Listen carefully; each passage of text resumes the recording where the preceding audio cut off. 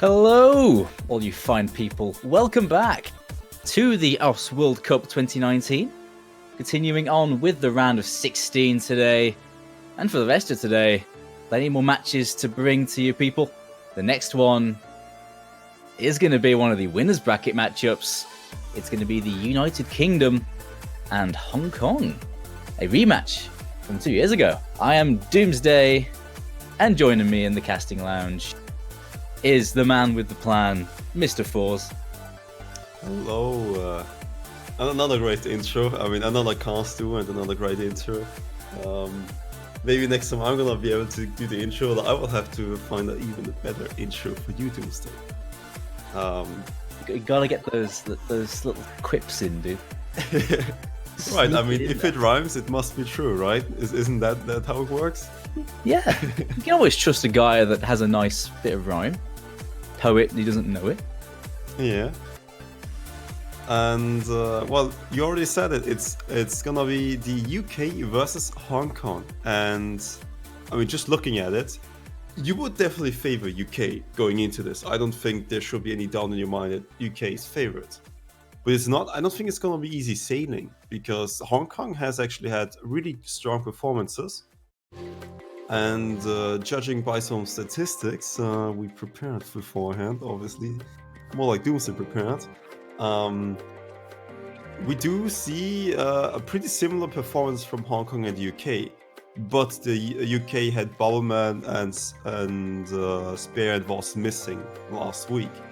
So the addition of those three this time around are probably necessary to win this one. Yeah, like definitely last week's matchup was a good sort of barometer on how the newer players were doing. Like the new names, apart from Voss, had a good run out against Latvia and they did well. But this week, they should have a more full team. And they're going to need it against this Hong Kong team that definitely pulled some really nice runs last week. We'll get into that in just a bit. But as we switch over and you see all the people in, getting ready for those sick warm-ups. Right. The question is, are we gonna see another one of those, I guess, like soap opera or like just type of some weird shows from the UK, same warm-up? Is it gonna be the same warm-up every single round? Or did they prepare different warm-ups? I actually have no idea. I can't give you any insider info on that. Like, it'll surprise me. I'm hoping for something good, though. I mean, they should have some good warm-up days. For now, we should see Fractal Dreamers, which maybe might just be some featured artist song from a different game mode. Wait, is it? No, I think this is a standard. Appolitas. Yeah, I see AP settings. This might actually be a warm-up. Alright. It's actually quite a nice map, this. It was fairly recently ranked, if I recall. I mean, it's by Apple Eater X. If that doesn't sound like the best mapper you've ever seen, then obviously it's ranked or is it unranked? It's I've actually ranked. no clue about this one. Oh, this is ranked. I'm Great. pretty sure this is the ranked one. Yeah. Nice. All right, let's see what Apple Eater X has mapped and how he places circles for us. I'll be interested. Gonna get our 5 a day here for us, or at least one of them. Yeah, one of them. I mean, isn't it like an apple a day keeps the doctor away? I think this one fits. Yeah. I think this one counts. If it doesn't count, then oh boy, I might be in for some trouble. Yeah. Get way too many apples lately.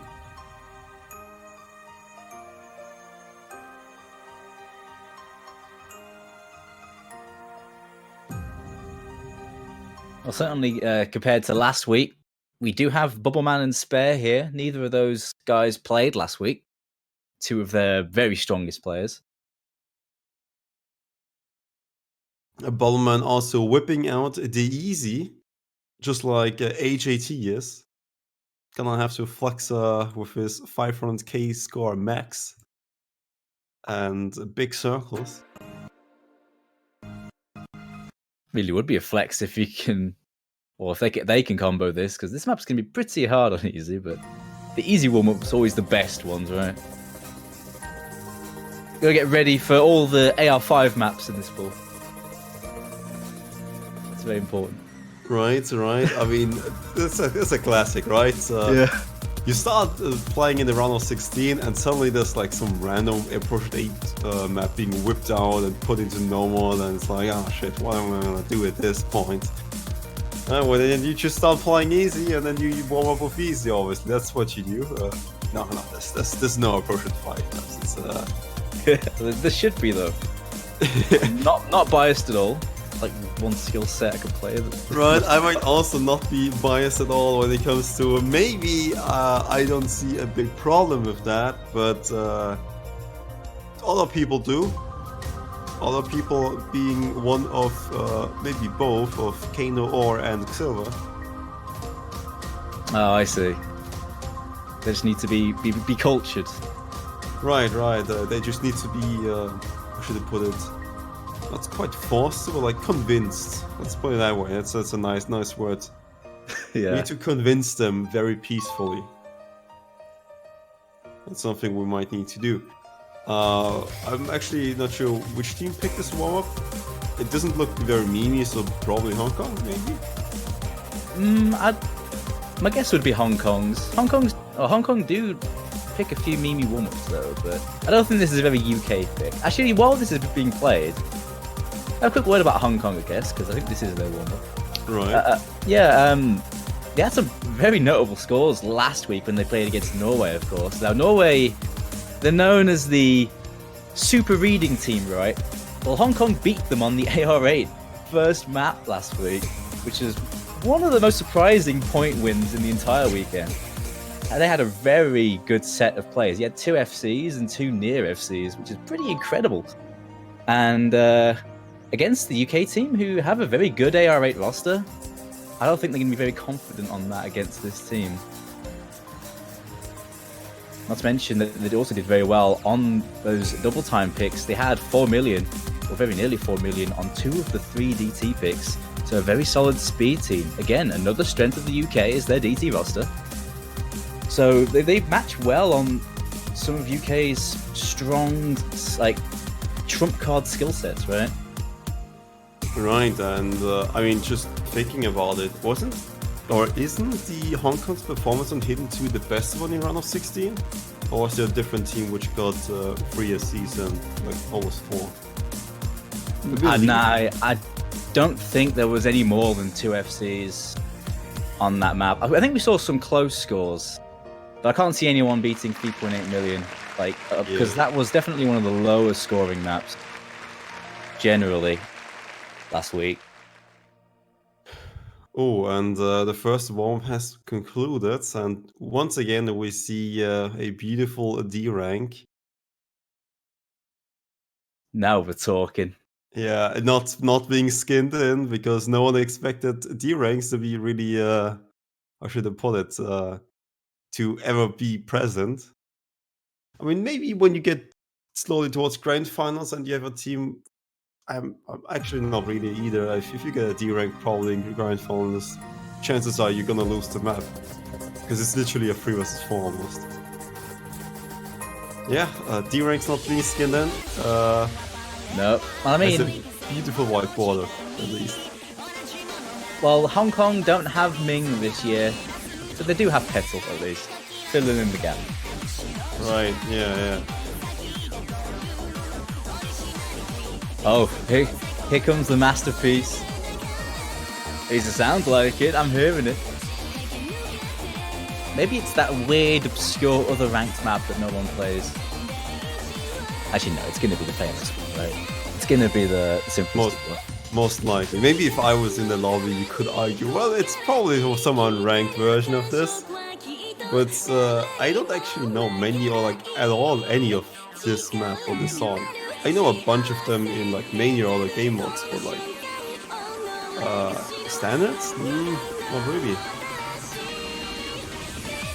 I don't think I have any unranked sets for this, apart from that one square practice map, but maybe I'm missing out. But I'll get the little overlay bit sorted out for you there, but sounds like they picked Masterpiece. It seems to be where it's going. What mods, though? Let's give me some spicy mods for this. I mean, I would love to see easy on that one. It's actually not that hard and easy. Once you get the squares down, I guess, and you played it a few times. Yeah, it's a really nice map on easy. AJT and Bubbleman can have another go at that if they want. Right, but at some point you do have to argue, alright, so we played a bunch of easy. If they're gonna pick hard rock and I have to swap in for hard rock right then and there, it's not gonna look too hot, I believe, when it comes to instantly switching from a portrait 4.5 to 10. Or at least I personally, even though I like playing both mods, it's still not something very fun to do. And you probably end up having a slight bit of accuracy drops when you do so. I think these guys have played enough of those higher ARs that I suppose even if you're jumping from super low high AR to super high, or vice versa, I guess as well you could call it, it's not going to be too much of an issue, but there's always that element at the start of the map where it's a little bit uneasy. Alright, oh, and their masterpiece is coming back. And as you can see it is more simplistic. And it's gonna be the rank one. Okay, what are the mods? What are we guessing? I'm gonna guess the easy from Bowman, easy from HET. Sperco playing that it's not double time, and this is way too low BPM. Or, if that's not the case, you're gonna see a double time and just a bunch of people getting C rank, maybe B ranks. It's double time. Alright. So it is, yep. Gotta go fast. There's only one easy on the board, and it's not where you'd expect it, actually. Yeah, it actually is not. Maybe there's someone who prefers to not play 10.3. Oh, this is actually AR8, I believe. Is AR8. it? Yeah. Alright. I don't mind actually what play this. The big circles, yeah. If it was 10.3, I certainly would be able to play it. Yeah, good old Lolly Lover's going to be going with that easy DT. Alright, and he's pretty much just trying to flex at this point. Spamming all those squares perhaps.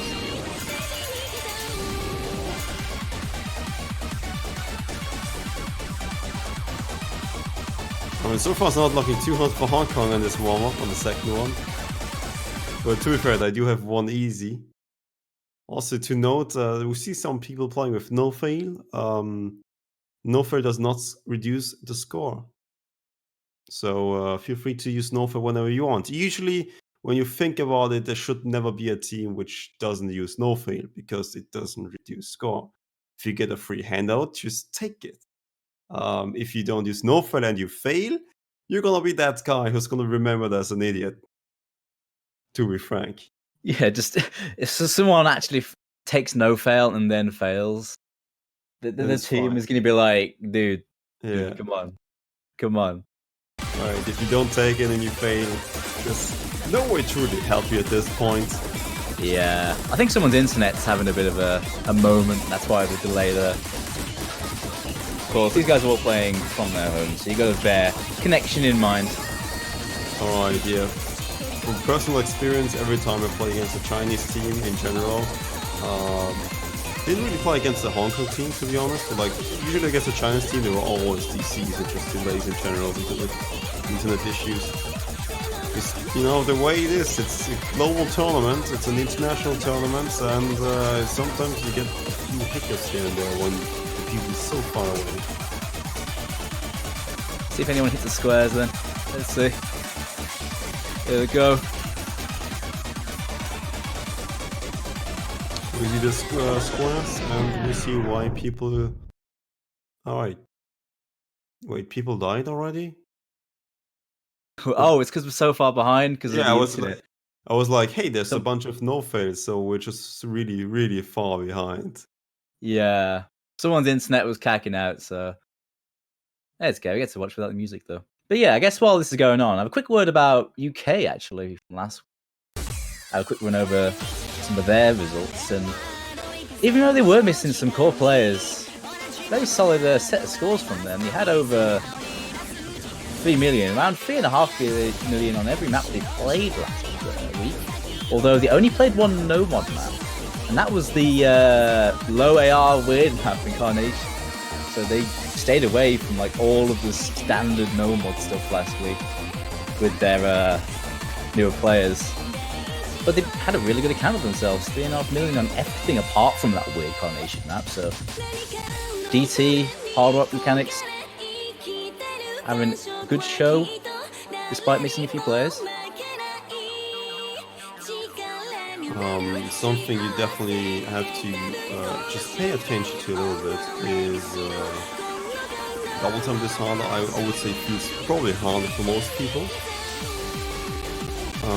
And you can pretty much get the most points on a double time, and it might just feel like the easiest mod because hey, we get 4 million points, while we never get 4 million points in normal. So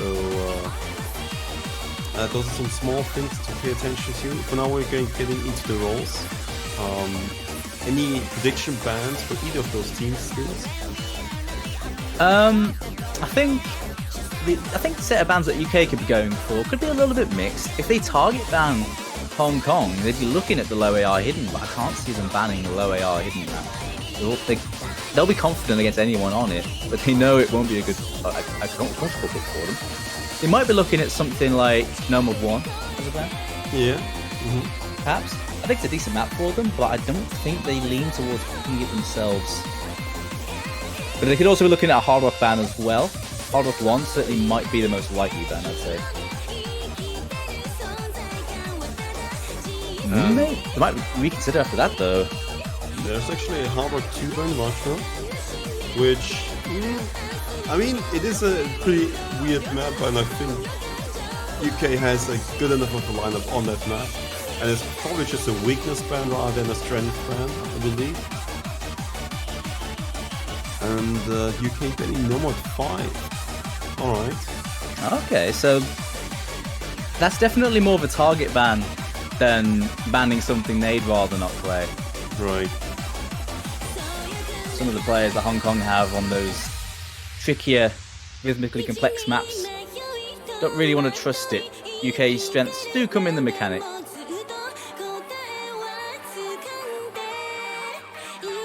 Even then, I thought maybe if Hong Kong hadn't banned Hard Rock, we might have been looking at the Hard Rock 1 ban. Perhaps there was some kind of situation where when you practice enough and had some scrims and you notice, well, we suck at this map and other people are better. Maybe UK is also a lot better on this one, let's spam it. And I can see some teams being pretty bad at Matra. I don't think Hong Kong might be one of them, but if they think so, and I mean, they pretty much know their own results better than I do, right? They've got enough for multiplayer lobbies and just solo runs they did to know, yeah, we might not be too hot in this one. So for now, I will give them the benefit of the doubt that Hong Kong is gonna go for the first pick. They will start things off in this winners bracket matchup. Neither of these two teams are going out, but both these teams are going to be wanted to stay in the winners bracket, keep things going. I imagine Hong Kong, the last time these two faced off, I believe it was a pretty decisive victory for the UK in that matchup, but the lineups for both teams very different from that matchup. Of course, back then in 2017. Hong Kong had a few different players. They had Ming in the roster, who was one of their core players in that campaign. And they had Gids leading the line, Nanako, likes of Colte and Mather. Old names. Yeah, I think there's only 2 returning names from that matchup. That being Denny and Ezar and Chaos Litz, 2 of their very strongest players making the return, of course. Alright, and we get the first pick, which is No Mod 2 by Hong Kong. I was about to say, I would not expect Hong Kong to really pick Hard Rock, but especially considering they banned Hard Rock 2. And probably not double time, but it really depends on which double time it is. Probably not the faster ones. UK just has so many good double time players at this point. I think UK might potentially go for some double time maps. And even if Hong Kong can compete a little bit, I think still UK is a pretty good matchup there. But No Mod is pretty much one of the safest choices to go for first. Because if you mess up this one, you'll teach a lot one. Which is really there's not a lot of options you can really pick as, hey, so we beat him on a stream map and he sucked at it. Let's just pick another stream map. It's not really another one which is pretty similar to this one. Maybe has elements of it, but like not entirely similar because of the pool size. It's not quite large. I think as far as safe picks go, this is probably the safest pick to go for in the pool. I'd say it's a safer map than No Mod 1. It's easier mechanically. But of course, because of the heavily stream-based nature of it, if you fall off a note, you're going to lose a lot of accuracy and tank a lot of score. Failed scores, of course, will count, assuming everyone takes no fail, which they should. But for the most part, this map, pretty comfortable, heavily stream-focused map. But certainly a very safe start here. Oh, I do see someone not taking no fail. Oh boy. Can you really fail on this map? Yeah. Probably, most likely not if you're a player of this caliber, but if you don't pick no fail, I mean, it's your choice, and it's gonna be Hello Tom LOL 225, which, I mean, come on, like, if you look at all the names and you see someone being goofy not picking no fail, I mean, it's probably Hello Tom LOL 225. Hell yeah. Sounds like it, like, I'm not picking no fail at this. Oh, is that a real miss by Blue? I think it is a miss by Blue. Bit of a slow start for Blue there. Dropped some ack. So did Carthy as well. So yeah, that is the first miss will go to the UK. Alright, this map, if we didn't say it yet, it is a stream map, but the interesting part of it on this one is that it changes BPM just about now. It's, I think at this point it reduces BPM by 2. Oh no, actually it started with like in the 190-ish, 195, and now it dropped down to 188, and at the end it's 186. Yeah, it's very subtle, but it can definitely come into the fore in terms of accuracy, in terms of overstreaming and understreaming ever so slightly on these streams. Right, and Blue, for example, overstreaming slightly on that part, which obviously beforehand, like 20 seconds before, was the BPM change.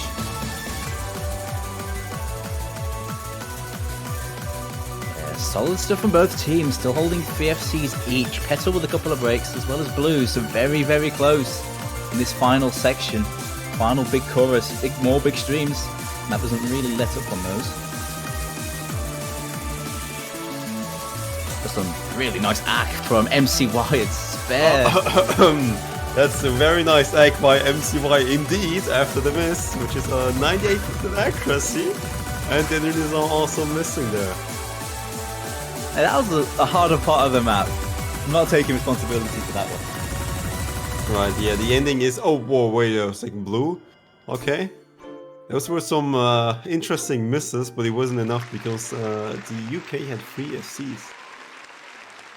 Yeah, very decent stream team, and they're showing it off well. Very nice runs. 200s from Spare there is a very, very nice return on the first map for his World Cup. Alright, in the chat you see Blue saying he's shaking quite a bit, which is understandable. I mean, you're pretty much gonna get, how should I put it, judged for every single one of your mistakes by I don't know how many thousand people. So yeah, getting nervous, probably pretty normal at this point. But you gotta control those nerves. He'll get used to it. He'll get used to it. He had a very good match last week. I'm sure he'll get bedded into this match pretty quickly. Yeah, yet I think the best qualified performance out of the UK lineup. Last week he performed pretty decently, played all of the maps. But yeah, it is what it is. Some days you can control your nerves no problem, some days you can't, because Hong Kong is definitely a harder opponent than last week's opponent from UK. To mention as well, Hello Tom Law actually had a nice slider break run, very high combo. Not taking no fail, but turns out he really didn't need it. It was a nice run by him. Alright, at least he can flex on Twitch chat at this point. Yeah. Look at me, I don't play no fail. I don't need it, I'm good enough. And yeah, this is a double time free. It's the fastest map in the pool. It's the Hanatan Kitsune no Yomeiri. And it is speedy. Did I get you to play this map, Doomsday? Oh, I think it was double time 1. No, I played both of these for the replay, yeah. Oh, okay. So, Doomsday, what can you expect from this map? You can expect lots of bursts and lots of speed and lots of awkward aim as well. 263 BPM, so it's quite speedy. Full of all sorts of 3-note, 5-note, 8-note bursts. And some awkward old style aim. It's one of those weird old DT maps with the weird angles. Lots of weird little triangles and aim shapes you have to take on high speed. So take some control as well as some speed. And if there's a man who knows his triangles and might have some mind blocks in some of them, it's gonna be your boy Doomsday. Yeah. Yeah. I remember. Oh man. Cursed shape. But you're not in the lobby for this one, right? So there's no issue at all for the UK lineup. Maybe that's the reason why they didn't like you. So yeah, Doomsday's triangles are not great. Let's get blue in there, even if he gets nerfed. Who cares? Now these guys are professionals at playing triangles. Yes. Especially Majora is coming in for this one. Oh boy. Is he a triangle connoisseur? Does he notice triangles in and out? That's the question. He doesn't need to calculate the area or the circumference of it, but he definitely has to be able to follow it. And we'll see how good he is at following the circumferences of triangles. Yeah, it looks like the Hong Kong roster staying the same for this one. Same 4 players playing this one.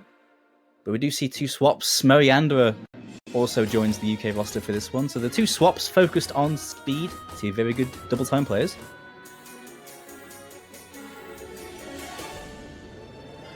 That's a good roster for Hong Kong as well on this. Keeping Denny and Ezar in for these speedy picks. Good choice. Very solid on the speed. So is MCY. Right. And on the UK side, you do have just a lot of options to go for double time. I mean, I believe you could probably also put Bomberman in this, and she should be kind of fine. I reckon Blue is also not too bad at DT, but due to nature of just having so many people who are good at something, you can just swap them out depending on how they're feeling, right?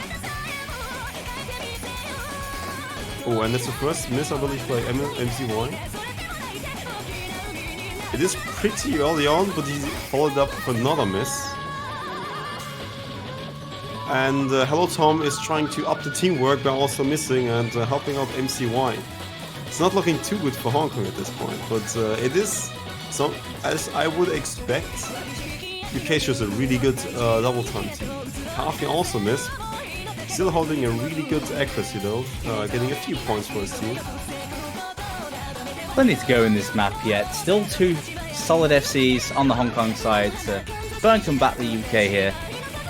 2 of those FCs from the UK right now with very high accuracy though. Majora and Spare with almost 99% each. That's one of the harder bursts and everyone hits it apart from Tesla and NCY. Oh boy, and you hate to see it, Majora and Daniels are missing right after the hard part. It's like, yes, I did it, I actually held the part.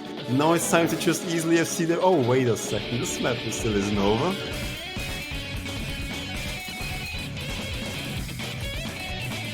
There's no FCs left now on the Hong Kong side, really. Just Moriandra and Spare holding the fort. Well, Spare's holding the fort now. But that's all they'll need at this point. It is a pretty convincing lead though. I mean, 700,000 points. It's not really a lot Hong Kong can do at this point. And there's no fail on there, so I think even if the entirety of UK would stop playing, I think they will still win at this point. There's not a lot left. The job's done, really. It's a strong pick for them, and it's worked out really well. Pretty decisive point there, with some nice runs across the board. Actually, it wasn't quite the FC from Spare. He missed right at the start, I think. In the end, he missed right at the end. That's why He was shaking his cursor at the end there. Oh gosh. Well, I didn't want to call him out because force while you comment while you're cursing people. But it's meant to be. Even if you don't call him out, Spurs has to miss. It's written. It's in the script. To be fair, across the board, the scores are very decent. I think almost everyone had above, or well above 600k, which is a solid performance from both teams, but this sort of thing is a very strong sort of trump card for the UK. They were able to make use of it there. But props to Hong Kong, there's a decent performance on that. It's unfortunate with a couple of little breaks here and there, but the scores in general were quite high.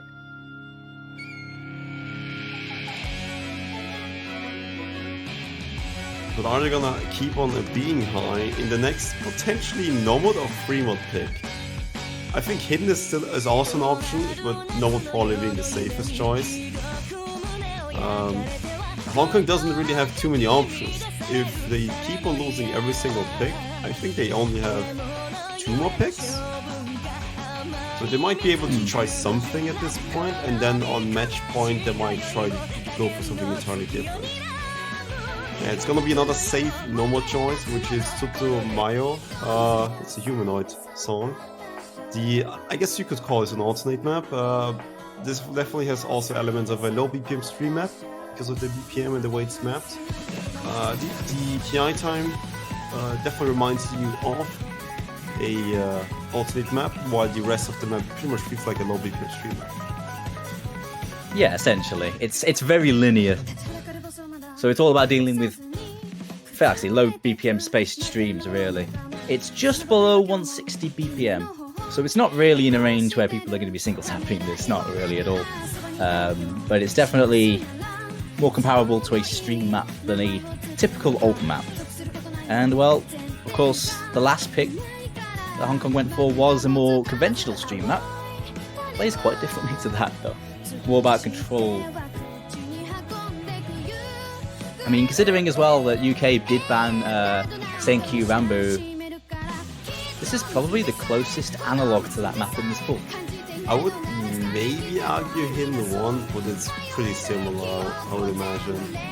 It depends if you wanna have the same type of cursor movement than Senkyu Rambo, you would pick this. But if you want to have the same style of rhythm, you would probably pick Hidden 1, which is a tad faster though.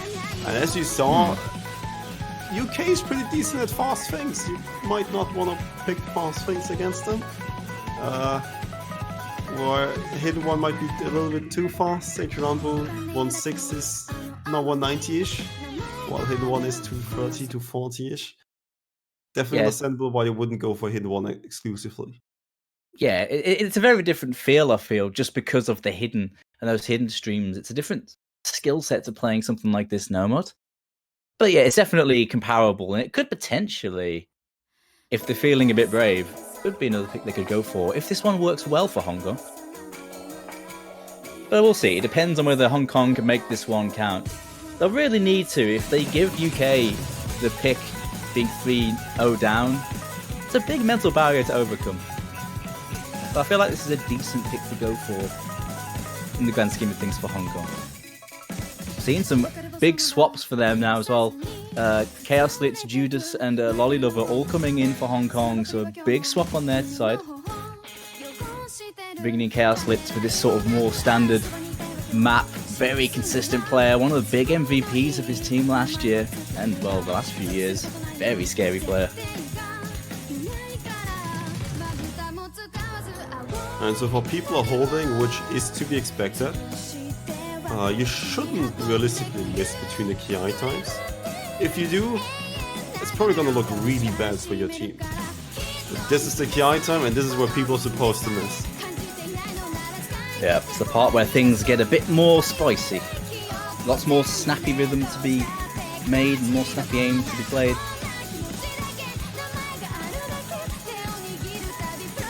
So far people are holding, but key item is still going strong.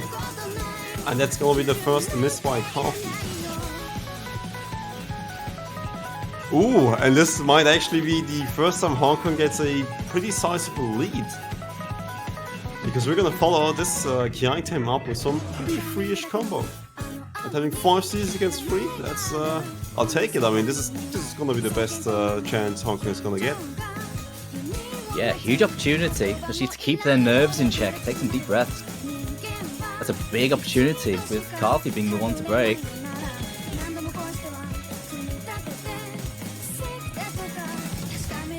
Whether they get through that second chorus, though. The second chorus is very similar to the first. And if they collapse there, then this is going to be for naught. They need to hold on through that, Hong Kong. So I think the UK aren't going to be terribly worried about this. Oh yeah, they won't be, because Daniel Nazar also followed up with a miss of his own before the Kiai time. But Blue did miss as well, so it's gonna be evened up once again. Hong Kong still slightly in the lead. Oh, but Majora breaks.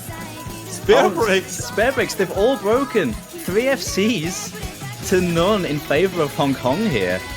I think there might be a big opportunity now. Now it's looking very good for the Hong Kong team. Hong Kong getting out with still the triple SC after that Kiai time. I think at this point the match is pretty much done. I mean the map. The match is not even close to being done at this point. No, but yeah, this map, I don't think there's much they can drop here. A more free score, and UK have nothing to combat this apart from Carthy. I don't think Carthy alone is going to be able to bring this one up. And well, all of a sudden, I think it's game on here for some nice accuracies as well on those FCs from Hong Kong. You can pretty much just enjoy the song, I would imagine. It's the best that you can. Even if people miss, 2 players just miss, but it doesn't really matter. So 500k lead, and there's pretty much 1 key item left, which is what, 15 seconds at most? 500k points is way too much for a lead at this point. And that was a very good pick then. I say, going for the alternate style pick, going for the sort of map that UK banned, worked out really well. Hong Kong are on the board now, 2-1. And it was a nice set of runs from them too. Right. Funnily enough, I thought this map might have been too easy when I first played it. But apparently it is fitting in difficulty, as I see a lot of good players missing on it. Seems like the key item's really getting people out of their comfort zone and making them miss. Oh, we're gonna get a chance to see the scores there, but I think it was 2 very nice FCs from Hong Kong then. From is it Chaos Litz and Lolly Lover, I believe. Either way, very nice run from them, and I think they'll be looking at that hidden one as a next potential pick possibly, but we'll see. And UK being, I guess at this point, pretty predictable. Hey, we won the double time free pick. And there's more than 1 double time map in the pool. Hey, guys, let's just try picking double time again. I mean, might work, right? Yeah, it's like, let's just go fast. Why would it go slow when we can just go fast? Exactly. I mean, I'm so much faster than all those scrums. I mean, I can read a powerful 10.3. They're so slow. Gotta get some copy passes out here. What are you on about, man? Dude, people yesterday were playing AR 13.5. I'll have you know. I'm sorry. I'm sorry. Yeah. Rookie mistake. I didn't know we had triple time in the client. You know, a lot of cool stuff coming with Laser apparently. But yeah, this is Spring of Dreams, which is a slower double time. And I think double time in this pool, as it's laid out, which is a semi-fast one, which is this one, then a faster 10.3, and then the fastest map. I think it's hard to like imply or like be able to know the performance on a different DT if you go for the fastest. I think if you see people struggling on the slowest double time, you get some information that, hey, if they struggle at the slow one, the slow DT, they're probably going to struggle on the fast one too. But if they struggle on the fast one, there's no guarantees that they struggle on the slow one, right? It doesn't really go both ways. Well, yeah, true. This one's more intense on the raw burst patterns, though, than, say, the last DT we had was. It's much more intense on just lots of doubles and 6 notes. Even if it is slower, it's probably more of a stamina-intensive map. Yeah, with like a touch of finger control. Yeah, it's also AR 8.5, so AR 10 double time enabled. Important because it's a lot more comfortable to read for many of these players.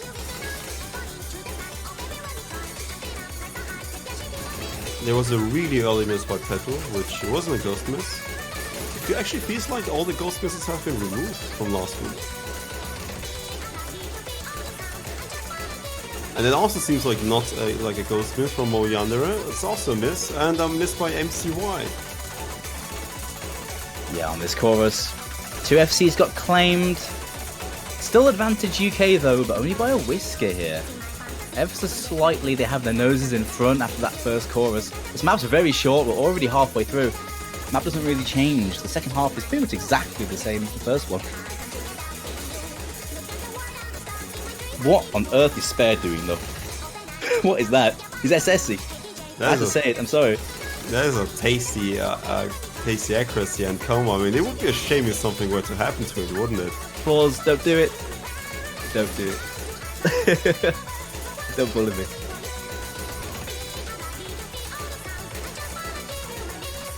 I don't think it's worked though. I mean, yeah, while we're kind of memeing about it, it's still pretty close. It's like a 300,000 points of difference. There were some misses, Petal and Hello Tom and Calfee, but because 2 people from the Hong Kong side missed, there's not really a chance to really overtake UK at this point. And it actually is a double S from Spare, which is a wonderful score. That is pretty incredible. Very, very good stuff there from Spare. One of his strongest skill sets, and he's really showing it off. He's been playing very well so far. I mean, he had phenomenal accuracy across the board. On the normal 2, he had 2 100s. On double time 3, he also had, I think, one of the best accuracies. Unfortunately, a miss. It wasn't in the C. But he tried. But yeah, it definitely looks like the ghost misses have been removed. I mean, thanks to you guys buying all the banners and subscribing to the Twitch channel, Peppy was able to afford the Ghostbusters and getting rid of all the ghost misses. Don't want any of that thing, right? Yep, say it. It's helping sort out all the bugs. It's like the Ghostbusters running around, grabbing all these ghost misses and putting them in their little packs. Yeah, and if it's still in there, well, it's not a bug, it's a feature. Trust me. Yeah. Okay, so what next here for Hong Kong? A few picks for them. We were talking about Hidden One being a potential. I don't think that's a bad choice for them. They go for another weirder rhythm techie map in the Hidden pool, but there's also the free mod pool, Shiny, waiting for one of them to pick one of those maps. I wouldn't really expect Kodama. I think before you see Kodama, it's probably not what one. But yeah, Hidden One definitely looks like an option, or free mod. I wouldn't really expect a harder one. No. I think it wouldn't be a bad choice for them, because UK, they'd rather not play Hard Rock. They have a good roster for it, but they'd rather not play it. It might push them out of their comfort zone a little bit, going for Hard Rock, but it is also a scary prospect considering they have the likes of Carthy and Bubble Man, who are going to be good on those mechanically intensive maps. It's the case of how brave they're feeling. There's not really clear picks at this point, which probably is the reason why Hong Kong is delaying a bit. It's also a little bit indecisive. Yeah, you can't get it wrong. I mean, you know, we're sitting here racking our brains a little bit. Yeah, then Nizar replying with, we're trying. I can imagine, because if I would be in their shoes, Double Time 2 is not something you should pick. After these last 2 performances, I mean, heck no. No. I mean, it was a decent performance from Hong Kong, but you don't want to pick DT into UK. Oh, wow, okay. It's actually gonna be Kodama. Okay. It's actually been a pretty uncommon map. I haven't seen it a lot this weekend. It's one of the most uncommon maps in terms of raw picks. But we it are is gonna be seeing it. not quite normal as some of the previous tech picks. Which is, I think this one is more aim focused than, for example, last week's, I guess, more film control focused pick.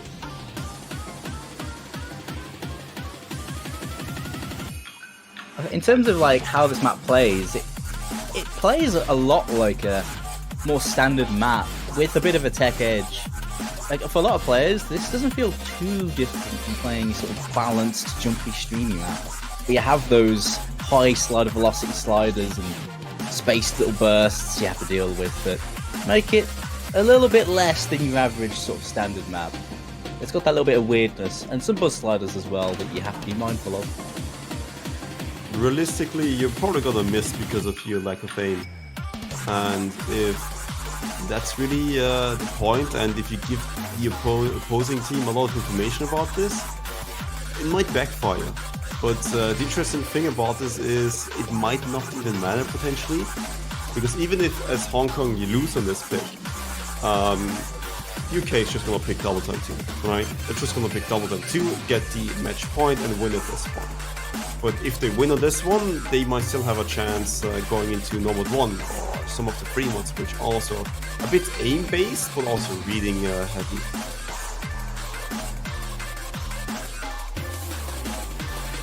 I think one thing we can guarantee is Hong Kong really need to win this. If they lose this, they have to win on probably UK's strongest map against them. Right, and that's going to be kind of scary. If they lose this map, I think they lose the match. So I guess that's why it's so important that they had to choose right.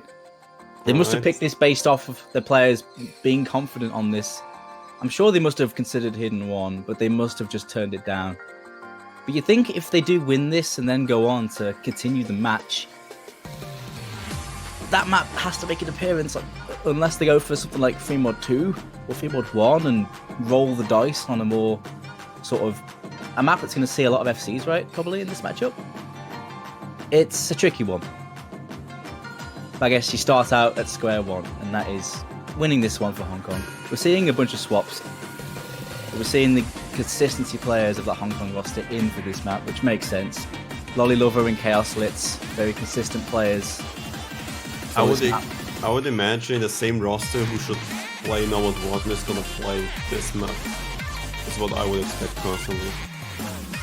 And I think I would expect to see this entire roster for normal 1 as well.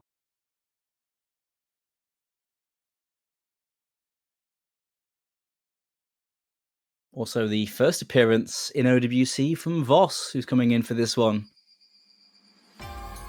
Did he play a qualifier map? He did. Oh, he did, yeah. He played in the qualifiers. Okay. All right. So it's not his first time in the lobby playing, actually. It's just the first time on stream. All right, welcome, Voss. Yeah, first time in the bracket, I should point out, yeah. Right. And the first time potentially making mistakes in front of 1,000 people or so. It'll be fine. No matter the performance, at least show Voss your love in the chat. Oh yeah. It's formerly known as Topspin. Many people might know him under that name. Yeah. Tom is a baiter. That's all I know him from by playing Cisco with him. Nice.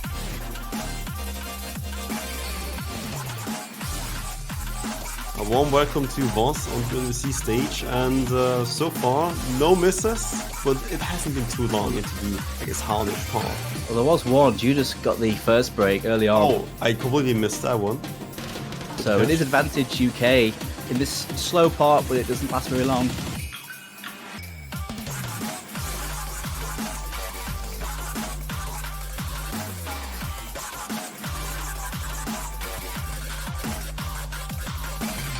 As you can see, the aim-focused lineup patterns, a few accelerating streams, nothing too hard apparently for these players, holding on strong except for Judas. And Chaos is also missing.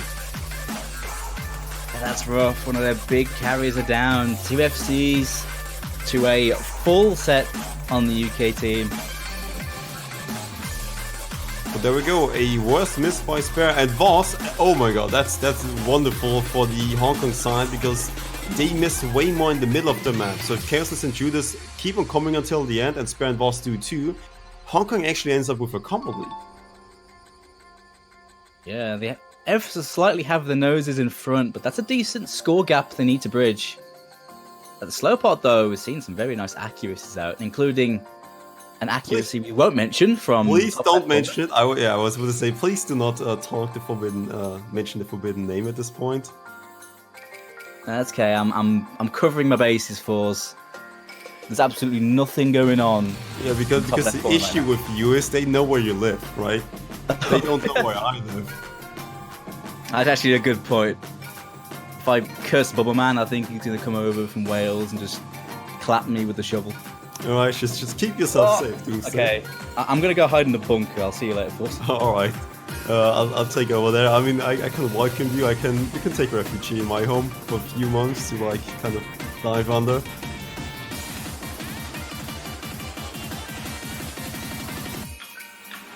But nonetheless, slow part though, actually from the UK, that's really gonna hurt. Wait, Spare and Voss both broken the slow part. That is actually horrible for the UK. Hong Kong are bringing it back now. The final hard part goes all the way to the end of the map now. Yeah, but Lolly Lover and Daniel Nassar need to keep on holding. It's so close, mostly due to the accuracy. No one broke on the big space stream. Kind of a surprise, actually. I expected someone to drop there. People holding their nerve really well. Yeah, but as you know, you hit the hard part, you miss on the easy part. And I guess that you could kind of call this the easy part if you compare it to the hard part, but I don't think it's enough. I think Hong Kong actually is gonna win this one. Oh! Oh, did Hong Kong actually do that? Yeah, Hong Kong actually did it. They got 2 misses each from Lolly Lover and Darren Nazar, removing all the full combos. There's literally no full combo from Hong Kong, but they still won. Yeah, team performance.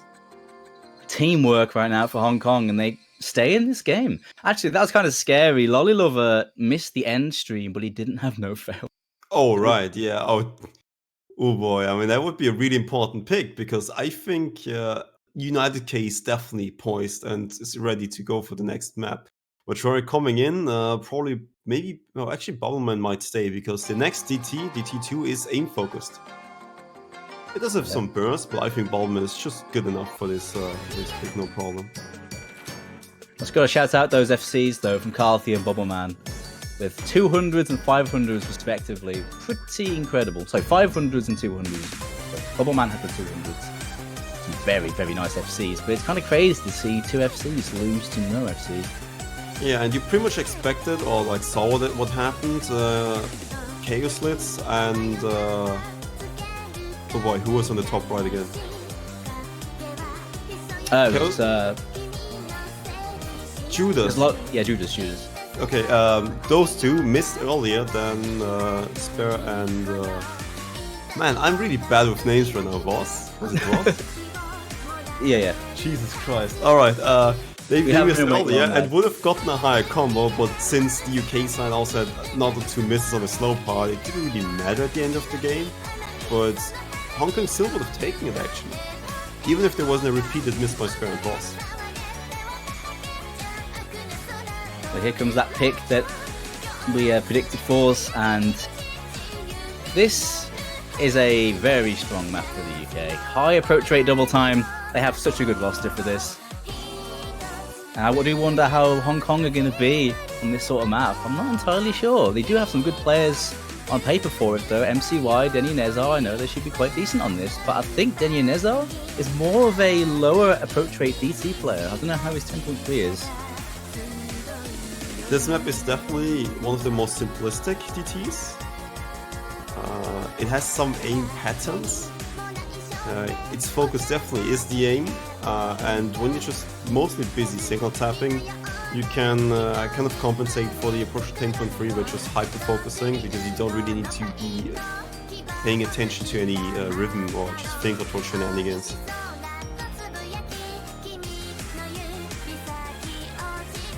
But I still... Now go on. I still think UK is gonna take this point at this point. Would you see a world where Hong Kong could potentially win this one? Oh, I think anything's possible. I ain't saying anything yet, but if I had to pick, if I was pressed, I'd say that UK are most likely going to win this one. Yeah. If they lose this pick, then that'll be a pretty stonking upset considering how strong their lineup is for this. Look at that, all 4 of those players are almost, you can almost call them high AR specialists. They have a whole team of 10.3 specialists. Right, and if someone's holding a gun to your head and saying you have to choose one, and you better choose right, UK is probably gonna be your bet at this point. But who knows, I mean, there is still a potential for Hong Kong to take this pick. Mostly because of just the way Oath works, really. If you get 1 misses, and a few people get 1 misses on your team at the same time, on a really bad spot, like the middle of the map, I mean, anything's up in the air and possible at this point, right? Doesn't matter how poised and just how much of a chance you have at winning. If you don't perform and execute well, you're just gonna lose the match. First set of breaks coming in, and it's even Steven. 1 FC from each team breaking. It's Carthy and Lolly Lover breaking. So far, it's quite close. You see better accuracies from the UK, but you see less combo from the UK thanks to the miss from Majora. This means Hong Kong here right now. Yeah, Hong Kong can slowly build up a lead. They finally have the lead. Majora missing again.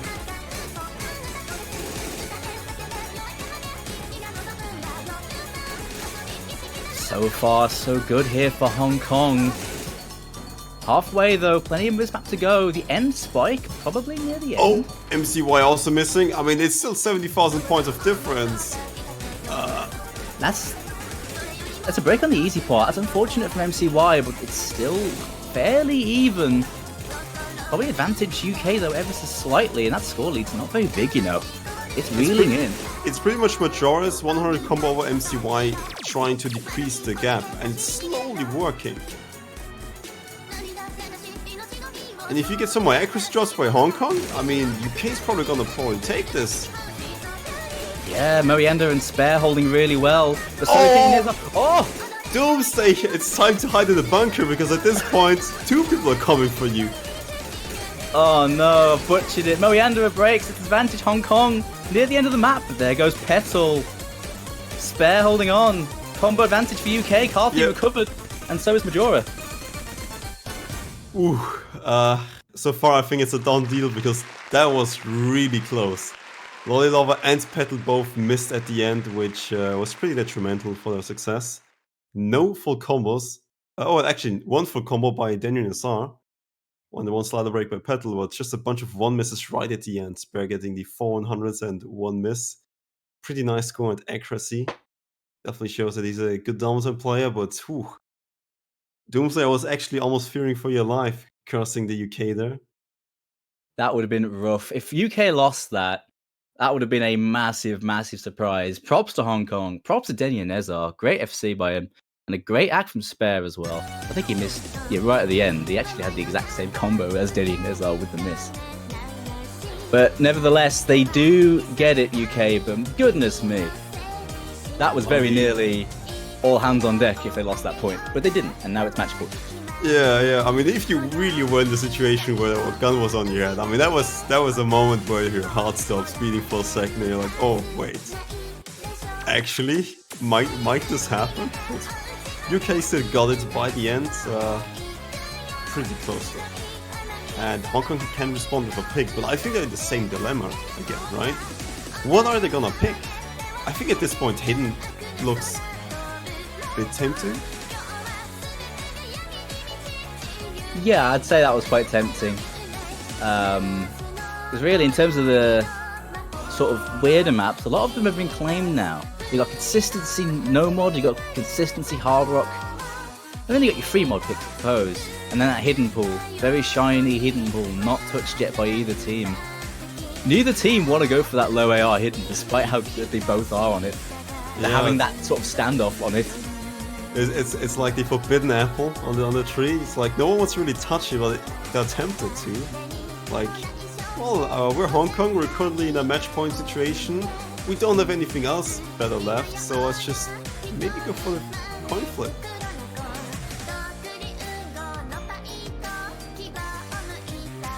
but at this point they might need to bite the bullet on something here. As juicy and succulent as that apple might be, someone needs to claim it before it goes all rotten. And there it is. Oh boy. Oh god, what Hong happened Kong here? has sinned. They went for the forbidden apple and they're going for all can. Bringing out the AR8. This is a pick that I really hope to see. Hong Kong was so good on the AR8 last week. But UK are a very strong team on this AR8 map. A lot of players that really like it. But with it being a tense situation, I do wonder how their nerves are jangling.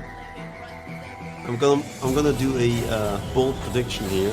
So looking at from last week's performance in Hoop Fight for Hong Kong, it's probably gonna be Lollylava, Danny Nazar, Hello Tom, and Chaos Lids.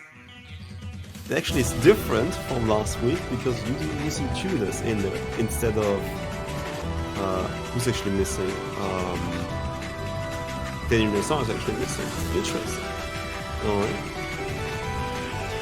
And UK didn't really play Hidden 2 last week. Just not really good predictions to make there, except I mean HAT is pretty good at approach rate.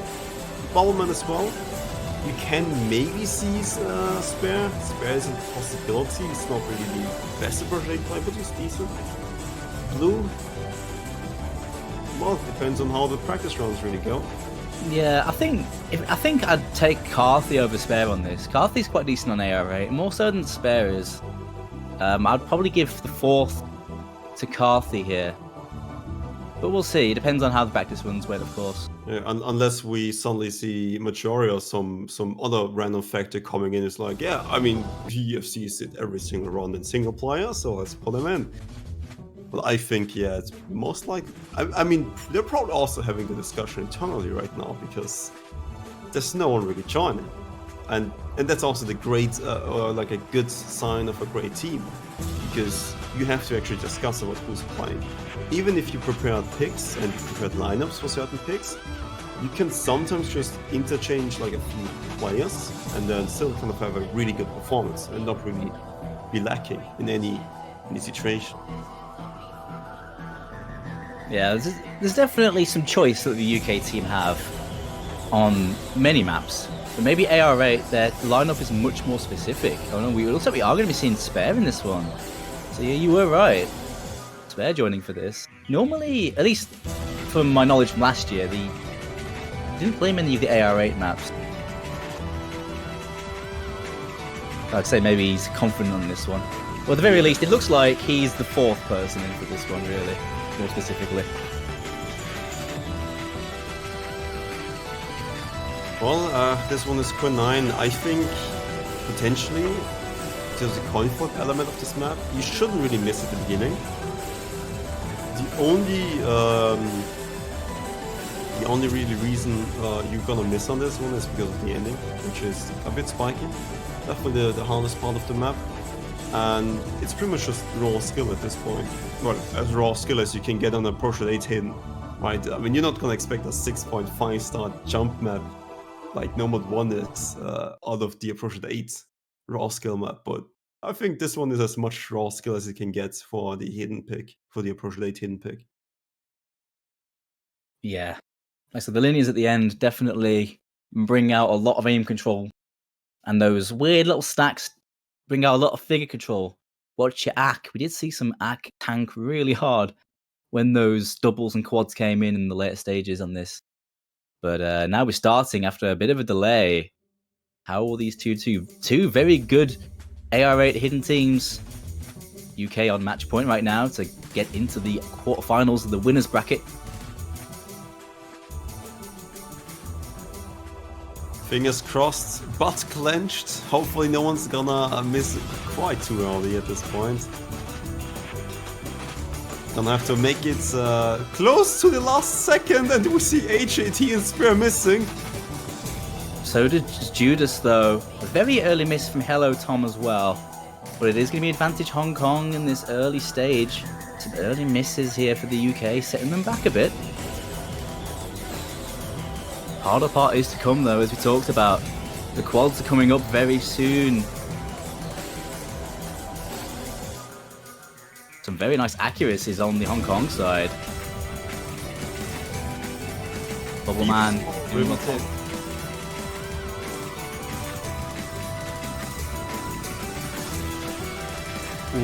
Oh my god, I was about to say Ballman's Across is wonderful, but his combo isn't at this point. AJT and Judas both missing again. It's just a repeat miss of the non-control combos, and now we get into the spike. And Spirit's missing, Judas is missing, Hello Tom Lol 25, Lolly Lover and Blue are all missing. It's just Chaos Lids left. The UK is down. Yeah, it's just Chaos Lids. It's the big man himself from Hong Kong. They're keeping his team in it, and this game's going to continue for us. This is the end of the map. Oh my god. The forbidden apple. Hong Kong might have sinned, but they're still in it.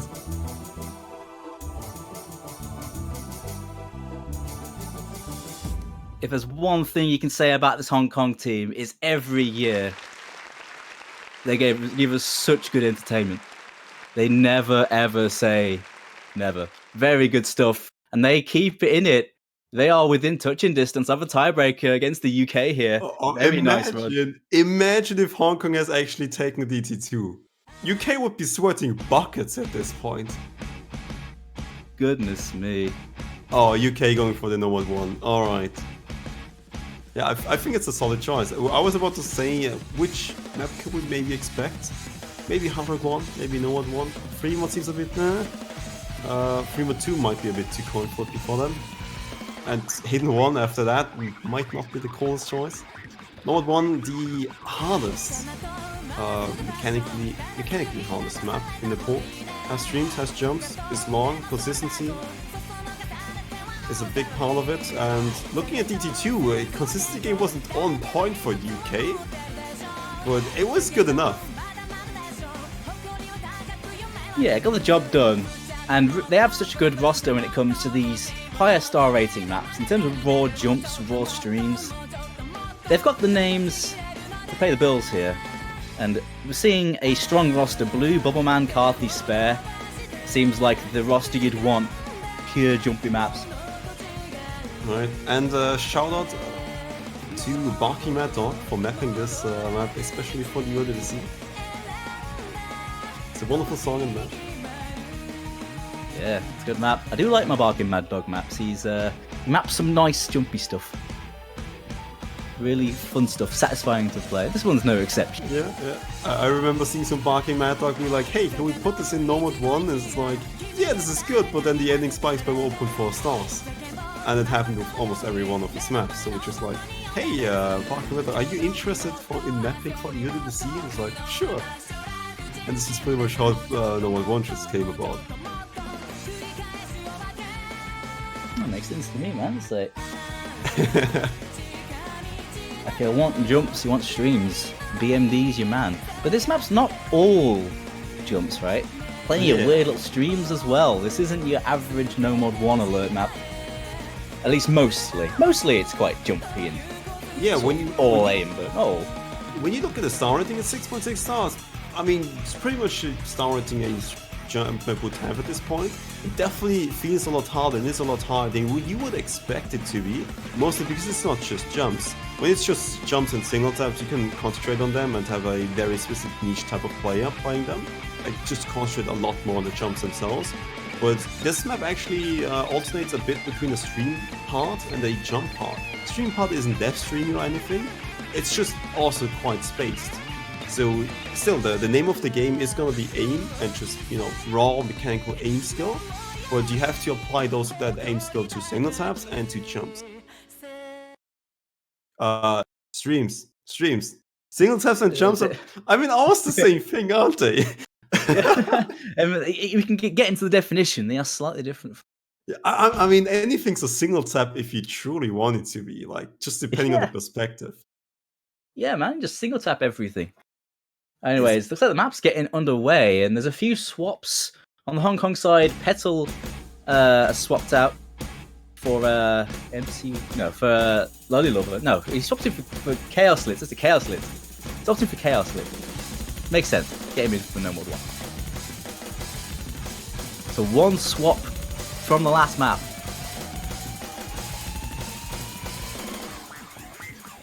And potentially the last map of the match. I would say a good pick by UK because they got a lot of just raw skill powerhouses. Ballman lost his aid. So does Spare and Coffee. An early miss by Lollilover. I wouldn't expect there to be too many FCs here, so it's not that horrible. Followed by another miss, might... Now this is slightly concerning, getting 2 misses in a row. Yeah, early days there, just some little inconsistencies in those jumps for him.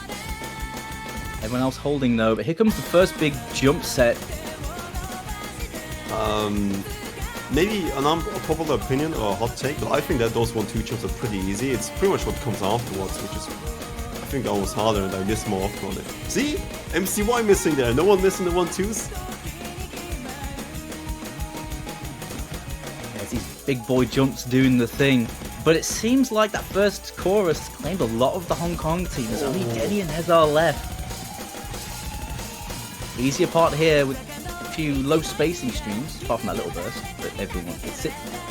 I would say, never mind. I would almost say if UK were to miss right now, like Harvey does right now, Hong Kong might come back because they missed earlier and could get a greater combo if they see to the end. But I don't think we'll see too many FCs. Which is good combos until the end. Accelerating stream. MCY missing right before it. Spare actually also missing there. Blue and Bubbleman versus Danny Nazar, and just slightly lower combo by Lollilover. Yeah, it's a big advantage though for UK still. Blue and Bubbleman putting in big work. No nerve shown from those two. Bubbleman leading from the front here, keeping the UK in it. They're not out the woods yet. Here comes the easy part though, more score to back up that combo advantage. Doesn't last very long though.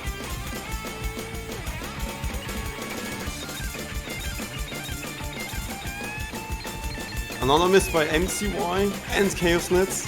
Spare also missing, but none of the big combos are dropping yet.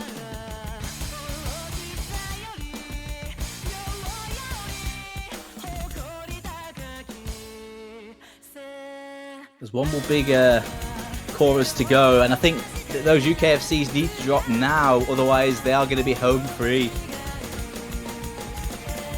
The advantage now really starting to rack up. The other combos from Hong Kong struggling, although Lollilover is recovering well.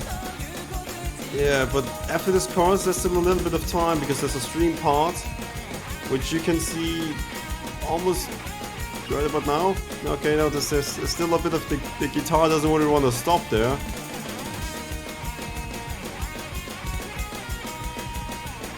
The combos aren't really dropping and the lead is just increasing, 300,000 points. I don't think there's enough time at this point. There's gonna be the stream part, but even if people miss here, 300k is a lot when there's just 20 seconds left in the map. Yeah, not a chance. The score difference is unassailable at this point. I think even a massive score loss tank is not going to do it. And I think the UK might have just survived. Very scary stuff though.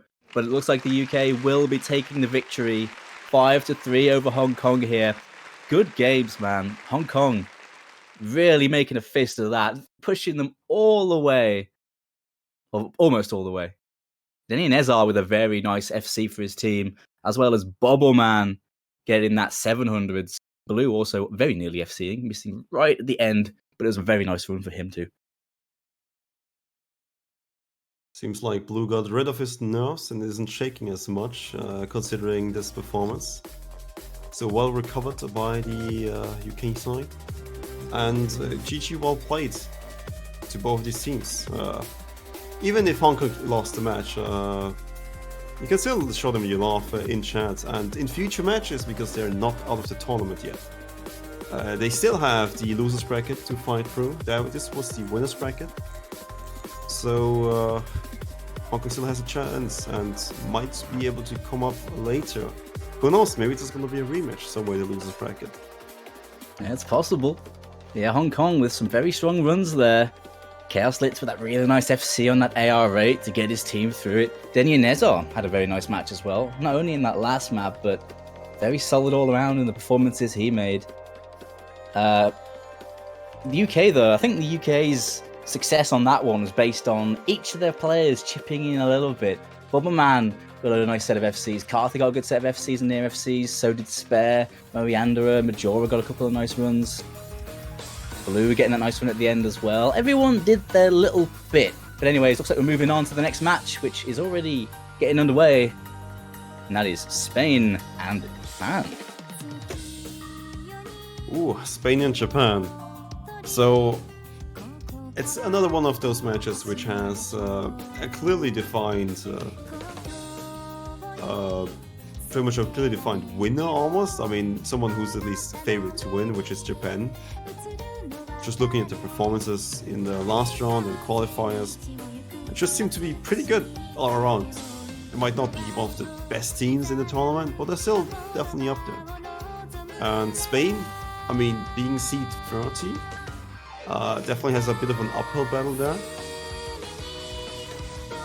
Judging from the round of 32 scores, Japan definitely should take this, but the pools are getting harder. So Japan, I mean, I don't think Japan has really scaling issues at this point, right? They've got a lot of really good players. Yeah, Japan are a team that a lot of people are very excited about. Got some strong players, both well-known ones with the likes of Valiant, very highly ranked player, and Vento. And of course, the one known as Shiroa Maimomi, formerly known as Delis. Also a very solid player, underranked player. But they also have some cool players that maybe are only well known if you scout some of the more obscure hard ranked maps, looking at names like A-Blue and Dectopia. A-Blue and Dectopia actually were their MVPs of the last match, where they did drop to Romania in a very close matchup. But those two were the strongest players on their roster and had very high average max scores, so excited to see those in action here. So far we got the bans out of the way, which is Hidden 2, the Approach 8 map by Japan, and Double Time 1 by Spain. Japan being a pretty strong Double Time team, not too surprising of a Double Time ban. Not quite sure why they banned the Hidden 2. I wouldn't see Spain as like really strong Hidden 2 map, team. But Japan isn't really either. Maybe it's just like, we don't want to play this map, so let's just ban it. Yeah, I don't think Japan are very fond of Hidden in general. They banned Hidden 1 last week, and Hidden 1 was probably the harder of the Hidden maps in comparison to the AR8, which, once you learn, it's not that bad. They did okay on it. But yeah, Hidden's not their strong suit. I wonder if Spain will maybe do the research and maybe think about Hidden 1. Possibly, if they want to push the boat out. Quick word about Spain as well, and their individuals, of course. Last week, they faced Poland. Not a very friendly draw, that. They did take a point off them. Had a very nice point on the free mod pick against Poland, but they did drop down to them. They got some solid tournament players in their roster. Reckons plays quite a few community tournaments and is pretty solid. He's been active since 2011. What an old player. Yoshi as well. Plays a lot of tournaments. A lot of fairly high level tournaments as well, especially in teams. Oh gosh, sorry. It seems like tough love for me there. I knocked my pop quiz. Forgive me, chat, for deafening you. Yeah, Rivernex Lucario as well has played a couple tournaments lately. Not massively active, but he has been very proactive in the last few months. So they have a few tournament names in there that should be able to show what they can do.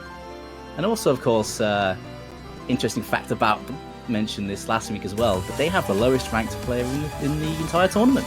Aitor Armu. Oh, isn't he like 4.9999? So Yeah. 5,999? Yeah, oh boy. Yeah. The cutoff for the tournament, of course, to sign up is rank 5,000, but he is literally one rank within that. I guess. I remember looking through the stats and then seeing this guy and I'm like, am I seeing this right? Yeah, it's like, I think from what I hear, like the story is he was trying to gain ranks to get onto the team because he was behind the cutoff, but he managed to get in there in the last minute to make the World Cup and make the team. So just about, but he did it. And fair play to him. We didn't actually see him play last week, so maybe we'll see him make an appearance this match.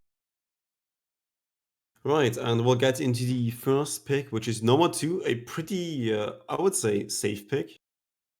Similar to last match, I don't think there's anything particularly wrong with this pick, except Japan might be really good at it. You do have pretty good stream players in there. I mean, when there were only 3 people for Japan in there, I was expecting Valiant to join because that's pretty much the most obvious choice when it comes to stream maps. But fun fact, I just got some inside information that Dallas might be playing with mouse and he just switched yesterday. So sure, I'm a moment. Well, what, really? Wait, oh, if that's true, that's ballsy. Just for your OWC match, yeah, I think I'm just going to change playstyle entirely. Well, we'll see. Well, I guess if he is, it'll be obvious.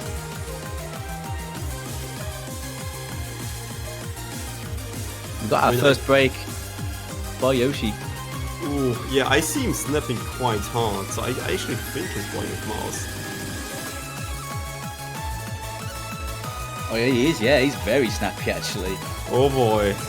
Alright, so Japan might be favorites, but apparently Dallas has a questionable sum transferred to his PayPal account. Hey, he's giving it a trial run. This is his trial run. I don't know, maybe he was just feeling, hey, Doomsday's gonna commentate me, let's also play with mouse. At this slow part now we're getting into the sort of big stream solo in the final chorus, and it's quite even. Still, well, 1 FC left now. It's on reckons for Spain, 2 FCs for Japan here.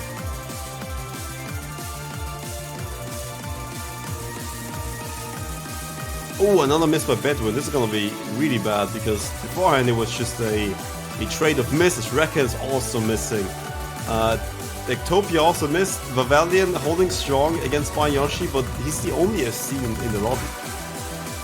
And despite all odds, Shirahai my mommy with his wonderful mouse gameplay. He's gonna hold strong here, perhaps? And he is. That's the point for Japan. Yeah, nice. It seems like it's pretty solid on the mouse there for us. Vavalion, though, almost got the FC, but not quite. He broke near the end. But nevertheless, it was just enough for his team, and the first point will go to Japan here. Ended up being relatively close, though. Just over 100k in it. It was reeling in at the end there, mind you. Spain was starting to close in. Not enough time for them, though. So, safe pick out of the way, Japan can pick something. I would expect double time. Double time I think is a pretty safe start for them. Would there really be a lot of other things which would be safe? I mean, Japan was a pretty good double time team. And well, it still is. I mean, we don't really want to talk about the past tense about them. I hope they're still a good double time team, right? Oh, they are a good double time team. They did well last week.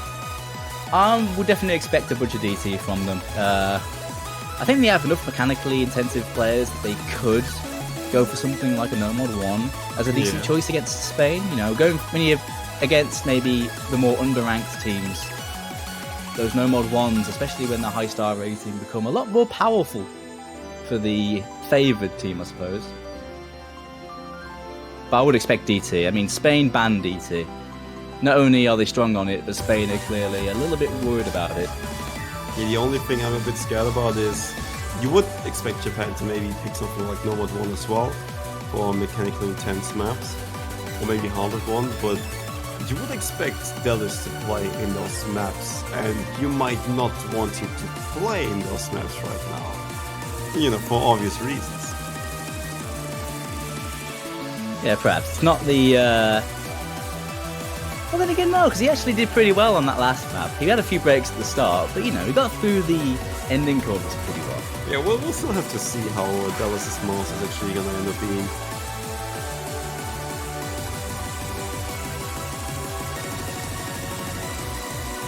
I think the safest bet is double time. Otherwise, if they want to go for something spicy, might be the time to do so, because you still have so much to go, and it's going to be free mode 2.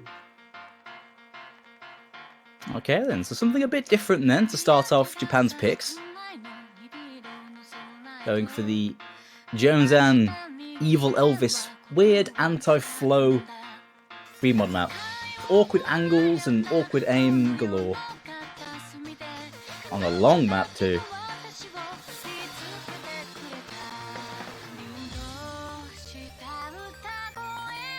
Well, if there's a map you probably don't want to play when you switch peripherals, it's probably this one.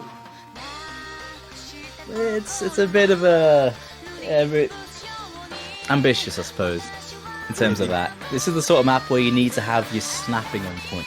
Right, and being able to deal with mouse drift, which I think just comes from experience, right? And if there's a map, I think, which is a bit bad for mouse drift, it's probably Node 1 and this one. There's a few like really long sliders at the end, like the 3/4 part. I don't think there's a lot of places to really chill at and be able to fix your mouse drift really quickly.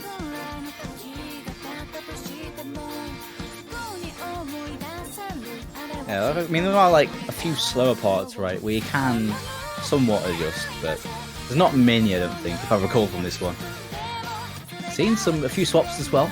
Plenty of swaps in for this one. We see our first appearance of the aforementioned Ito Amu. His first map in this OWC if he plays it.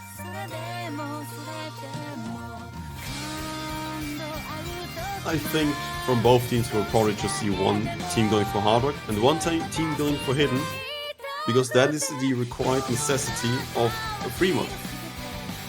You do have to have one play on hard rock and one on hidden. The guy on hard rock can also add hidden if he wants to, but he doesn't need to. And this map being hard enough and long enough, I don't think people would really go for more hard rocks than one. If they do, I would seriously question their decision. Yeah, I can't see many overmods on this one. Unless someone going hard rock wants to go hidden hard rock. I mean, they have Insane, who's very decent on hidden hard rock for Spain. But it doesn't look like he's in for this one. And Vavelian might be able to hidden hard rock too. That's actually 2 hard rocks. Oh boy. Okay. Okay, so there's a bit of a pushing the boat out here for Japan. Overmodding, getting that big score advantage. So certainly in terms of a equal FC situation, Japan have the aces. But there's no way you're gonna get a 4-way or an 8-way FC on this map. It's just not gonna happen.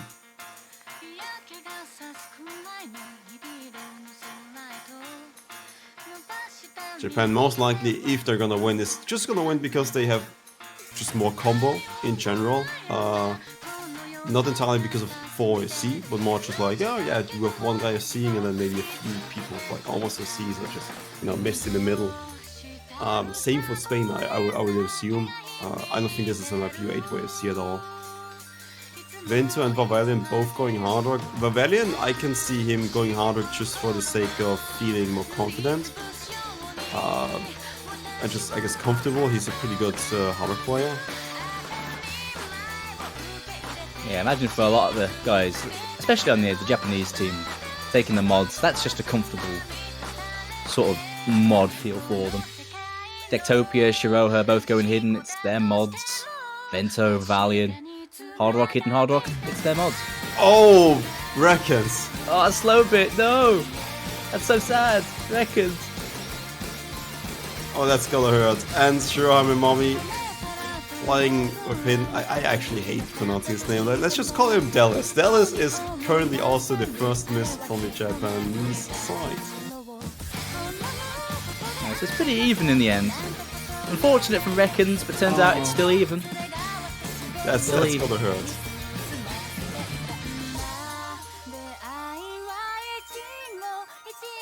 Reckons the is slow just slider. cursed. Just cursed at this point. Oh, poor guy. This is so unlucky from Reckons. I mean, I would imagine the Haro player, at least on the Spanish side, to be a bit of a sacrificial lamb. Oh wait, hard part coming up. Yeah, that's two misses from 2 full combos from Spain. Yeah, the two nomads get claimed by that section. And no one got claimed in terms of high combos on the Japanese side. BFCs to 1, looking really good for them. Just by Yoshi left.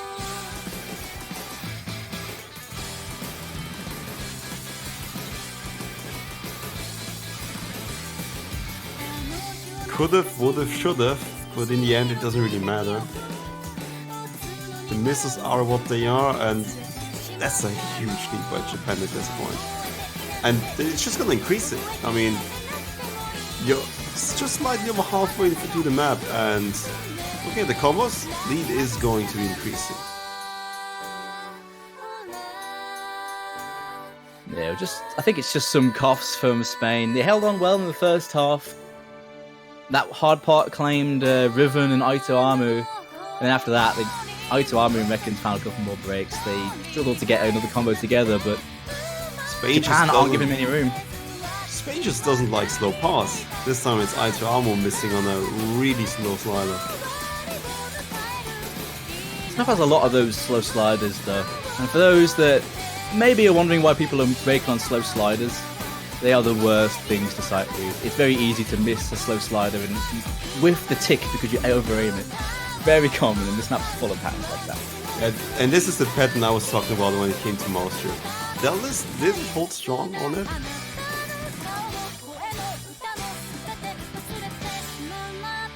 Now, Valiant does get the break near the end.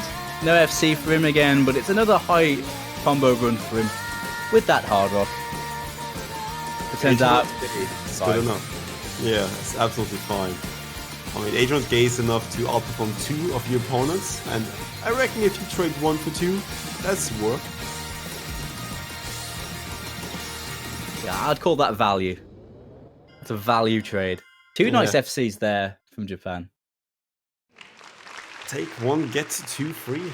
Mix and match. Wonderfully done. A hard rock and a hidden FC.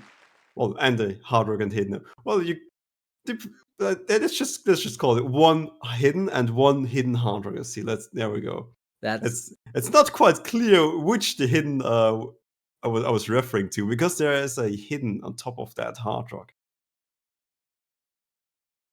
So Byoshi as well, with a very nice hidden run, just the 1 miss. Of course, this being AO9, quite dense, so that's some good plays from the hidden players. Hidden's probably harder than the hard rock in terms of raw reading for many of these players, so fair play to those hidden players, doing well. Right, if you're just a really good player, I can see you going harder on this and pretty much performing really well on that. But if you want to perform well on hidden, you just need really good reading skill and decent aim, I would say. Otherwise, most people are just gonna go for no one, because there's not a lot of people who can just slap on hard rock and be like, yep, that's what I want to play. We do see hard rock 1 though picked by Spain. Okay. It was quite a quick pick as well. Didn't waste too much time going for that.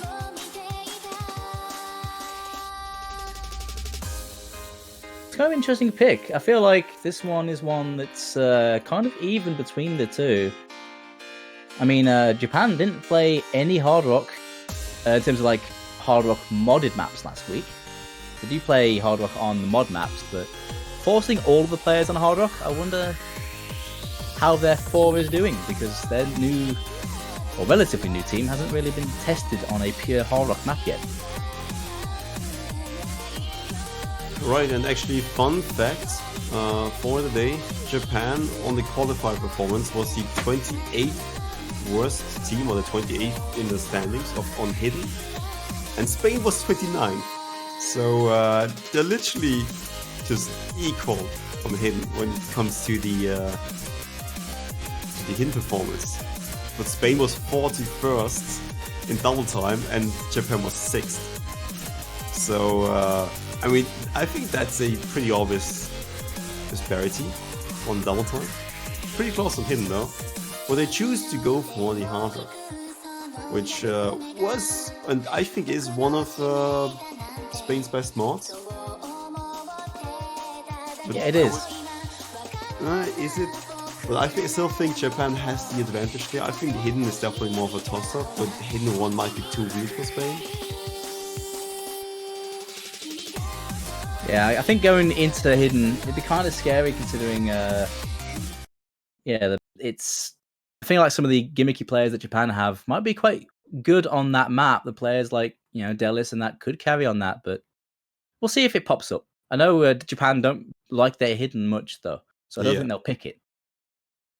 Anyways, if anything, Spain needs to pick it. Yeah, and we do see Reckons again after those heartbreaking slow part misses. He could have gotten a really good score, so I definitely look forward to seeing him in this map. Let's see if he can finally, I guess, redeem himself. At least not miss on the slow pass. So at least you can say, I missed on the hard part, that's fine. Really early miss by Techtopia, by Yoshi as well, missing on that stream. Wait, did Vento miss? He's got an A. Or did he just get a bunch of 50s? I guess we'll see. No, it's just a bunch of 50s, oh boy. Yeah, seen a few swaps as well. We saw A Blue jump in for this one, as well as Insane. Fresh off the bench with this one. Oh! Ruin X Lucario missing, and they're just stop playing for a second there. Probably just had to shake out the jitters. Yeah, it's a bit of early, just shake out the little nerves you might get on a hard rock pick. But that said though, looking good for Japan so far on this one. Three near FCs. Quite a few misses across the board. A-Blue missing once again. Ventu did miss after his wonderful performance, but Valen is holding strong right now. He's got an SS. It would be a shame if something were to happen to it, wouldn't it? Wow, that's brutal. Because getting an SS, no hesitation in saying that. I mean, to be fair, I don't think it's gonna get an SS in this one. I actually could he? It's not that hard. I mean, getting an SS on Bartra would be absolutely insane. Getting an SS on this one would be pretty good. There we go. We got a 100 there. Oh, pause. Why? I just had to. He had to be the topic of discussion for a few more seconds, and it was successful. Reckon still FCing though for Spain, but Techtopia on his near FC and Valian getting the job done, and now the score is pretty unassailable. Good stuff here for Japan. Looks like this Spain hard rock pick ain't gonna work out for them. And the Valiant's accuracy is still pretty good. Only he would get DFC. And he does. Wonderful. He's getting, I think, slightly more than 1.1. Oh, no. He didn't really get the 1.1 mark. Nah, not enough of a spin. That's a very good play, though, for Valiant. 2 100s. It's really, really good. Yeah, it's what he's in the team for. This sort of map. It's his bread and butter. Getting the job done. Very nice stuff. Fair play to Reckons as well with his solid FC for his team. Not enough, but good performance from him too. Yeah, I mean, Reckons, that's, if you want to call it a redemption, I mean, that's pretty much the best way you can redeem yourself. That's an FC. You can at least take that into the next maps. Try and claw something back on the remaining picks we have. Next pick is the Japan's though, and well, 3-0 up, 2 DTs open. They have plenty of tools to put to good use. I mean, DT at this point is like that friend was always poised and ready to go, and is like just waiting to get called up for something. But sometimes you're just not a good friend, and you're just not calling him. Just call him, Japan. But they're going for humanoids. Why? Call DT Japan, it's crying. But I mean, I guess Why would you use your biggest trump card, I suppose, when you have so much room? Like, if Spain pull a comeback, perhaps that'd be the time to bring out the DT. So, hey, fair play. I can see the thinking. I can see the thinking. Japan, your friend is waiting for you. Man, this is... I mean, I can imagine and I can understand why they're going for humanoids. It's a pretty good song, I think. I think most of Japan will probably enjoy it. I think most of Twitch chat might even enjoy it, heck. I mean, I don't blame anyone. Oh, who doesn't like this tune? It's great. Catchy as hell. The maps are really fun as well. Good old Meg mapping. Now, just for your information, if you ever have a Tutu Mayo map and it's not hit sound, it's in graveyard, you cannot ever use your map for UVC. Just like a fact thrown out there, you know? Your map needs to be hit sounded. Just looking at specific macros there. So sprinkle it out there. Well, see, what people are going to do now is they're going to press Control A and they're just going to add a finish to everything. There, it's sounded. Oh yeah, wonderful, you know. Yeah, not even the just whistle them. I mean, just take the standard hit sound of the whistle and just whistle them, just drag crap out of the song. Yeah, and see what they'll do is if that's not enough, they'll add a whistle to everything, but every other note they'll add, you know, those soft finishes, you know, the cymbal crash. Oh, so when you play streams, it sounds like the Blitz. Like goodness me. Wonderful. Anyways, here we go. Low BPM streams alternating. Just under 160 BPM. Also pretty long. So we'll see a lot of it. I mean, I don't have a problem seeing a lot of this. But this one does increase the enemy girl ratio in the background of the ball, which I wasn't too happy about, but you know, that's just the way it goes.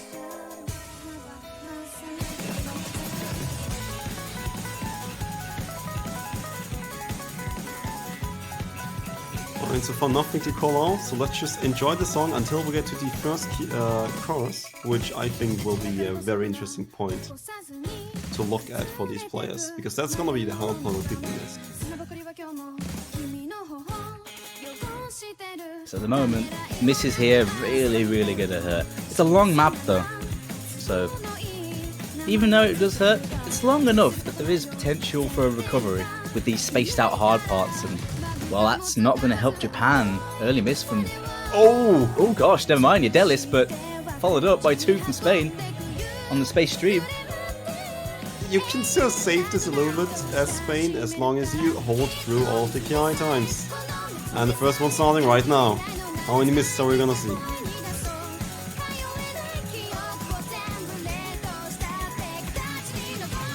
Delis not feeling this map. Oh, that's a huge miss snap, I saw that. Bedwin missing, that's a huge combo gone, and the entirety of Spain doesn't really have an FC left. Just reckons with his recovered 290 combo, but 2 FCs from Japan at the break. Gonna be feeling good about that one. Of course, the appearance from Sykes as well. First map in this matchup from him, and he's doing well so far. He did play last week, of course, but in this match, first map is coming for. Once again, you don't see an SS by Rebellion. And who knows, maybe you might expect it on the FC or don't. Who knows how much we can curse them right now. But Japan definitely, I mean, Spain needs any misses they can get. Japan has just a lot of combos, and they're quite in the driver's seat. Yeah, Reckons lost his combo on the slower part, which means their biggest combo is gone, and it's really not looking good here for Spain. Yeah, but will they keep the lead? It's the second KI time. Oh, Sakes does get a break though. It's only Vavalion left with the FC. Shiroha Momomi bringing it back with his 500. But if Vavalion breaks, there might just be a window of opportunity, but he needs to break very soon. And, well, that's the hard part done. If he breaks here, it's incredibly tragic.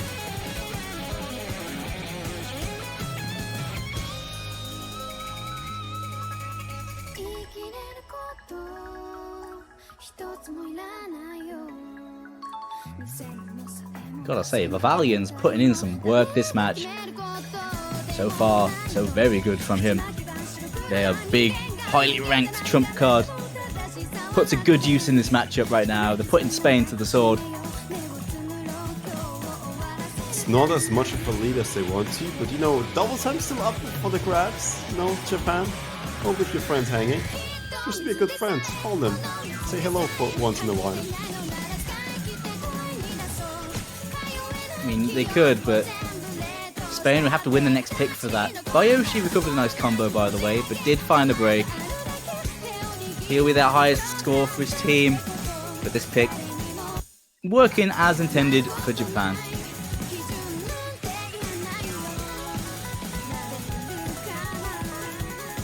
Yeah, and that's pretty much, I think, another point for Japan, and next map's gonna be the match point.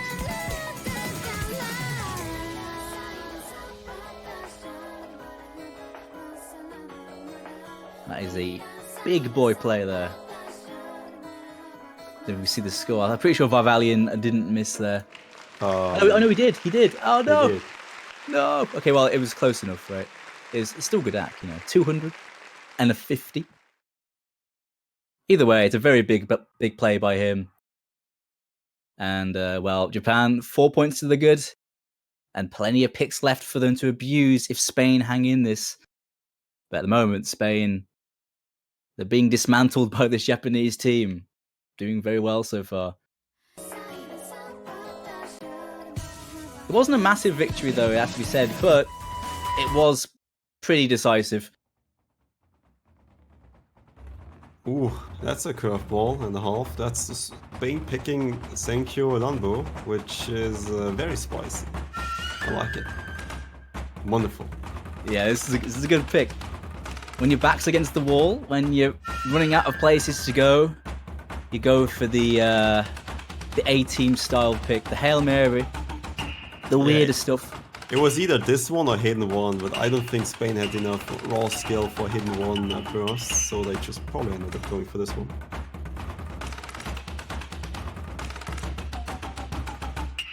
I still think it would have been a pretty good choice to just go for that hidden. Just go straight for it, but they must not be very confident on it. If in this situation, they're not going to pick it. But this is a weirder one as well. Of course, this is another alternate heavy one, but it's a very different feel. Smaller circle size, much more rhythmically complex. Lots of 1/4s, 1/3s, 1/6. Much more about control. Aim control and rhythm control. Another long map as well. There we go. All no fails. I don't think there's fail potential, but you know, just take it. There's no disadvantage on using no fail. It has been adjusted for this tournament for SCAR 2. It's a 1.0 multiplier, so it doesn't matter if you pick no fail or not. And you can choose to do yourself, to do whatever you want, really. Alright. Map starting. It does sound like marching, to be honest. Like those drums and flutes. It's like marching somewhere. I mean, let's see if Spain is marching to the grave or if they're marching to victory. I hope it's the latter. Keep this one going. Right, See if he stops though. Aita Army coming in for Spain again. Katata coming in for Japan. Katata, that's a mouthful. And then there's Kon Kinakon. They're just showing at this one, I think.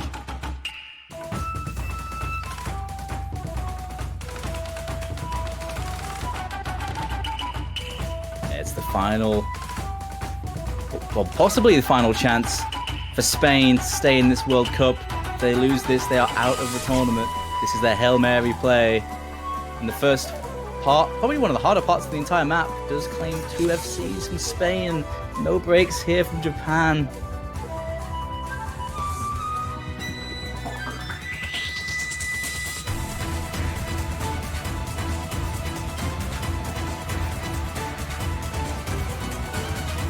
It's up to Aito Armu and Betwin to make things happen here for Spain. But that really depends on Japan. If Japan doesn't miss, I mean, there's nothing they can do at this point. Just gotta hold strong, believe, and bless RNG. A 4-way FC on this though. pretty unlikely. I don't think Japan's the team to 4-way FC this, to be honest. I've been proven wrong many times, but I'd be surprised to see it. So 2 FCs could still have a say in this.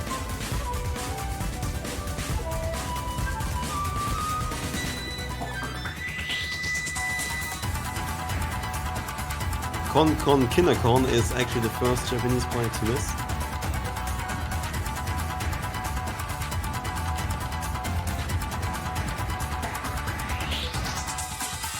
Still 3 FCs. Aito Amu found the break. It's only Betwin. Bayoshi recovering. But combo lead is really in favour of Japan. Slow part here. There's one more chorus to go. There's a lot more of those little doubles and aim short sections to deal with. But 1 FC now. 2 FCs maybe. 1 FC, I don't know. Oh, but that's not a trade you want to pick. It's Dallas versus the entirety of Spain. Reckons is still holding a 300 combo, but at this point, I think that's a GG. Yeah, it's gonna be it. There's still 2 FCs. Spain have like a 400 combo to that. Looking like this might be it for the Spanish team here. Well, there's only 1 FC left, and it's going to be Tokyo holding on, possibly. There's still an end part here that's kind of hard. See if we can wrap it up in style, though, for the Japanese team. They have really redeemed themselves. They had a good match against Romania, but this team has so much promise, so many strong players. And if they get to the harder maps, which looks like they will, they could become a big force. Alright, and it seems like the biggest disadvantage Japan currently has is Furuhama Mommy's choice and just, I guess, feelings on whether he wants to use mouse or a tablet. Well, I mean, I think considering he switched so soon, that's a solid showing. You got 1k combo on that, almost 1.1k. I mean, I think that's pretty solid if he only switched like very recently. It's an impressive adjustment, to be honest. But how does the scaling look like? That's gonna be the bigger question. And how far is gonna Japan go? That's another big question. Well, GG well played to both teams. I believe that was actually a losers bracket match, wasn't it? Yeah. So Spain's out of the tournament. Japan is gonna advance in the losers bracket. Yeah, they will progress on to the next stage. But shout outs to the Spanish team. Seeing them pop in, and this new format allowed them to flex with their qualifier results and give us some good matches. A solid point off Poland. They've had a tricky run. They faced Poland and then they faced Japan. That is not friendly. But fair play to them, making a fist of it. It's been lovely having you, and hopefully we see you guys here next year in next year's OWC. But alas, Japan will move on. Right, and let's keep on talking about the winners, because UK, for example, winning the earlier match against Hong Kong, is gonna meet up with Taiwan in the next winners bracket stage, and Japan is going to meet up with South Korea. Oh, wait, is it really South Korea? Oh boy, that's scary actually. Oh, it is. Oh God, yeah. Boy, okay. Korea and Japan next week. Sign me up, dude. Scaling might not be interesting. Like, oh boy. Okay, well, it's Japan versus Korea. So we were talking about scaling and Dallas's choice of going mouse. I don't think that matters anymore. At this point, like, you're facing Korea. Come on, they're really scary. Well, yeah. So, you see, Dallas has a week to train in the mountains and become the ultimate mouse legend. Right, he might fly to the UK. It's gonna look for you. I mean, hey, heck, you might just take this opportunity to fly Japan to Dallas and dodge losing your life in the UK because of certain individuals and cursing them. Yeah, I think I need to be like walking about with like big glasses and a moustache after what happened in that UK match. Oh, yeah. I'm sorry, lads. But yeah, that matchup should be very, very good. Korea and Japan. Korea are terrifying, but Japan are resurgent. I think that'll be a decent matchup, but the maps are getting quite hard. Right. But you know what else is getting quite hard? The matchups for the US. They're gonna meet Australia next round, and that's also pretty scary for the US. Definitely being one of the contenders. Just wanting to win it all. I think US is probably one of the most picked favorite. Facing Australia, which has been quite scary. Maps are getting harder though, and the matchups are getting harder, even for the top teams. Cable's sweating a little bit. US might be sweating a bit next time. Yeah, no doubt. Like, this Australia team's really exciting. I mean, the Australia-South Korea match, of course, that was a head-to-head of two very informed teams. And the fact that Australia, they took it on a fairly decisive scoreline, but the maps weren't very decisive. The maps pretty close and were very high scoring. The maps that South Korea won were terrifying, but Australia on such good form. Going up against the USA is not the easiest draw, but I don't think Australia are going to be too phased. I think they'll go in that and believe they can get a result. There should be a very good matchup. Hopefully at a time I can actually watch, because it might end up being really early in the morning for me and I'm going to miss it and I'll be sad. Oh. That should be a very good match for anyone that gets a chance to watch that next week. Right, it's always such a bummer when you miss your favorite matches and just really close matches because of time zones. And you know, sometimes matches are easily missed because it's a global tournament, after all. Yeah, alas, that's the price you pay. You're not allowed to sleep. You've got to catch all these good matches that are going to be happening. And speaking of good matches for us, they have plenty more coming up today and some very close ones coming up. The next match in 3 minutes' time is going to be another losers bracket matchup between Latvia and Norway. Two very old school OWC teams that have been around a very long time with some old players bringing it back. Right, is it going to be Norway or is it going to be Lavita? Yes, the mighty Lavita. We're keeping that going, okay. Yeah, we are. I mean, I'm not letting Beast live on that one. Hey man, I should have got Beast Cast in this one. That'd be I mean, it's a bit early at this point. Oh yeah, it is, of course. But yeah, it's what 14 UTC. Yeah, it's 6 a.m. ish for Beast. Oh, yeah, Lavita. I'm not gonna let Lavita die down. That's too good. Well, as long as Lavita's gonna stay in the tournament because they're facing Norway. That's gonna be a hard matchup. It is a tough matchup. Norway with a lot of OWC pedigree. Maybe they would have hoped for a little bit more compared to last week, but no doubt their roster can do some damage, especially on some of the gimmicky maps. They are the gimmicky map team. And no shortage of that in that roster. Of course, the casters for that match will go into more detail on that when they come around. Right. I mean, I will expect Lavita to ban Hidden and Norway to maybe ban Harvard, if anything, really. They're just gonna go for the gimmick maps, Hidden, so we're good to go. Oh yeah, I mean, not banning Hidden against Norway is a license to lose a free point. Usually. Then again, unless you're Hong Kong, and then you just win the AR8, and you just don't care. I think that's one of the things which might be even stupider than not picking Norway. Just not banning Hidden against Norway.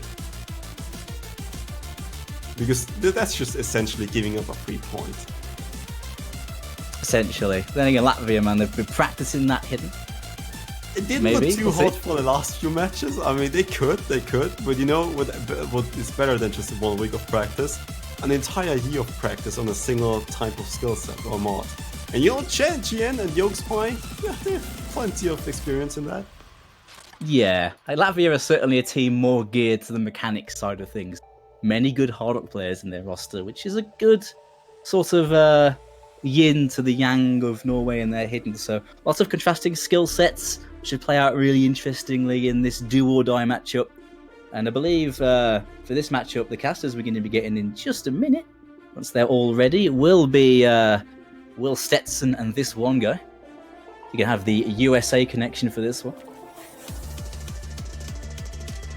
I'll be getting in just a sec. In the meantime, though, while we're waiting for this one to start up, you should totally show the support for these lovely teams battling it out on the OC battlefield with a nice shiny profile banner. To show your support to them, make them feel all good, all fuzzy inside, and to help support the game. I think that was on the OC store. Yeah, and all the proceeds, I believe, are going towards the prize pool. So if you want to also just, add to the prize pool, have those players maybe earn a bit more than they do, which is pretty much nothing at this point if you compare it to really big tournaments on other games. It's just a fun competition we have around here. Most might not be the biggest game, but we hopefully have the biggest support from you guys. And even just being there in chat, good enough support. But if you want, you can be in chat and post Peppy Pads. And you can do that by subscribing, which also gets added to the prize pool funds. Have we had any successful builds of the Peppy yet? Have we had right. 3 people building a full Peppy in chat? Hey, you got Peppy pants, but do you have the Peppy jacket and the hat? Yeah, it's like what was it called? It's like Lego Peppy in chat. Hey, you just build up the trifecta of Peppy in chat.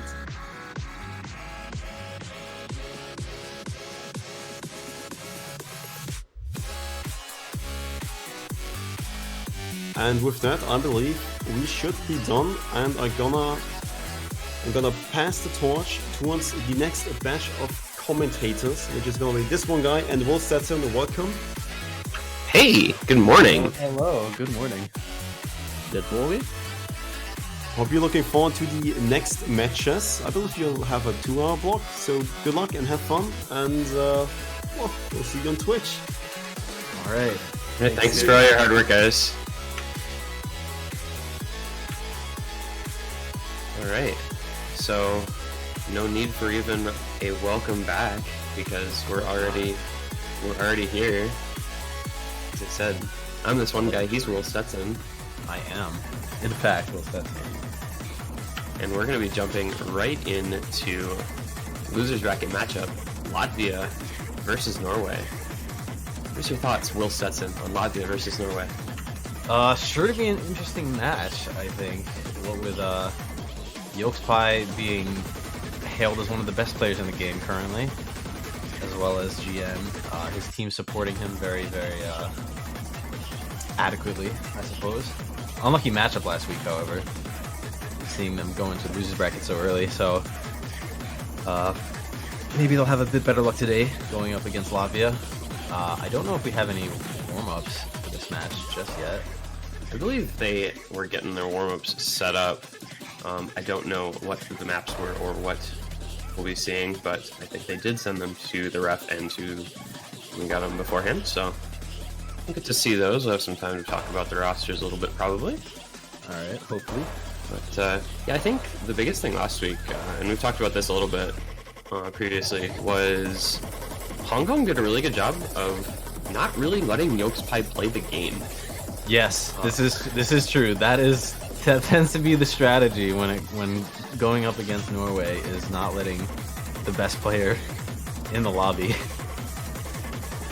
Yeah, I mean, he comes out and if you give him anything outside of like fast DT or really tough hard rock, he's gonna do well on it. But they just picked a lot of DT and a lot of hard rock, kind of avoided the Yolkspie factor in that match, and that was I think a big part. Despite the strength of the rest of Norway's roster, I think that was a big part of why Hong Kong was able to take down Norway.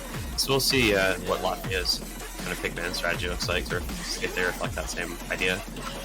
Yeah, I'm gonna anticipate we'll probably be seeing at least one hidden ban coming out from Team Latvia, and potentially a free mod as well, just to try and minimize the potential of their more gimmick-oriented players coming in to play. Like we are talking about Yolkspie, but it is not wise to count out GN at all, because when he shows up, he does show up really hard.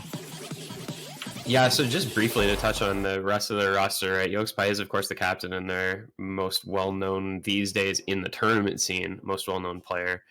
But they're going to be joined. He's going to be joined by minus GN Afro. I've never known how to pronounce that properly. Yeah, I wish I could tell you. Along with Shu, Fiel, it's Kevzi, Cebu, and Warrock. So you've got some names that you know in the tournament scene, and definitely definitely some folks who are very strong, well-rounded players over on the Norwegian side. So Yokai is not alone by any means. Absolutely not. All right, getting into this warm-up, though, it looks like we're going to be playing a 12-star version of Catagirl. Very, very interesting warm-up coming out. This is something. Yeah, Wei Warren, who is captain and probably the best-known player from Latvia, doing some interesting mapping here for this warm-up. Yeah. I don't know that this is really... I don't know how Normal Human is supposed to play this, to use the title of that one, or the name of that one. Oh, the Elvis map? The evil Elvis, yeah. The Koshini, yeah. I do not know how normal humans are supposed to play this. Yeah, this is actually, it. Can we get a Evolvus warm-up from Norway? I want to see that's when you lose your breath, basically. I want to see that, or I want to see, oh my gosh, what is it called? It's another Koshini map. I think it's... Or no, it's not. It's Zutomayo. Yoshimo Kamu. The okay. Elvis version. I just want to see how that team performs on it. Out of curiosity. I've been saying, I want that's when you lose your breath basically in tournaments, just for the fun of it. And actually it was in Hippo Cup 2, I believe, almost a year ago now. It's pretty incredible. Yeah, how fast 2019 went by. Yeah. Really is. Anyway, so just briefly on the other side, we talked about Norway. Latvia's roster, as we said, captain, best known player, Wayward in 2012. I'm going to butcher a bunch of names on here. So he's joined by Honies, Wild Tom, Emula, Debbie Loca, Mega Y, all caps Nope, Ayero, and Ijna. So kind of a team that you're not probably going to be familiar with most of the players on for, I think, most people. Yeah, I do not think they're one of the more well-known they're not one of the more well-known teams within OC World Cup, just because a lot of the time I don't think their seeding allows them to compete, but with the recent change of qualifiers, allows them to sort of show their stuff. And also, what might be worth talking about is that Hannes was their MVP last week, not Wayward, surprisingly. And you just shouldn't count out any of their roster just because you're not completely familiar with their names. Yeah, I think half the fun of the losers bracket is just the fact that a lot of these matchups anybody can win because they're teams that are relatively balanced. It's not really including any of the powerhouses since they're all still in the winners bracket for the most part. So you get matchups that on paper are actually pretty even and can go any which way, despite maybe not having the most big names or known names in the rosters. Yeah, very true. Looks like we have an 8-way D rank coming out for the original warm-up. Very excellent performance from both teams. Thoughts on the D rank icon being a different font than the rest of the S and all the way down through the C rank icons? Is it? Yeah, it's in the default font, and the rest are in the custom font for the skin. Oh no. Oh, and looks like for the second one, we're gonna see full anime warm-up number 2. Isn't this ranked, or is it a different? It's ranked. Okay.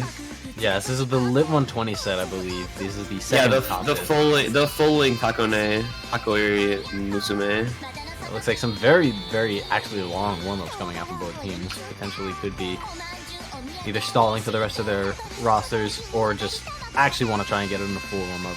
Maybe they haven't done it off stream or anything like that. Before the match This is low 4-digit nomad farm, isn't it? This is just Yeah. It's not that hard. This is like generic anime farm map number 7,422. Ranked by cutest mapper Flask though, so shout out to Flask. Get your Zelda Flasks in the chat. We still see a 7-way or no 8-way no fail coming out, even though this is not the this is 7 stars actually. Yeah, it's pretty difficult. This isn't actually this is not the diff I was thinking of. And who knows if the players actually try on this warm up, could be telling of the how the aim maps might go in the future bracket, like Hard Rock 1 or Nomad 1. Yo, Nomad 1. Nomad 1. OMG Forest Kano, please take notes. Nomad 1 right here. What if you wanted a really generic hidden one? This could be hidden one if you want a really generic hidden one. True. Hopefully that won't be the case. Yeah, well, I mean, both of the hitters this week aren't too generic. I think. No, not at all. That's what I'm saying. Yeah, hidden one specifically has a lot of really weird time changes and interesting rhythms, which normally for hidden one in community tournaments, it is literally just Nomad 1, but you add hidden. So interesting to see that change for the World Cup. I'm curious to see, because like you said, we have these kind of awkward hiddens, and Norway is known as a hidden team. We'll probably not get to see one of them. I'm guessing we probably won't get to see one of them. Yeah, I don't think so, sadly. It would be really cool to watch Norway destroy hidden 1 or hidden 2, but I think it's looking pretty unlikely. Also, someone tell Yokes. Oh god. I was say somebody tell Yokes that the cursor dancing Mingo does not count in warm-ups. You don't get that entry in warm-up maps. No, but yeah, I think Air 8 hidden's probably got to be the ban if you're facing Norway with Yokes, Pi, and GN on that side. Unquestionably, unless they feel confident. I mean, it's possible the Team Latvia might feel confident on Air 8 hidden, but I still think it would be a really bad decision. Should allow that into a potential pool. I think Latvia bans hidden 2, and then Norway bans Hard Rock 1, or maybe Hard Rock 2. But I think Hard Rock 2 is it's that CS 6.5 kind of different feeling type of map. I think they would sooner get rid of the more generic Hard Rock pick. Yeah, it's also pretty slow. Never know. So, and I think it's pretty slow, so I think we would be very surprised to see Hard Rock 2 go. I think you're probably right. It's going to be Hard Rock 1, and then potentially a DT, probably Speed, I'd imagine. Well, they only have one ban, so. Oh, true. There's only one ban. Yeah. It could be. I guess it could be. I don't know how strong Latvia is in DT. I'd have to take a look, actually. They're okay at DT, but I actually do think Norway has a couple stronger DT players. Like the thing with Yokes Pi that's kind of weird. I know we keep bringing him up, but he is kind of the piece that they turn around. He is capable of playing DT. Like his act probably won't be very good, but he can like double tap or whatever if he needs to at high enough BPM. Yeah, that is actually, for those of you who don't know, that is what makes Yokes Pi so scary. Is that he is known to play specifically for combo and will just purposely not try for accuracy in order to secure combo. Which is why we're saying he's probably going to FC everything. He will FC everything with 94% AC. That's like worst scenario. Yeah. That is if he's not confident and will only try for combo. And the other, I believe GN has been known to do that as well, but it is not something that we see as often as with Yokes Pi.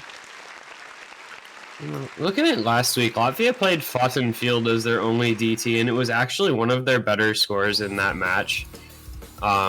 So that, I suppose, you could see a potential DT pick coming out of them here, but I don't know if that's enough for Norway to consider banning a DT pick. Looks like we are going to be able to get into the roles, so we'll be able to find out what those bands are going to end up being sooner rather than later as we see our map listing Norway. coming in. Winning that Yolk's roll. going to roll that 75, doing pretty well. I cannot believe that Norway just won Osu World Cup. It's crazy. Oh, they didn't win the roll. Wait, they didn't wait. win the roll. I'm confused. It must have gone by on stream too fast to see it. Unlucky. Maybe. Oh, wait, we're in roll 19. Okay, so yeah, roll loser gets the choice of who will ban first. Roll winner gets pick first. So Wayward saying Latvia's gonna be banning second. Probably a smart decision, just because I think they know exactly what they're going to ban already. And yeah, coming out from Norway, it's probably going to be either Hard Rock 1 or maybe even Nomad 1. I would say it's either Hard Rock 1, maybe DT 1, because that I think is the song that's kind of most analogous if they wanted to get rid of the map, the DT that Latvia played last week. Like Halloween of the Dead is kind of a gimmicky DT pick that I think Norway could do pretty well on. And Kitsune no Yameri is pretty straightforward. So I don't know. I mean, it could be something completely off the wall, I guess, and I could just look like a complete fool. But those are the two maps that I would kind of expect. Yolks by not sure.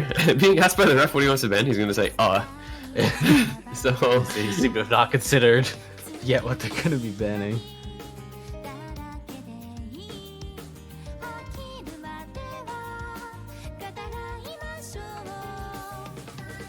I think this should be overall a pretty good pool for Norway.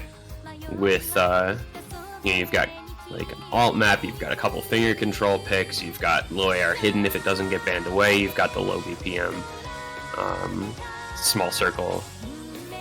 Yeah, and the awkward aim too should be a pretty. Yeah, you like. I think you have to favor Norway. There is the Hard Rock 1 ban. Pog, we did it. Always glad when that works out. Yeah.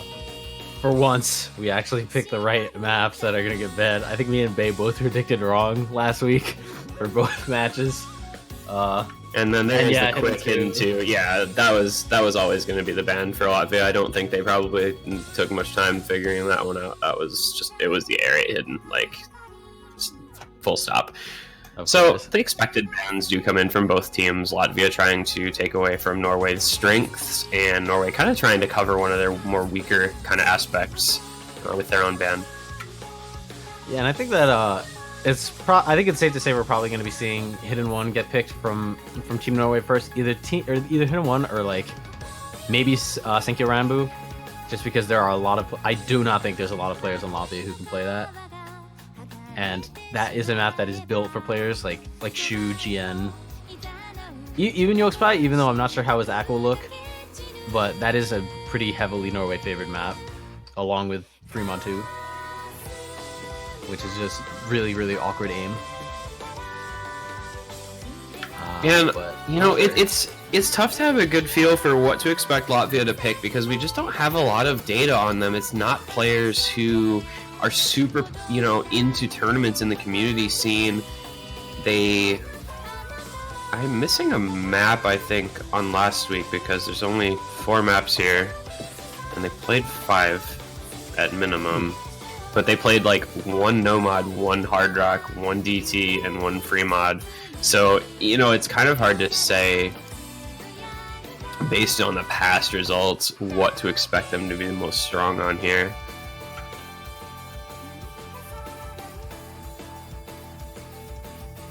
looks like we're going to be having some delays coming from Team Norway. Yolkspy slightly AFK. DT1 1 going to be the first Interesting. pick from Norway. Not exactly what I would have expected. I guess they might be trying to just get this map out of the way. Yeah, I mean, I did not expect this from Norway as their first pick. I will just say it right out. This is not the map I would have thought they would pick first. Yeah, they're not really a DT oriented team, so it's kind of interesting to see something like this come out from them.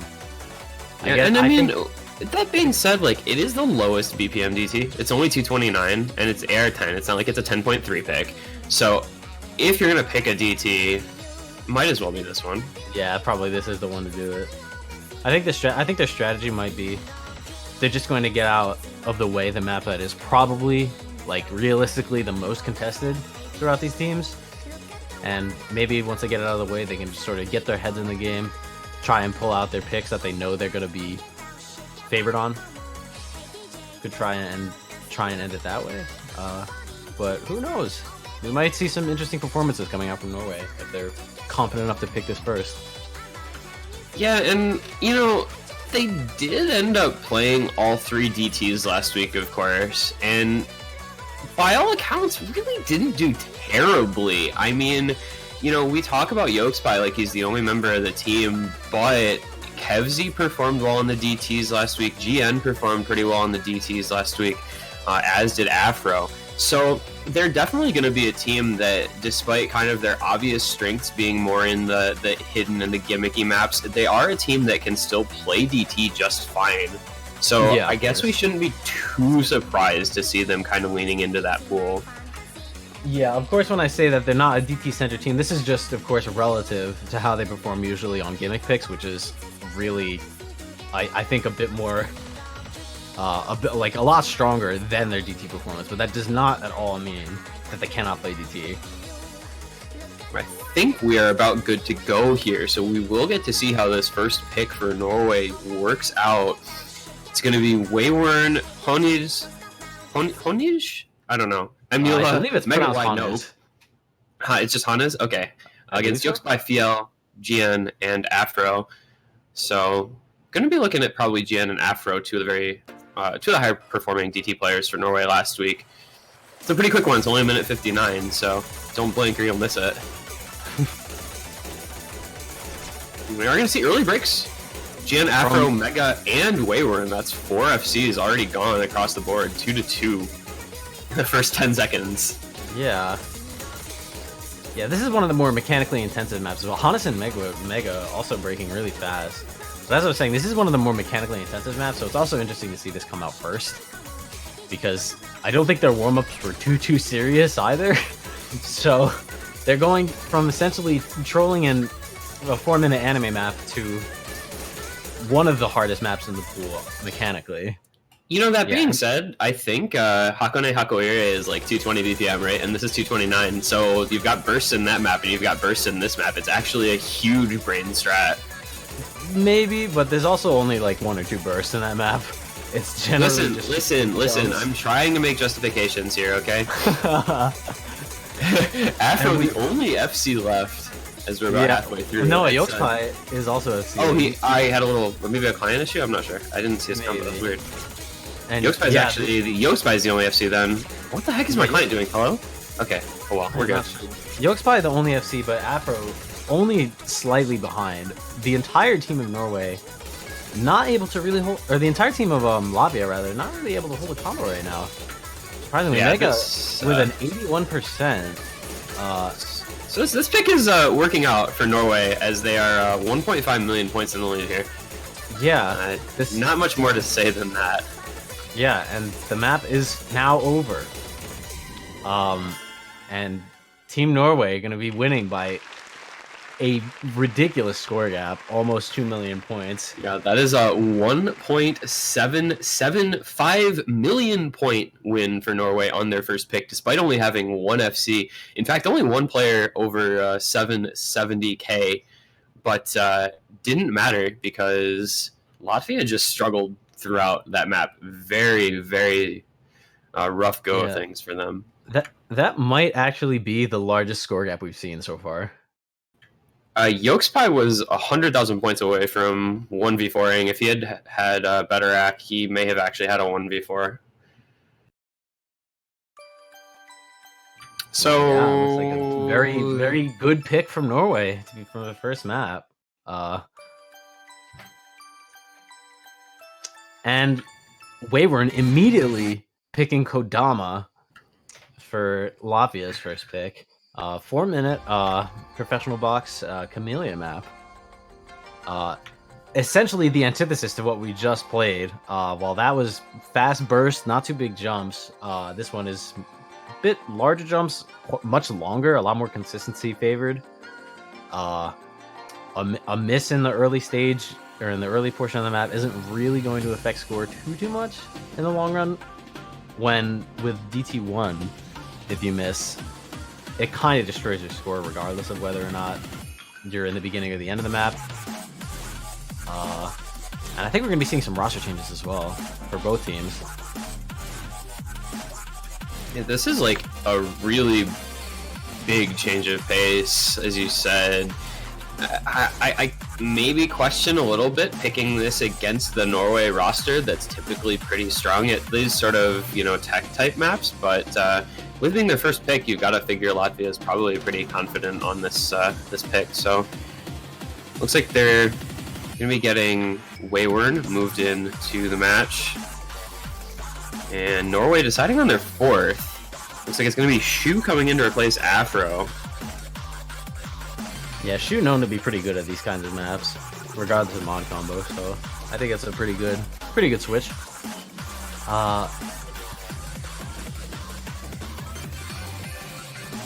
Yeah, I think this one is a bit more Norway favored, so I think it's kind of surprising to see Latvia pick this first. And yeah, I mean, have some nerve issues as well, shaking. After one map, you gotta. That's part of the tournament kind of experience that you get, I think, is, being able to calm your nerves, being able to avoid being affected by them in big matches like in OWC. And that really can only come with experience. With this being, I want to say, has he played in OWC before? This is his first OWC experience, so not super surprising to see somebody maybe struggling a little bit with some nerve control, especially when they're not a super big tournament player in the community scene. Right. So it looks like they're getting underway. Yeah. 8-way no fail. None of these teams acting too not. It's not that they're not confident, but not cocky in that they don't think that they need no fail. Don't think there's any fail potential for this map though. So as we wait for the map to load, we're going to see Rostov, Wayward, and Hona's. You said how to pronounce that, and I'm still pronouncing it wrong. It's okay. Emula, Mega Y Nope against Yokespy, Fiel, Jien, and Shu. The powerhouse tech team, Yokespy, Shu, GN. Not sure how Fiel is going to perform on this. I have not seen him play any tech maps recently, but and if it's tough because if he's saying that he's shaking, like you'd be a little concerned about shaking off of sliders or things like that. So hopefully that can be avoided. And for a map like this as well, a little bit of shake goes a long way.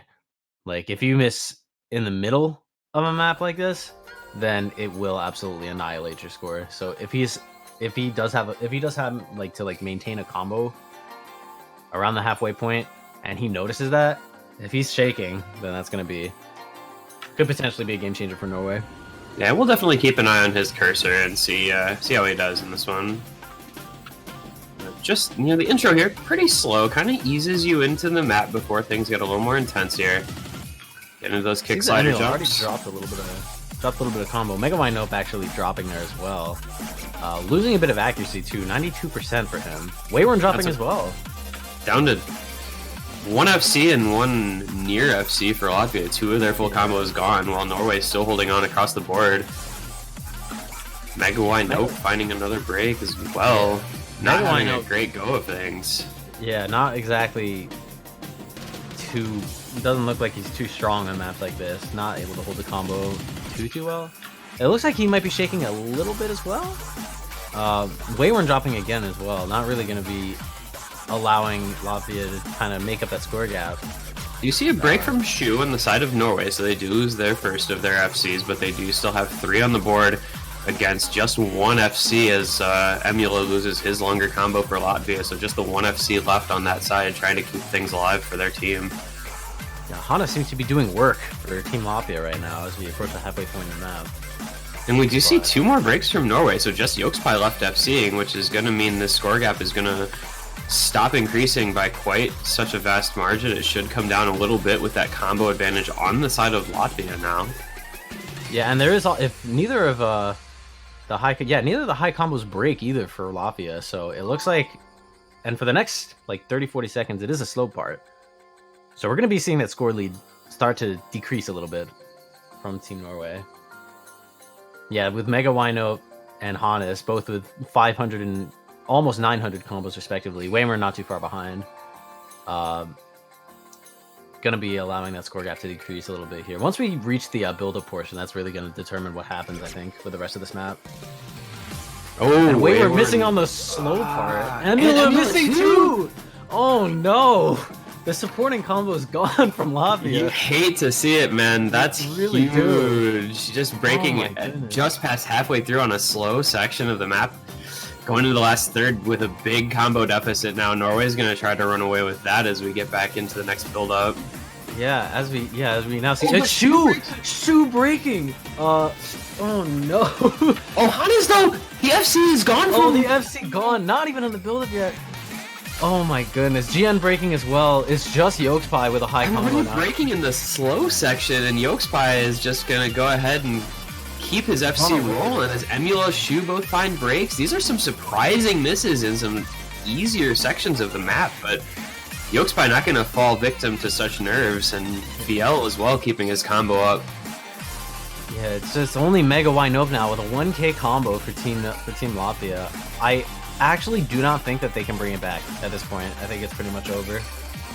Yeah, with a 400,000 point lead almost now for Norway, Mega Wynove finding the break on the longest combo. If it wasn't over already, it certainly is now. Will we just finally come to the end here? We're going to see the FC from Yolkspie coming out for Norway. That's going to carry them to a break point and a 2-0 lead.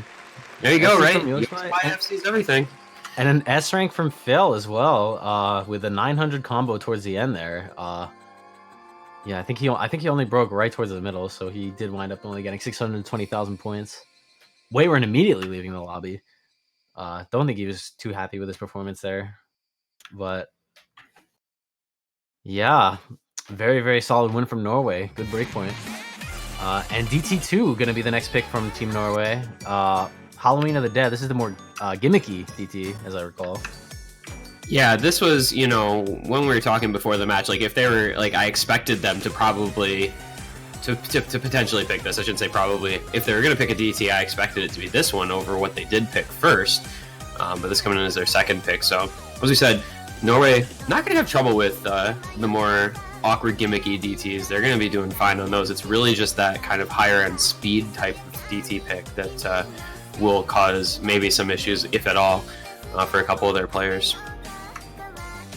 Yeah, and I think that Norway knows now as well that DT does seem to be Latvia's apparent weakness.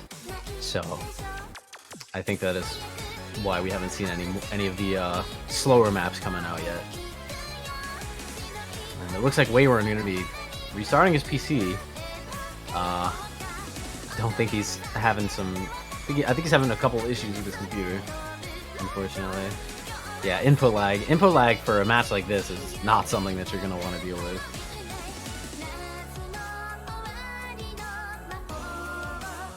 And yeah, it looks like we're going to be seeing some roster changes as well. Warwick and Afro coming in for Shu and GN, respectively.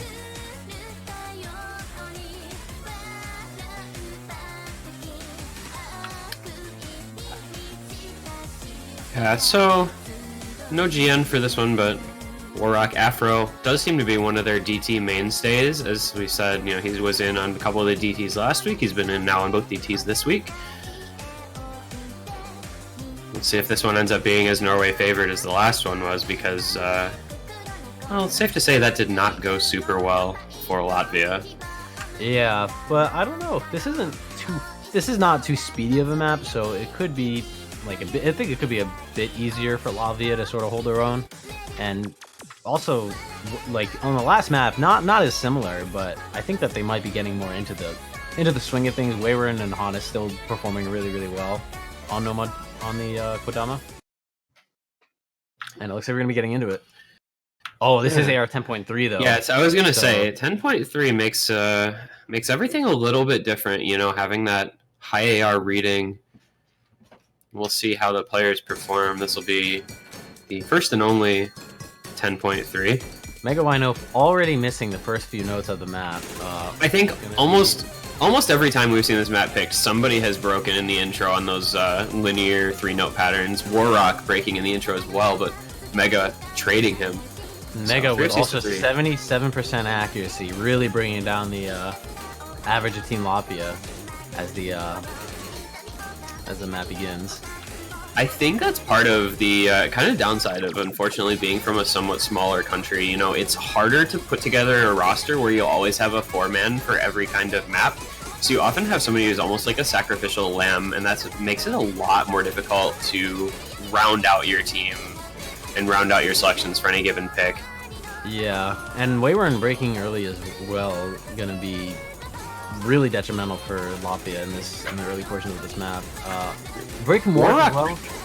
Yeah, but With anyone you Hannes, FPL and Afro. yeah, There's no FCs left for Latvia, really no combo to speak of. Wayward in the best combo at 187 coming out of that first Ki section. Norway's going to once again run away with a DT pick here, it looks like, as they Yeah. have 3 FCs to 0.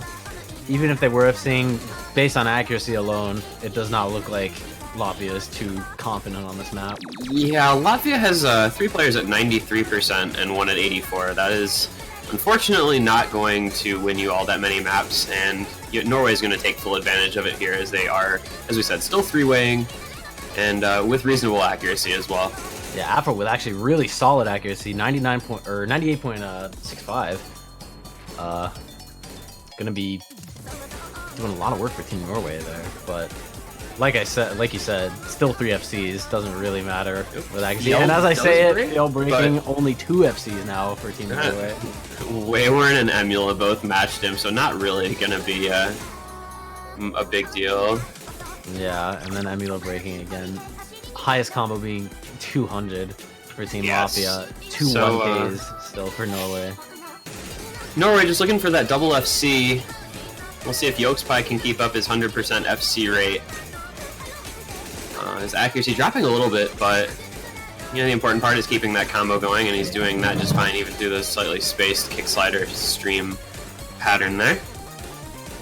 And yeah, so this is going to be another pretty simple, straightforward Norway win, proving that they are much, much stronger on ETT picks than Latvia, who really can't get anything going in this pick. And that's going to be, well, An even larger score lead. with all due respect to Latvia, that might be the biggest deficit I've ever seen. That is a 2.3 million point win for Norway, with the two-man FC and the other 2 players acquitting themselves well. Yeah, with still 600 and 700k respectively, that is still a really strong performance from Team Norway. I think That is against any team that would hold their own very, very well, even more DT favored teams, I think that would still be a really, really close score in any other match. yeah, 3.4 million on that map is never bad. Dealt with another S rank as well, even though he still has an FC'd. That is his second S rank non-FC in this match alone.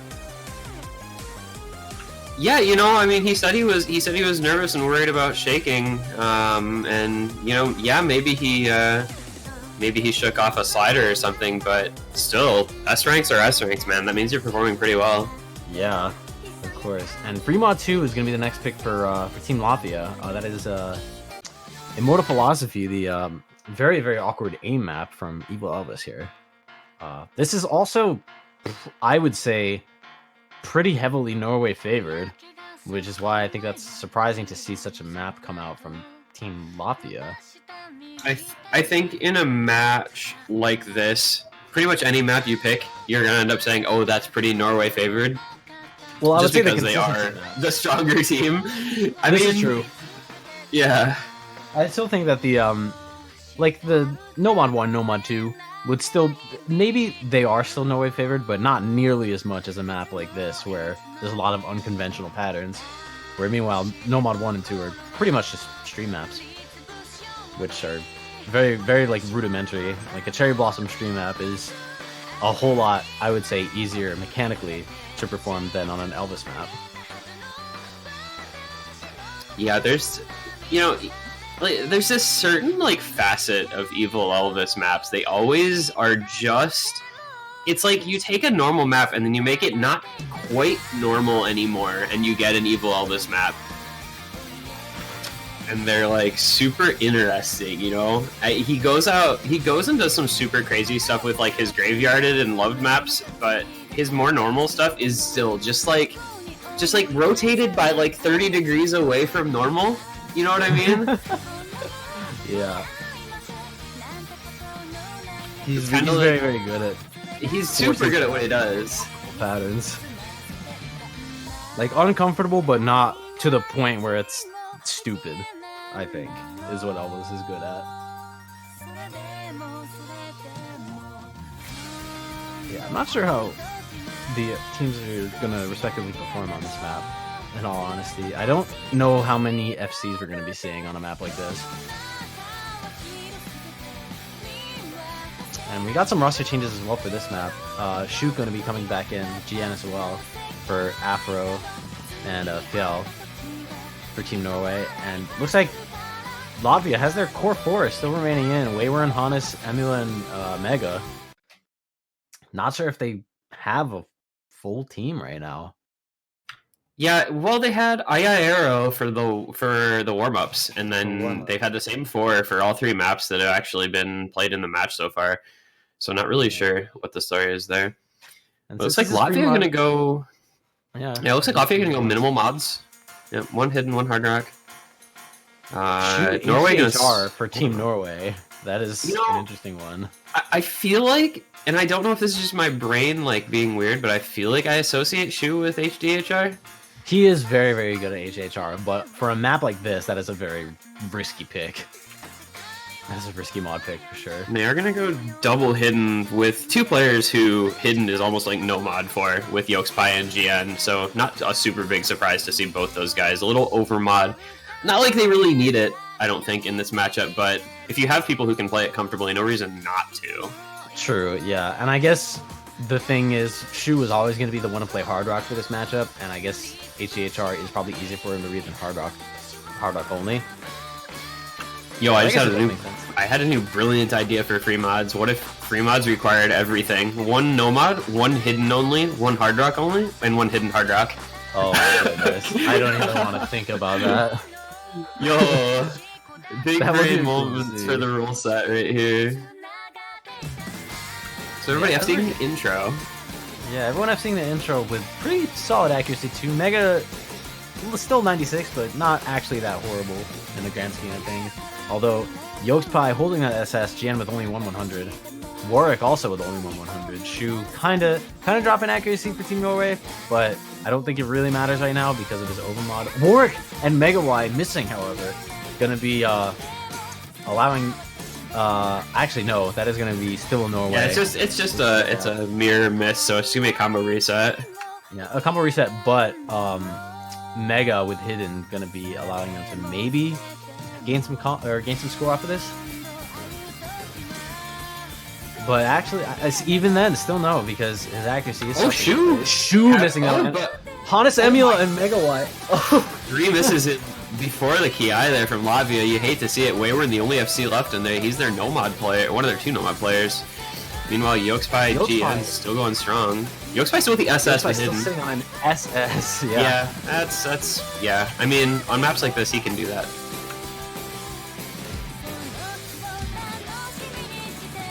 Yeah, and GN still not far behind with a 99. Very impressive performances so far from both of these players. Shu missing again, but it doesn't really matter because it doesn't look like Team Latvia in general is doing a great job holding a combo right now. With Wayward being the only FC and no mod not going to be enough to really bring his team back from the 300k score deficit towards the last third of this map. This is, you know, it's technically comebackable, right? GN just missed in the slow part. Warrock just missed into the slow part. Shu missed just before it. Yokespy the only combo on the side of Norway. it's a 400,000 point lead, but there is time left, and Latvia does have an FC and 3 decent combos. This is true. If Yolkspy breaks, this actually could be a break point for them. But this does seem like something that Yolkspy does not exactly seem too uncomfortable on. He's still got only 2 100s towards the last bit of this map. But we are going to be seeing that score. Oh, and Hannes breaking. And Mega breaking as well. Mega. Wayward's still keeping the FC, but I don't think they don't have enough combo despite Shu and Warrock both breaking. It's going to be too little too late, I think. Norway going to be able to hold on to this lead. It's going to be almost 300,000, if not more, depending on what happens in the ending here. We'll see if Yolkspy can keep the FC streak going. 4 out of 4 for him if he can keep this FC alive at the end. For the Latvia side, you know, it's a nice FC from Wayward, right? Definitely, yeah, for sure. Definitely a good performance from him on this pick, but unfortunately, just not able to back it up well enough. And that's going to be 4-0 for Norway. That's going to be a 320,000 point lead. 3 100s from Yolkspy. That is Yolkspy's ridiculous.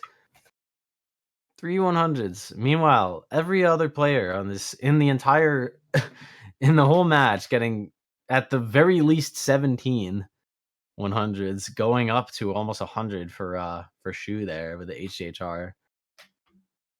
But yeah, very, very good pick from or good breakpoint rather from Team Norway, and it's going to be their pick for their potentially the last point of this match.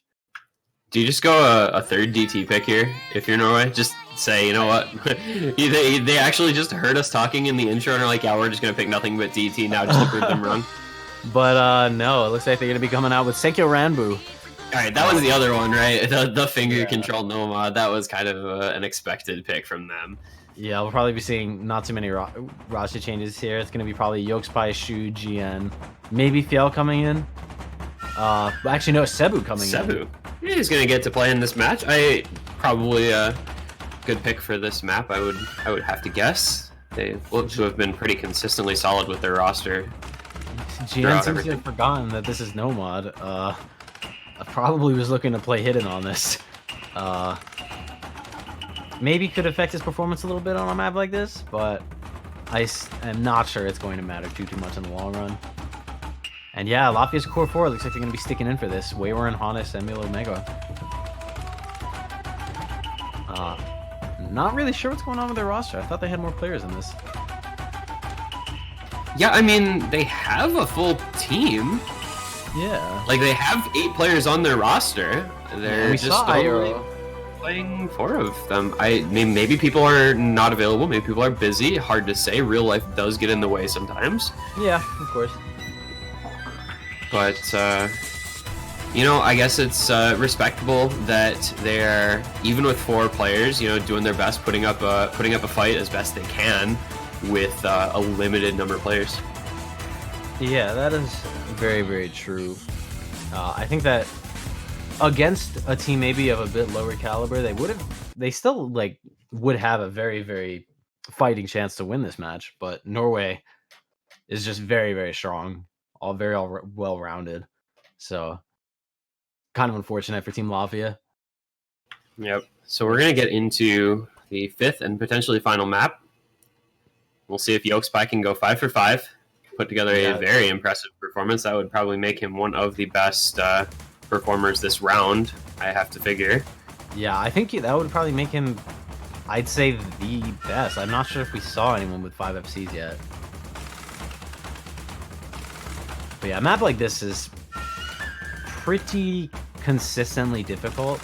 So there's no point that is really safe for a map like this. Probably going to be seeing a lot of breaks. Yeah, and Hannes and Emila immediately breaking during the marching sort of portion. Shoe breaking as well for Team Norway. This is one of the harder portions of the map though, so not really too unexpected to be seeing some breaks. Emila breaking, Shoe breaking again as well. Still 3 FCs from Team Norway, only 2 for Team Latvia as we approach the ending of the hard part. Cebu. Oh, Wayward! Wayward too. Wayward and Sabu both. I think Slider broke on that slider head where it slows down on that low SV slider. Yeah, that's really gonna destroy his score too, because the next part is a bit more free combo than the rest of this map. So And yeah. 2 FCs to 1. Yokespie and GN, the MVPs typically for Norway. Mega trying to keep Latvia alive. 90% accuracy, not going to be helping his cause, but he does have the FC still going.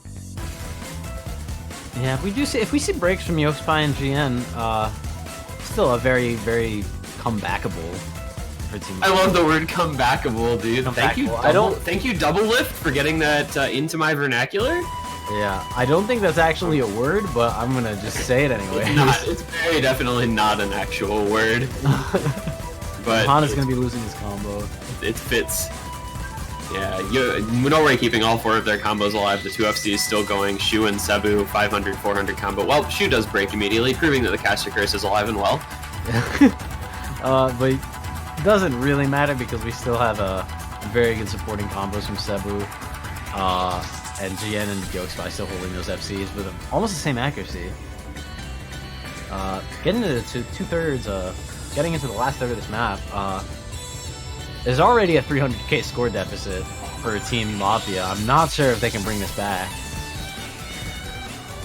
Yeah, I mean, technically speaking, I think it would be possible to come back. GN doesn't have no fail, so if he somehow failed the ending, right, something like that, but Wayward and Emula both breaking means that Norway has really, yeah, I think it's an unassailable lead.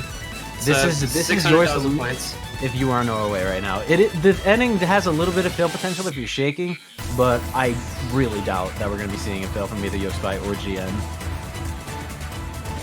Yeah, this is honestly, I'm glad Yokespie performed this well after how much we talked him up before the match, and this is him displaying why we have, I think, so much respect for him as a tournament player, because he just comes out in matches and FC's literally everything. How dumb would we look if he got no FCs and we were just like talking about Yokespie the whole time? Yeah, no, 5 of 5, by the way. 5 FCs. Oh no, Yokespie. not yet. No, Yep, we are five seeing for 5 5. FCs. Yokespie doing it big for Norway, carrying the way alongside GN, FCing as well. Top accuracy to as a well. 5-0 victory. You have to That is quite respect. the performance. You have to respect Team Latvia for being able to put together a team at all. Honestly, not a team we've ever seen in World Cup. Really, like not with We saw them any in major. 2017. Yeah, 2017. But other than that, They're a Not team that comes in and plays like in group stages and usually doesn't get through groups, and that's kind of all. So the fact that they were able to play in the brackets is kind of cool with the new qualifier system. yeah, absolutely. But yeah, Team Norway coming in with a very, very convincing sweep. 5-0. Yokespie, GN. Gonna be, I think, the MVPs for this round. And yeah, gotta respect it. Didn't really see... I don't think we saw Kevzi even once during this. We did not. We didn't see Kevzi. We only saw Cebu on one map, but they used the rosters they needed to win the maps they played, so can't really argue it at all. I don't think. Right. Going to be Norway advancing in the losers bracket to the losers bracket round 2 next week. They're going to be facing off against actually a team to be determined. They're going to be facing off against the loser of Brazil versus Russia. Ooh, that is going to be a good match, regardless of who gets into that stage. Yeah, that's going to be spicy. Norway versus Russia, Norway versus Brazil. Either way, that should be a good one next week. Yeah, especially And because Norway proving that they're playing pretty well, and I think they can take on just about anybody. Yeah, absolutely. I mean, well, depending on I'm not sure how tough the pool will be next week. I think they're definitely a team that is stronger in early round than in late round. Like they do, I think that Team Norway does tend to fall off a little bit once we get into the higher 6-star range. But next week, I don't know. That should be probably low 6-star, like something like that, right? Yeah, the difficulty will continue to scale up, I think, just a bit.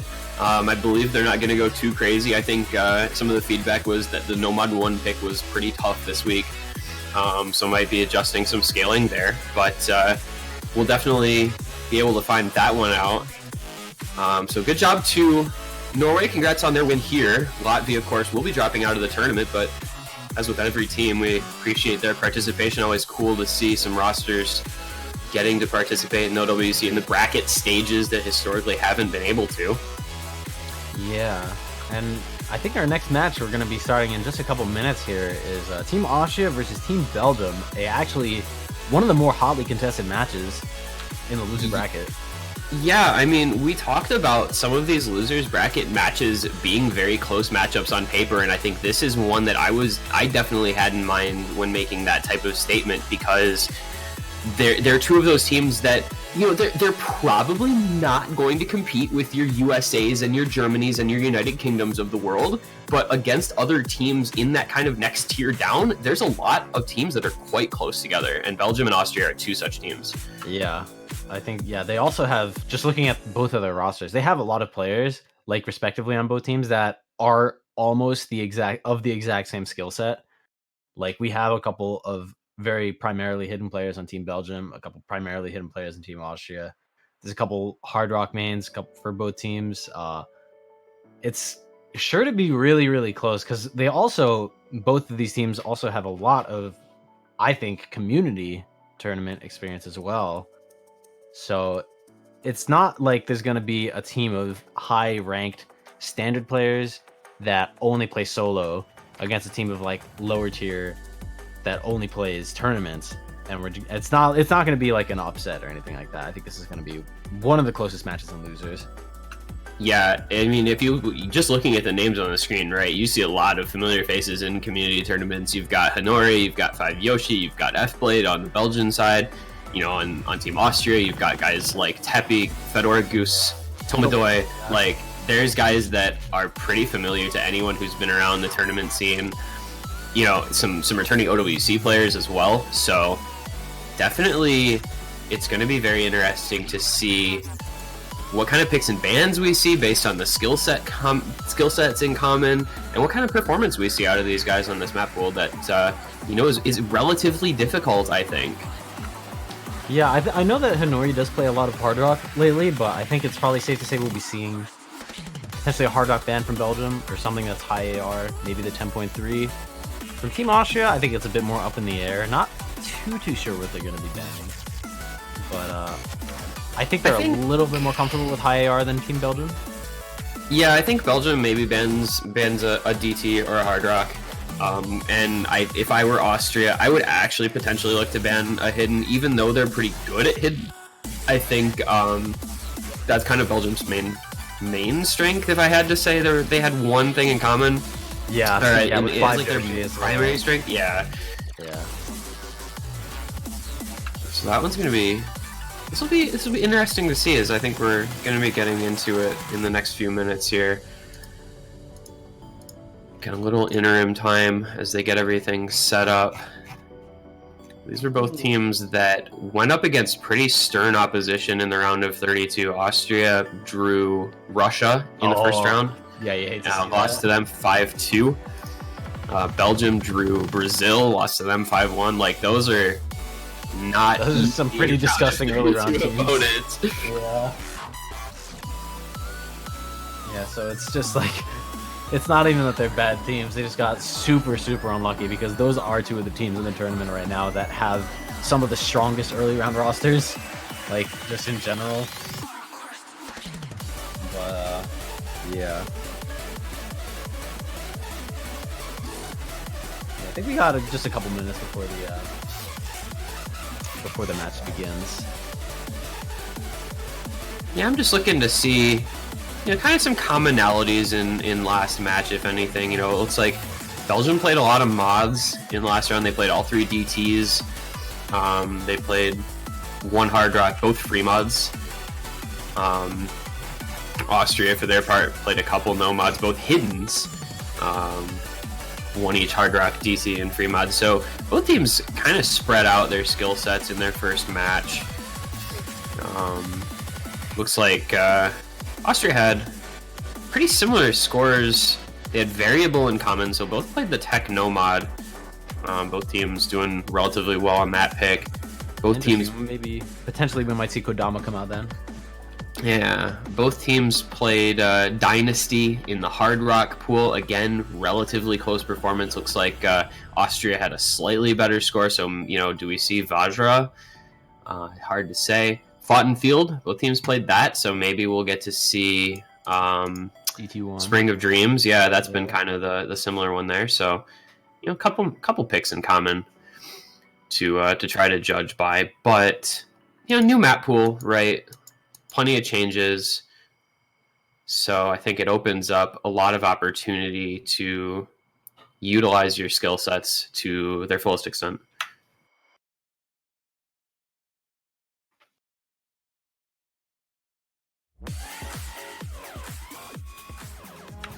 Looks like, interestingly, I don't know if this is going to mean anything really going forward. Goose Federa had the best accuracy on 4 Ultra players last week. Is there anything that's really comparable to that, though? I mean, I guess the Cherry Blossom stream map, but it's not as high BPM. Yeah, I was gonna say the Cherry Blossom, but yeah, like you said, it's not as intensive. So, not really too sure. But yeah, it looks like we're gonna be getting into. We just saw the lobby there for a couple seconds. I say I heard the song change, and then it changed back. So it looks like we're still getting set up. Yeah.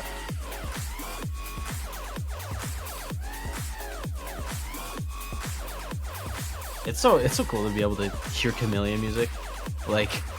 Yeah, Chameleon being a featured artist, dude. Yeah, so many cool featured artists now. Who was the last week? Cell Dweller. Dude, Cell Dweller's sick. I haven't listened to much Cell Dweller in so long, and it reminded me of how much I love Cell Dweller's music. I had like a couple albums I used to listen to literally back in like 2010, like back in the Modern Warfare 2 era. You'd hear like Cell Dweller tracks in like montages and stuff. Frag movies with just "I Can't Wait" in the back. Oh my god. Yeah, those were the days, man. Oh my gosh. Now he's a featured artist in Oath. Like, that's so cool. Full circle. Alright, and it looks like, we're gonna get into the lobby. Lobby has begun. So it looks like everybody's set. We've got 4 players on either side. We can see some of the people we already talked about, actually, like Hanori F. Blade and Yoshi on the Belgian side, and for the first warm-up here. And it looks like their warm-up has already been decided as well. We see, I can't pronounce this. Yeah, I'm not gonna try. Zutalan? I'm not gonna try. Sure, Zutalan. Yeah, why not? I think that maybe I don't really. Yeah, I mean, maybe you're right, and I can't say that you're wrong. So, we'll roll with it. Yeah. We'll probably be seeing, I think, 4-way hidden for Team Belgium. For the warm-up. Yeah, they asked for free mods, so they clearly. I mean, maybe for no-fill, though? Depending on what kind of map this is, we do see a lot of pretty ridiculous maps that are very difficult to pass in the warm-up sometimes, so maybe that would be the reasoning. Maybe, potentially. Damn, I'm vibing to this song. Yeah, bro. We're just chilling here, watching some warm-ups, hanging out, getting into the first warm-up map. Here we go. Gonna see Hidden coming out from Mr. Goose, as well as 5 Yoshi, as we get a little panic to sort everybody out. There we go. Yoshi and F Blade. F Blade Hidden Hard Rock. What a beast. Solid. What a beast, dude. Warm-ups are so interesting to me in OS because there's people that take their warm-ups actually kind of seriously and they want to pick like an actual map, or they'll pick like some weird tech map to get like their slider aim. And then there's people who just like map something specifically for the warm-up that's something completely outlandish. Yeah, it's like you have that, and then you have like Poland with just like Polish memes. Every single. I've never seen a match that Poland has played where it was not a Polish meme map. They've got like a reputation to uphold by now, I think. Like, yeah, anytime they play, it's expected that their warm-up is going to be a meme map. So if they didn't pick one, it'd be disappointing. Yeah, that's true. It's something it's like a tradition now. This is going to be a pretty interesting map, actually. Yeah, this is actually kind of cool. I'm okay with it. Yeah. Fedora Goose and Honori are gonna be holding their FCs for the warm up. Fedora Goose with hidden no less too. He's having himself a grand old time here over on that Austria side. Yeah, it's actually really impressive for a map like this.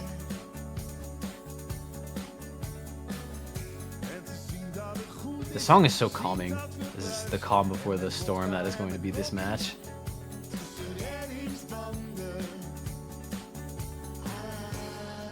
Reminds me a little bit of like Radiohead. This is just foreign Radiohead. That's what this is. Yeah, actually, that's a good shout. Like, oh, Fedora Goose, no, chopping the FC. No, he's gone. Honori, some old Radiohead. Yeah. All right, the real question though, what's your favorite Radiohead album? There is a correct answer. There is a correct answer. Rick, I like a lot of Radiohead. I don't know. I think that I have two. It's either for me Kid A or OK Computer. Okay, you're just a normie Radiohead fan. That's fine. What the? Wait, those are like the two most in popular. Rainbows? No, in Rainbows. 100% in Rainbows. I do like In Rainbows, but I don't know. I really like OK Computer. Like OK Computer's like, I think if you typically ask somebody what their favorite album is, they're gonna say OK Computer. But like In Rainbows is always, ever since I like got into them and listened to all those albums, In Rainbows is my favorite. Yeah, I mean, I don't know if it matters. They're all like, I don't think they really have a bad album as well. They're one of the few bands that has like not a whole lot of like mediocre albums. A lot of their stuff is really, really nice. Damn, Honori with this 400k. Fedora Goose actually bringing his combo back as well. Yeah, it looks like Fedora Goose might end up taking the best score on this one here. It's gonna be close between those two. Yeah, this he's proving that his skill set is still something to be reckoned with, even though we haven't really been seeing him a whole lot in the last year other than World Cup, like in terms of like solo play or community tournaments, but he's still got it. He's still doing very well. Yeah, he's one of those guys that like you can just always count on to show up for OWC regardless. It seems like just every year he's on that team and he performs very, very well when the tournament rolls around. Yeah, and he's gonna be whipping out the highest score in this warm up too. Even though he did miss significantly before Honori. And an S rank as well on a map like that is very impressive, actually. Yeah, super strong performance coming out from Fedora Goose there on that first warm up. We'll see if that's a sign of things to come when we get into the match proper. Yeah, and I think Calamity Fortune TK's Oni. I'm gonna say that is not correct. I'm gonna say we're probably not playing Taiko in the warm up, but you never know. That would be hype though. I don't think I've seen a Taiko match since Standard World Cup yet. And we're gonna be going. Yeah, I don't think that is actually gonna be the warm up. Unfortunately, it would be an interesting time though. Yeah, so we're gonna get a little sort of technical difficulties type of thing going on here as we get sorted for the actual pick. I'm not sure what it's gonna be. Place your bets now on the next warm-up pick. Might be Calamity Fortune, but they just have the wrong dip selected potentially. That's actually harder to do because like if you have one number wrong in a map ID, it's typically gonna be like a completely different map set. Oh right, true. Yeah, so the odds of it still being Calamity Fortune with like a typo in the map ID is actually super unlikely. The little things that you find out when you make map pool sheets and stuff.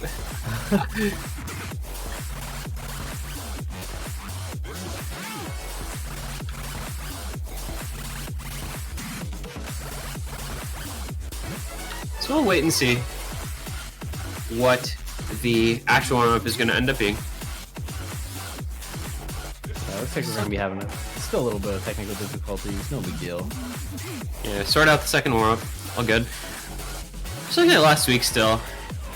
Looking for people to look at for this match, right? You saw Fedora Goose played all 7 maps in Austria's first match. Yeah, Speedy played quite a few as well. Yeah, Teppy played 6 of them. BD played 4. Meanwhile, on the Belgian side, Joda actually played all 6, as well as F-Blade. Hanori playing 4. A couple other players playing 3 maps or fewer. So we'll probably look to see some more main presence. You've kind of got that core roster thing going on for a lot of these teams. Yeah. Oh, looks It's like we're be getting into Yorushika. Let's go. Let's go. Poggers in the chat for Yorushika maps. Am I right or am I right?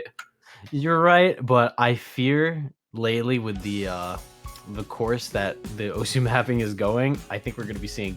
I think Yorushika is going to very quickly become one of the more overrated artists within the Osu community. He's going to be on the same level, I would say, as Oral Cigarettes. At this point, this song is still really, really good. This is one of their better ones, but that is just my fear. Because lately, Yeah, like I don't know. I mean, I've not ever heard a song from Yorushika that I didn't like, so I'm just not that concerned about it. I guess. You know what I mean? they're Like, definitely I'll not listen to the bad. songs and it'll be fine. Yeah, no, I do not think that Yorushika is bad at all. But the one thing I will say is they have what I like to call Nbuna syndrome, because this is Nbuna. Nbuna is the producer for Yorushika, but he makes songs that are all very, very similar.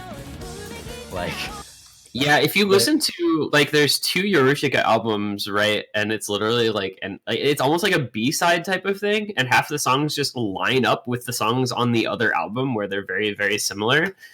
But I don't know, I like them enough that I don't mind. But I know what you mean with that for sure. yeah, looks like a little client freeze here. But oh, we're back. I had a Karane coming into this one. I wonder if he DC'd or if it's just the client. I don't know. I'm not sure. I think if he hasn't returned right now, might wind up being a client DC. Maybe an internet issue potentially as well. I'm not sure. F-Blade is gonna be holding his combo though for Team Belgium. Not an FC, but only about 100 combo shy. With HDHR, that's actually really impressive. Is Map, I guess- Feedy on an FC here? Well, Nope.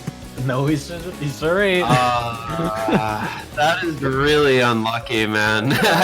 I feel bad. I'm so sorry, Feedy. That's completely my fault. You can come talk to me after the match if you need to know why you missed there. Yeah, we still have Elskar though with a 500 combo for Team Austria. Fedora Goose no longer holding his combo, but still with the highest accuracy in the lobby with the 99.1. Feedy not far behind either. Yeah, I think Etta Karane might have DC'd, which is okay. It's only warm up, but Yeah, he's able to it'll sort be that good. out. As long as his internet's okay. And it's Yeah. just like a temporary DC from Bancho. Well, the tournament Bancho, I guess I should say. Shouldn't be too big a deal. F-Blade missed 3 notes. F-Blade missed 3 notes and died. Because a map like this with Hard Rock is really, really punishing in terms of drain. Oh, that 1/3 pattern is actually Yeah. brutal. That is really I forgot that disgusting was on there. Hard Rock. Looks like Belgium holding the advantage here, though that's with one player holding 98,000 points for Austria, so Yeah. not a big deal. Just a little warm up, getting to see how players are feeling. I cannot believe that Etta's score equals 0. If you fail, your score is 0. Your HP reaches 0. Your score is If you- 0. Dude, Osu fail tournament. If your HP reaches 0 at any point, you are immediately removed from the tournament and disqualified. You are summarily executed for your sins against the HP system. Hanori and Fedora Goose holding pretty impressive combos here, especially Fedora Goose with the hidden. And still has the highest stack in the lobby too. Well, I mean, I guess technically Etta has the highest stack in the lobby, but Yeah, he played a couple under combo. yeah. Oh, you had to say it too. Fedora Goose just missing there. But... No, Fedora. Oh, he missed again! This is all your fault, Will. I can't believe you would do this. I can't believe you've done this, actually. Oh my god. Well, and Hanori dropped. As I was literally about to say, and Hanori's still holding his FC, but he beat me to it and decided to miss. I'm so glad that this is just a warm-up. We're getting all of our caster curse out of the way early. Yeah. This is, I think this map is pretty similar to Fremont 2 though, so maybe we're gonna be seeing some similar performances from these teams on Fremont 2 if it gets picked. Metabee with the sick cursor dance there at the end, only missing one note. And yeah, that's gonna get us through. Also, I realized that I never said anything about this diff name. It's called Fountain Pen, Stockholm Street, and You. Yeah, I don't know. I don't get it. Oh no, they already did the roll. We don't get to see what they rolled. Okay, well, it looks like if Hanori is right, they won the roll. Hanori 17. Fedora Goose 4. Big rolls. Wait, he didn't do roll Meta Girl at. No, he rolled 17, but he didn't roll Meta Girl at. This is so sad. Immediately and banning Hard Rock ban. too. Yeah, so I think we kind of touched on that earlier, that Hard Rock was Belgium's most likely weakness. And DT getting banned for Team Austria. That was very fast. I'm a little surprised by the DT ban because I don't think either of these teams particularly specializes in double time modification. But Austria not feeling quite comfortable with the 10.3, perhaps opting to get rid of that. And we will Remember see. when it took almost 5 minutes to get bans and picks for the last match, and now it's taken about about not even one. Throwback to Indonesia last night. No flame by the way. No flame. So the quick first pick, Belgium giving the first pick over to Austria, and Austria instantly selecting free mod number 1. That is going to be a bunch of samples played consecutively. It's just a bunch of samples. That's all this is. It's just a bunch of samples. It's not even a song. It's just samples. This is not the greatest song in the world. This is merely a tribute. And we're gonna be probably seeing potentially 5 Joshi come in for Team Belgium to hold that hidden. Don't know about Austria having any major roster changes. Although, actually, no, Tepi gonna be probably coming in for Team Austria. Yeah, I would expect probably Tepi. Oh, maybe not. It's gonna be Kizan. I was gonna say I would expect Tepi and Fedora Goose to most likely be in for most, if not all, maps on the Austrian side. I think they're the 2 strongest players. Oh, there he is. Elskar going out to be replaced by Tepi. Would not be surprised to see Overmod here. Belgium, as we discussed, has a lot of hidden players, so they might go an extra hidden, even though this doesn't necessarily favor it. When you are comfy enough with hidden that it's like Nomad, you might as well run it, kind of like we talked about last match. Yeah, with Yoxby and GN. And we might see F-Play come with a HDHR too, like he just did for warm-up. Always possible. HDHR, to answer Goose Fedora, does not count as hidden only. You need hidden only. Like, very specifically, you need hidden and nothing else. I guess you could have hidden and no fail, but that might be an issue for Team Austria. It does not look like they practice that. Okay, so again, no flame, but I don't know why they didn't know that, because they played 2 free mods last week. Yeah, I was about to say that. Like, I remember that they did know the rules last week. I just tested the ref. Fedora Goose with the big brain strategy. But yeah, I guess we're probably gonna. I'd imagine we'll be seeing Fedora Goose with the hidden only for a map like this. Maybe Hanori with hidden only for Team Belgium. Not too sure. I'm kind of surprised we're not seeing 5 Joshi come in for this to hold that hidden only. I think F-Blade might actually run the Hard Rock here. I know you were in the Hard Rock last week. Yeah. So we'll see on that one. Joda actually with the hidden. Is. Yay! I love it when a plan comes together. So F-Blade gonna be the Hard Rock player. Joda gonna be the hidden player. No mods on Hanori and Metabee. 2 Hard Rock only Goose for Team Austria. Kizan and Fidi gonna be going Hard Rock only, and Fedora Goose, as I said, gonna be going hidden only. Not too surprising. This is another one of those maps, though. There is like no safe portion. Like, misses are possible at any point. Yeah, you really love that kind of consistent difficulty. Especially like linear, like there's a lot of different patterns, right? There's linear patterns, there's jump patterns, like there's a lot of different aspects of this map, which kind of fits with its title, you know, a bunch of samples, right? You're going to see a lot of different mapping. Joda with the early break for Belgium, but Feedy and Kizan both breaking together. That's both Hard Rock FCs gone for Austria, so they're down to just one modded FC. Feedy and, Goose Fedora and Teppy also still going to be sitting on SSs. And as I stated, Fedora just breaks. Find a break. It's going to be one of those matches. All right. But Teppy still maintaining his SS into the first break. We're not going to touch on it again, ever, at all. We're going to completely ignore him. Still the I don't even know who Teppy is. I've never heard of him before. Who is this man? I've never seen this man before in my life.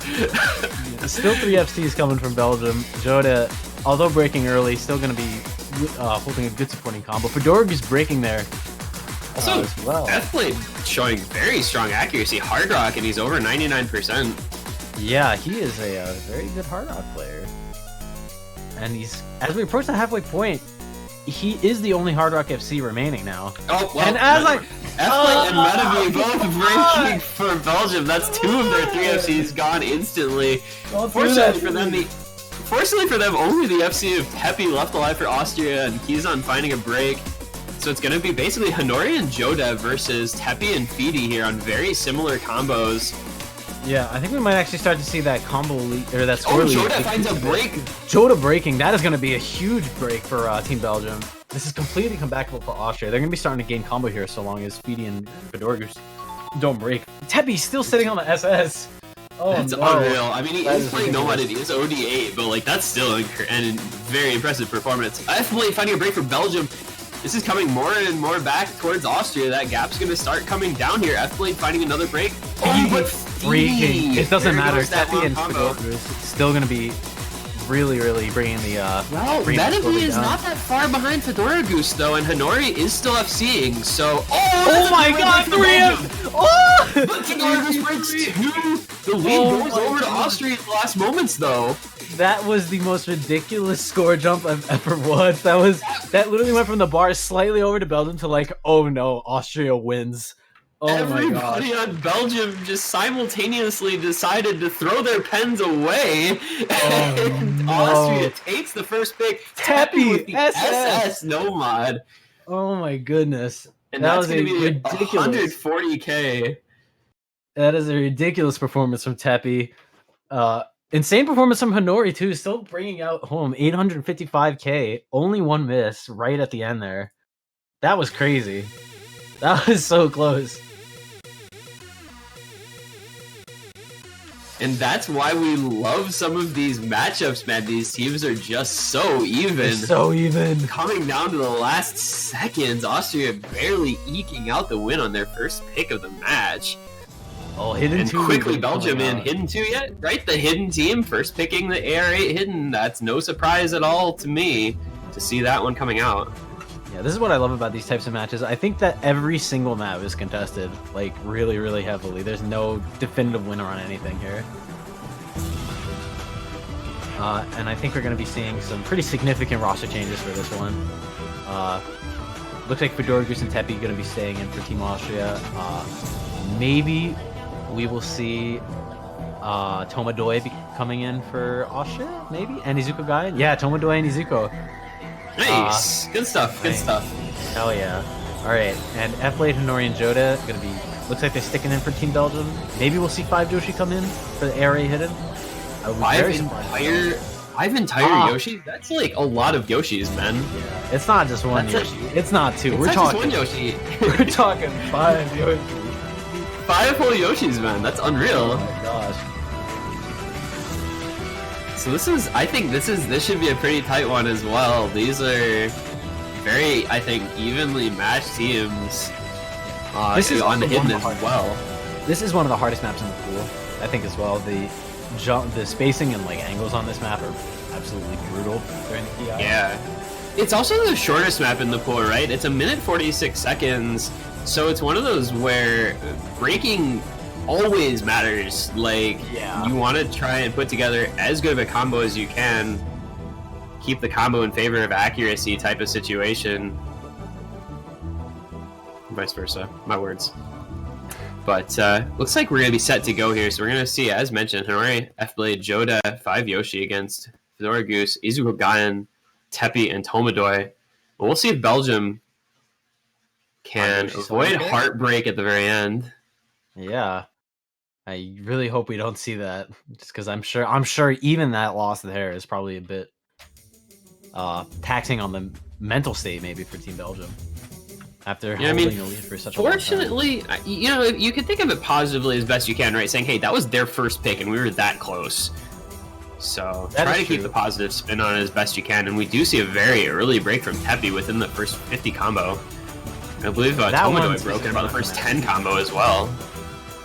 Yeah, he did. But still 4 FCs for Team Belgium, but I don't think it matters just yet. Because accuracy... Oh, Joshi missing there. Joshi, though, that's going to start to matter. I mean, it's still less than 200 combo in, but it's going to be in the realm of mattering quickly because this is so short. It's already a quarter of the way into the map. Yeah, this map is only about 600 or 650 combo, I think. Something like that. So any miss after this point is now going to be really detrimental to either team. Oh, that's going to be Tomadoy on that, the weird timing section there. We're probably going to be seeing, I think, a lot of breaks here. Yeah, the second half of this map is very, very tricky. It definitely takes a level in difficulty up. But Belgium still maintaining those 3 full combos. Austria with the 2 FCs, one very close to it. Oh, Izuku! 5 Yoshi, Izuku, Gaia, Tomadoy. Oh my god, that's just following up breaks after breaks. Hanori and Joda, the only combo still alive at all on the Belgium side. Tepi. And Hanori breaking. Oh my gosh, it's Tepi versus Joda, but I think we're coming down to the wire here, so I don't know if Austria's really got room to bring this back. I don't think they do. Yeah, with everyone breaking their Tepi, the only combo remaining, I don't think they have enough time to bring it back. And that's Belgium gonna be taking their first point. They just held on to those combos for long enough that they were able to maintain an unassailable lead. Joda, literally just long enough. I think they only held it for like 20 or 30 combo higher than Team Austria. Yeah, I mean, the score is going to look worse than it really was. I mean, the score is like 430,000 plus points, but it was honestly closer than that. Yeah. Just those breaks on a map that short are going to have more of an effect on the score. But shoutouts to Joda for the very solid FC there from Belgium, and Tepi with just the early break on the Austrian side. And that is an instant pick. Holy moly, that was about as fast as it can be. Incredibly fast. Hard Rock won the Hard Rock aim map. A banger. And it looks like some pretty immediate roster changes for Team Austria. Thede going to be coming in for Austria there in place of Tomadoy. Yeah, you saw Tomadoy and Izuku Gayan going out pretty much instantly after the last map ended, so they knew what they were going to pick and they knew what their roster was for it pretty quickly. Elscar and Thede coming in here. Yeah, seems like Team Austria really has their strategy planned out for picking for a matchup like this. I think they knew that this was going to be pretty hotly contested, so they were probably a bit more prepared than maybe they would be for another match. And Sven coming in Belgium. And it's... So that is going to be no Tepi for the first time. Third map here. Yeah, Team Austria, oh, wait. He's Belgian. Yeah, never mind. He was on the wrong side. Oh, yeah, Sven is Belgian. I hate people going on the wrong side. It confuses me, man. If they're not teams that I'm intimately familiar with. But Izuku Gayan coming back in, so it is still going to be Tepi going out, it looks like.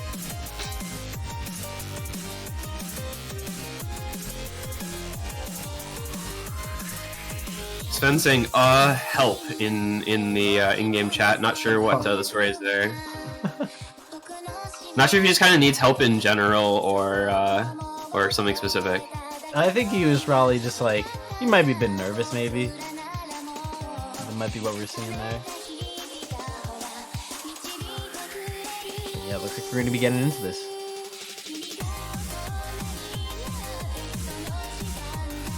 This song is so good. Yeah, I actually like the song a lot, considering it's literally like an anime song remix. It's actually so good. Commentators go full weeb mode. Hey man, it's not full weeb mode if it's a remix, right? Full weeb mode would be like if it were the original version. Look, let me have this. Let me have this. Like, what's the one that one Kaon map that's a remix that like Sotarks has that big set of?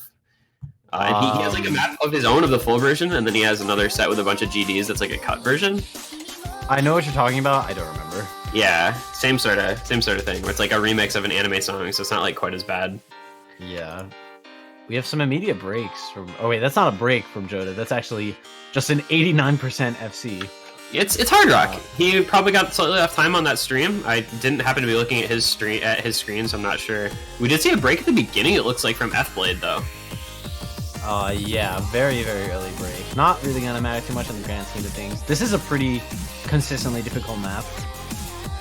Just like the last one. So Honori and Sven both finding breaks for Belgium. So, you know, we did see Belgium banning out Hard Rock with their one ban, and maybe this was why they're not maybe the most comfortable with the mod. But Norgus and Zuko Ryan both finding breaks as well as Feedy, so maybe just no one's comfortable with this. Yeah, these teams aren't really too AR-10 friendly, I don't think, other than pretty much F-Blade and Joda, it looks like here. Elskar holding his FC as well for Team Austria, but it doesn't look like any of these players can hold combos. Sven, Feedy, and F-Blade breaking. Elskar finding a break too for Austria. That was a pretty decent combo. Joda looking to hold on for the Belgian side. Very low accuracy, but his combo's alive, and that's what's going to become important here. Yeah, Joda solo bringing down that score lead from Team Austria. This one's going to remain pretty close, I think, in this slightly slower section here. Yeah, it's actually going down a little bit more than it's increasing just because of Joda's combo. Oh, and as I said, that is so sad. That is such an untimely break. Why did I lead say is just gonna jump on the Austria side, especially with that break coming in from Sven shortly thereafter. Fedora Goose and Izuku Gayan with big combos. They would all have to break and break now if Belgium wanted to have a chance in this, and I don't think it's gonna matter at this point. Yeah, once we see F-Blade missing there too. Oh well, Elskar. Oh my God, Elskar, Izuku Gayan, and Feedy all broke. I think it's too bad that Belgium doesn't have more combo. Yeah, that opened it up if they had combo, but they really just didn't. And yeah, Fedora is going to be pulling out a pretty convincing 700k here. Very impressive score from him. And I mean, that was the difference maker was Fedora Goose with his 700k on that. That was a large part keeping them ahead. Yeah, it was only a 357k total win, and his score was 200,000 better than anyone else's, pretty much 120,000 better than Joda, the best performer from Belgium. Yeah. And immediately we see Nomad 5 from Team Belgium. I love teams that are just ready to go with their picks the instant that a map ends. Like, it is so nice. Yeah, that's my favorite. Nomad 5, of course, that is going to be Senkyo Ranbu once again. Yes. Banger. So we get to see the finger control small circle Nomad back-to-back matches. Yeah, I mean, KTG Stir and small circles. Like, has that guy ever mapped anything large with bigger circles than CS 4.5? I think that the answer is no. At least off the top of my head, his famous maps definitely are all CS5.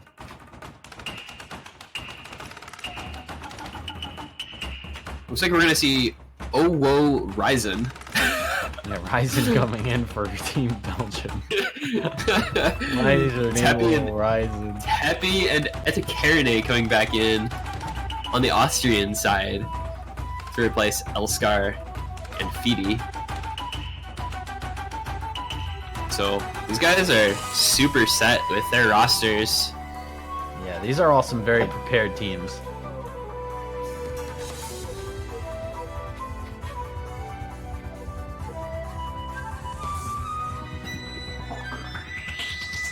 Yeah, this one can definitely go either way. This is not a very one-sided map, I don't think.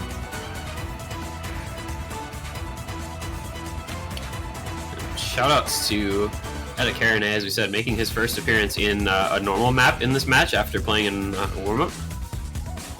I think Owo Ryzen, as we said, also coming in for the first time here. This is a tricky pick to have as your first map in the match that you're actually playing in. Yeah, I'd assume I think that they probably knew that they were going to pick this next, so I think that they probably had him practicing. He's not throwing on no fail either, which is an interesting decision considering we see a 7-way no fail from the rest of the players in the match. Yeah, fortunately, the ending with those kind of triangle jumps not super failable. I don't think you have enough notes that are not hard to hit. But the early break there from Eddie, right at the start. So that's the thing, you know, when you're playing in the match, like you're playing every map, I think it's easier to stay warmed up, to stay consistent, to kind of be in the flow of the match. When you're just coming in for your first pick as the 4th map, it's a little more difficult to transition easily. Oh, absolutely. Into just being good to go. Oh, Izuku Gaia and Teppy both breaking. Oh, Ryzen. So 3 FCs from Belgium, just the 1 now on Fedora Goose for Austria. It's still pretty much an FC for Medicare. Yeah, it was literally like the first 10 combo, or, well, first, what, 30 combo, I guess? Yeah, something like that. Yeah, something like that. But yes, with 3 FCs still from Belgium, they don't break here. And only Ryzen, who wasn't the FC in any case, breaking for Team Belgium, so they're gonna really run away with the score lead here, provided that they don't start shaking or miss any of the little cut streams here. Ooh, Izuku Gaia, he had trouble on that stream. His accuracy just kind of went straight downhill. Still 3 FCs for Belgium. Meanwhile, Fedora is doing his best to try to keep Austria alive, but it's going to be tricky. Ryzen continuing to be the only one to break for Belgium, still maintaining the 3-way FC. You know, it's always fine. Like, if you have one player breaking and no one else, it's not the end of the world, especially when you have only 1 FC on the other side. Oh, yeah. This is not at all an issue for Belgium. Not yet. Yeah, approaching the halfway point. Yeah, Gaia not really having a great time here. Do not think that that finger control is his strong suit. Ryzen finding another miss. They're just kind of trading back and forth, those 2 in the bottom center. The other combos are being built up. Teppy and Edikarine making pretty good recoveries here from the earlier misses as we just passed the halfway mark. Yeah, if we see some breaks from Ethlate and Honori maybe, then we could potentially see the score lead start to decrease a little bit here. But they seem really comfortable on this. Yeah, we have 3 1K combos for Team Belgium now. This is like one of the best team... I would say this is one of the best team-wide performances I think we've seen on this map. 1K combo for 3 different players. Like, Belgium's doing work here. Yeah, 1.7 mil. Oh, Ethlate and Jode both missing! Oh my god. Missing too. Edikarine missing for Austria, but they do still have Fedora Goose and Teppy. And Honori breaks too! There's no combos left on Belgium. We might actually see a... this is definitely enough. Comeback.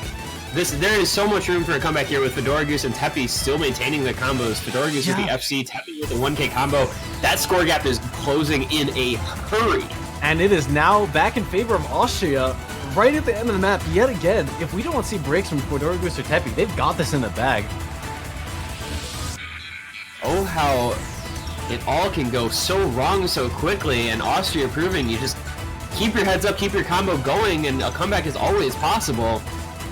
Teppy and Fedora Goose just putting on a show here in the later stages of this map. Oh my god, Fedora Goose with a 94% hopefully FC here, provided that he doesn't miss at the end. Which he does not. He does not. Ridiculous FC from Fedora Goose. 820k FC, by by the way, and 94% accuracy. I'll take don't it. Care. I take it. Won Yeah, the don't match. care. Don't care. What's funny is he only beat Teppy's score by 22,000 points despite having a 200 plus combo lead because the accuracy was so different between them. Yeah, 98 100s to 18, but just goes to show you how important combo really is, even in score V2. Like, while it isn't like the only deciding factor like it is in V1, still really important. If you can maintain a combo, it is likely you will win the map. That is our first break point of the match here. Yeah, Austria the 3-1 lead, and it is now Austria's pick again. Austria probably looking to increase that score lead now. Might go with hidden 1 potentially. Another finger control map just because they saw how Belgium performed on that last pick there. But it looks like they're going to be taking a little bit more time than they did for the last 4 picks.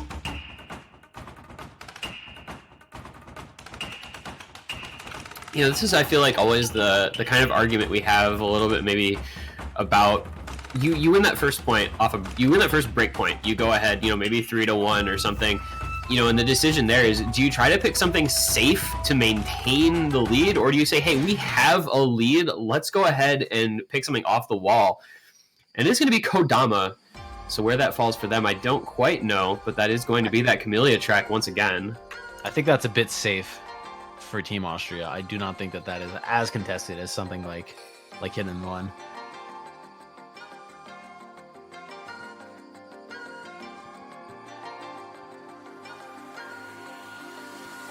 Kodama.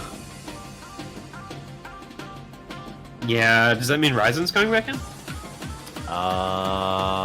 Doesn't look like it. Looks like it's only going to be Metabee staying in for Team Belgium. And I think that the team roster is going to be staying the same for Team Austria as well, with Elskar, Zuko, Tepi, and Fedora Goose.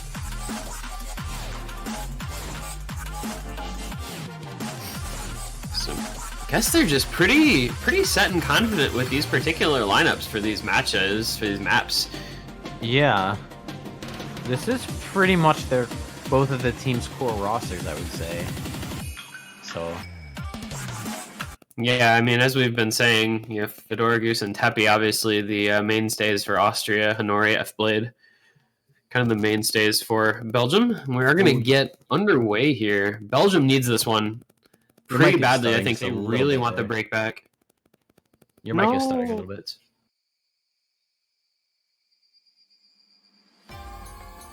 Yeah, we're going to be getting back into this. As I said, don't think this is really super heavily favored towards Austria, but just a little bit.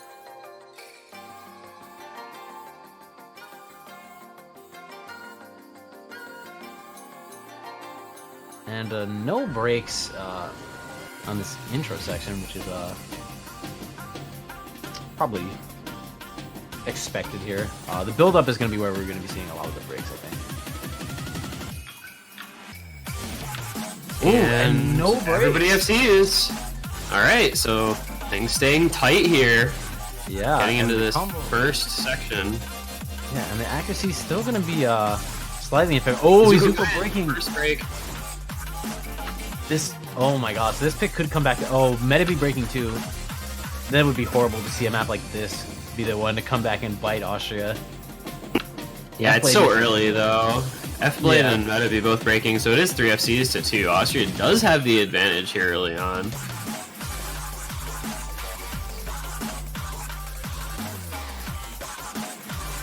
Elskar though, gonna find a break for Austria. Oh no. Yeah, this is. Yeah, Elskar breaking again too. I think he's not as confident on this section with the 1/3 rhythms space streams. Yeah, breaking on all those streams there. See if everybody can hit this section leading into the slower part. Metabee finding a break for Belgium. Breaking again, but not Tepi breaking for Austria. Oh, Only one Tepi FC left breaking on the Austrian side, but Joda matches him. Yeah, F-Blade and Honori are going to be the only high combos remaining for Team Belgium. But it is meanwhile just Fedora Goose and Izuku. Yeah, so F-Blade missing. That is going to really hurt Team Belgium here. Metabee not looking too happy with that cursor shake there. Honori, the only FC remaining for Team Belgium now, and Fedora Goose and Izuku still with pretty solid combos, and Izuku with 99.3 AC as well, along with Tepi. Looks like that this was a good pick for Team Austria, in fact. Yeah, with Metabee with that 94%, really bringing down Team Belgium there. We do still have the entire second half of the map, but Austria are going to be able to make a little bit of a lead. Oh, Metabee finding another break. Part. What is Metabee breaking on the slow part for this match? match? I don't know. That was happening all last match, and now it appears to be happening again. Not quite as badly this time around. Yeah, no, not nearly as bad. Honori has to keep that FC alive with Fedora Goose matching. Joda finding a break in the slow part for Belgium. Alright, we cursed them, man. Oh my goodness. Pretty big combo lead here for Austria at this point, heading into this next build-up. Izuku with the break. That's a huge one. F-Blade breaking too. Metabee and breaking yet again for Team Belgium as well. Yeah, this one's gonna, I think, get away from Belgium a little bit here. Their only combo is Honori. Tepi breaking. Elskar and They still have Fedorgus Elskar could and break. yeah. They could break. It could go back and. I don't think they actually have enough combo left. But yeah, with meta being F-Blade breaking, I think that pretty much solidifies that Austria is going to win this pick. Pretty early 4-1 lead for Austria there.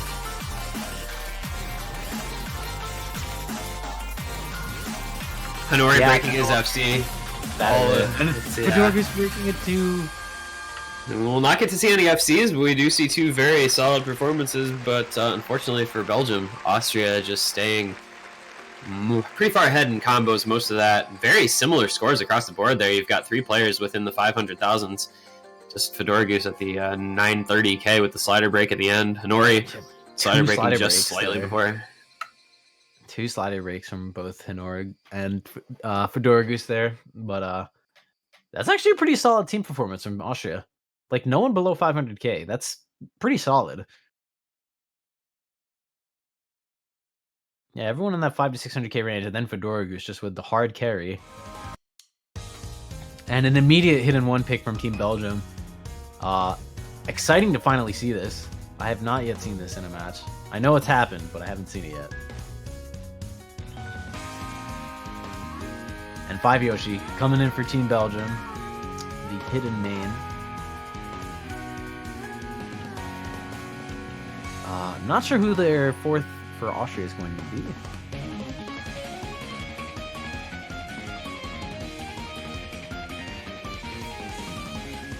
But yeah, I'm not sure how favored a map like this is for either team. I mean, we've had, Belgium as the hidden team, so arguably I'd give them a slight advantage on this just because they are a hidden team playing a hidden map, but this one very different, of course. Yeah, it's a smaller advantage than on the previous one, I think, on the AR8. This is a bit of a wild ride, this map. It's got some really interesting rhythms and stream designs.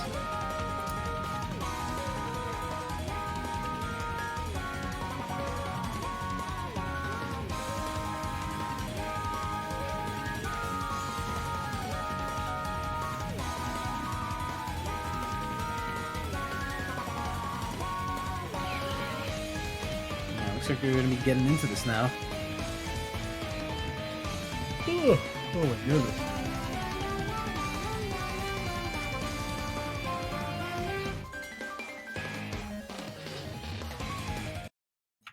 So, Hanori, F-Blade, Joda, 5 Yoshi with Belgium's tournament lives on the line.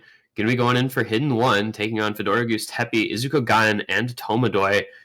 And we'll look to try to close this match out right here with a very clean 5-1 victory if they can steal away another break point.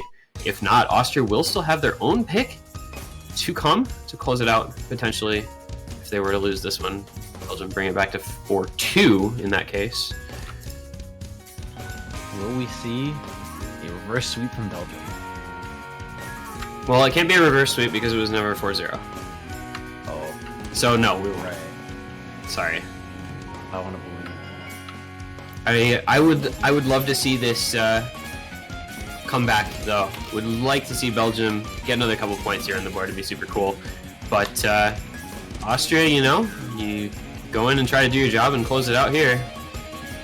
Yeah, it's entirely possible, honestly. Still no breaks from anyone on this in the early stage of this map. Looks like both teams are incredibly comfortable with this pick. Yoshi still holding that 99% as well. Very impressive accuracy from him. Yeah, it's just going to come down to where our first break's going to come. It's going to be Gonna Tomadoi. be the first break. So that leaves... Oh, but F-Blade matches. And So since 3 F-Blade with the slightly worse accuracy too, so that's going to hurt Belgium a bit more in the long run. Izuku missing 2. F-Blade missing yet again. No one going to be matching Belgium for that. Tomadoi breaking yet again. Only 3 FCs still remaining for Team Belgium. Joshi still with that insane accuracy, 99.4. he and the rest of the combos from Team Belgium going to be bringing that score lead very heavily in their favor. Yeah, this is going up over 100,000 points here for Belgium with the three-way FC still alive halfway through the map. Let's see if they can maintain that. Tepi and Fedora Goose, the strong players from Austria, keeping their FCs alive, keeping the hopes of Austria on this pick. This is also where the top of Rhythms not having a great time. This is there goes one on combo, but sorry. This is where the top of Rhythms begin to come into play for this map, though, so we could be seeing a whole lot of breaks here. Yeah, right after the spinner is where the map really starts to get tough. There's a 200,000 point lead for Belgium with just the last third of the map to go. So they just need to maintain this three-way FC, but there goes Yoshi. That is 2 really FCs to 2 now. Combo lead goes to Austria. Yeah, Joshi missing again on those bursts. Hanoi oh my god, we see 7 breaks, full combo. Oh my god, everyone's gone. FCs. There's no combos. Oh my gosh. I think that is still going to be giving Belgium the lead, though, because they do That's have just a full combo reset. That's just a full combo reset. The score is basically going to stay the same. That was every single player under 100 combo there for a little while. Yeah. We're coming down to the last moments of the song, and it's just going to be Belgium by virtue of literally all 8 players breaking, holding on to their lead. Joshi with some seriously intense shake there towards the end, but yeah, his accuracy along with the combos of Team Belgium, gonna be really bringing the win home for Team Belgium. 2-4, very good pick from their team. That, as we said, that's a bit of a wild ride. Yeah, that was pretty insane. 3 S ranks, even though there are no FCs, just goes to show you how brutal that last section actually is in terms of the finger control. You see some very similar scores. Joda and Hanori within 6K of each other score wise. Yeah, that's and then they literally had the exact 680K as well. Yeah, yeah, it's that was pretty tight one. And watching Fedora Goose not break immediately when everyone else did was like a heart-pounding moment, and then he broke. He got about, what, 15 combo more? Yeah, 15, 20, something like that. Alright, Austria's next pick. This is a really important pick for them here. Their last one for this match. If they do not pick properly, then there's a very large chance that this is going to go to tiebreaker. And we have still yet to see a tiebreaker. Nomad 1! We see Nomad 1 alert. Boys, get your warning emojis out in chat. We have a Nomad 1 alert. It is Nomad 1 alert has been I repeat, picked. Nomad 1 alert.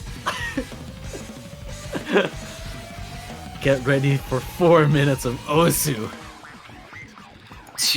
Okay, so memes aside, this map's actually super cool. It's not really a Nomad 1-y Nomad 1, but it is still Nomad 1, and the memes must be maintained.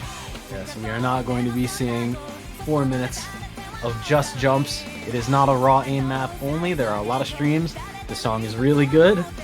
This is actually this is one of the hardest maps in the pool, I would say. Like mechanically and just aim-wise, it's really tough. And especially because this is not really like... When I look at these rosters for these teams, doesn't really strike me as a aim one-trick team. So this could be pretty even. Fedora Goose probably going to shine here for Team Austria. Yeah, I think this is one where the two kind of main carries of Austria through most of this match, Fedora Goose and Tepi, are going to shine. This is, I'd like to think of them as being traditionally pretty solid kind of consistency map gamers. Yeah, and looks like the core 4 for Belgium are going to be sticking in Hanori, F-Blade, Joda, and Manabe. But yeah, this is really where Fedora Goose and Tepi are going to show their strength.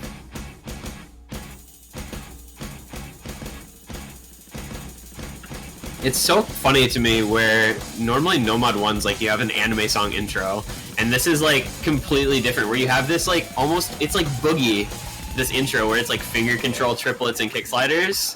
Tepi and it reminds me breaking pretty immediately. It doesn't really matter because this is almost 2000 combo, but kind of interesting to see both of the strong players for Austria breaking. Feedy breaking once again as well. Yeah. Belgium we gonna did try forget to to mention- establish an early lead. We did forget to mention Feedy did wind up coming in for Team Austria here, but not sure why he's not doing as well. Because this is one of the it's simple to read this map. It's just really hard to execute. Feedy finding yet another break. Yeah. Not having a great time of things here. Still a 4-way FC. Heavy breaking again for Team Austria. 4-way FC still for Belgium. Gonna be on, as I said it. It's a 3-way FC. It's a 2-way And FC. now it's a 2-way FC. Alright, so Honori and Metabi are still alive, but Fedora Goose and Izuku Gaien now tied with them. Tepi and Feedy with pretty low combos though, so not going to be the end of the world for Belgium here. It's going to be a little more even rather than extending out their lead farther. Yeah, Metabi sacrificing his act for his combo. Still going to be holding it, but yeah, I think just because of his accuracy, that score lead is going to start to decrease pretty quickly. And Izuku, that is a giant break for Team Austria. F-Blade breaks as well, but he was one of the lower combos. Yeah, they do Metabi still and have Honori XOCs. gonna be really taking this away here as we approach the halfway point. And no one breaking on the stuff to That's a bunch of breaks on that space stream. It's Feedy, Izuku Gaien, and Metabi all missing. Yeah, Metabi with the break, that's gonna be pretty big for Team Austria there. Honori Joda right now pretty much matching Fedora Goose and Tepi. Yeah. So those two, it's a 2 versus 2 in those longer combos. We'll see who can survive the longest. If we see Honori break, that is going to be absolutely tragic for Team Belgium. With Fedora. Metabi is just shaking out of his chair right now. That Fedora Goose cursor- breaks! Oh, Fedora Goose. Oh no! Honori But gonna Joda be breaks as well. Yeah, Joda breaks as well, but I think Honori is gonna be able to really take us away now if he doesn't break. He's got to keep his combo up. Oh, there he goes the breaks! break. Oh no! This is now this is in favor of Austria. Austria with a combo lead. It's Tepi and Feedy with those combo leads, and Austria does take the score lead as well. Belgium just suffering mightily here. A little bit of nerves, I think. Some cursor shake. Honori, F-Blade, Metabi all breaking once again. Just the last quarter of the map to go. Austria is going to look to run away with this one now. Yeah, if Tepi and Feedy don't break soon here, then this is going to be... Oh no, I think that's actually it. The nerves are just too much for Team Belgium right now. Tepi does find a break, but I don't think there's much combo to be... There's not anything on the side of Belgium anymore. Yeah. And they all break. Honori, Joda, and Metabi all break. That's it. That is it. Wow, that was really close. It was really close until it wasn't. Yeah. You hate to see it, but that's going to be Austria in this last quarter of the map, really taking control. And they're going to ride this one home for a 5-2 victory in just a few seconds here as we get through the outro. Surprising to see no FCs from either team there.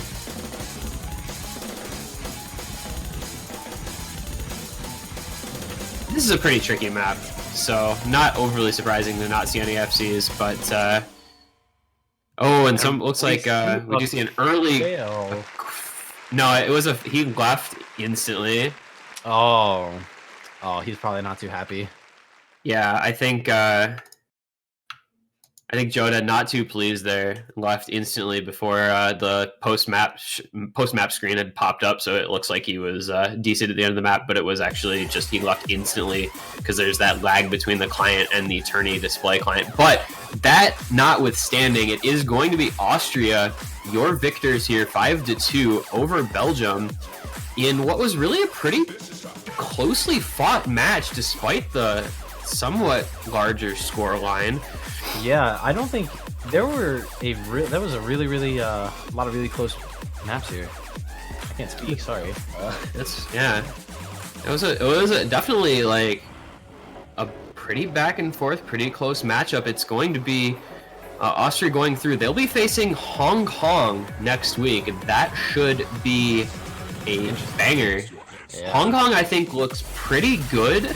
They took 3 maps off of the United Kingdom today, beat Norway last week, so we'll see if they can roll in the losers bracket or if Austria can keep this momentum going into the next round. As far as the rest of today goes, I believe we're going to have Brazil versus Russia. Yeah, I believe that's right now. Is that correct? That's going to be our next match. Coming up will be Brazil versus Russia, and then that'll be followed by Poland versus Romania. So we've got some winners bracket banger matchups for this afternoon. Boy, I am excited. And you all should be too. These matches are going to be really good. I think Brazil versus Russia to me is one of the coolest matchups of the week. Both those teams looking really good. Of course, Poland versus Romania, the rematch from 2018 group stage where Romania won, eliminated Poland in groups. That's gonna be an it's a grudge match for sure. So you cannot miss either of these. I don't think either of these winners bracket matches. Yeah. And we are gonna be seeing Toy and Doland coming in to cast for these two. So you guys get some excellent commentary from the number one hype man Doland himself, and of course Toy as insightful, intelligent caster in his own right, so this should be a great time for everyone. Yes, we'd like to thank you guys for coming in to take over for us. We appreciate it. No problem. No pressure now. Give me that intro, man. Yeah. All right, you guys good to take over from here? I think we got this. Right, All right. All right. Good luck. Thank you guys very much for casting. Appreciate it. Of course. Enjoy the match.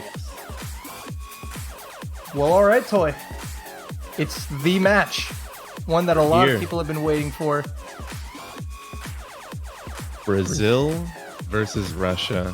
Probably, at least in my opinion, the most anticipated match of the round of 16. I think this is definitely one of them when you looked at the bracket, but Brazil coming in at number 5 from the qualifiers. Russia, a little underseeded. I think most people would agree, coming in at number 12, but definitely have the talent to put them further in the tournament. Yeah, absolutely. There's a whole flock of talent right in their roster. You see Talala, extremely old veteran. It's been around for a while, extremely solid in everything. There's Alumetri, who destroyed the qualifiers, did extremely well, can play basically everything as well. Red Pixel, one of the stronger, lesser known players. They've got the talent. They can do really well. Yeah, I believe they finished 4th place last year, so quite an impressive showing last year, but now they're playing against the 5th-seeded Brazil, who stormed through the qualifiers, led by their captain, Mouse Easy. They've got a slew of talent as well. Yeah, looking at Brazil this year, I every year I think the same sort of story is told about Brazil. Like, they're a bit underrated and people don't know how they're gonna do. But I think this year they've come out with such a storm that everyone's like, okay, I want to see how Brazil is going to do, because they are looking so good. Well, of course, I envy neither of them. I don't envy the winner of this matchup. They will have to play Canada in the semifinals.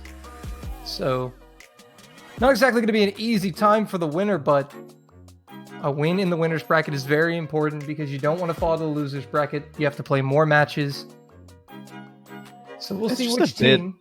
It's just a bit like saddening as well if you drop. Yeah, it kind of is sad to think that one of these two teams is going to be dropping to losers in the round of 16, given how good both of these teams are. Yeah, I think the same was being said about the Australia and South Korea match. Once Korea dropped down, the casters were saying that this is not a team you want to see at any point in the losers bracket, much less after the round of 16. Yeah, and they're already down there in the round of 16, so that's going to definitely create a little tension in that side of the losers bracket. And South Korea will have to face Japan as their first opponent. Then they have to face if they win that, they'd have to face the winner of France and Chile. So there's so many good teams down there. You know, there's a couple historic matches, I think. Indonesia and Singapore, I was going to mention earlier, but that's Eastern Asia facing each other there. Oh yeah, there's got to be some pride on the line there in that matchup for those two countries. Speaking of pride on the line and rivalries, though, after this match, we'll be treated to the rematch of Poland and Romania. So we've got an epic block to round out the weekend here with Brazil, Russia, and Roland, Poland, Romania. Roland. Good match by my friend Roland. It's a new country I just made up.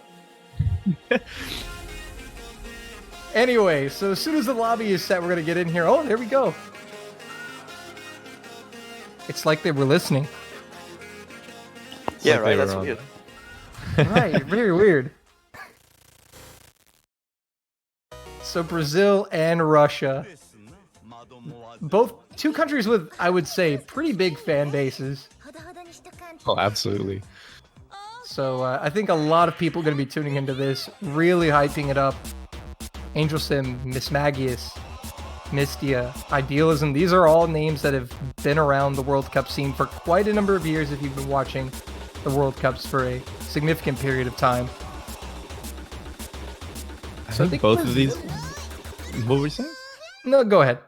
I was just gonna say that I think both of these teams historically have seemed like they should be like performing, or at least they should be placing much higher than they normally end up doing. I think they both kind of peak out around like 5 to 8, and that's when they get knocked down. But I want to see whoever the winner is, how far they're able to get this year. And Yeah, because I think regardless of who wins is going to be a kind of reasonably difficult opponent for Canada. But Canada looks so good. oh, so absolutely. that should be a great one. Kind As we of see looking. the warm-ups.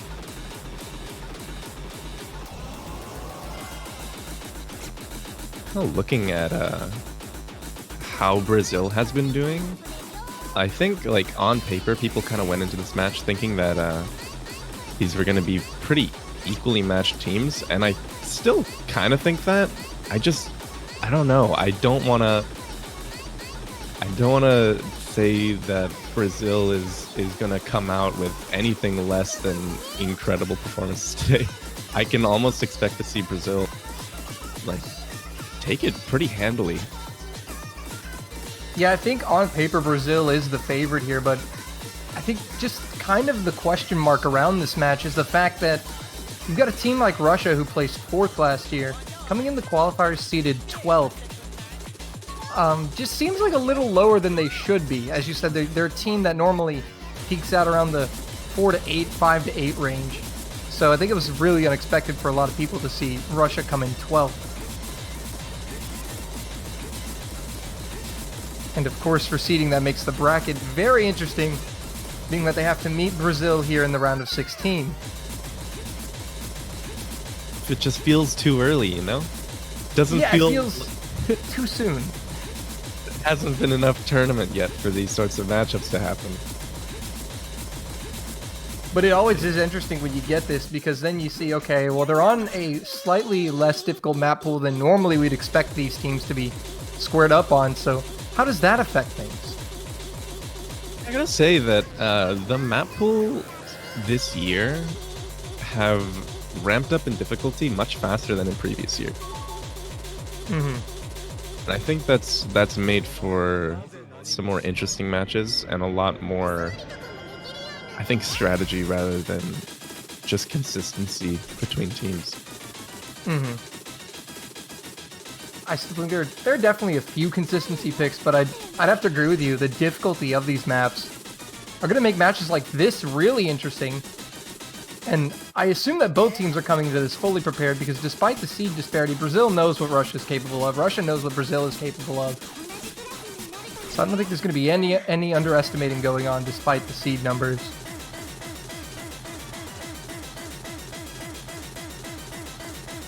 Some interesting patterns here. Look at these cursor dances.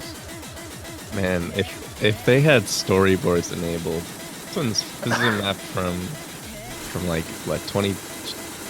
I was gonna say 13, but that's way too early. Or no, like it's way too recent. This is like 2010, I think. And in this section, there's just What? epilepsy warning. Yeah, that was a little late there. Oh, man. But a great warm-up nonetheless, and now we're going to be seeing the second warm-up. Lots of B's and C's coming across the board.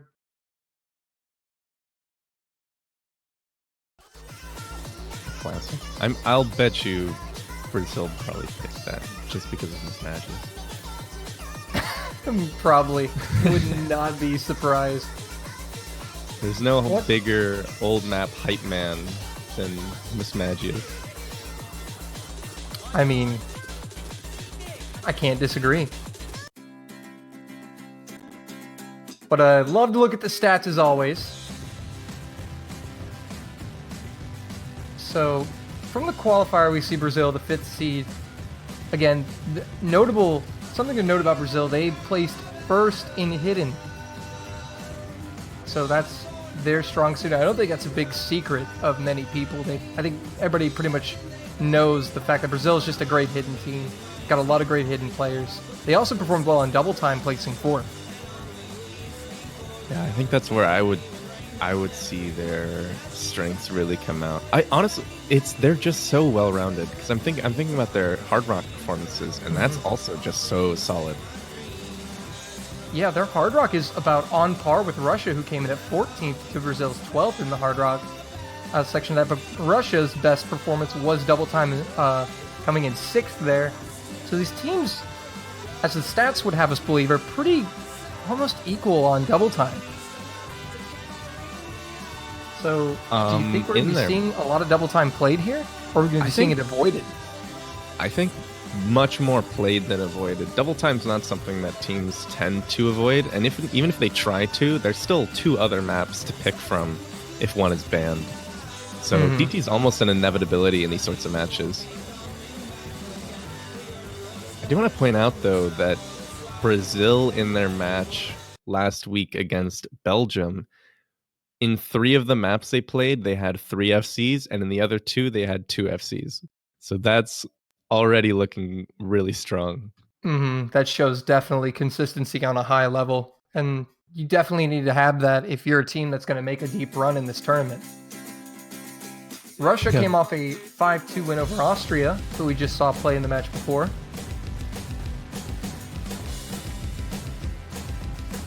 Also a very, very solid performance.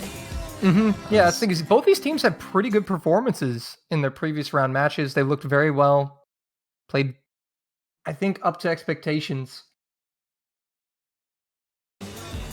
Coming through the matches, Brazil's lowest team score was 3.2 million. That's impressive. Very, very high. That's impressive. They've got the depth. Both these teams. I think a lot of these teams this year, compared to previous years, have a lot more depth to their team. Like, they've got a lot more wiggle room for substitutions, and it's not just like a select few who will carry every map. I think like Brazil, Russia, Canada, they've all got really solid bench warmers, you know what I mean? It's almost like the gap has somewhat closed between the top 3 and the next top contenders, usually like the next 4 or 5 teams. That gap in skill is kind of closed a little bit, I would say, due to that. Because just by nature, having a better bench is going to give you more flexibility in these matches, in these tight situations where you need a specialist. So it's going to be really interesting to see when one of these kind of teams like a Brazil or Taiwan or Australia or South Korea square off against the US, UK, or Poland or Germany. I think it also gives the quote-unquote star performers a bit of a break, a bit of a rest if they need it. Like, you can see Mouse Easy's not playing for Brazil right now. Alumetri's not playing for Brazil right now. It is still a warm-up, but it still gives them a bit of a chance to focus, even when the match is going on. But also, that's got to be a great thing to have if you're one of those star players that's used to kind of having to almost carry. It's got to be nice to be able to rely on some of your teammates and to have teammates that can come through on some of these difficult picks. It's definitely refreshing to not have that sort of pressure on you all the time, that you can miss in a map and still be confident that the rest of your team is most likely like still carrying you. They still got you. Yeah, we've definitely seen a lot more of that this year than in years past. At least so far. I do want to point out the warm-up being played right now. I think this song is really cool, and the mapper, I Shot My Son. Oh my goodness. Map, so, he makes a lot of really cool like English rock sorts of maps. So even despite the name, I think I really like his maps, and I don't see a lot of people talking about him. Well, he's getting some love here on the warm-ups. Always good to see.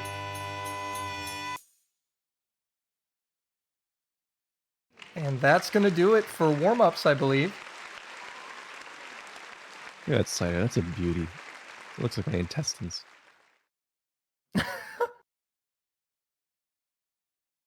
Getting into Reminds the you of home. roles, those roles and bands now.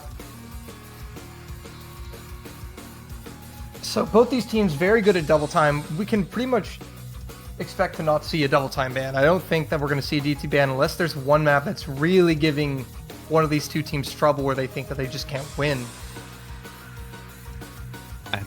In this stage, probably would come down to accuracy or like random misses here and there.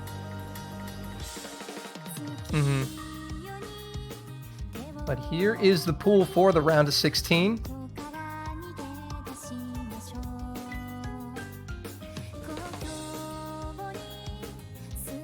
Unfortunately, Fallen rolling a 10. You know, there's still hope. You get about a 10% chance. Mouse Easy with a 95. Okay. Okay, never mind. Hope is gone. Maybe. At least just for the roll.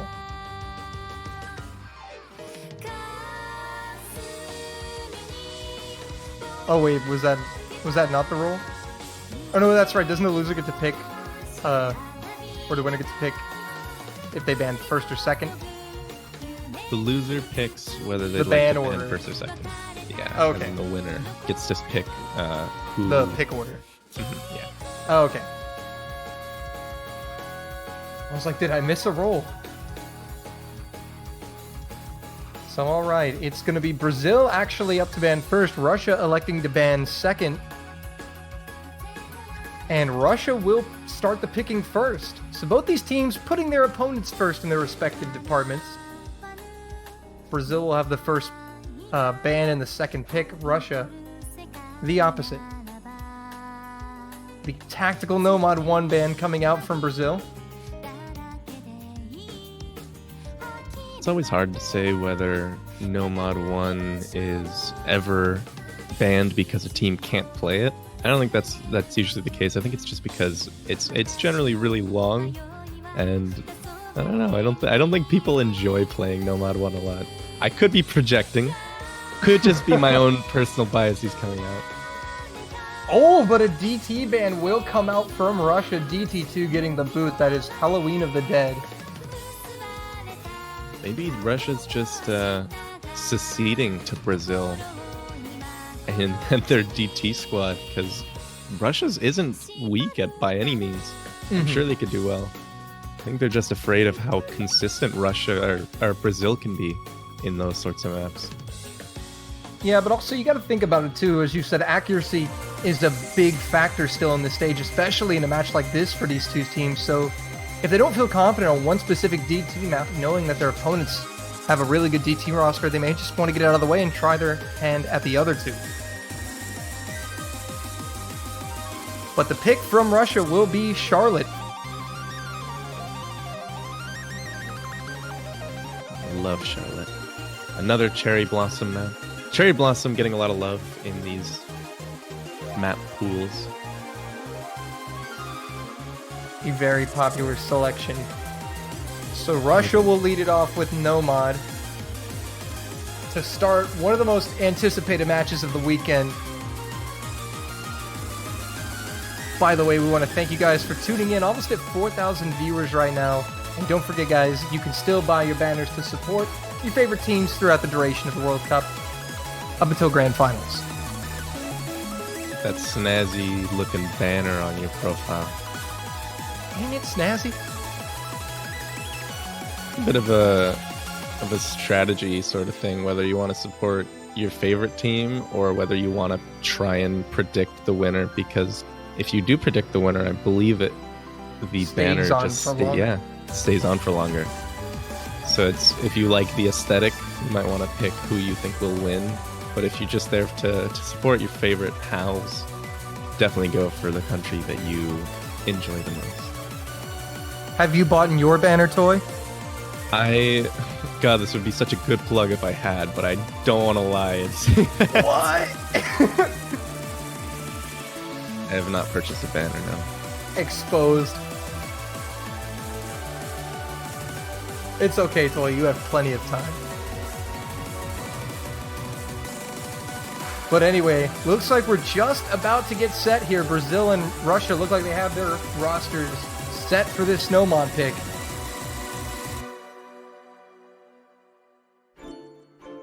And from Brazil, we see Mouse Easy, My Angel Sim, Mendigo, and Mistia. From the Russian side, we'll see Gasha, Fallen, Red Pixel, and Talala.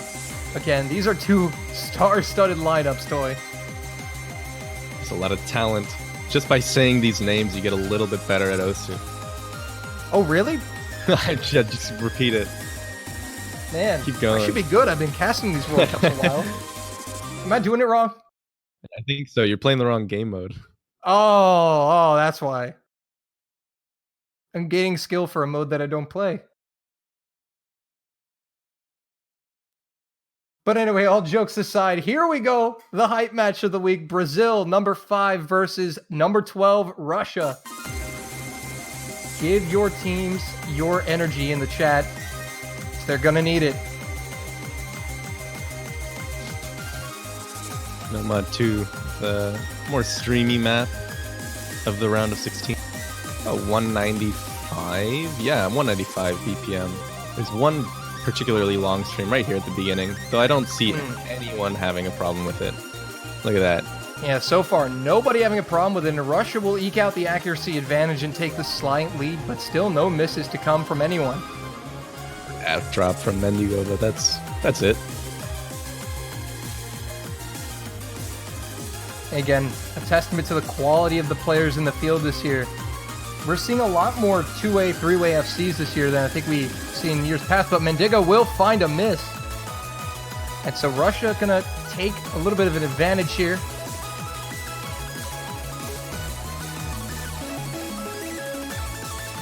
Pretty valuable advantage, I would say. This map is pretty short. Already halfway. Yeah, already halfway, and eyes on the middle of the screen there at the bottom. It's Mistia and Red Pixel, the two SSs, one apiece for the teams respectively. But right now, no misses besides the early one from Mendigo, and that means Russia maintaining a lead. And this is all Red Pixel. This is like what he does. He plays streams. And Mendigo. That's going to hurt Russia more than it hurts Brazil because Mendigo already missed, but Mistia's miss is going to hurt Brazil even more. It's 3 FCs to 2. Russia leads.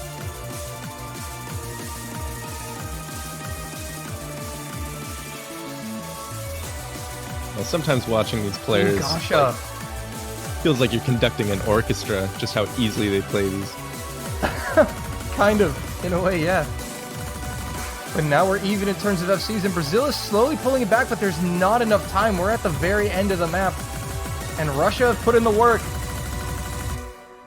And coming in clutch is Red Pixel, opening with an SS. Russia will lead it 1-0. Look at the accuracies on the FCs. Red Pixel with an SS, Fallen 99.7, Mouse Easy 99.85. These are some insane acts. Mistia with a 99.43. Fallen the 99.7. Both teams above 3 million combined score. Like, this is high level. I think we're in for quite a treat, but Russia successfully get a point on the board with their No-Mod 2 pick. Brazil now with a chance to respond, and would not be surprised to see Hidden coming out here from Brazil. Every pick is so valuable in this sort of matchup. And when you got two teams that are this close in you gotta make sure that you pick well. Mm-hmm. Can't be dropping breakpoints here and there. Yeah, every pick is going to matter. And we'll wait and see what the pick is from Brazil. But Red Pixel coming in clutch with the SS to open it. And Brazil didn't even play that bad. Neither team played bad, as we said. Over 3 million combined score for both teams is a commendable performance, but Russia just able to hold on longer.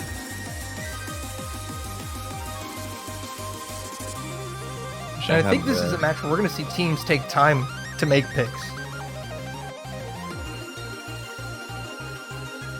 I'm a little surprised to see that Charlotte was one of the least interacted with maps of the round of 16. It was only been picked 6 times before this map.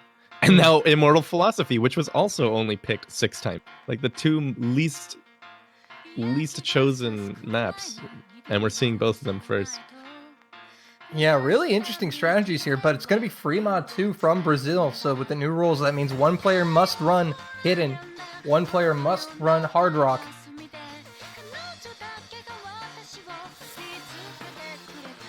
Oh my goodness, we've got Mystia and Mystia.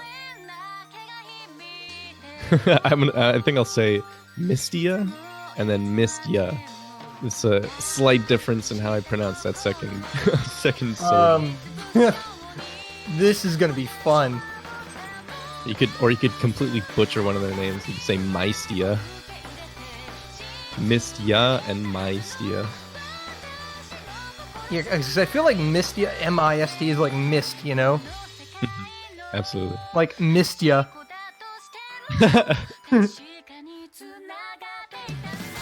That's how we could say it. Mystia and Mystia. I think even though we will know who we're talking about, I still think that's a difficult distinction to make. All right, chat, you're going to have to suffer with us.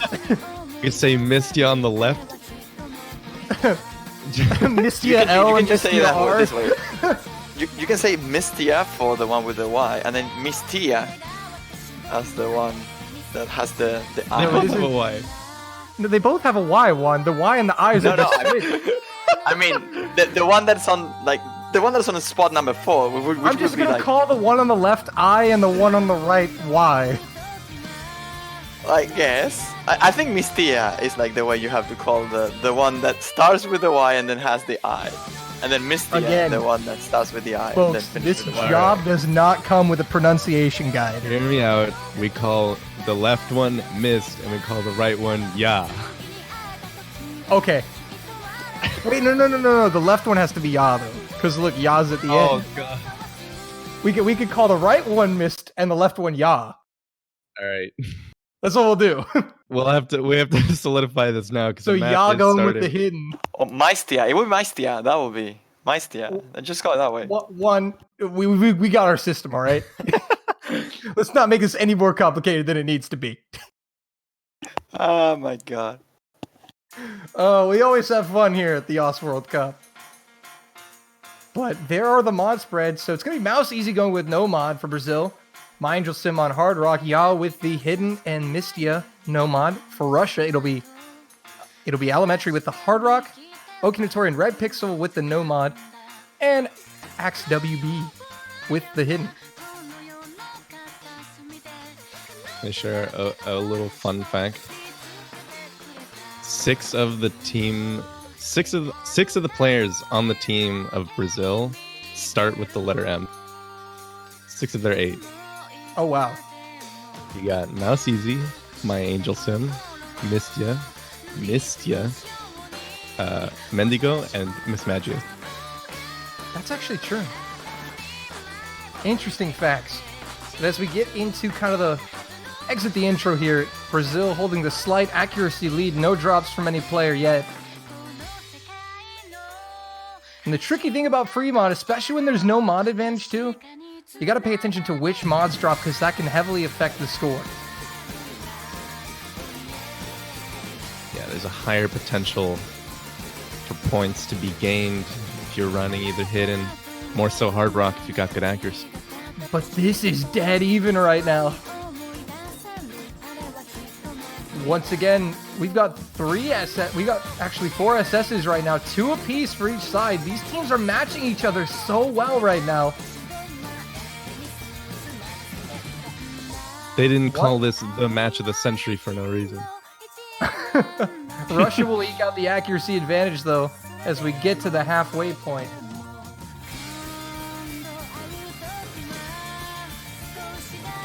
This map, the first half of this map is relatively simple. That was the first weird pattern of my Angel Sim breaking. Michelson.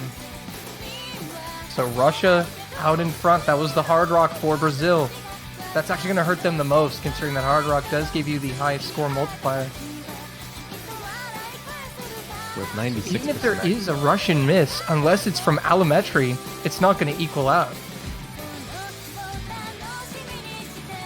Gotta look at the accuracy. Like Allometry with Hard Rock, 97%. He's got lower score than Red Pixel, who is on a 99.5. Oh, allometry does miss though.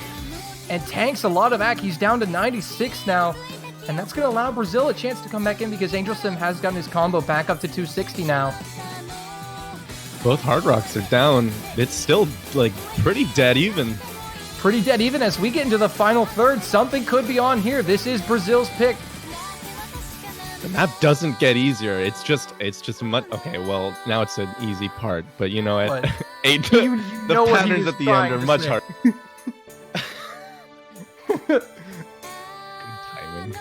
Good timing. All right, here we go. The reckoning is nigh. Allometry is going to slide or break into slow section, though. Going to further help Brazil narrow the gap. And it's going to come down to this last section for Brazil. With a break imminent from either side, it could swing so quickly. Yeah, this is still very up in the air. Any team's game right here. Final on 8 the of the map. So I'm cursor dancing a little bit. I don't know if now's the best time to cursor dance, bud. Angel Sim does break. That's the Hard Rock down. A little bit of time left. Can Russia flip it? You know what's so interesting? Like, both teams have 3 FCs, and the only advantage that Russia has is a 200 combo lead right now. Oh, Misty Analysis, that is a double miss. That is a double miss. Russia going to take it in the dying seconds. If they can hold on. Look at how quickly that score just gap like swung. that. That was so unlucky. And it comes down to a double miss at the end from Brazil. Russia take the break point and the 2-0 lead. But like I'm saying, the lowest score, 3.3 million combined team score. Both teams are playing out of their minds. It's just the slight advantages that Brazil has been giving to Russia that they've taken the first 2 points. Yeah, despite the fact that the score is 2-0 Russia, it has been a very close match throughout these first 2 maps. Coming down to that double miss at the end. And of course, you also got to think, if it was just 1 miss, would Russia have won? How close would the score have been? These teams are playing so good. 3 FCs for Russia. Both of the hidden players, Axib and Mistia, FCing the map. There's not much to say other than just to be starstruck at both of them. Kind of. I think this match was hyped up for a reason, and we're seeing it right now. Very close. But now it's kind of a pretty dire situation for Brazil. Russia's up 2-0. If Russia take another point,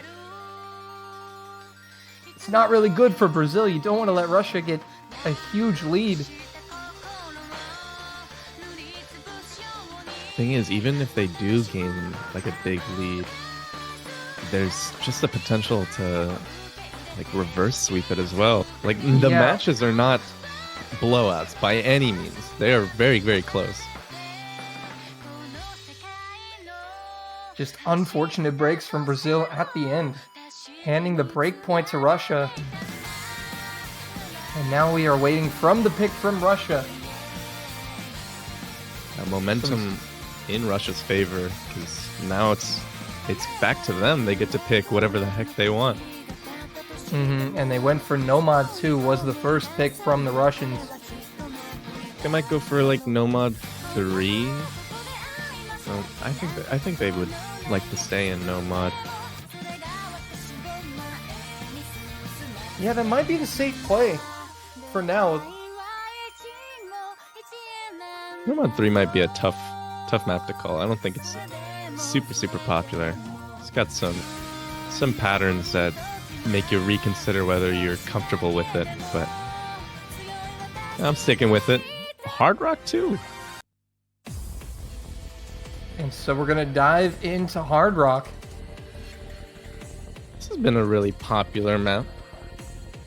At least from what I've seen, it's been highly popular. And once again, folks, let's remind you of how these teams placed in Hard Rock. In the qualifier, Brazil coming in at 12th, Russia at 14th. So this could be very close.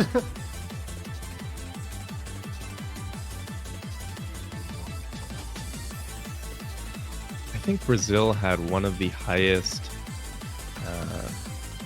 team performances on the 6.5 in qualifiers. If I'm remembering that right, they had one of the strongest performances on, what is it, Oriens? I can't remember what that map was. Now the mists But I know what you're talking about.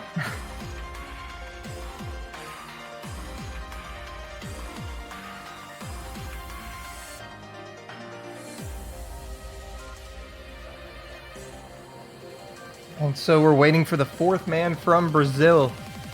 Russia looks ready. Was Russia's pick. I hope they've got a roster in mind for that. Because this is actually a critical point in the match still for Russia, because you can't allow a break point here, because if you do, Brazil could immediately tie the match up with their next pick.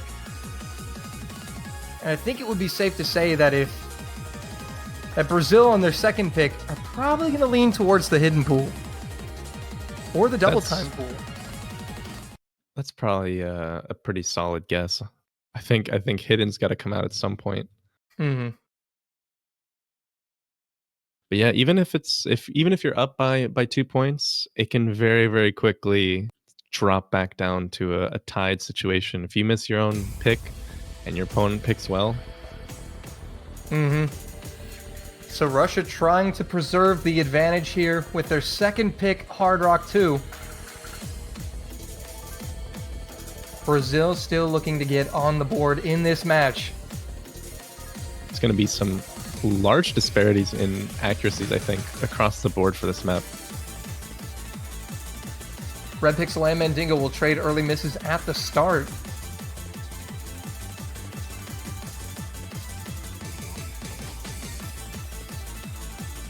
I do think this map is pretty difficult to get a groove on with your accuracy if you're also trying to keep your combo alive. Yeah, it definitely can be. I mean, look at that CS size, first of all. That's going to punish any slight misaims for these two teams. And not to mention this 1/3 section. And it will catch Fallen. So that is a advantage for Brazil. 3 FCs to 2. Miss from Mendigo and Talala. That's another Russian FC down. But it caught Allometry as well. It did. That's all the Russian FCs down.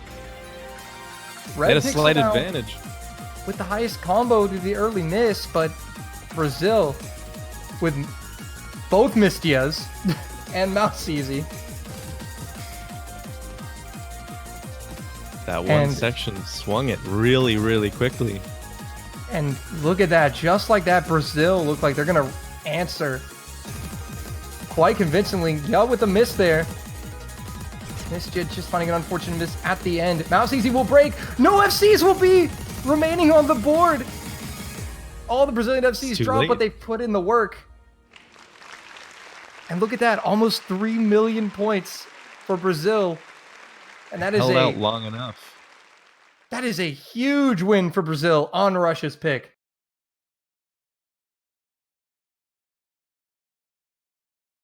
So 2-1 the score. Brazil with a chance to tie it.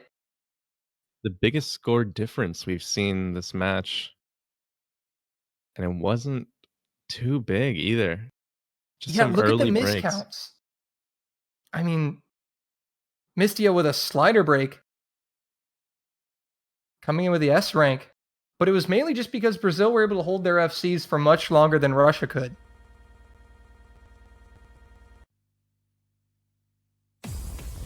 So now Brazil with a chance to respond, and I think Hidden almost has to come out here.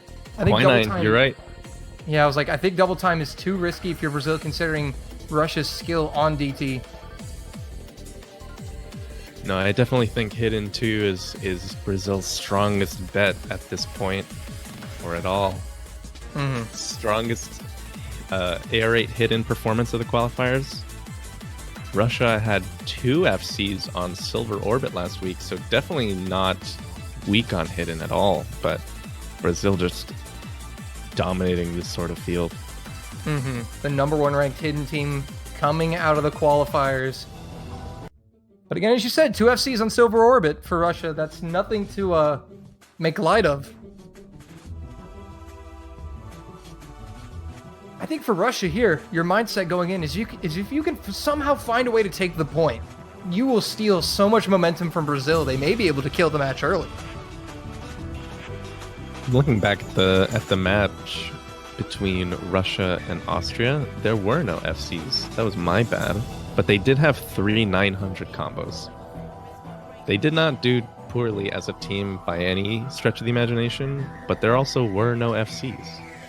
Well, that changes things. Still a great performance from Russia, though, but I think they obviously know they're the underdogs coming into a hidden pick against Brazil, but all they can do is just play their best and hope for the best. As you mentioned, we might see the score tie up 2-2, just like that. And all right, there are the rosters. Mouse Easy, Miss Magius, Mistia, and Mistia for Brazil. Russia going with Okinatori, Talala, Red Pixel. And how do you pronounce his name? Is it just Axe? Because I heard you say it, and I clearly said it wrong. I just pronounced it how I think it is. I don't know if it's the correct pronunciation. I said AXUB. XUB. All right, well, I'm sure chat will correct us. You know, They always help us out. like if you're trying to talk about what deodorant you use, you want to say it kind of like a Neanderthal, AXUB. Nice plug. We're sponsored by Axe, by the way. Go buy. Totally. You- Totally. Use code TOY at the checkout. For legal purposes, we are not sponsored by Axe. No sponsors here, ladies and gentlemen. Just the great banners. Mouse Go buy community. some banners. Yeah, just the banners. We're gonna plug.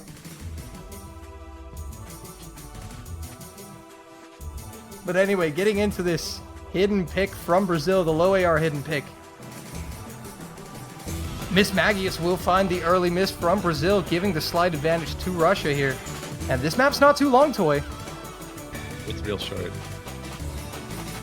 Yeah, Mistia and Axe gonna trade misses there. So Russia will maintain their lead. 2 FCs to 3. See on the screen there, length 147. I think this is one of the shortest picks. Even shorter than double time after the double time calculation. Oh, Miss Magius is struggling even further here. Not what we're used to seeing, and Russia now have a chance to really do something special halfway through the match. They're building a lead. Nice finger control section here. Red Pixel goes down. Mouse Easy goes down right behind him. And that means it's 1 FC to 2. Okinatori, Talala, and Mistia, the 3 FCs remaining. Red Pixel will miss again.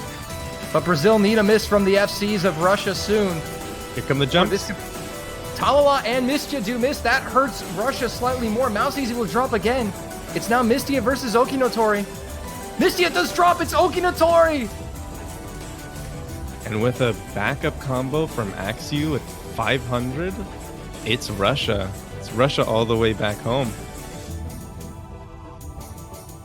Wow, Russia coming in and beating the #1 ranked Hidden team in the qualifiers on low AR Hidden. Strong performance. Axio and Mystia will trade at the end. It matters not. 3-1 lead for Russia.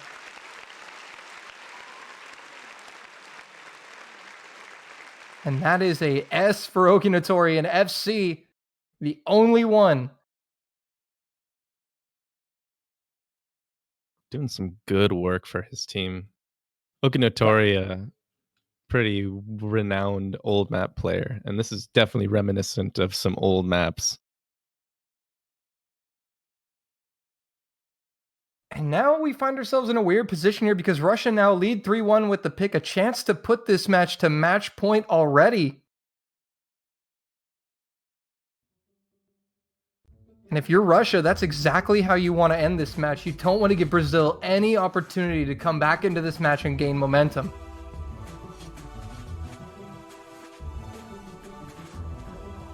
And there's such an open board here for pick. Yeah, literally. There's such a wide variety of maps that you can choose from. It's hard to say what Russia might want to do to try and secure that match point.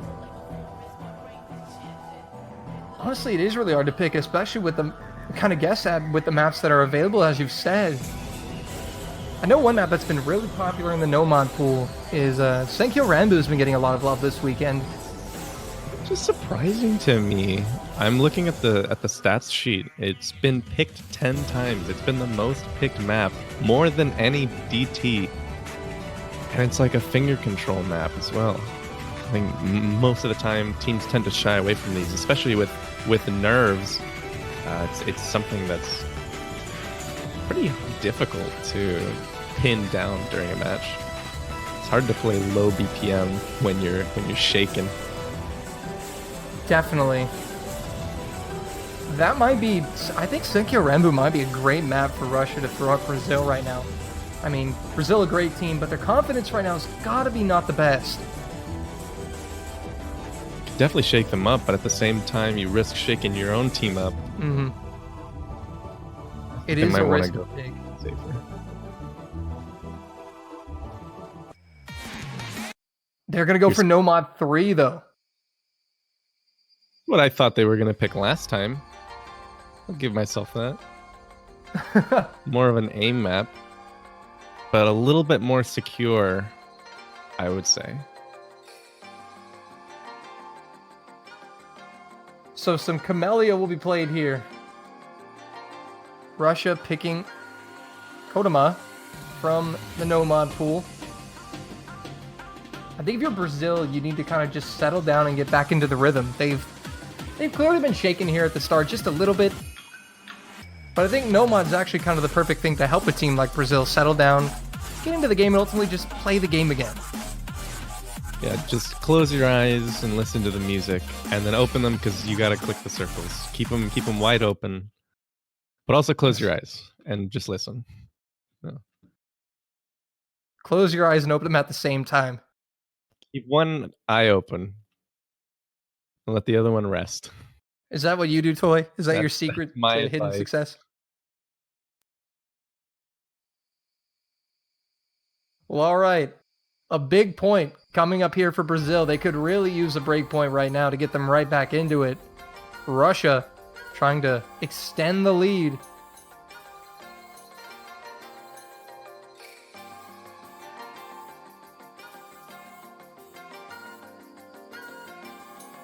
Through the opening intro, the easy build-up section here for these players. There's one pattern like right at the beginning that for some reason would always throw me off. There's like one kind of bizarre overlap. Ooh, See if Angelson anyone though. misses. It's caught off on the streams, but Red Pixel will trade the miss back. But the accuracy advantage now well in favor of Russia due to the miss from Angelson. He missed quite a few notes there. Fallen will miss though. Brazil now leading 3 FCs to 2.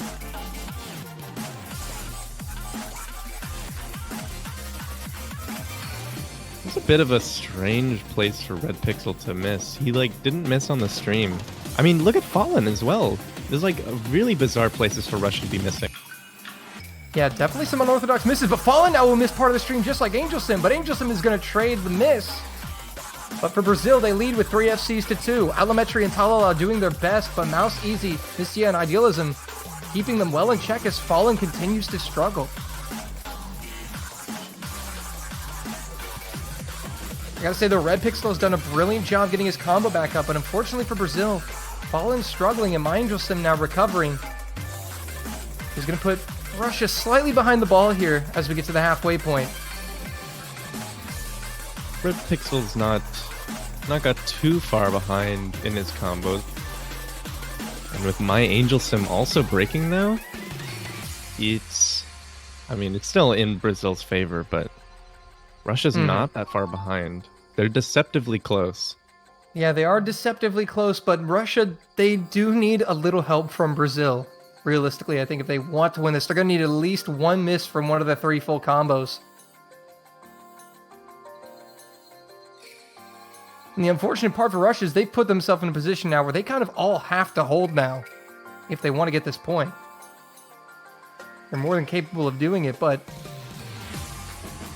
pressure is on. Yeah, the last section of this map, I would say, is the hardest. It's much more space, some bigger jumps. We'll see which of these teams have stronger mental fortitude. Here we go, coming into the final quarter of the map. Mouse Easy will break, though. That's help for Russia. 2 FCs to 2. What happened? I think he left a buzz slider too early. Idealism right behind him. And now Russia's got the lead. 2 FCs to 1. Elementary and Talala against Mistia. My bad, Mistia. Russia sneaking up behind them, like Brazil looked like they had the lead. Yeah, Russia was able to hang in there and stay right behind Brazil the entire way. Thanks to Alametri Talala and the brilliant recovery from Red Pixel, Fallen has also recovered now as well. Wow, everyone on Brazil just fell down somehow. Russia holding up completely strong. The consistency from the Russian players. And that is gonna do it. It's 4-1 Russia. They lead at match point now.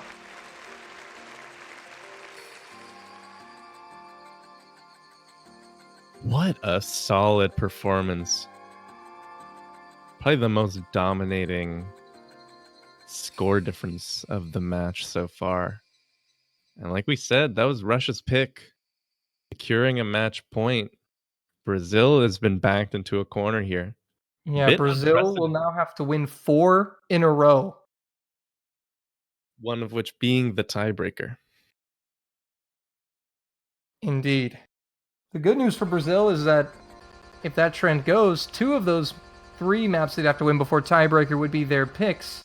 They would only need 1 break point. But still... Hidden one? Hidden one?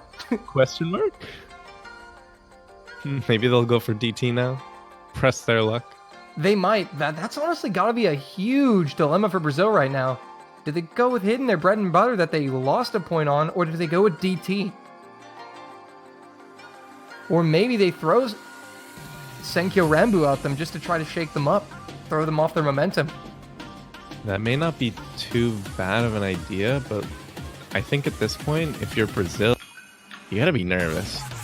You can't not be nervous in this sort of situation. Yeah. It's definitely not an enviable position for Brazil right now.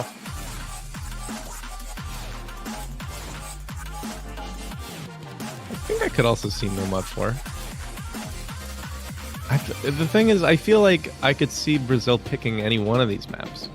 Maybe Hard Rock 1 much less so, but all of the other remaining ones, Humanoid, Shinsekai, Spring of Dreams, Kitsune no Yomeri, these are all like pretty decent picks.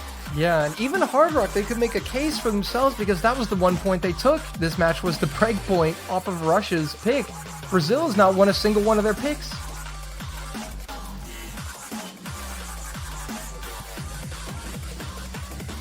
Yeah, I think the loss on Quinine might have depleted their confidence in Hidden. And Hard Rock 1 it will be. I was not expecting that, considering they banned Nomad 1, which was like the other AIM map.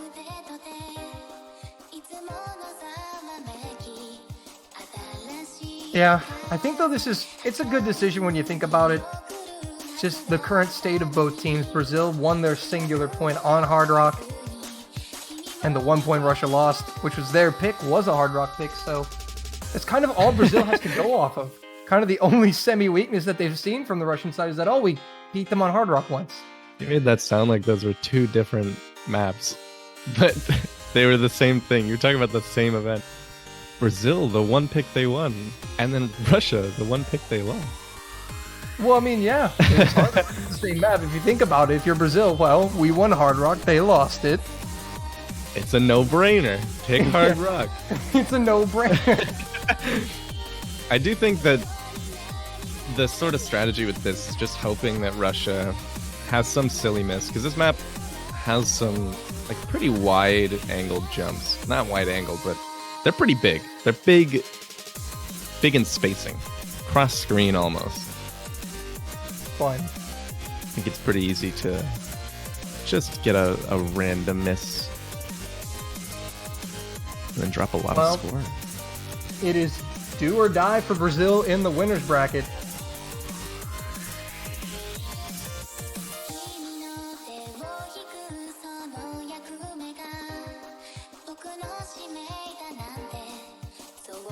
The question is, will Gasha be single tapping? Let Gasha not be single tapping.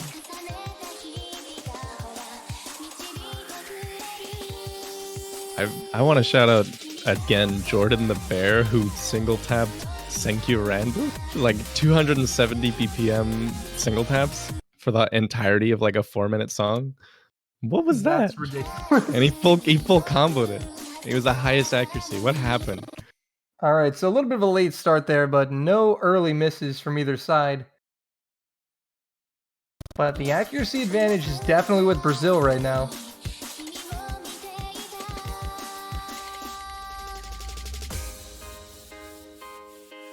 Accuracy lead might not be too helpful once we get into the jumps. Mm-hmm. It's going to be about the combo.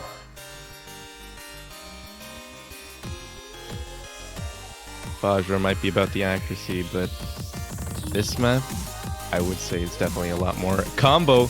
Ooh, and that's a double miss from Russia, from Fallen and Red Pixel. So Brazil now out in front. Everyone hitting that big jump. All right. Yeah, that was pretty impressive. But this is exactly what Brazil was hoping to happen. Exactly, yeah. They got an early double miss from Russia, just what they needed. But Mindrossim is going to find one miss. Brazil still with a 1 FC advantage. Halfway through, though. Not out of the woods just yet. Russia are going back to work, recovering. And that's been the story. Brazil have been ahead in many of these maps, but Russia have been able to come back and take points by recovering from early misses and showing just great consistency overall as a team. You can almost call them strategic misses. Just miss early, and then you're not so worried about full comboing the rest of the map. Yeah, they've been doing that.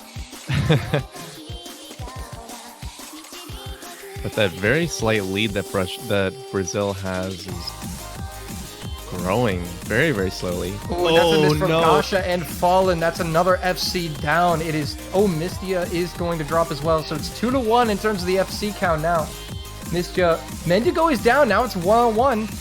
Allometry as well, down too. So it's those not. are the jumps. 2 people dropping on those jumps.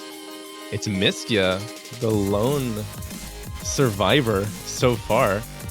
And the more he holds on, the better news that is for Brazil. He's also got great accuracy right now. Stunning performance from Mistia.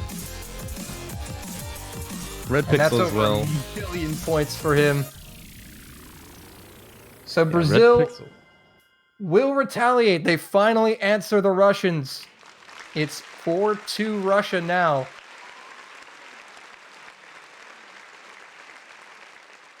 Recovering well from early breaks, but the gap, like 200 combo there, gets you an entire 200,000 more points with good accuracy. I think that's exactly what Brazil was hoping for. Some early or cheeky misses from Russia. Yeah, well, also that FC from Mistia, though, with 99.34% act, finding 8 100s. Definitely playing a huge role in keeping Brazil alive. Russia may be at match point, but the match is by no means close to over, potentially.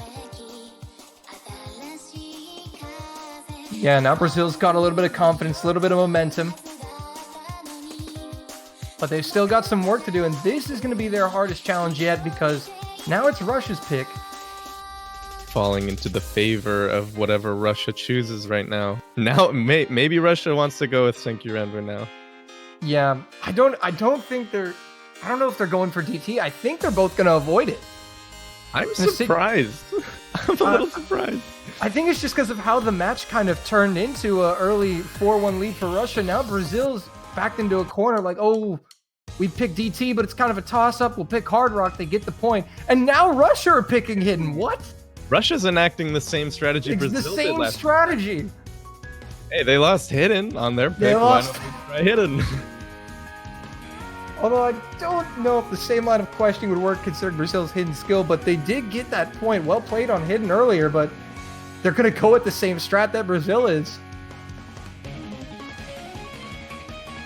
I mean, we saw Russia's Hidden earlier today. AxUB FCing the Fremont 2 with Hidden. Okinotori, the only FC on Quinine. Russia's Hidden is nothing to be scoffed at. Absolutely not. And they earned the respect of, their Hidden earned the respect of Brazil earlier in the match. But I think Brazil's got to be feeling, I wouldn't say nervous, confident. It's a mod they're familiar with.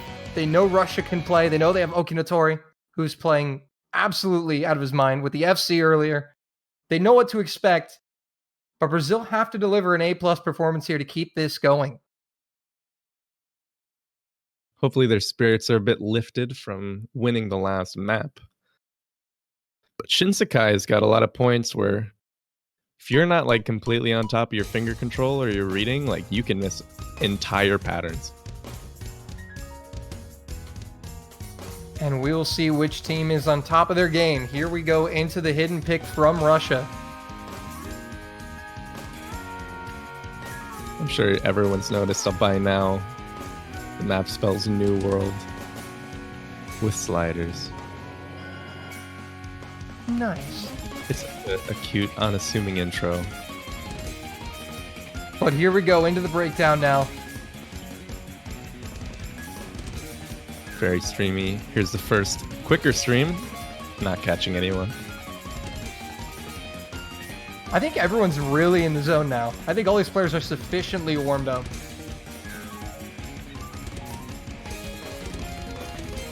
Yeah, looking at the accuracies all across the board, no one below 98. I think they've really zoned into this pick.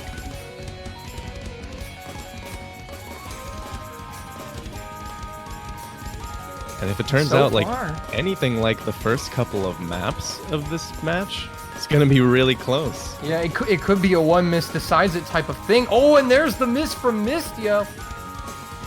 Brazil's still in it, though. If they can do what Russia's been doing and just give chase here and hang in there and not give up, they could still take this back. We're not even halfway through, though, but the early miss is going to put Russia ahead. See if they hang in close like Russia did on Kodama. Oh, but idealism with a miss there. That's not good. 4-2 in terms of the FCs. Now Russia really pulling away. look at how solid Russia looks. Everyone's nearly above 99. Everyone's FCing. Keep in mind, folks, this is a team that placed 4th last year in the World Cup for a reason.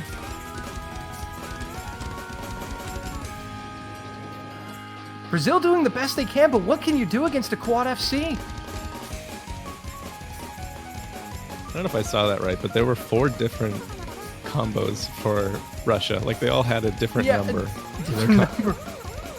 It's a little weird. Into the solo, a lot more finger control. Some wacky patterns right here. But it's getting pretty dire for Brazil, and now that Mouse Easy's dropped, that might do it. Mistia is also dropped, and that's 4 misses for Brazil from all their players. Talala, the first drop for Russia. I don't think it's going to matter. Not at all. There's 3 FCs still going for Russia. 2 Actually now. will But drop. Make that 2. Still 2 FCs, Okinatori. Red Pixel and Okinatori. he almost broke, actually. He got a few hundreds on one of the streams. And But it's- Okinatori and Red Pixel leading their team through this hidden pick against the #1 ranked hidden team in the qualifiers. God, Are going to look at complete that a team seed score. upset. 3.6 plus million combined team score. And Russia will move on. They win it 5-2 over Brazil. What a performance from the Russian Federation. They will meet Canada next week in the quarterfinals. What a match that is going to be. That'll be exciting. Brazil not eliminated. They'll I be think dropping that's the a losers match to bracket. catch.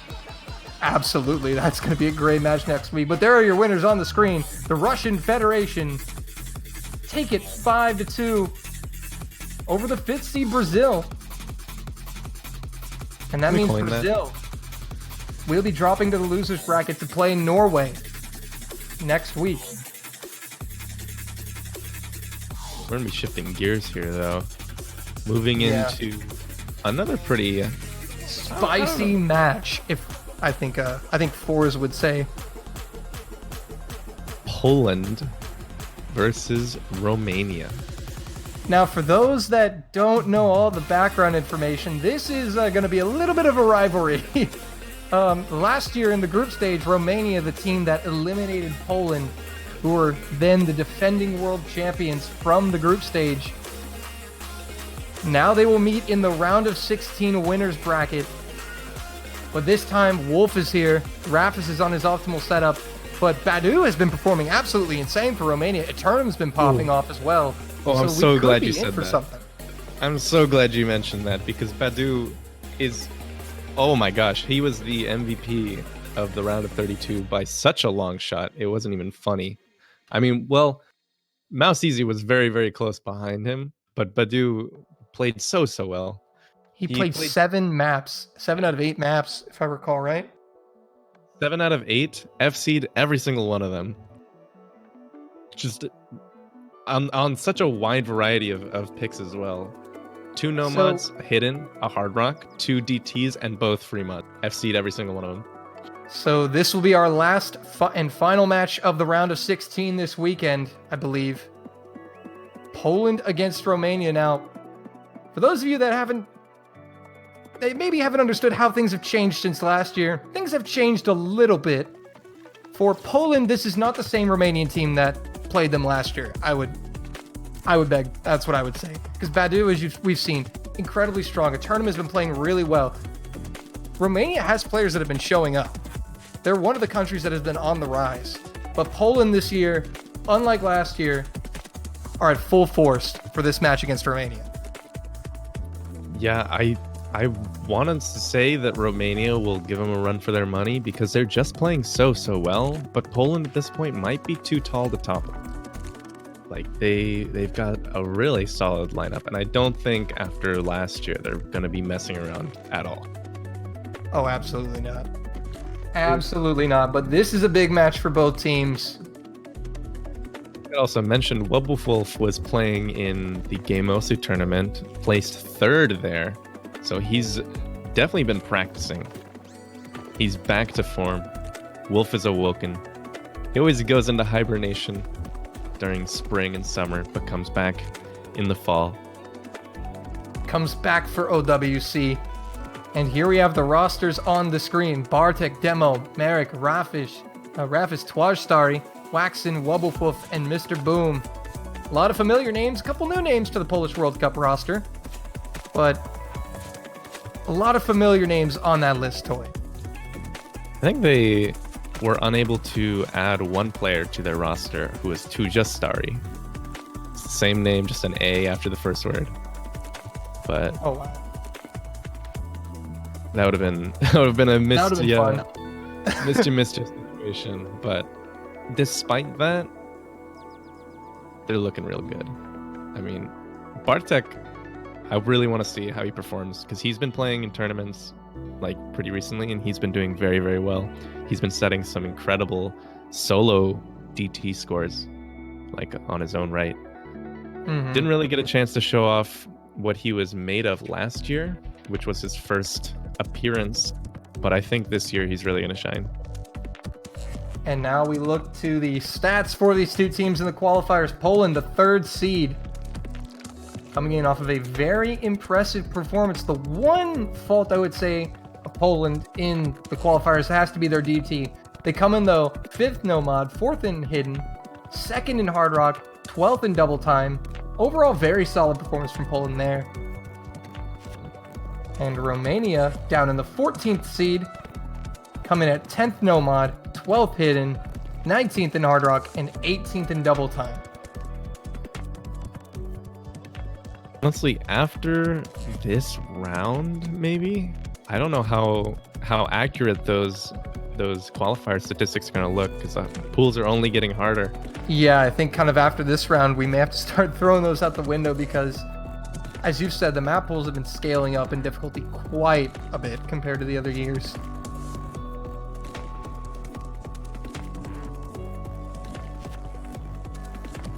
But this will be our final match of the round of 16. Afterwards, we'll be getting the map pool showcase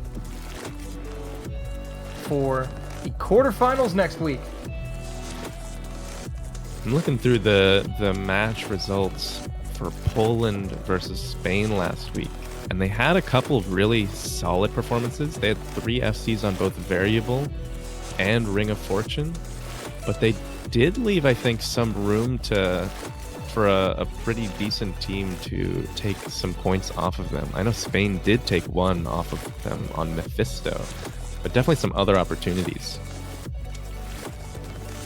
So yeah, but I think Romania are quite a bit of a step up in terms of an opponent from Spain, especially with how well some of their players have been playing that we've already mentioned. Romania obviously stepping up to the 14th seed, so this shouldn't be a walk in the park for Poland, but Poland, I think, are the favorites heading in by a decent amount, but I think they know who they have to look out for on this Romanian side.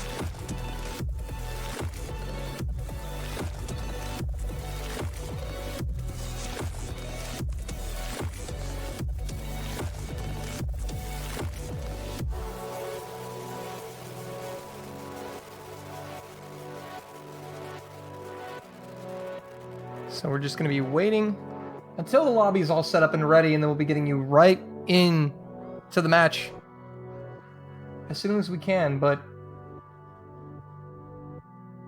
in the meantime, I guess we could just take some chat questions. If you have any questions for Toy or myself,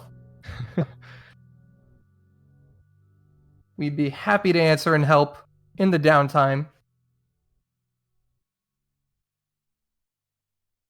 I'm just personally looking through the stats for both teams right now, and they look pretty even. Pretty decently even.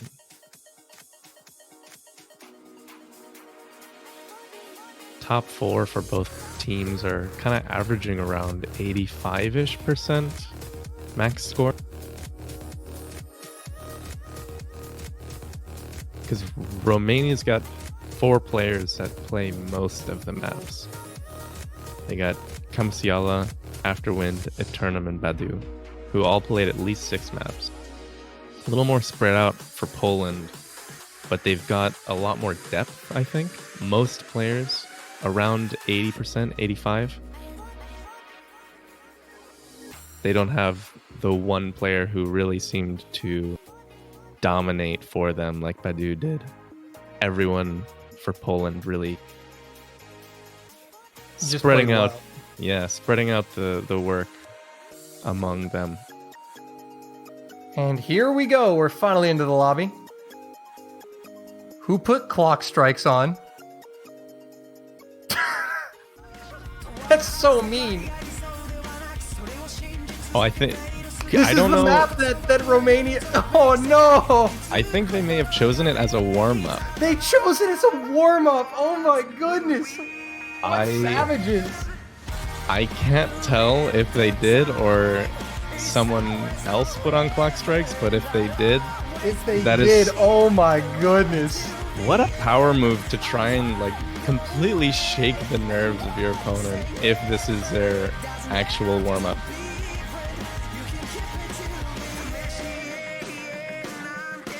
Oh my god! Oh wait, this is the Polish warm up. Oh wait, the Romanian warm up's already done. We missed one warm up. This is the Polish warm up. Oh, thanks, Poland Rapid. trying to take it back and show They're off trying how to much take they back practice. Newsflash to Poland: if you win this map, you don't win. Yeah. The score I will not just be like to- 4-3 if you win. I like to imagine that this whole last year has just been all of Poland practicing this one map just to win this warm up. The redemption arc for Poland begins now in warm up. They just wanted to win this map, and then they're done. They can You know what hang this up means? the They're town. both going to take this warm up seriously. Because if Romania win it, oh man. This is the rematch. This is the rematch. Almost.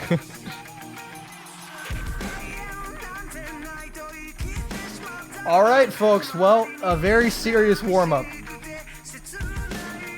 This is unlike any warm up I've seen before. This got personal.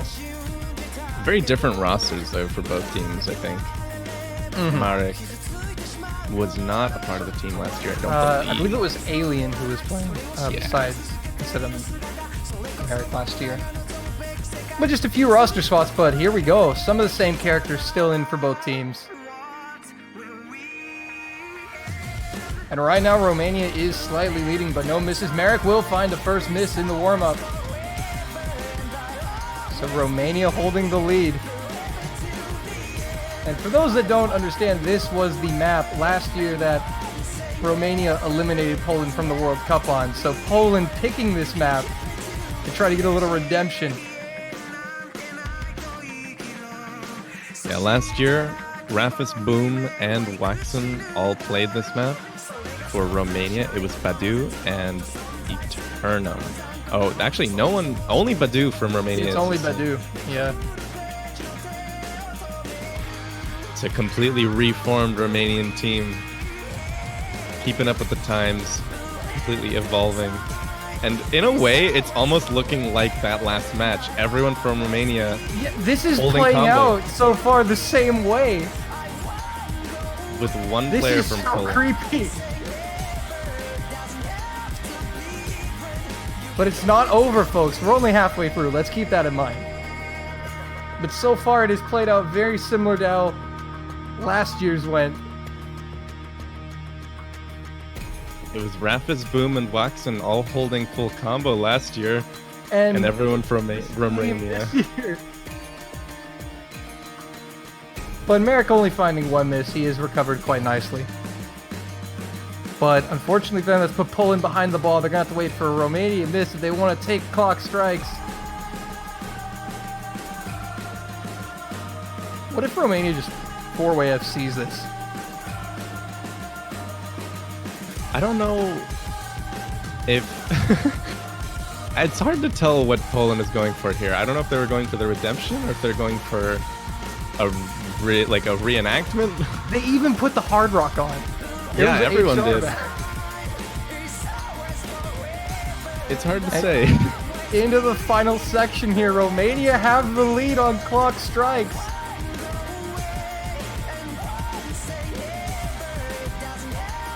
I can't This believe would be an Poland. emphatic statement made by Romania. I can't believe Poland's about to be kicked out of the World Cup. Again? That's what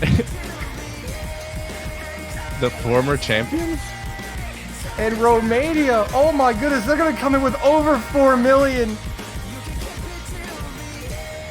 Oh no, we got a lever. And that's gonna be Romania winning clock strikes, winning the warm-up. Unfortunately for Poland, not able to get that one back from last year. A valiant effort. Nearly exactly how it was played out last year. That was pretty insane. And history aside, I do want to say good job to Romania, all FCing this map. That was very impressive from Romania. Just really solid.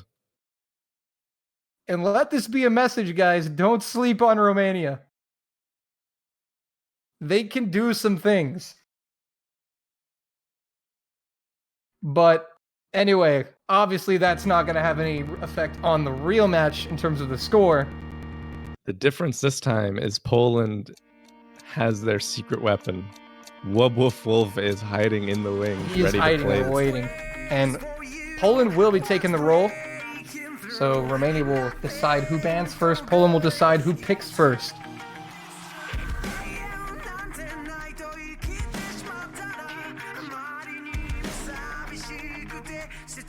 But this is a big match for both teams.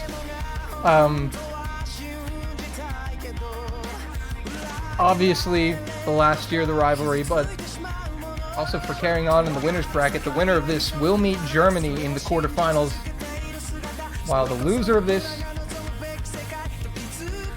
will be meeting New Zealand in the losers bracket next week. I think regardless of the history that these two teams have, it is a very, very crucial match to win. Like if Romania make it past Poland right now, they've got. I think that they could also beat Germany. Like they've got a pretty clear path set out for them. I mean, it's not going to be easy by any stretch of the imagination, but if Romania can play like they're capable of on a consistent basis, then they could give Poland and teams like Germany some trouble. And so the ban from Poland is gonna be Humanoid, no mod 4. So Poland electing to get rid of a no mod. Has that been banned? I don't think so. It's been banned once before, but Not often.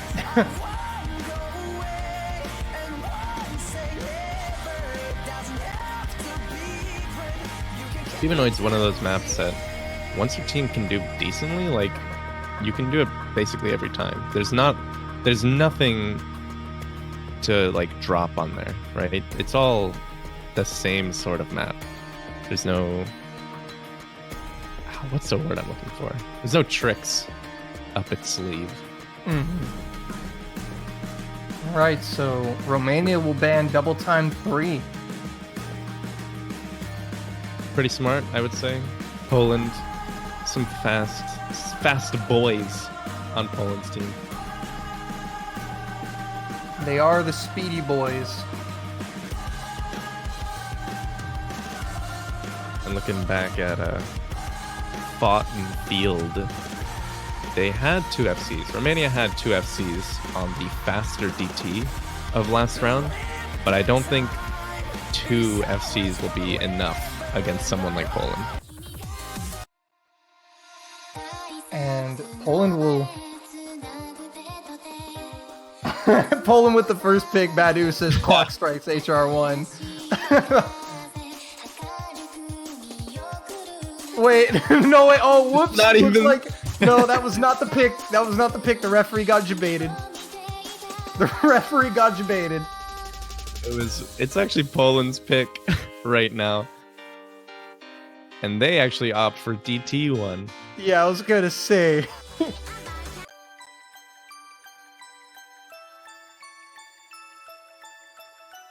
Penn saying, don't bamboozle him. Don't bamboozle the referees. He's hard of hearing. Just leave him be. Roughest when Romania picks for Poland.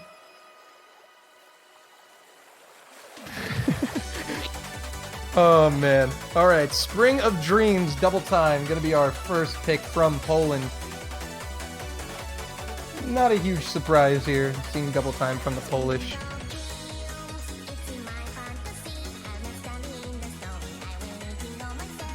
Poland did only play one DT last week, but that one DT, 3 of their players got over 1.2 million points. That's Which is- pretty good. You know, 1.2 million for DT, isn't that supposedly the cap, or is it 1.25? I can't remember what the cap was for DT. But that's almost max score for 3 players. I think it's 0.25. But still. And there we see Wolf coming in for Poland. They've unleashed their not-so-secret weapon. Welcome back. And ladies and gentlemen, you can say it, Wobblefluff has played in OWC. This time he's And- here for the Romania match. And in every OWC that has ever existed. He has played in every single one of them. That is actually true. What, 8 years running? 9 maybe? This is the 10th one, I believe. There's no way this is already the 10th World Cup. Is it It's on the really? wiki. It always says on the wiki. Let me check it. It is, but wow. What? I'm actually surprised. I thought the first one was in like 2011. I think they held multiple. There were multiple World Cups held, I think.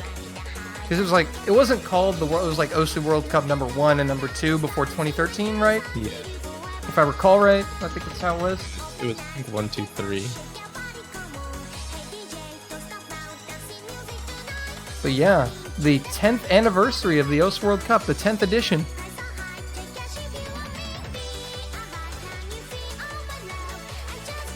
A decade of Wub Wolf Wolf in OWC.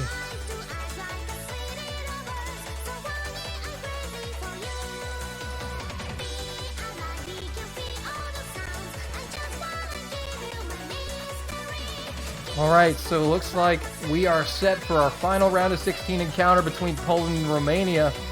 Rafis, Bartek, Demo, and Wolf in for the Polish. And for Romania, it will be Afterwind, Roly, Eternum, and Camosialia. However you say that name. I'm going to call him Camo. For short.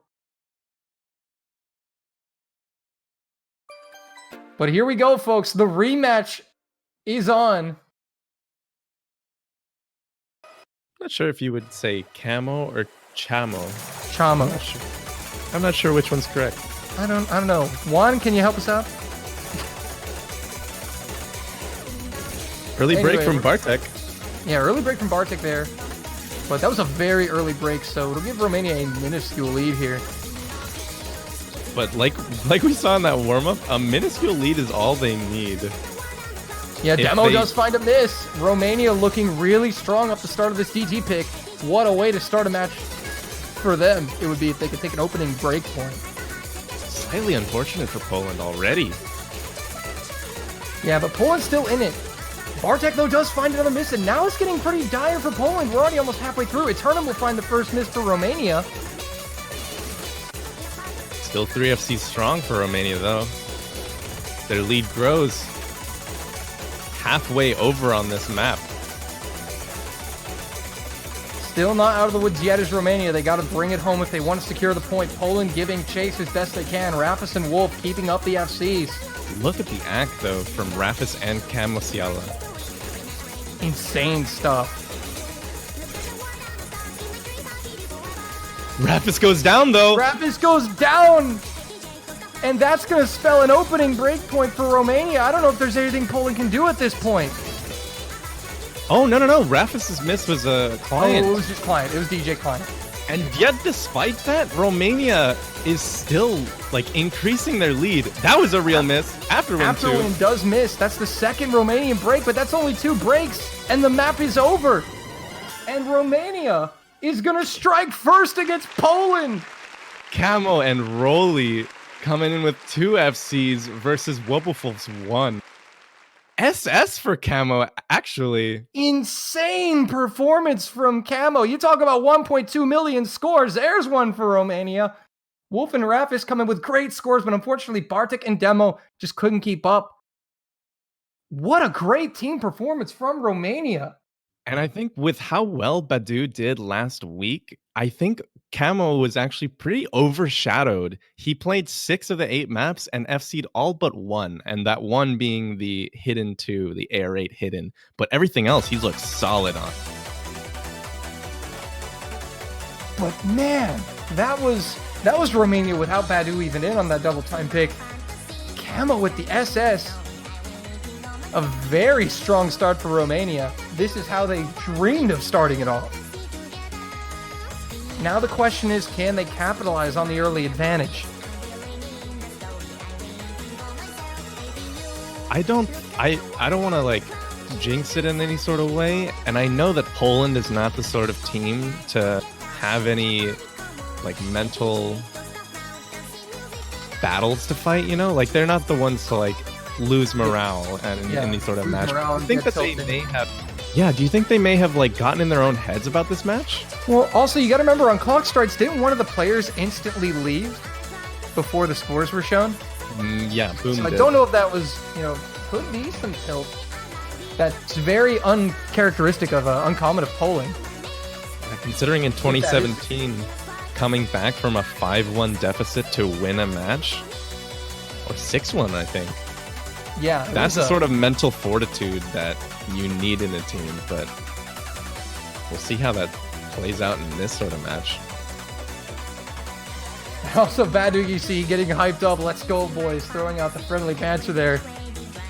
Romania are going to be riding as much hype as they can. They need all the morale they can get. And that was a great way to start it off for them. But we're going to see where they follow up with. And they're going to go with Nomad 1. Interesting. Very, very interesting. You're turning into Munko. It's because I don't know what to say about it. I can never... It is Nomad 1, I will say it time and time again, Nomad 1 is a sort of map I don't understand why teams pick. I think it's of all the maps, a generic, jumpy, like, aim map is probably the one that's going to be the most, like, of a toss-up between two teams. It's the one that probably most of your players are comfortable with and understand how to play. And it's, like, it all comes down to sort of nerves, whoever's, like, in, like, a stronger mental state, like, more focused. It rarely comes down to one team being better than the other. That's why I'm always surprised to see Nomad 1 come out. But if you think about Romania's current situation, they come in the heavy underdogs. In many people's eyes, take a very convincing first point and want to build off it. Maybe they're just hoping for the 50-50 gamble here, kind of the toss-up to pay off, because if it does, they'll have a 2-0 lead. I want to say, Badu, whenever he plays in tournaments, is always just like, he's always in the chat just like making banter. I think he gets in people's heads sometimes with that. I think he's got a tendency to like really like stir his opponents up with his you can actually use that to your advantage, as long as you're not being completely rude. That banter, seeing the other team get hyped up and excited can sometimes get in the other team's head. And if that's what's happening, more power to Romania. You have to... But again, as we've talked about, I think Poland is the team that is probably not going to phase them that much. I think the funniest thing is that Badu's never really like trash talks or like really goes hard on like, ooh, let's go. It's mostly just like he just keeps talking. It just keeps saying things about whatever he thinks. He just like writes whatever he's thinking about. And I think that throws people off because he does so well, and yet he doesn't seem like he's like paying attention sometimes. Good old Badu. But here we go. And early act drop from Badu there, speaking of him, but no misses to report.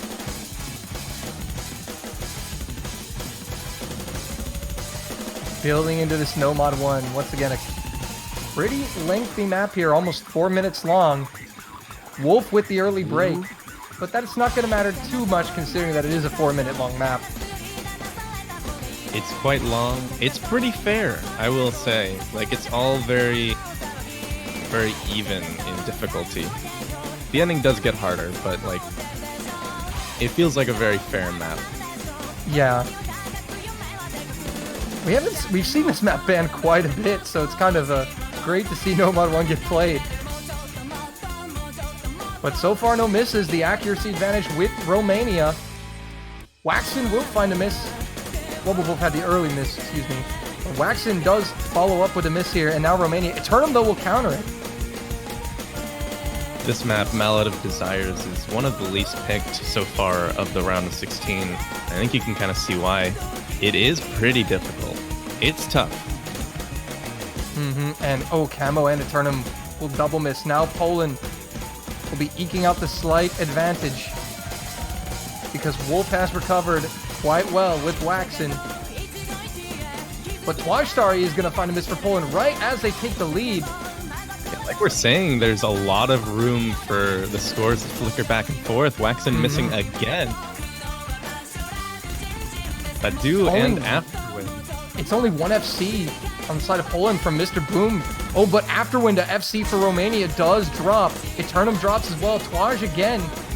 But much like Russia on Kodama, Wobblewolf is there to back Mr. Boom up with the combo of his own. And only Badu is holding a solid combo on Romania's side. Twajstari and Camo gonna trade misses here. Some of these players struggling a lot more than I was kind of expecting on this map. Yeah, Poland now slowly starting to check out, but we're just over halfway, so they're not out of the woods just yet.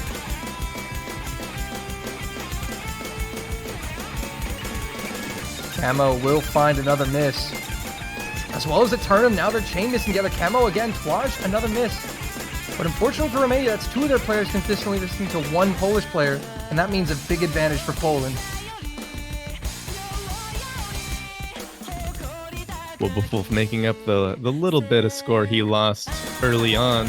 Mr. Boom and Badu both doing what they do best. 99.5+% accuracy for both of them. Coming up to the final quarter now, Romania is going to need to see something from the side of Poland here soon, though, or it's going to be a 1-1 match. I gotta say, though, the ending of this match, or the ending of this map is pretty difficult. And that's big, because now Badu is... Oh, Wolf, though, is just almost negating Badu. I think the supporting combos for Poland are there. It's very close in terms of combo right now. I think it's slightly in the hands of Romania, but Romania are going to need far more. So with a quick miss, it could very easily shift again. There is if a Wolf chance. Then it will fly to Romania, but... I think everyone's solid here on this outro. Yeah, it doesn't look like anyone's getting caught out here. Twajstari does, Mr. Boom does, Waxen does, Wolf, though, is the one person who needed to hold, and he does. And Wolf, if Wolf had been one of those three misses, that could have been Romania's point, but Wolf, holding strong after the early miss, will keep Poland in this match. Tie it at 1. Badu, your MVP with the highest score in the lobby. There is a reason why Wobblewolf is Poland's rock for the last 10 years, holding up a combo right when they needed him most. And man, oh man, this could be a match on right here, folks. Because that score was coming back to Romania quite quickly, despite the fact that Wobblewolf had a very significant combo. Both breakpoints so far as well. Neither team winning their own. That was a 66,000 point difference. That is almost nothing. That is next to nothing. That was such a close map. And again, we saw a triple miss from Poland, but had one of those three players been Wobblewolf, that would have been Romania's point. But again, as you said, Wobblewolf showing why he is the core of Poland here. Supporting his teammates, getting his team back in the match, and keeping them in the match.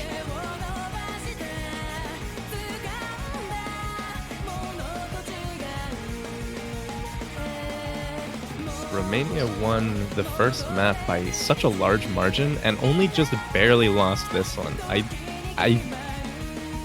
It's hard to say. Like, I think Poland might be facing their biggest rival of the tournament here. That's what I'm saying. I think this is their biggest rival in terms of just... I mean, this is the redemption arc for Poland. This is what they've wanted. You know, last year was a huge ordeal. And I'm sure that if they could knock off Romania, it would give them quite a bit of confidence heading into a match against Germany.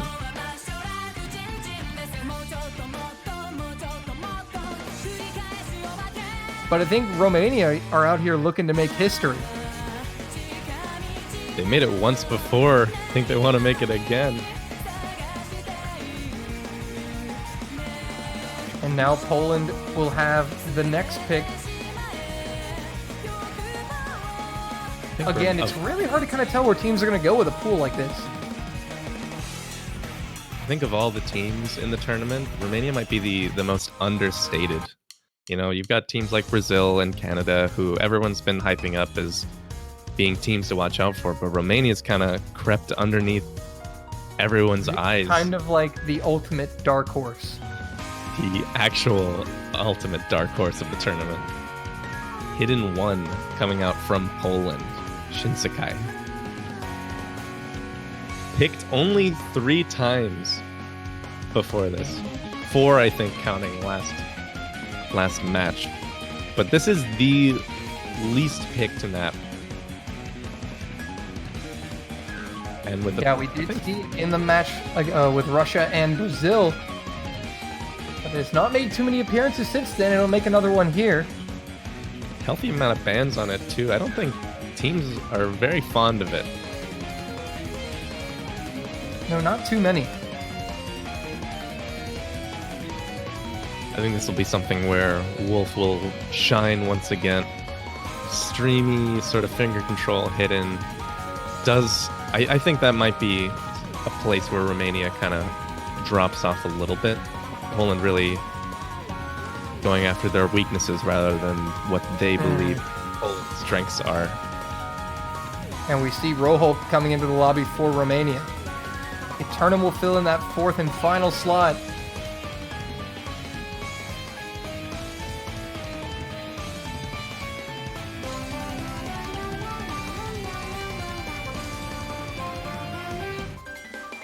And by the way, Eternum is in top form today. I caught him on his live stream before some of the matches, and he sniped the number 1 with a hidden double time. So Eternum is very much in the zone from what I've seen today. So I would watch out for him. He could potentially make an impact in this match.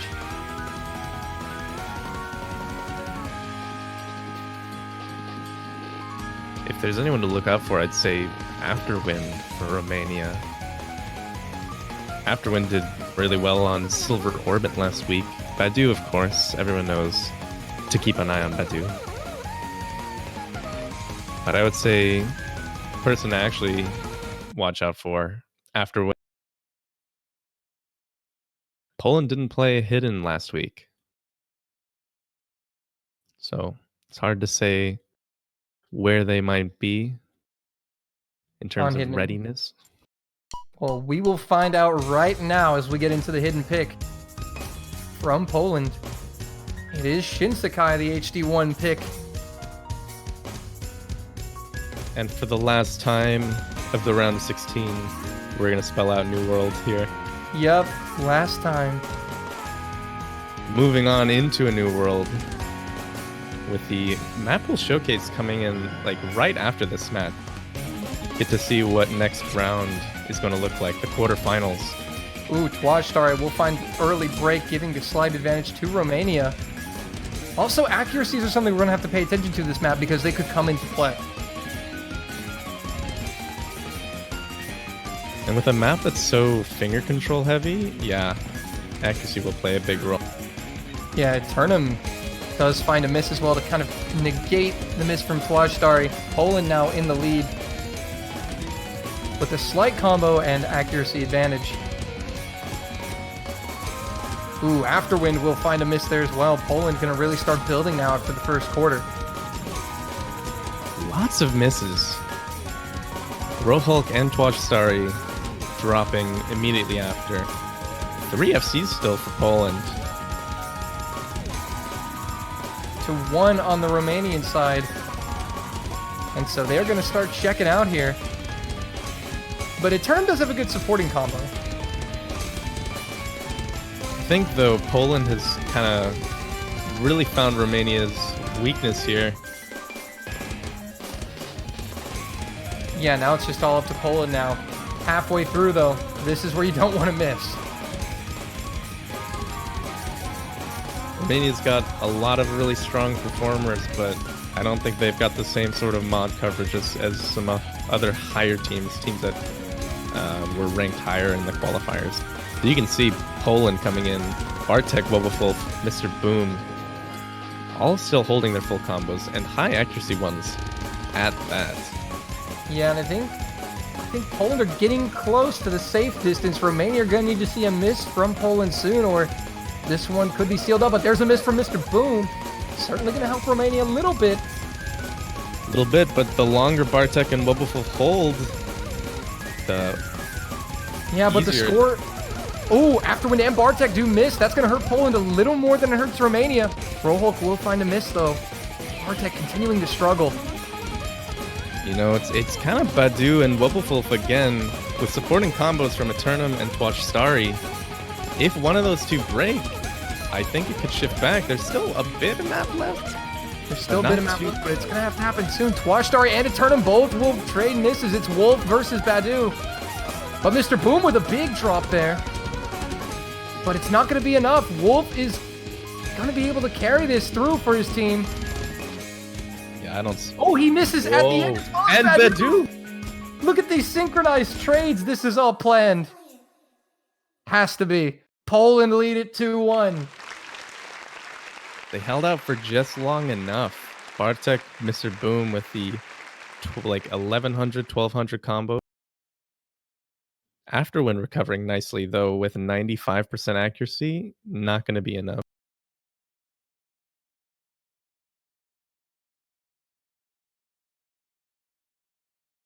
And Poland. Excellent response to Romania's opening break point. They come back with 2 consecutive points to put them on top. Romania now looking to equalize with their next pick. Both of these Poland wins have not been by much. This was an 81,000 point difference. Anything under 100,000 is really, really close. That's like a few seconds worth of combo. Mm-hmm. Depending on where you break, that can go either way really, really quickly. And now we'll see where Romania goes, as we saw Poland kind of exploiting the slight weaknesses in Romania with Hidden 1. We'll see where Romania decides to strike in this map pool. They may go for that second DT map. Possibility. They could go for a Nomad, like Charlotte or Kodama. They seem to have done better on the shorter maps. Poland, the longer the map kind of drew out, they were able to get that sort of advantage. Both Mallet of Desires and New World being like 4-minute songs.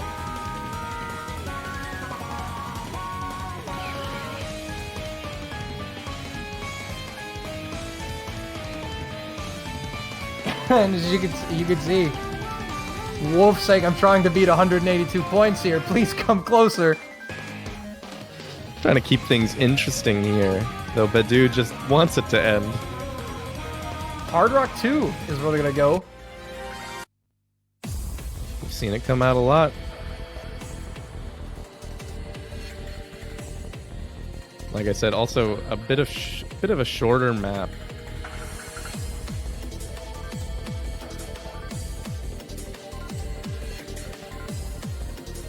Yeah, Romania trying to play the shorter maps. I mean, it could be that they are just better in the shorter maps, but again, how many picks will you have in the pool if all you're aiming for are the shorter maps?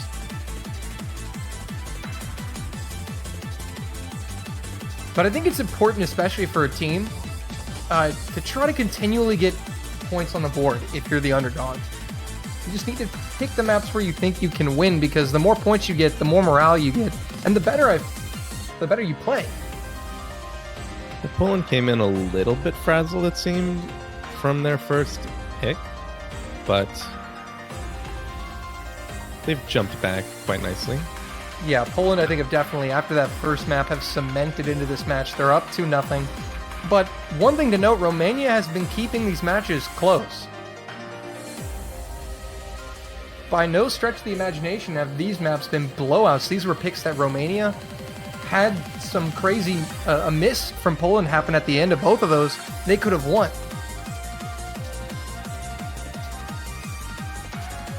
Misses happening a little bit sooner, a little bit later would almost be the deciding factor for the last two maps. Mm-hmm.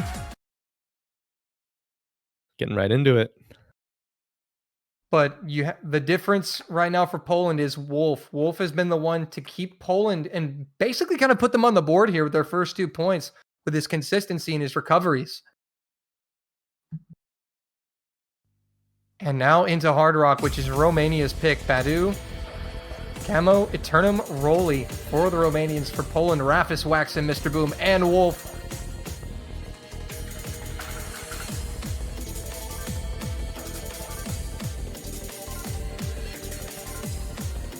The accuracy lead is with Poland, as Camo's struggling in the accuracy department to start off. Badu will find an early miss with Roly. Waxen and Rafisa will trade with a double miss. So, even Stevens besides accuracy.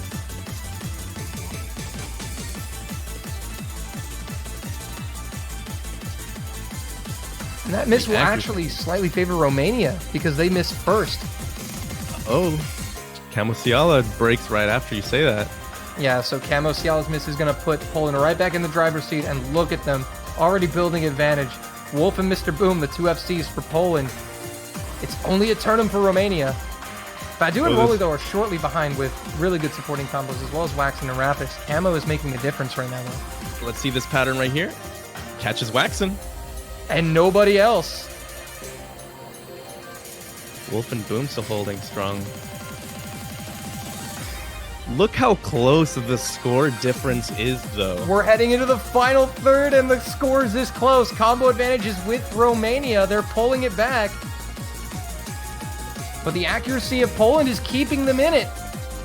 You gotta be kidding me. Look It's at combo this. versus accuracy, folks. The scores are flickering left and right. Any miss will send the score. Taking it here at the end. Can they hold on? Look at how close Waxen with a miss might seal it. Rapis 2. Camo misses. Romania.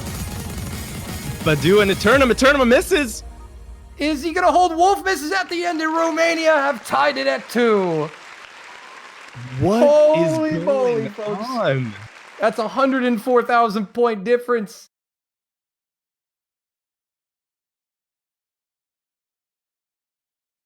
If you thought this was going to be a one-sided match, you were wrong. Badu recovering from his early miss to give Romania that extra push they needed. Mr. Boom and Wolf both, I think that's an FC from Boom, but Wolf, I believe, slider broke right near the end. Solid performance from both of them. But the entirety of Romania is ready to come back from that the first couple really close maps. I think the score difference, even though that they've lost, just to see that they only lost by 60k, 80k would be very reassuring to a team like Romania, knowing that they're keeping touch with the 2017 world champions, at least in every map. And they're tied.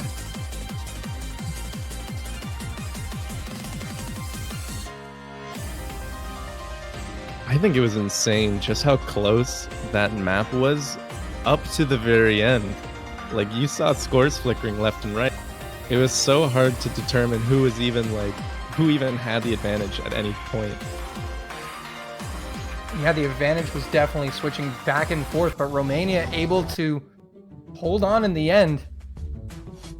And we are going to the second hidden map. Poland, they dominated Hidden 1. They're looking set to take Hidden 2. We'll see if Romania's got anything to say about it. I think Poland is trying to strike at that sort of weakness. as we know. Romania's got Afterwind and Badu, who FC'd Silver Orbit last week, but their other two performers not quite up to par. I think they have a lack of depth in low AR hidden. I think that's what Poland's trying to take a stab at. But who's to say? We'll see Roholt come back in for Romania. There's always a chance that those players for Romania stay strong, and a couple flubs over from Poland send the map back over. But I think this one, at the very least, is slightly favored to Poland.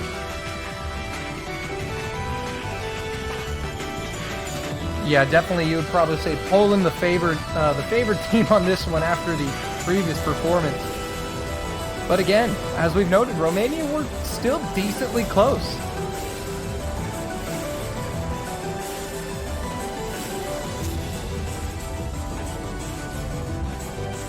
So we will wait and see how it plays out.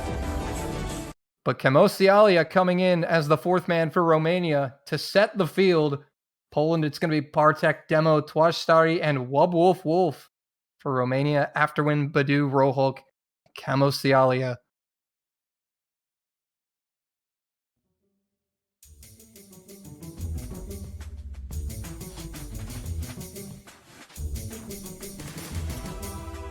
I don't remember where I said this, but I remember saying in voice that this song kind of sounds like you're creeping up on someone. Kind of. Like you're sneaking around on your toes. It's be like an epic music for about like a spy movie montage. Yeah, that's exactly what I hear when I hear this song. No one missing on the early patterns. Accuracy over for Poland, definitely. Look at that. Yeah, that's Demo though will find the first break, so Romania will start eating away at that lead, but the accuracy definitely in favor of Poland, and that can come up on these hidden maps. Into the finger control section right here. Nobody gets caught out there. And we're halfway through. Romania going to have to play the combo game. Poland are playing the accuracy game. Yeah, despite the miss from Demo, they're still in the lead, but it's closing fast. Baby. It's just going to be Ken Romania. Osialia with a miss. Poland now in the driver's seat in the final corner. Twaj with a miss. Give it right back to Romania. Bartek too. Afterwind is down. It's Badu and Roholk against Wubwolf Wolf.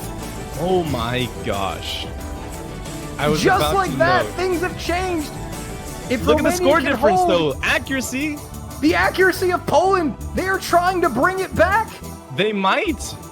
It's going to come down to the 300s. Romania can't miss or hit hundreds.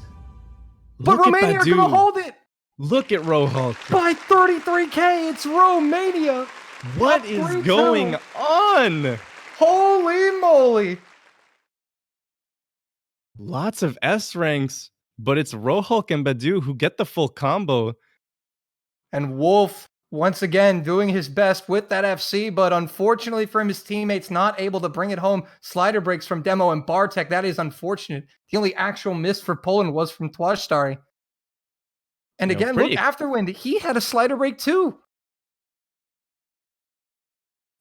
Pretty expected for both Badu and Wubwolf to FC this, but Roholk coming in pretty clutch. I think he had a bit of a rocky last week. He's been pretty inactive lately. Like, he just doesn't really play a lot anymore. But that was a huge FC for him. Yeah, that was absolutely the best performance of Roholk so far in the tournament. As you said, kind of a lackluster round of 32 from him, but stepping up here, big when Romania needs him. Roholk got 488k on Silver Orbit last week, but then came back to FC Quinine.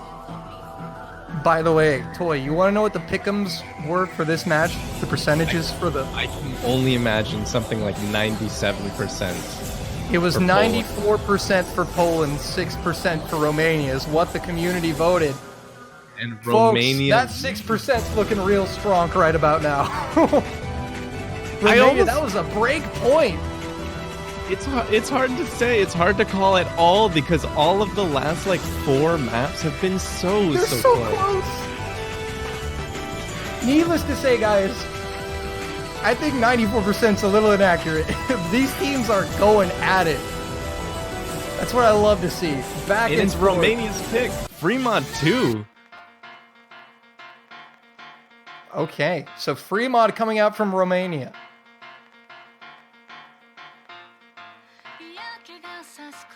What Evil a match. Elvis. This map is very flowy. Very lot of flowy. curves. It has nice flow. Yeah, it's got a lot of curves. It does. We saw it last it's match very- too, right? Yeah, it's a very, I didn't get to talk about it too much, but it's very free flowing. I think this map and the Fremont 1 are very, they're like very polarizing because Fremont 1 is very linear, it's very rigid, it's got a lot of angles. This one's just kind of like the opposite. It's very free flowing. A lot of patterns that you would expect you'd be able to snap better, but you just can't really because it all kind of goes in circles in a way. It's hard to describe, but if you play both of them, you'll get the feeling for what I'm talking about. All right, I so think- now a huge opportunity here for Romania off the break point. Another chance to extend, make a 2-point lead here. I think we'll definitely see something like Badu coming in on Hidden, Eternum on Hard Rock, maybe Camo on Hard Rock as well. Wolf almost definitely taking something like Hidden. Maybe Bartek on Hard Rock. Or probably Tvui? I think that's how you actually pronounce it. Tvui. Mr. Boom taking Hidden Hard Oh, Rock. Tvoi. Tvui. Because Tvoi. it's a Polish name. It's Tvoi. Polish toy. Tvoi. Tvui. Is that Tvoi your stop. brother? Toy Polish brother confirmed. But on the free mod, it is Mr. Boom rocking Hidden and Hard Rock. Bartek will rock the solo Hidden. Eternum with Hard Rock and Afterwind with Hidden. So a slight mod advantage for Poland. Actually, no, Hidden doesn't give a mod advantage, does it?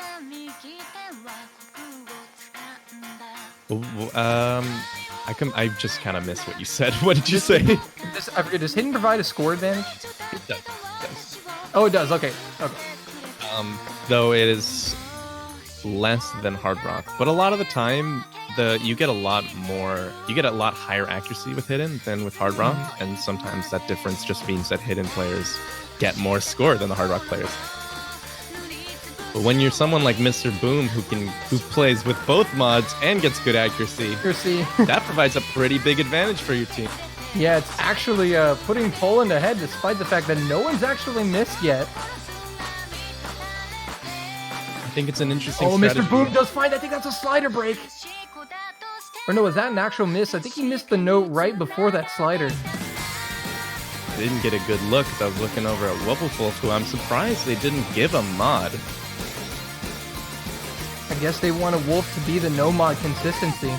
I mean, Romania's been playing very well, may have forced Poland to try to switch up the way they do mods. But Romania in the lead right now, only about a third of the way through though. Very crucial lead though, because the map starts off much easier than it finishes.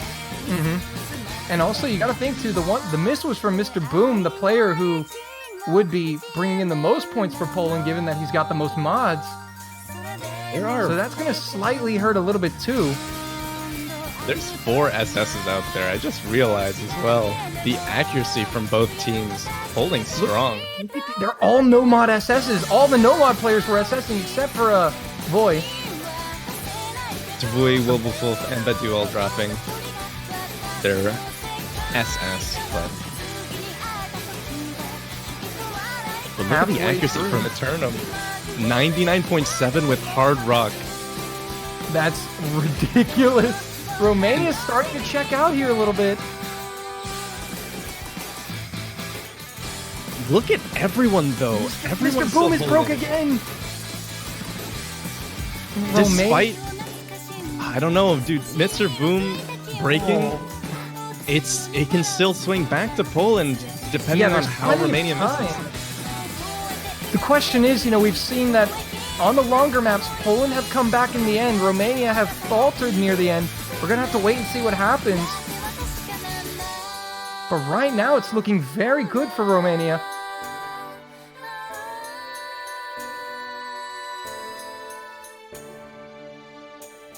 Also, Kamosialia losing the SS, but on 1/100. Going into the big climax of the map, it's all dependent on who breaks when. And I think Romania's given themselves a bit of a buffer here, that even if someone Mr. misses near the Boom. end, they can still make it. Yep. Oh, Camo Uh-oh. with a miss there. But it's only Camo. Mr. Boom did trade it. Yeah, that was That what is- they...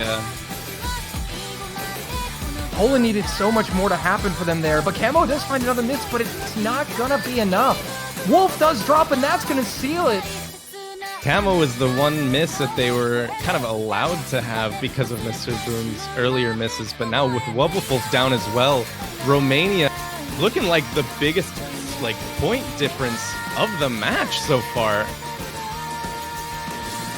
Look at how strong they are right now. Romania coming in and cleaning house. Only one player missing for Romania. And that is a three-way FC. Poland with 2 FCs. But Romania leads it 4-2. And Romania are 1 point away from making history once again. Can you believe it? 3 FCs for Romania. What a solid choice for them. And Like, now they- Poland are down. They need 3 in a row in order to beat Romania. Now, they're a team that's capable of doing it. We've seen Poland do this before.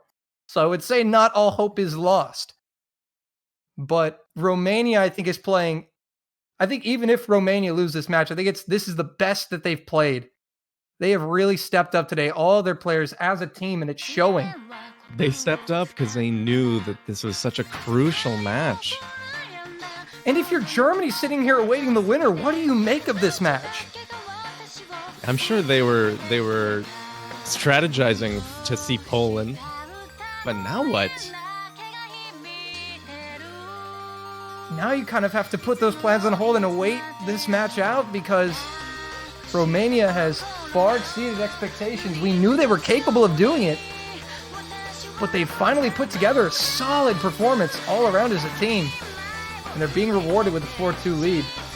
I think those with a keen eye for the tournament had a feeling that Romania was going to be able to make this a close match, but seeing it in action is something else. And Poland will go with no mod 2. It is Charlotte.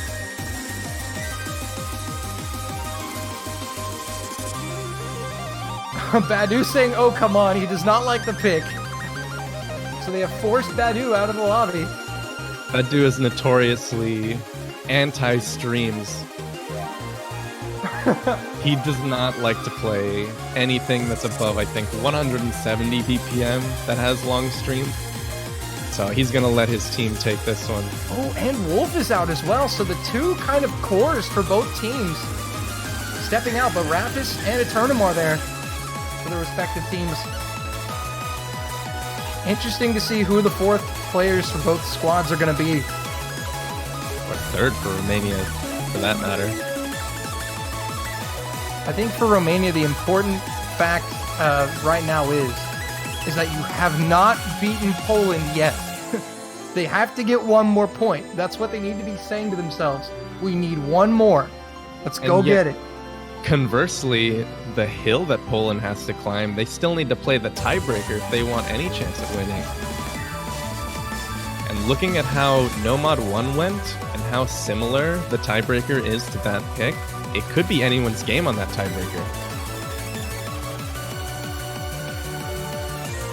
We will have to wait and see what unfolds, but undoubtedly this has been one of the most interesting matches of the weekend. And for Romania, if they could complete this, would be an amazing upset win and would shake up the losers bracket. Think about this, if Romania wins, Poland and South Korea in losers bracket. That's not a safe place anymore. They are on the other, like, opposite sides of the losers bracket. So you'll see South Korea on the bottom and Poland on the top if you look at the challenge. But that still means devastation for any team on either side. Like, every no one other is safe. team. No one no would one be is safe. And I mean, even if Poland wins, having Romania in the losers having bracket. Romania after they've delivered a performance like this, the losers Also- bracket is about to be very scary. But here we go. It is do or die for Poland. Romania up 4-2. If they win, this point would be another 5-2 win over Poland. How crazy would that be? Poland, though, fighting for their tournament lives in the winners bracket at least. It's going to be crazy because the next couple maps are going to be do or die. Even if they win this one, even if they win the next one. It's all on the line right now. And so far, everybody looking pretty comfortable. So no Wolf and no Badu. Both teams are without their star players, but they have great players in there to back them up. And now, here's something we haven't seen. Romania taking an accuracy lead. Yeah, with a tournament Rolly and Camo all holding such high accuracies. Just a very, very slight lead. And we're already halfway through, folks, and there's no misses. Romania are looking for a historic upset. Poland looking to stay alive in the winners bracket. Misses on the jump. It's going to be a trade. It's still even. It's still dead even. Oh, boy. And Rolly's got 3 more combo than Waxen. I don't know how much that's going to matter, but... And it's not a long song. It is 2 minutes, nearly over. Oh, it's flickering, folks, into the final quarter we're coming up on. Can Romania do it? Can they put him away twice? Rolly, though, will miss. Crucial misses from Merrick. Waxen, Romania, Eternum, Rafis is down. It's Mr. Boom, Camo, and Rojo. 2 FCs for Romania. They've got the advantage once again. And Deja Vu, Camo's gonna miss. Rojo versus Mr. Boom into the final sections of the map. Who's gonna take it? Look at Rojo go, coming in from last week. Have slayed the giant again. 5-2 once again. Romania beat Poland. You've seen it twice, folks. And what a the map match! Ending with just the slightest tinge of silence as Romania take it 5-2 over Poland. The same score as last year. And wow, when you really just look at the performance, it wasn't that Poland underperformed. It was Romania just stepped up. Romania came in so strong. Like, look at the difference between how Rohulk was playing this week. He had such crucial FCs on both Charlotte and Quinine. Like, it was insane. They all just knew what they needed to do. And the 6% on the pick'ems that believed in Romania have been rewarded. There's your winner, Romania. What a performance, and they earned it. Moving on to face Germany in the quarterfinals. And looking at how well they were doing now, I think Germany should be shivering in their boots right now. Like, that's also going to be a strong match. Wow. I feel like I've just seen a ghost, Toy. I feel like I get more nervous watching these matches than if I were to be playing them. Do you know what my life is like, Toy? Oh my goodness, what a way to end the weekend, the round of 16, folks. Romania will take it 5-2 over Poland. And the World Cup never disappoints with action. Holy moly, folks. Poland are not eliminated. They go to the losers bracket. They will meet New Zealand next week. And then, if they win that, they would meet the winner of China and Sweden. Don't go anywhere, by the way. Even though the matches are over, the map pool showcase will be starting in about 10 minutes. So you get to see which maps, which songs these players are going to be duking it out on next week. Yep, and so looking at the bracket now, your winner's bracket, the 8 teams that remain, United States and Australia, Canada and Russia, United Kingdom and Taiwan, and Romania and Germany. Romania, I think, is going to be the talk of the winner's bracket. I think they're going to be the talk of this week. What a performance. Romania, the 14th seed. Yeah, the 14th seed. Just beat number 3. A couple upsets, actually. Brazil and Russia. Russia being 12th and Brazil ending 5th. And now we've seen a few of them. And then also in the losers bracket, we had Chile defeat Mexico. That was 27-22. So some seed upsets have been occurring, guys. Things have been happening. But what does it say when you've got both the third seeded team and the 5th seeded team down in the losers bracket? It just goes to show the level of competition is so high this year. That's just how amazing it is. These teams are getting better and better every year. But anyway, guys, as Toy mentioned, we got the map pool showcase coming up very soon.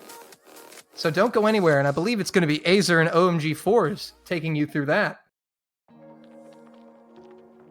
But Toy, wowie, wowie, wow. We got what a match. What a couple matches.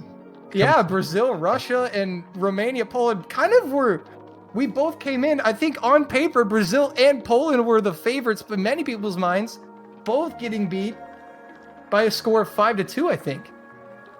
And you know, a lot of the times I think you kind of root for the underdogs to win.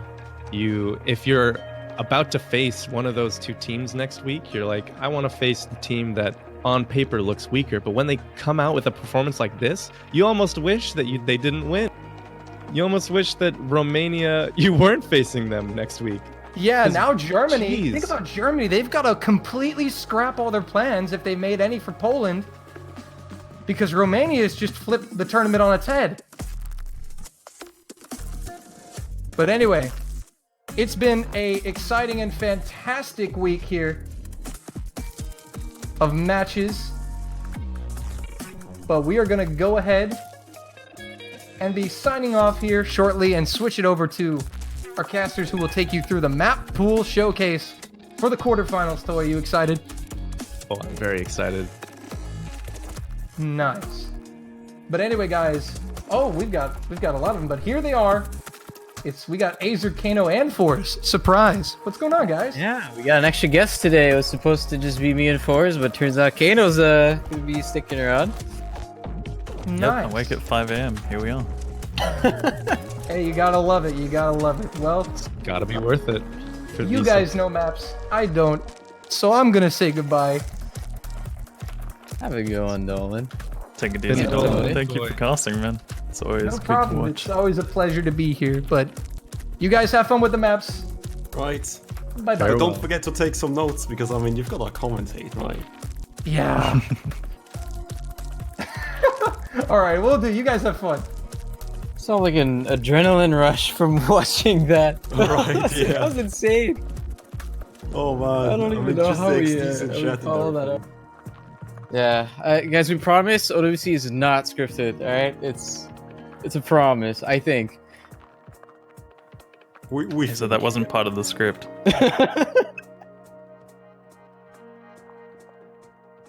But yeah, so that's it for the round of 16 matches. We've had a couple of interesting things happen with picks and bans. We want to quickly talk about those. Most notably, most picked map for once is not only DT1, is DT1, which was Spring of Dreams, but also Senkyo Rambu at 10 picks. It's kind of unexpected, don't you guys think? Yeah, definitely interesting to see a lot of teams opting for the finger control heavy maps, but I mean, it is one of those sort of niche skill sets which some teams might want to use to their advantage. Well, it's a cool map. It's a Kadukster map. It's gotta be good. This has to be picked often. I don't know, it's really interesting. Because usually you expect Nomad 1 or just generic maps to be picked, which was Nomad 2 in essence. Nomad 2 has been picked quite a lot, especially as a first pick.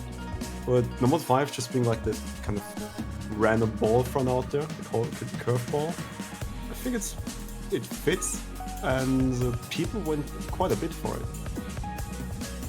Yeah, also on the flip side, there's been no bans on any of the free mods. Looks like people were really comfortable on them.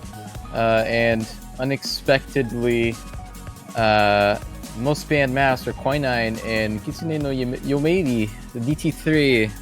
Those 2 maps have been pretty target banned over the course of the weekend. Doesn't really surprise me too much. Oh, one second. Kano, can you please take over? Yeah, I mean, speed and A-rate hidden are definitely 2 things which are going to see a lot of target bans. I think as the pools get later and later, we're also going to see a lot more niche skill sets being banned out, particularly maps that certain teams just can't find a roster for. So I think that's expected. Yeah, so if we're all good to go, just want to confirm with our streamer if we're all good to go. It appears we still need a little bit more time. But yeah, I think the second day of matches really delivered. The Australia-Korea match, the Brazil match, and whatever we just saw just now.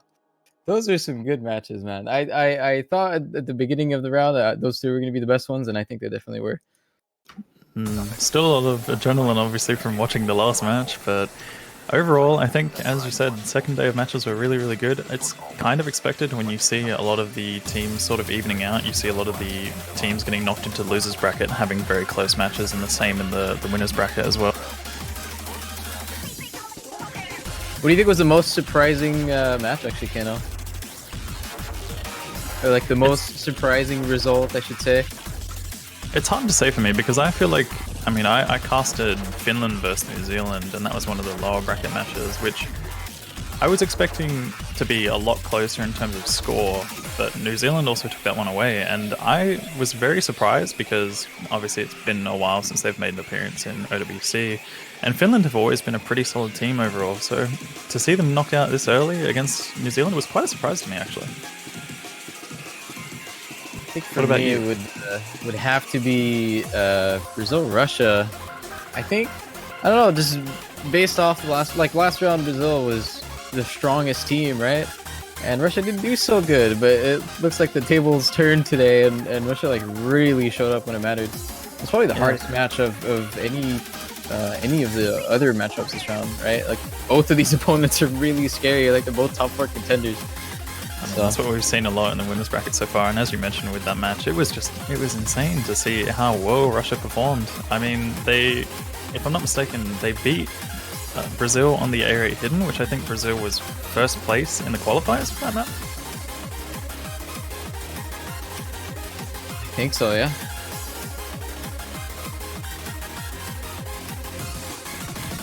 So now we briefly talk. I'm not sure if they have or not, so I wasn't listening, but briefly talk about the winners bracket matches that are incoming next weekend. USA Australia. That's Australia are like riding a high right now, right? So it's gonna be interesting to see if they can keep it going against like the tournament favorites, right? Yeah, I think riding a high against the United States is definitely something that they're gonna need, but even still, they've got quite a wall to get through. I mean, the United States, especially if we do see an appearance from Vaxei coming in, I think it's going to be pretty difficult to beat a team like that. Almost for any team, let alone Australia.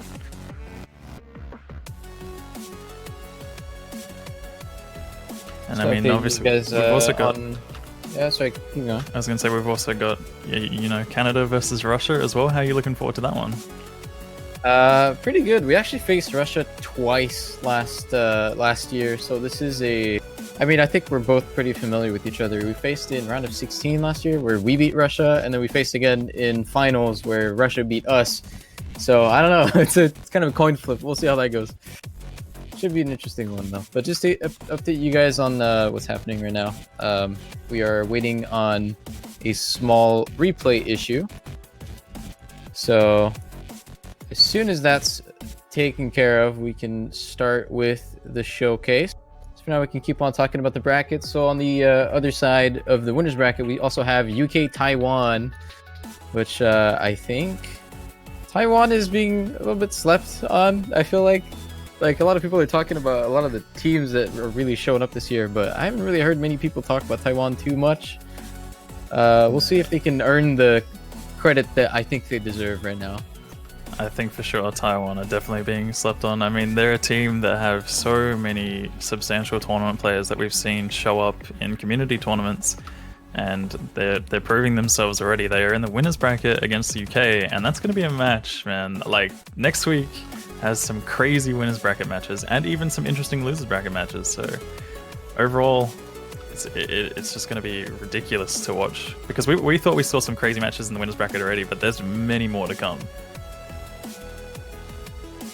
And then the last one for winners bracket, which has been unexpected. Yeah, I mean, depending on who you ask, it's very unexpected. But Romania, Germany. It's not Poland. It's Romania, Germany.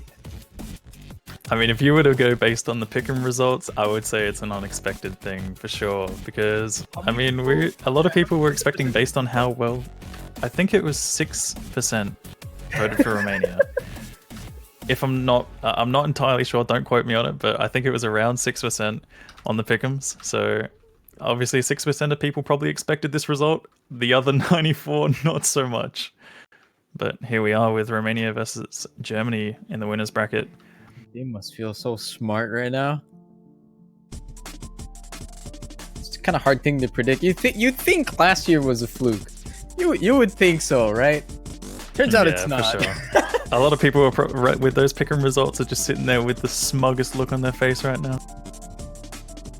Yeah, I personally picked Romania in my qualifying top 8, so I believed in them, but at the wrong round. But anyway, I think we'll get started with the showcase now. So without further ado, we're going to be moving on to Nomad 1.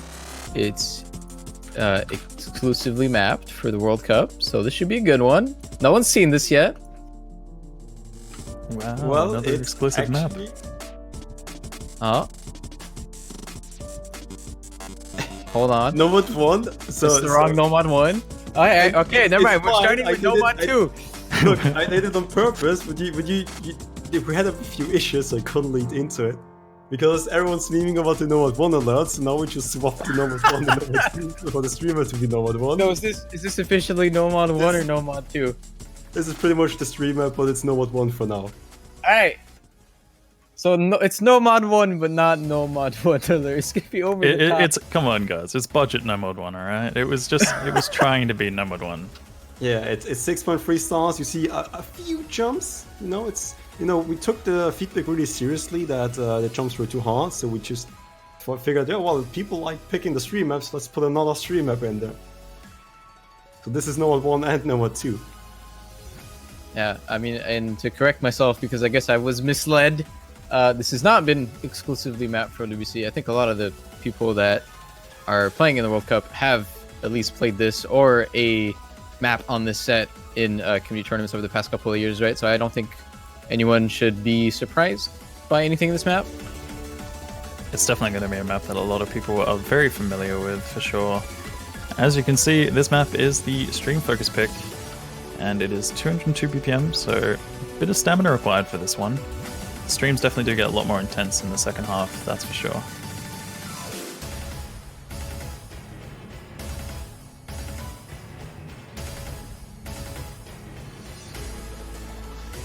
Can't believe you would make Nomad 1 not actually Nomad 1.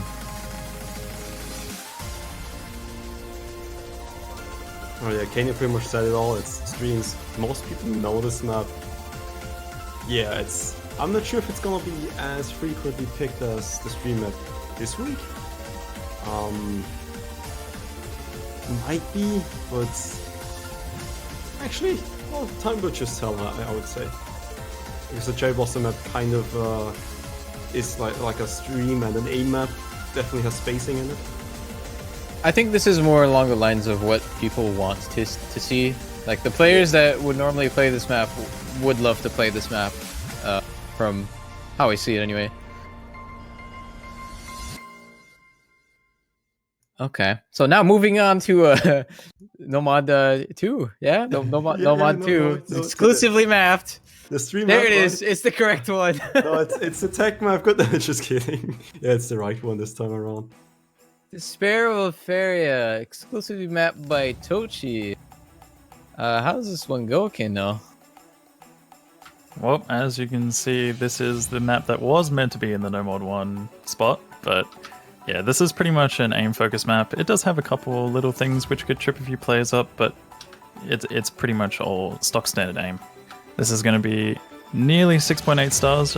According to the thing, it's a 6.8, but I think it's like 6.79. Who even cares about that? But yeah, this is pretty much very focused on aim. A lot of left-right jumps, jump patterns in general. Yeah, fun fact, this is actually Juan's pick, because Juan actually came up with the song when we looked for a song for Tochi to map. It's a good choice.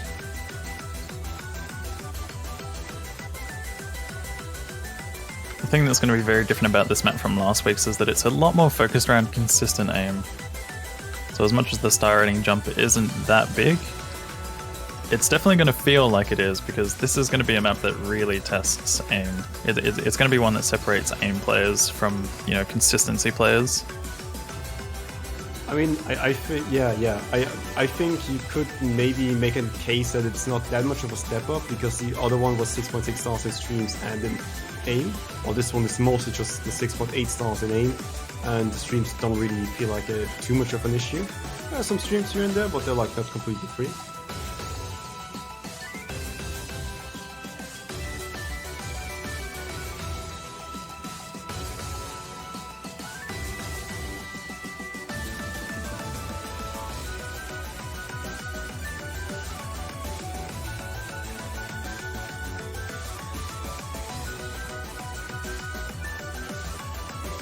Yeah, this looks like it's just pretty consistent difficulty, which is always nice to see. I feel like with aim maps in particular, that's quite hard to achieve.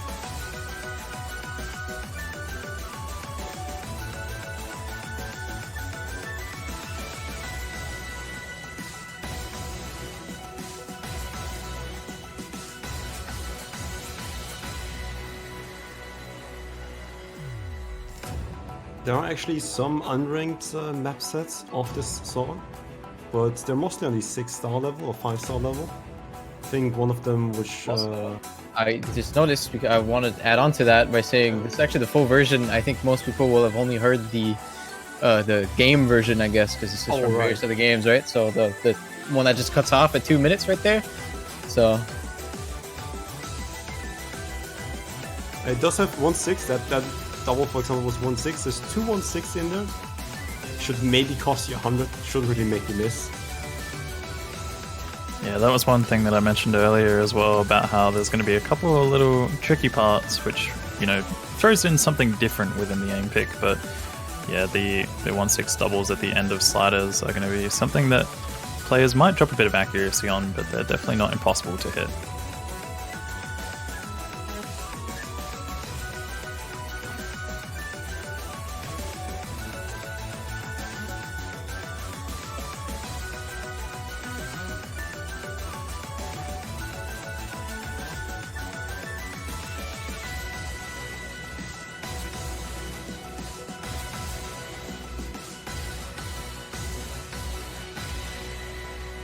it's fairly lengthy. 4 minutes. That is the consistency aim pick, pretty much. I mean, to be fair, when you can map the song, why don't you just go for the full version? But next map is gonna be the tech map. It's gonna be Sky Delta Midnight City Warfare, and this one I think is a bit more similar to, or maybe a bit of a mix between Tech 1 and Tech 2 in the last weekend, 2 weeks ago, or this weekend last week, right? It does have some stream focus here and there, but I think it's pretty much a standard tech at this point. I don't remember if there were one first in there. Can do you remember? I don't believe there's any 1/3 present in this map. Like this in 2 months apparently, but I don't think there is. I just remember there was a lot of tricky patterns and a lot of awkward spacing changes. There's definitely a lot of finger control required for this. What really scares me just looking at this is all of the overlaps actually.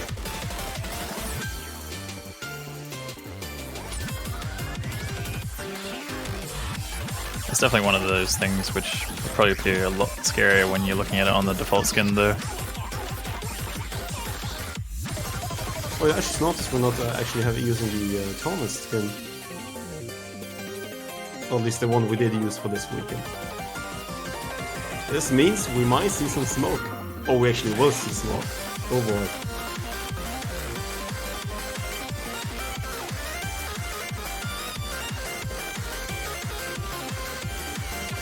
But you see snappy patterns, changing stream spacing. Feels like last or this week's tech map, just a bit more stream focus. I think actually that's a good way to put it. Stream focus tech. Definitely features a lot of snap patterns, as you saw just there. There was a bit of a zigzag pattern that you had to hit.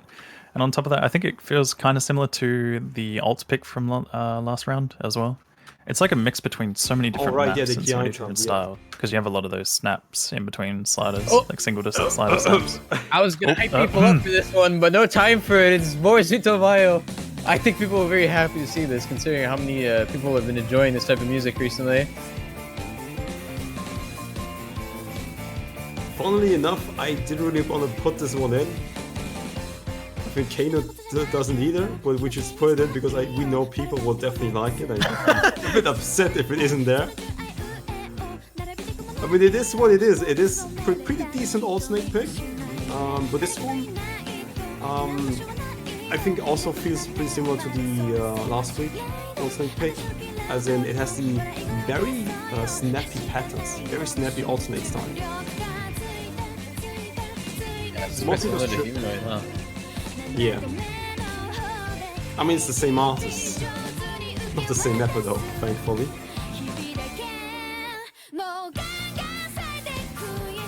This pick is definitely a lot more focused on snappy aim in particular. As you can see, there's a lot of sort of triangle snaps and all sorts of awkward snaps with overlaps. Then you get into the slider section here, the back and forth sliders. This is going to be a pain to hack on Scorvy 2 for sure, but it's definitely possible. I know a lot of people have played this in a tournament and had no troubles with it at all. As you can see, we've got Silver doing it perfectly fine here. Only 100. I mean, that's 100 too much. The map is bad. Oh yeah, right. But okay, we got an excuse. it's not Silver's fault, alright guys? It's the map's fault.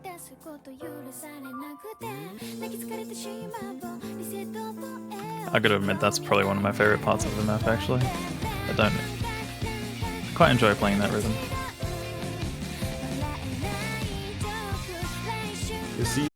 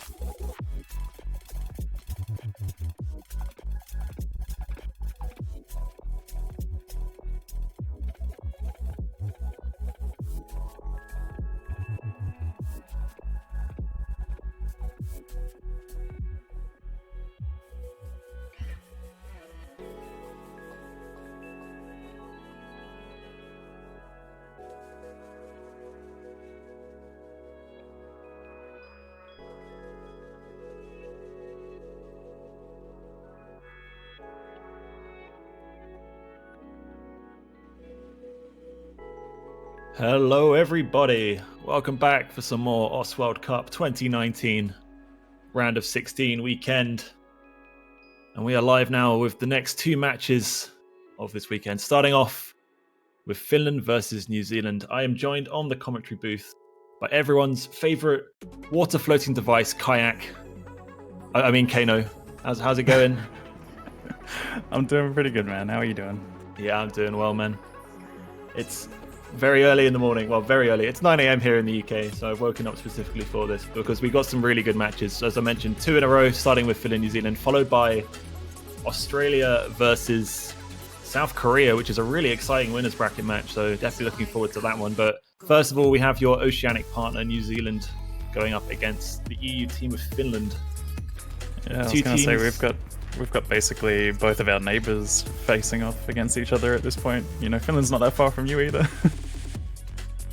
It's not that far. I guess in terms of geography, it's not too bad, but they are the other side of Europe. Yeah. Have a good influence from the Finnish community through Doomsday's stream, actually. There's quite a lot of Finns that hang around in there, so... Not a lot of these guys, though. It's like a whole new breed of Finnish players who've been coming out. Dragon Mob and his team have been around for a fair while. Let's have a quick look over these two teams then before we get into this match. Starting off, let's start off with Finland, who are on the red side of our screen. They actually have 4 new players this year: Freeze, Ken Raleigh, Hades and Samoyed coming in. They've actually had the second most unique roster with 48 players, which is a huge number of rotations. So not a lot of long-term standing members. Unfortunately, we did see them get beaten in the round of 32 to Australia, 5-0, so quite a heavy performance, but actually that was just credit to how well the Australians played. I don't think there's too much to say in terms of... I think Finland put on a pretty good effort. Yeah, and then on the other side you've got New Zealand, which have a lot of old faces and some new faces coming in, and obviously they haven't been in the World Cups that frequently. I think they've missed the past few, but it's good to see them back here again. I'm familiar with a lot of these players as well. I've seen a few of them. Obviously Short Potato is one of the older ones that's been sticking around, and there's been quite a few others who have shown up in community tournaments. So yeah, I think these two teams are definitely going to be very close in terms of what they both have to offer. So looking forward to seeing how close this match is going to be, honestly. Yeah, I think actually in terms of Halo Watchers pick'ems, it's quite close. It's sort of, I think it's 35% New Zealand, 65% to Finland. So actually on paper, quite a close matchup. In terms of the qualifying seeding, New Zealand were actually 24th, which considering they haven't been in the World Cup since 2016 is a pretty good going from them. While on the other side, Finland were 25th. So actually in terms of qualifying seeding, this is a very close match. These teams are exactly equal in terms of where the skill sets. Both of them performed pretty well in double time, but New Zealand had a really good hidden performance, so I would expect to see them want to favor the hidden maps where they can.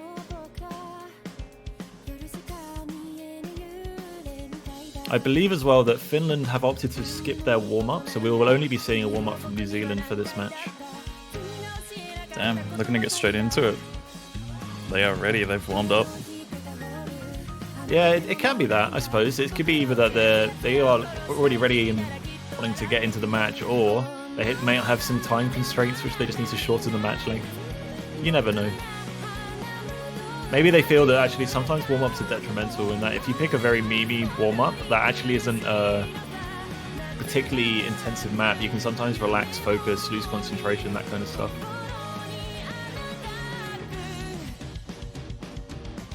Yeah, time might not be on their side, that's for sure. But, I mean, it really depends. We'll see what happens. I think they're definitely ready to get into it, and regardless of whether or not it's a time constraint or they're just prepared. I mean, they're just saying right now that they don't need a warm-up.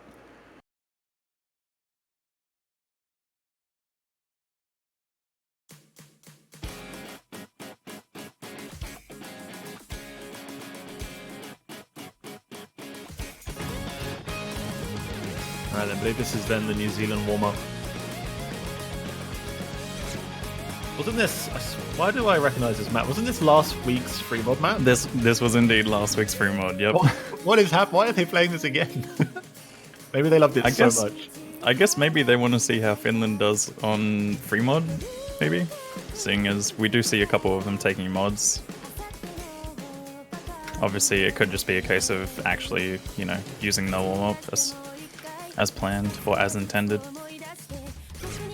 Yeah, that's true. There is actually quite a large strategy you can play in warm-ups where you pick a map that you're thinking of playing and see how the other team does on it.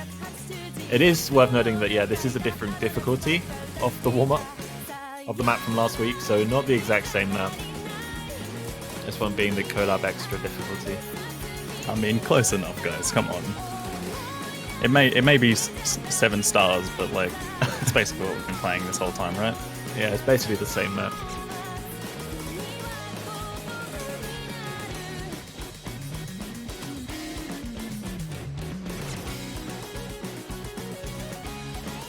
The fact that the New Zealand team have a player called Zuma is just brilliant. And I'm going to assume that that's not a recent name change, and that he's actually just ahead of his time.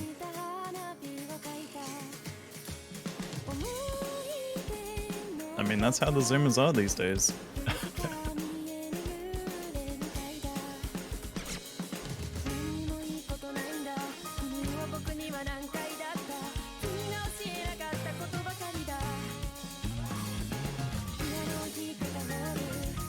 I mean, we're seeing a lot of familiar faces from community tournaments such as Freezed and Faye. They're both two who have been participating in a lot of community tournaments lately, making their mark pretty much very well known.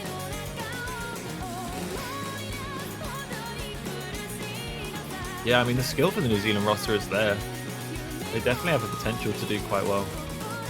They are maybe showing signs of nerves, as it is pretty much the first World Cup they played for the last 3 years. Well, Finland does have at least that bit more consistency. Dragon Mob has been on that Finnish roster for a very long time. Again, as you mentioned, Freeze playing a lot of community tournaments. They also have Santeri Waki and Jup, all returning players. So there's a lot of tournament experience. Yeah, it's really nice to see a lot of like older players playing alongside the newer players who have stepped up to the board. Because I mean, at the end of the day, when you look at like the older players who have been around for a while, you just assume that the amount of playtime that they've accumulated would result in them always getting on the roster. And obviously, you know, here they are, but some of the players who have caught up to this level in such a short time is also just insane.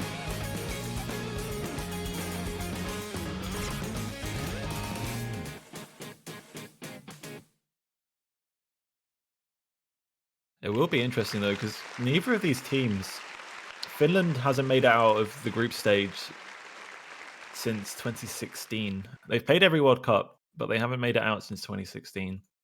New Zealand, kind of the same story, not really made it out of groups. I think the best performance they ever had was actually the first ever OC World Cup back in, what was it, must be like 2011, 2012 time? Long time ago now. So actually the victor of this match, as it is a loser's bracket match, will actually get further in OWC since 2016 at a minimum. So quite a lot on the line. Obviously the losing team unfortunately does actually drop out for this year. The OSU World Cup run will end. But there we go, we're into the rolls. Warm-ups are concluded. And it looks like New Zealand will be winning this one. 47-39.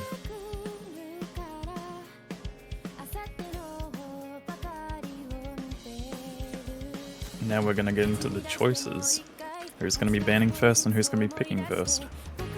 What are your thoughts on the bans for this one? I expect Finland might ban Hidden. I think Hidden... I can't recall if...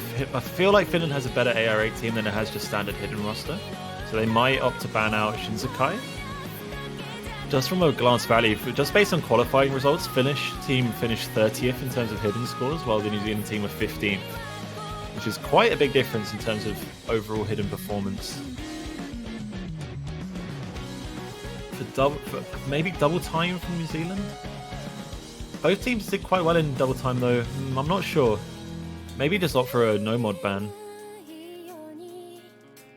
And we're going to see it. New Zealand will be banning first.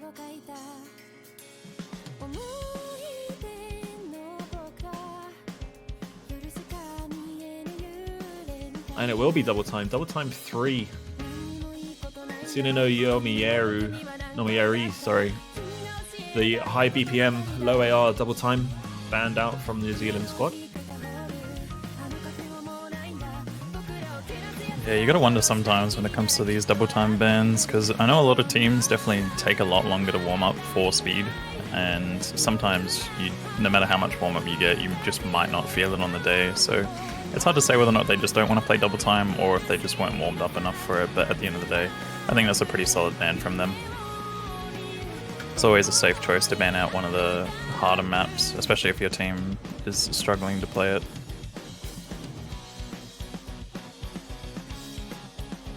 Yeah, I feel like this was a map that potentially on paper could be quite close, but as you mentioned, they might have been practicing it and thought, actually, you know what, we're not doing too hot on this. And it will be Shinsekai banned. You know, it's moments like this, Kano, where you just like, actually, I'm a god. I know what I'm talking about. You feel reassured that you're in the right place. Your brain just expanded to the point where it almost exploded, but you still kept it inside. It's because my skull is so insanely strong. It keeps it all contained.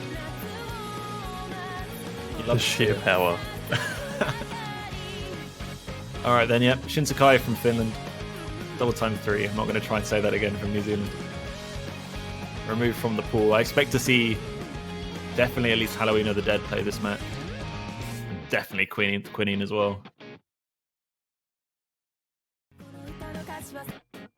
New Zealand first pick, and they're going to start us off with free mod 1. A bunch of samples played consecutively. So maybe that free mod. They are diving. They're diving into the free mod, as we saw from the warm up. They were obviously like opting for mods and testing themselves, so they're looking to get straight into it. I wonder as well if we'll see the exact same mods that we saw during the warm up. I think we saw 2 Hiddens, 1 Hard Rock on the side of New Zealand. Yeah, it's definitely possible for them to select a couple of extra mods, especially if they have players who are comfortable in Hidden. I doubt we will see an overmod in terms of Hard Rock on a map like this, but it really depends on whether or not the teams have players capable of doing so. Because I think for sure that this map is definitely one where lower seeded teams will most likely want to just go with the safe option of running no mod and then doing the required mods where possible.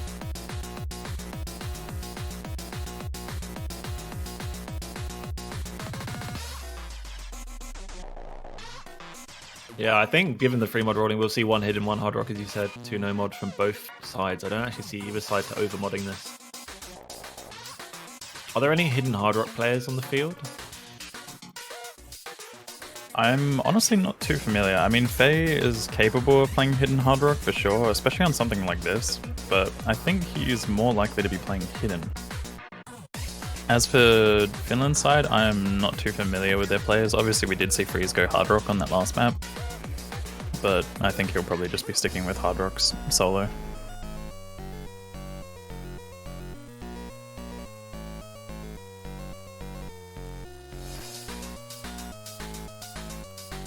Alright, so we're going to get into it then. Find out who's picked what. For those of you who didn't manage to catch any of the games yesterday, you'll notice a slight change to the skin, which is new for this round. Luckily, we've reverted the mods back, so it's a lot easier to see who's picked what. And it looks like hopefully we can get Faye connected. There we go.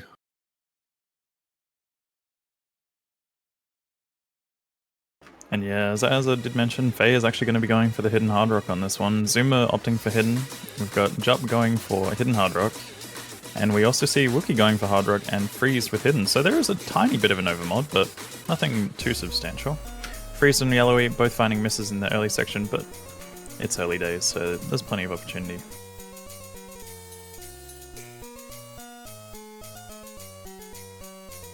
Yeah, an average length map. Early misses shouldn't matter too much. We are seeing a bit of inconsistency from Zuma. Hopefully he can regain that composure. First map nerves are always a thing. So we will see Jup break as well on that Hidden Hard Rock. Breaks from the double mod a lot more significant. Obviously that 2 mod multiplier Adds a lot of score at the end. Yeah, as you mentioned, the 2-mod multiplier making a big difference. Obviously, if you have Jup dropping instead of Faye, it's going to be swaying more towards New Zealand, but we're seeing misses all over the place at the moment from a lot of players. And it's kind of expected, because if you're opting for Hidden on this map, you've got a lot of density to deal with. And then if you're going for Hard Rock, obviously there's the aim requirement plus the accuracy requirement. So this map is pretty unforgiving in terms of what it has to offer on free mod. But it is going to be going slightly in favor of New Zealand. They do have the double full combo advantage. Jup also dropping his high combo there. It's only Wookie with a full combo on the side of Finland.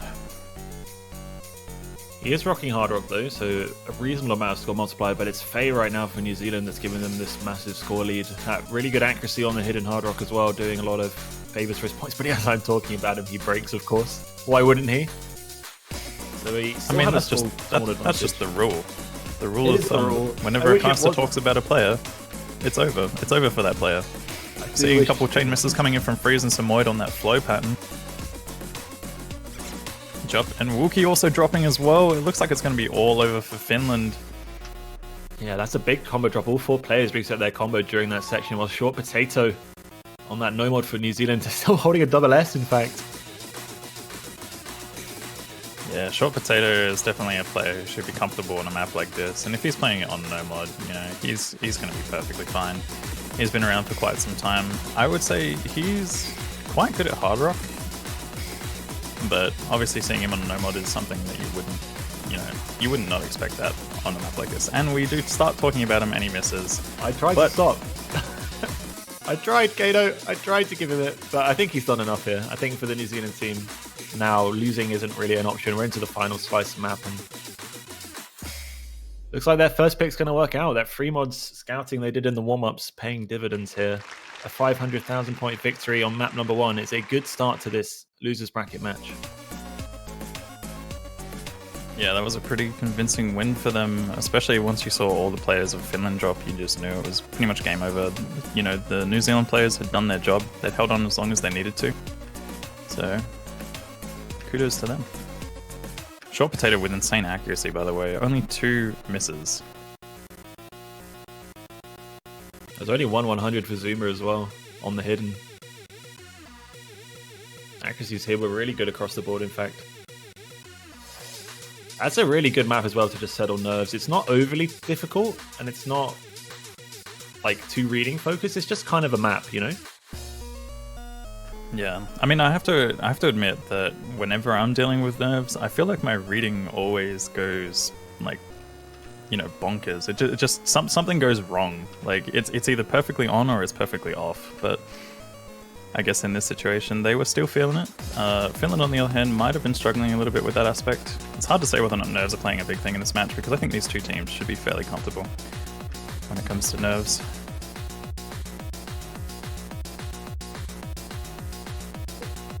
Alright, time for Finland to choose their first map. See what direction they're thinking. No mod 2, we're going to streams. Going from one extreme to the other. So we're going to be seeing a density jump pick into a stream pick. Is it 13 Charlotte? Or would it be XIII? I honestly don't know. I would say maybe 13 Charlotte. Would make sense, if right? you think about it, if it's a Roman numeral.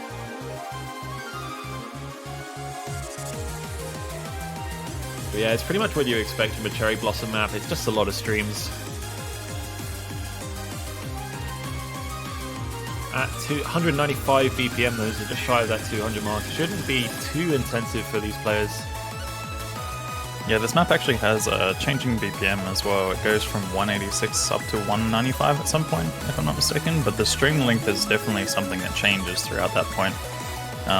This map features a lot of longer streams, some shorter streams as well, but it's mostly focused around stream aim. So the big thing here is going to be whether or not the players can follow the streams and also hold on. You know, it is quite stamina intensive. Yeah, so we're going to do the one change here for Finland as Santeri is going to come in for Jup. We're going to see Big Z and Yellowy in for New Zealand.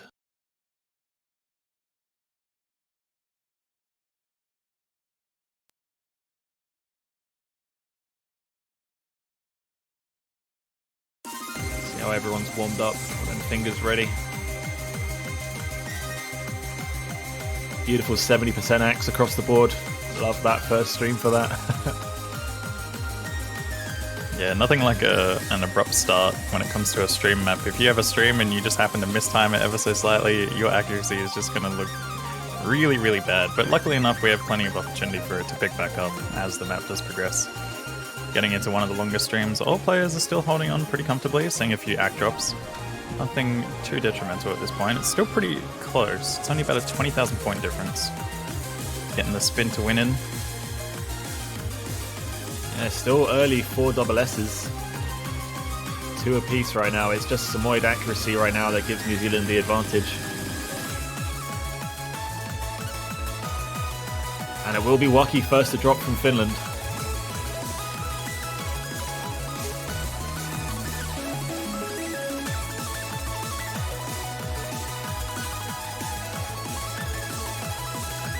Up on the short side, already at the halfway mark, and still 7 full combos on the board. Finland the only drop.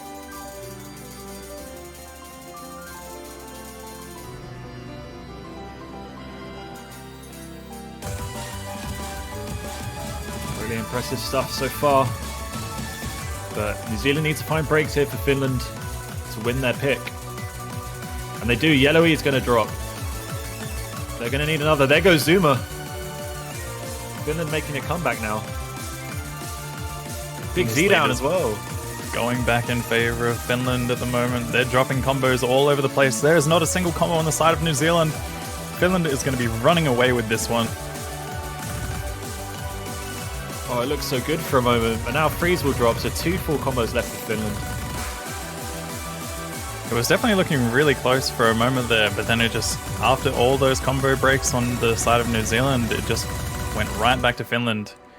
And they're going to be taking that one by a very convincing lead of around 900,000 points. Just watch those New Zealand players fall one by one. Yeah, you got to wonder if that was a stamina issue or not. It seemed like a lot of their accuracy started to drop towards the end there because we had a lot of people holding on to SS, but it could have just been the fact that, you know, a couple people misaimed the stream. We do see a lot of misses from Short Potato and Big Z, which is where most of that accuracy drop does come from. So I think maybe a slight misaim for some of them, maybe a stamina issue for the others. But very good pick by Finland there. Yeah, worked out in the end. It looked rough for a moment. Centauri will get the only full combo. Waki and Freeze both had 99% accuracies though. It's a really good solid team performance there.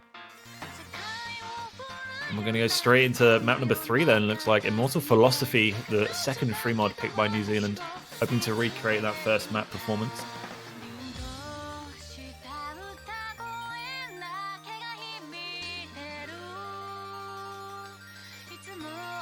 Wonder if we'll see the same 4 from New Zealand as we saw on that first map. I think that's probably going to be expected. I think we'll probably see Faye come into this one and opt for the hidden hard rock. But the other thing as well is that depending on the free mod map, especially as the stages get later and later, we're actually probably going to start seeing a few people opt for the sacrificial lamb sort of strategy where you might see one of the players opt for hard rock despite them not being the most comfortable player. Just that way so that other players can get no mod FCs guaranteed. I think that is going to become a little bit more common later on, but it's hard to say whether or not that's going to be the case now. I think these players should be capable of doing well on this. I must admit, this map is fairly difficult on hard rock, especially if you don't have the aim requirement for it, because there are some pretty fast sliders which you need to be able to aim and then control your cursor on. But the hidden also offers a little bit of density, similar to the first pick, and some spacing changes, which might throw some players off. Yeah, you can almost call this a balanced free mod pick. Almost. Almost. It's getting there. One of the harder things to balance is the free mod pool. It definitely makes the rule change nice, forcing a player to play on the least favourable mod. Yeah, and I mean, there's obviously going to be situations where someone might find the map easier with either mod. You might have like two hard rock players who just can't play this no mod, but they can, you know, manage to do some crazy stuff on it when it comes to hard rock.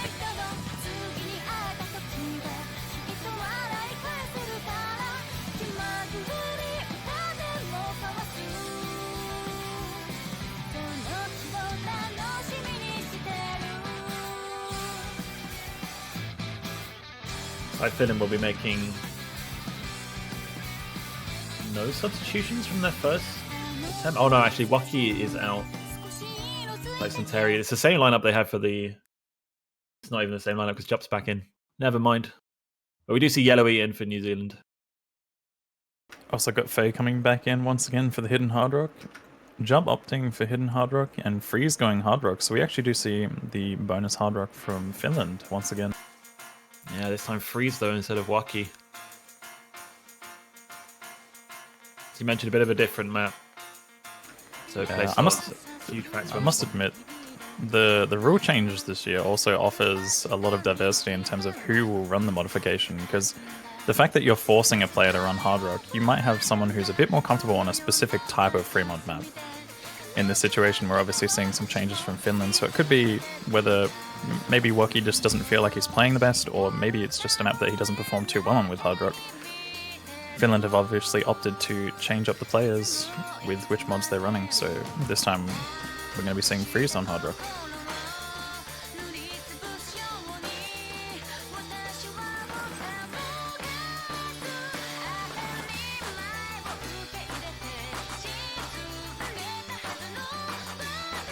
Alright, no early slips from either team. This is a longer sided map, over 4 minutes in length.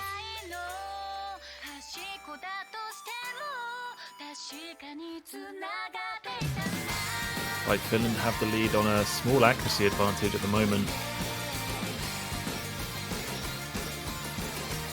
And actually they have a full full Hard Rock mod advantage here on Freezed. Yeah, not to mention as well, Samoyed and Santeri also holding up to very high accuracy. Jup also with 99.5 on Hard Rock.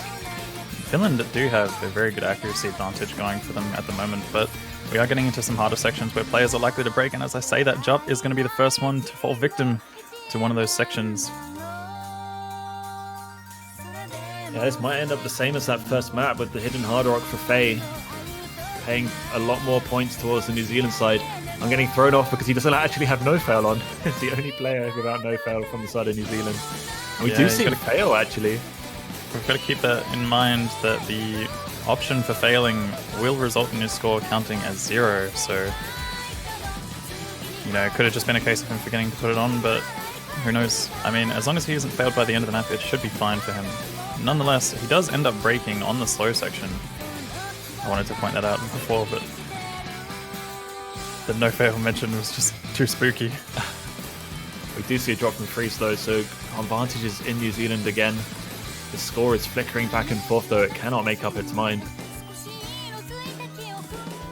The accuracy for Zuma is kind of hurting New Zealand a little bit here. They do have those 3 full combos though. Yeah, the score difference isn't significant yet, but it could be, depending on how long they hold on for. Or the stream catches Jup, but everyone else manages to hold on through it. Yeah, that's big for New Zealand. A little bit of free combo here. Chance to reset grips and everything on these slower sliders.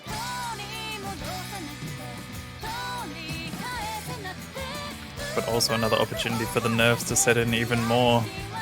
Slow sections are always horrendous when it comes to these tournament maps, or just tournament matches in general. Faye finds a drop. Samoyed and Santeri both break. It looks like it is going to be all over for Finland once again, as we see pretty much the same situation from last map, where all players have broke. We've still got 2 full combos on the side of New Zealand. Yellowy and Short Potato going wild at the moment. 2 no-mod players. You got to wonder if Finland is making a slight mistake here with the overmod, but even despite having the extra Hard Rock, I still think this one would have gone towards New Zealand. Yeah, putting that double no mod to good use here. Faye and Jup actually having a real head-to-head battle on that Hidden Hard Rock. Very close scores between the two of them.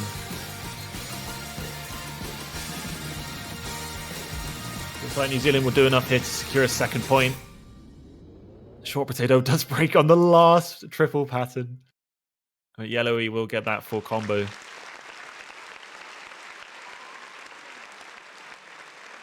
definitely would have been a scary situation if Faye did end up failing at the end there, but even still, regardless of that happening or not, New Zealand would have taken that one. Yeah, it's a good point, actually. Completely forgot about the no-fail from Faye. You mentioned, though, they did enough. I wonder if we will actually see a map in this World Cup go down to someone failing because they forgot to put no-fail on. It would be so tragic. I definitely think the forgetting to put no-fail thing on is a possibility. Obviously, in some of these earlier stages, we're unlikely to see that kind of thing happen, but again, just for those that aren't aware, this seeing players with no-fail is basically the alternative to having failed scores count, which is something that has been present in community tournaments pretty much for the past 2 or 3 years now, so this is basically the World Cup's way of introducing that, and no-fail 1.0 multiplier is going to be the way to do that. So if you see a player without no-fail, definitely worth getting a little bit of anxiety if there is some sort of fail potential at the end.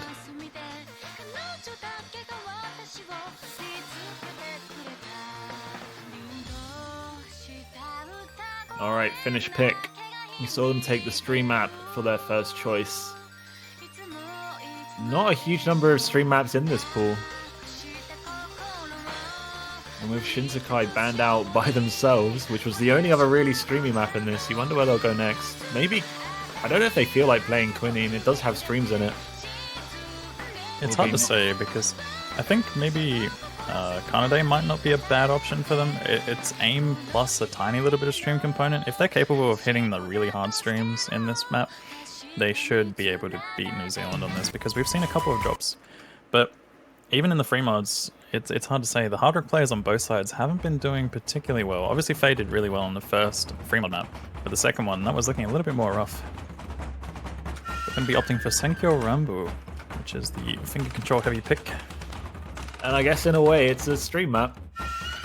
Technically, it does have streams. It's just very, very low BPM stream. Again, another map where it requires a lot of finger control, a lot of 1-6 and 1-4 patterns.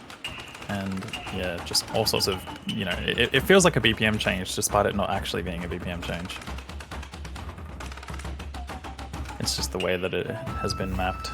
So this intro is going to see a lot of act drops most likely. You might see 1 or 2 players who are, you know, particularly strong in this field.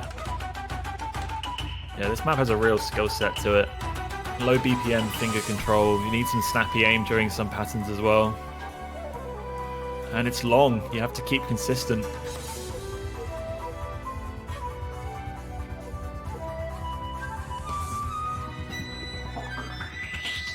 Will be interesting to see. We did see the New Zealanders put up a good fight on Charlotte until about the last third, where it seemed that their stamina fell off. But this doesn't have that stamina element. It's all about finger control.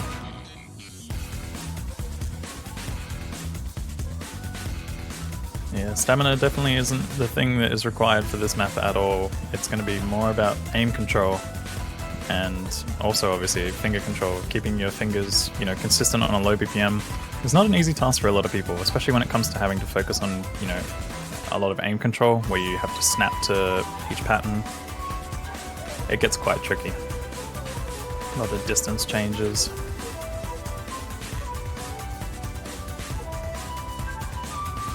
We're going to see a first appearance then for this match for DT Jump from New Zealand. Which is kind of ironic, having DT in the name and then picking the lowest BPM map in the pool, but who am I to judge? Definitely a contrast between the name and the map, but we will be getting into that one very shortly. A couple of people not going with no fail this time around. I mean, this map doesn't have much fail potential at the end, so it's probably expected. Although I have interesting that Zuma took his no fail off. He had it on for the last map and he's taking it off for this map.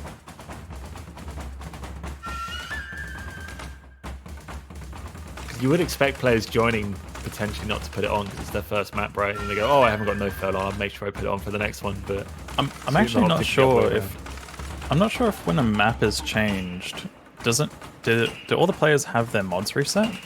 Because when they do their MP commands, I think maybe we might see some situations where players actually have their no fail removed, so everyone has to remember to put it back on.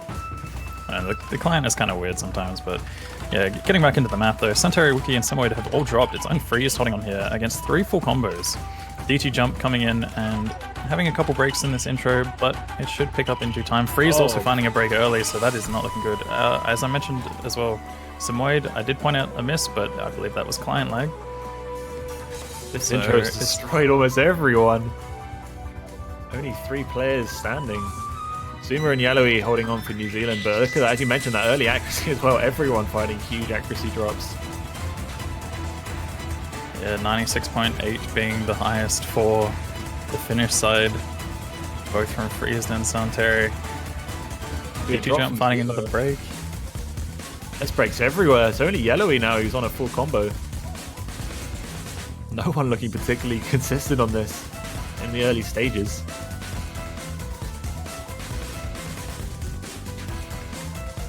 Into some snappy aim, jump streams, and everyone seems to be refinding a bit of focus here. Finland actually have the lead right now. They do have a combo advantage despite Yellowy's full combo.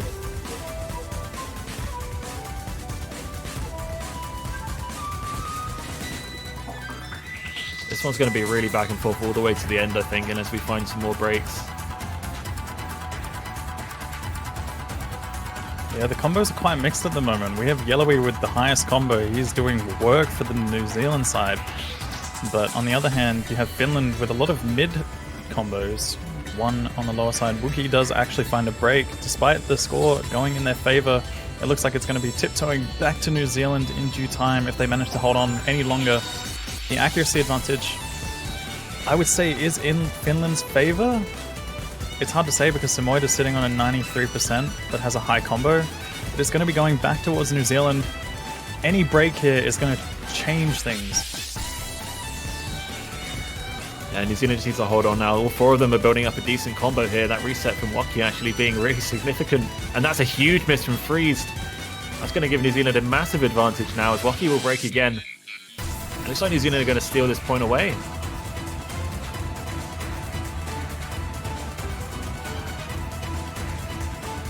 Break from Samoyed as well. Still no drops from New Zealand. Yellowy still on that full combo. It doesn't matter, they don't have premium accuracy. They're doing everything else that they need to do. Yellowy putting in work for New Zealand. Santeri also doing a very good job for Finland, but unfortunately it was not enough. It's unlikely there are actually, any chain misses here, but I mean, a slight misread of some pattern at the end here could have actually turned that, especially if Zuma or DT Jump did find a fail, but yeah, it's like very, very unlikely to fail on that map at all. That one miss for Yellowy must have been right at the start of the map. 844k top score. A lot of one misses actually for that New Zealand team, 3 of them with only the one miss. And it will be breakpoint New Zealand. They are ahead in this match with some clearance. And it's their pick again, a chance to go up 4-1.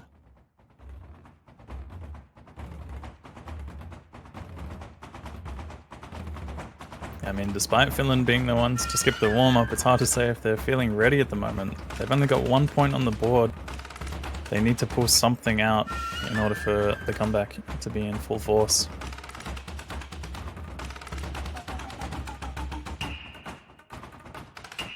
Alright, what do New Zealand pick next? They've already used double free mod.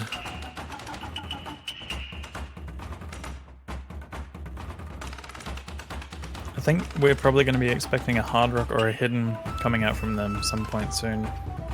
They've been doing really, really well on the free mods, so I think they're going to look to continue with modifications, but with a double time ban, I don't think they want to opt for DT at all. Yeah, I would agree with that. Try and stay away from that speed. I don't see them picking Vajra, I don't see them taking 6.5. Because Finland have been opting for double hard rock. I was actually thinking that maybe Vajra wouldn't be too bad of an option, because it's kind of similar to Senkyo Rambu in a way, but not quite the same. Obviously, it's another map that's very focused around finger control and just low BPM streams in general, but with Hard Rock, it's a completely different playfield. So, but they will be opting for Humanoid, which is going to be the alt map. Yeah, another finger control map. Looking for another low BPM alternative. Looks like another bit of a roster swap up here from New Zealand. 2 players drop out of the lobby. We've seen a very core roster for Finland though. Haven't seen them flex their roster that much. I haven't seen much of Dragon Mob actually this match either.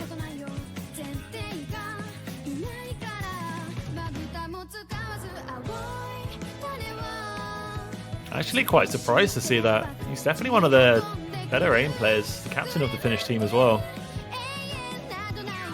Popped in for map number 1 and since then... Actually, he didn't even pop in for map number 1, he played the warm-up. He's been AFK since then. Very surprised by that. Potentially part of the reason why they didn't play their warm-up. Maybe Dragon Mob was on a time clock or something.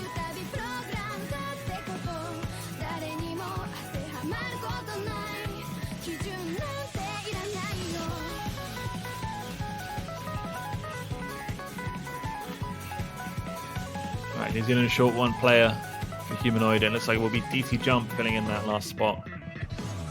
Massive point here for New Zealand. If they win this one, get themselves on match point.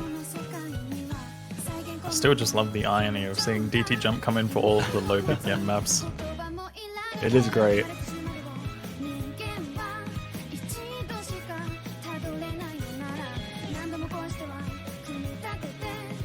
But yeah, not much of a roster switch for Finland. Seems like these players are going to be the core for a lot of these maps. It's hard to say whether or not they just don't have the numbers, or if these guys are just the ones that have performed the best in warm-ups, or practice, rather. It's like we might need to get a panic on for Yellowy to connect. If DT Jump doesn't single tap the alternate map, I'm going to be very disappointed. And he needs a name change to halftime jump.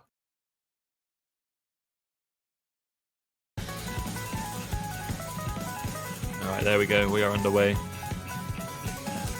Nope, he's alternating. Alright, someone buy this man a name change.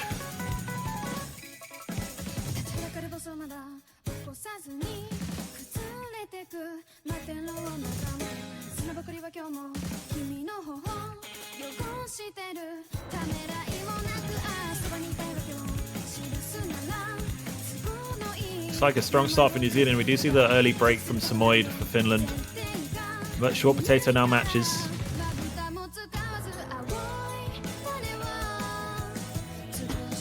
Samoyed actually looking a little bit shaky there. I saw on that stream in particular where he missed right at the end. Seems to be having a little bit of trouble with some cursor control. And this map is definitely one where you need a lot of that, as you can see. All sorts of tricky alternate snap patterns. Santeria is going to be one to find a break. Big Z also following up from the New Zealand side. So once again, this evens things out ever so slightly. I was about to say New Zealand have the slight advantage. They do have the combo advantage at the moment, but accuracy is in favor of Finland, so the lead is still going to them at the moment. Yeah, it's 399% and Samoyed on 95. Stark contrast, but early advantage. I believe it's 2 FCs apiece right now. Well, we actually did see DT Jump find a break right before the break there. Oh, that one's gonna hurt. Yeah, Yellowy now the only full combo for New Zealand. 2 plays 1. Have to wonder if this pick is going to backfire on them. They do have a lot of momentum behind them, but it's definitely Finland's opportunity to get some behind themselves. They need this momentum right now.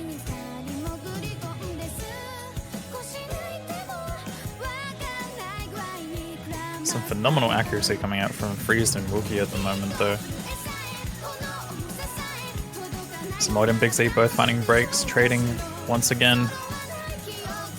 That's fine for New Zealand right now. They just have to ensure that Yellowy holds on, and Freeze and Wookie need to find a break. Oh, but Yellowy doesn't. Wookie drops as well. Centurion and DT as well. A lot of significant breaks, but Freeze manages to hold on. Short Potato versus Freeze at the moment.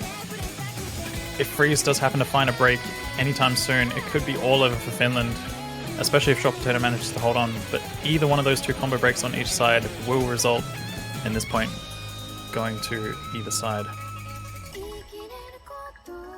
Yeah, they are Just past literally the the only 2 halfway big point. combos. This is a long map. 4 minutes.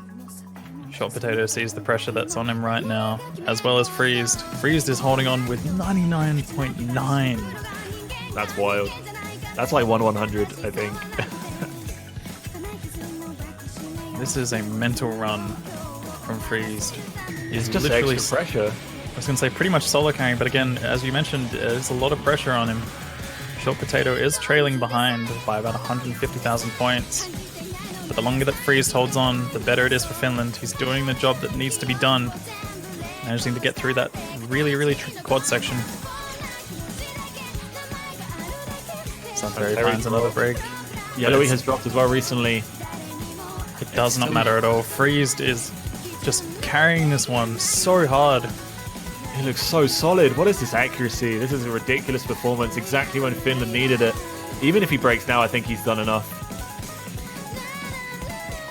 They have 20k. Freeze showing no weakness here.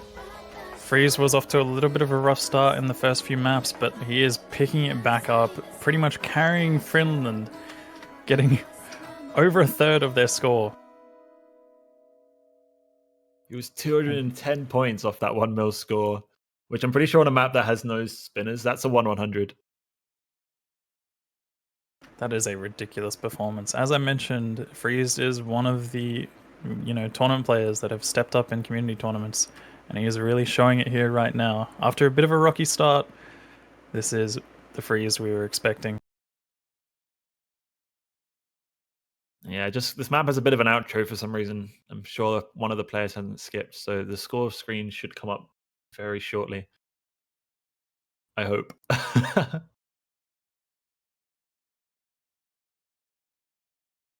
Or we might just have to bypass him completely, which would be sad. Yeah, Freeze froze the game screens, he did it.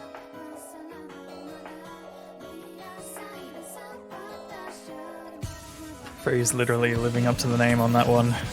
Such a performance definitely is warranting a Freeze on that map. But anyway, it's going to be getting into Finland's pick. That one did backfire on New Zealand.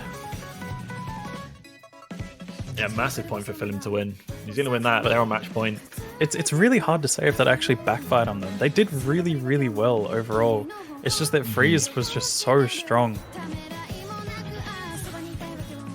Yeah, you don't often throw the term solo carry around in Score v2 and 4-man team tournaments, but Freeze carried, straight up.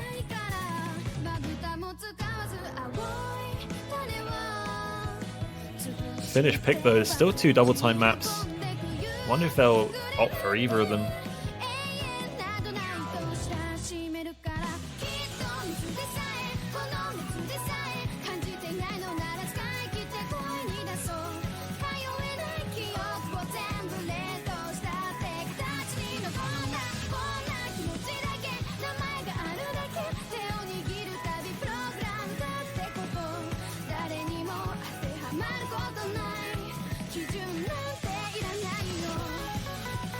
So they're going to be opting for Kodama.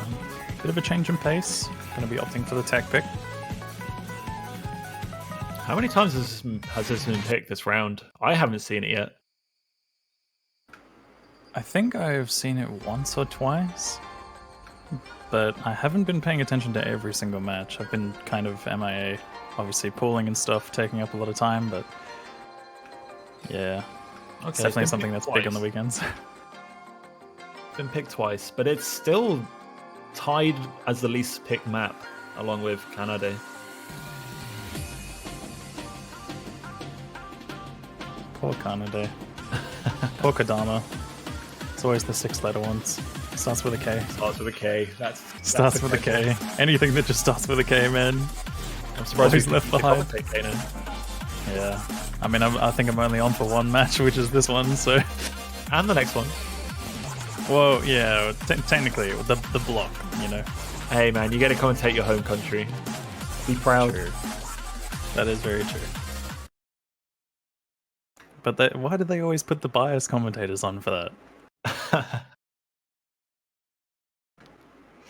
I mean, you bring the most hype. Albeit one-way biased hype, it's still hype. I definitely need to be in for one of the UK matches, seeing as I am half, so... But... Getting into this map, it is going to be Kodama. A bit of an aim-focused tech pick. It's hard to call this like full-on tech. It's kind of like a generic tech in a way. It's obviously much more aim-focused with some sliders. Pro box tech is pretty much always like that. Very solid overall. Tests a lot of consistency, plus, you know, techie elements. Yeah, this is at least one of the more playable Pro Box maps out there. He has some rather unplayable stuff.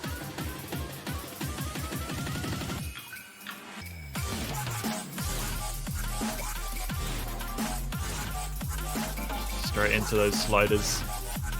At least the one nice thing about them, they don't often feature slider ticks, which means that slider breaking on this, as long as you hit the head, you might drop accuracy, but you're unlikely to drop combo, which is very important, obviously.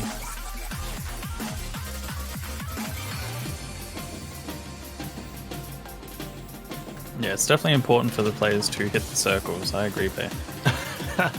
You know what I mean. Come on, man. We're going to find our first break. Zuma, Samoyed, and Faye will drop, so advantage Finland early on. So a bit of a rough start for New Zealand, but Wolfie trades another miss as well. Zuma finding another break, resetting that combo. Still in favor of Finland, 2 full combos against each other. Looking to be a pretty solid pick from Finland at the moment. Short Potato does find a break, so it's going to be 1 against 2.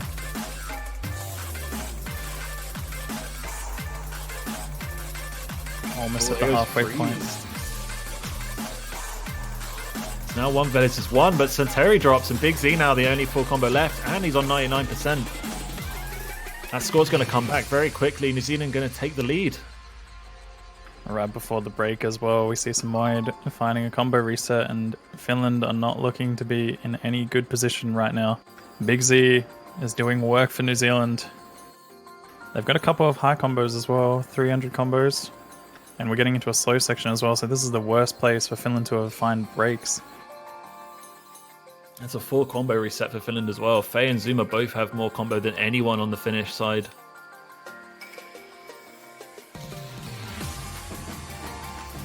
Yeah, and even Short Potato is also matching the highest combo, breaking at the same point that Freeze did.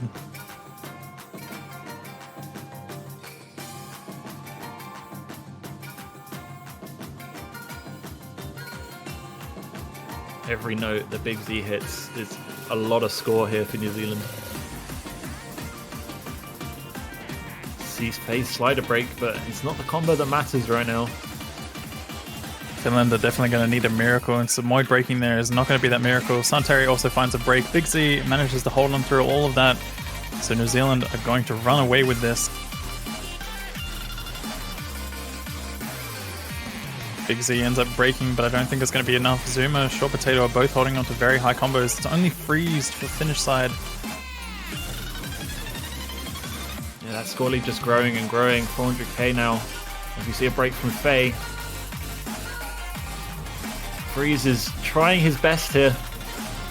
Unless Zuma and Short Potato drop, it won't be enough. There goes Zuma. There's one of them. But there's only a tiny piece of map left, and it's just not going to happen. Yeah, the players on the New Zealand side have done the work that needed to be done in order to secure that one. They will be taking that 4-2. It is at match point now. It's definitely getting very scary for Finland.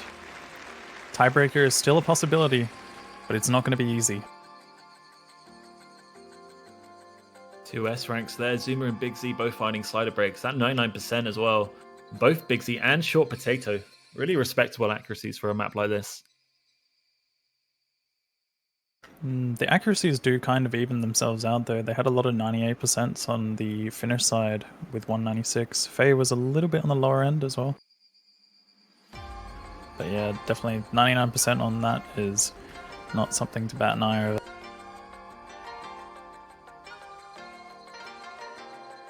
4-2 then. New Zealand match point and pick. Although we did see their last one backfire on them. Would expect them now to jump into that. Maybe Hard Rock or Hidden Pool. Quinine, obviously the only hidden map left. I would think Canada, but honestly I have no idea. Just gonna come down to what the team's feeling. I think we would all think Canada, but it's been pretty neglected in this tournament so far. Hard to say whether or not the players aren't enjoying it or if it's just one of those maps which, you know, people don't want to risk it on. But either way, I think New Zealand are most likely to dive into a mod pool, and there it is. It's going to be Vajra. I did mention this before. I was expecting them to go for either Hidden or the Hard Rocks, and they're going to be testing Finland on 6.5. Bit of an interesting choice as well, because as you mentioned, Finland were running 2 Hard Rocks in the free mod picks, whereas we only saw 1 Hard Rock from the New Zealand side. So could be a pick that backfires on them, but I think they should be okay with this one, seeing as it's kind of similar to Senkyo Rambo in a way, but obviously the CS 6.5 and Hard Rock make a big difference. It's going to be focused a lot more around accuracy. Oh, we're going to see Nucifera come in for New Zealand as well. First time this match. Potentially then a Hard Rock specialist here for New Zealand. Although you would maybe then think you'd see them on the free mods. I don't know. Maybe just small circle specialists. Yeah, definitely could be a case of having really, really good precision, and that's something that is required for a map like this. Definitely a few rosters are going to have a few players that will come in for specific niche skill sets. I think this is definitely one of those maps which offered this. I'm just really curious where Dragon Mob is. He would be so tailored for a map like this.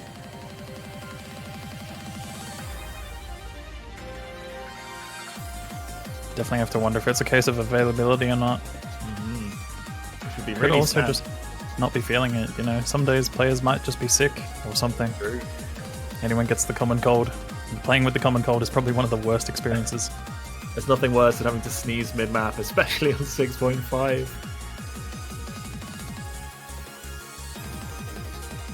It's alright, we've got a few Iron Men who can probably sneeze and manage to keep their cursor controlled on that kind of stuff.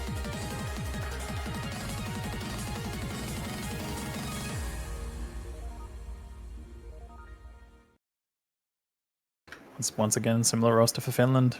Not really much change at all. Seeing Nucifera come in for New Zealand, going to be interesting to see how he performs on this one because we haven't seen him yet. This is the first time he'll be making an appearance this match. Stepping in for a pick like this as well, definitely going to have some nerves on match point. But he'll have been playing in the background, keeping himself warm for sure. Potentially just playing this map on repeat. Hopefully he hasn't mind blocked himself.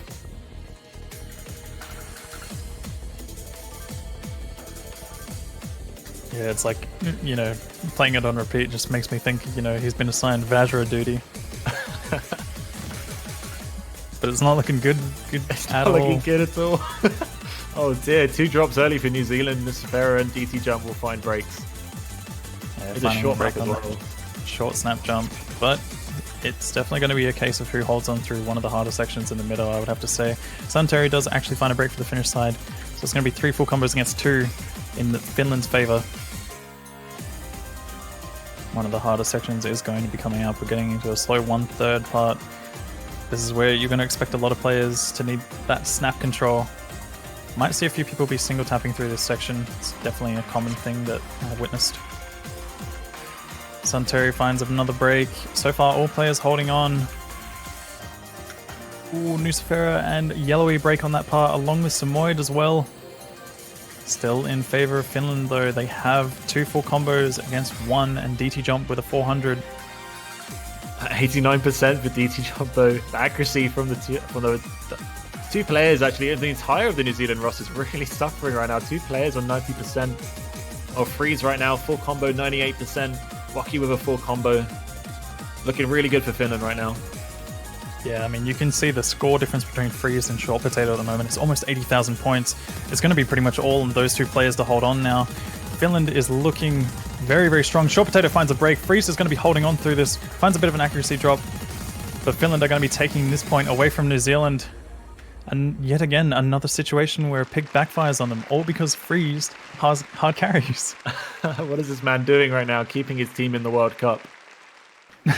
You got to respect it.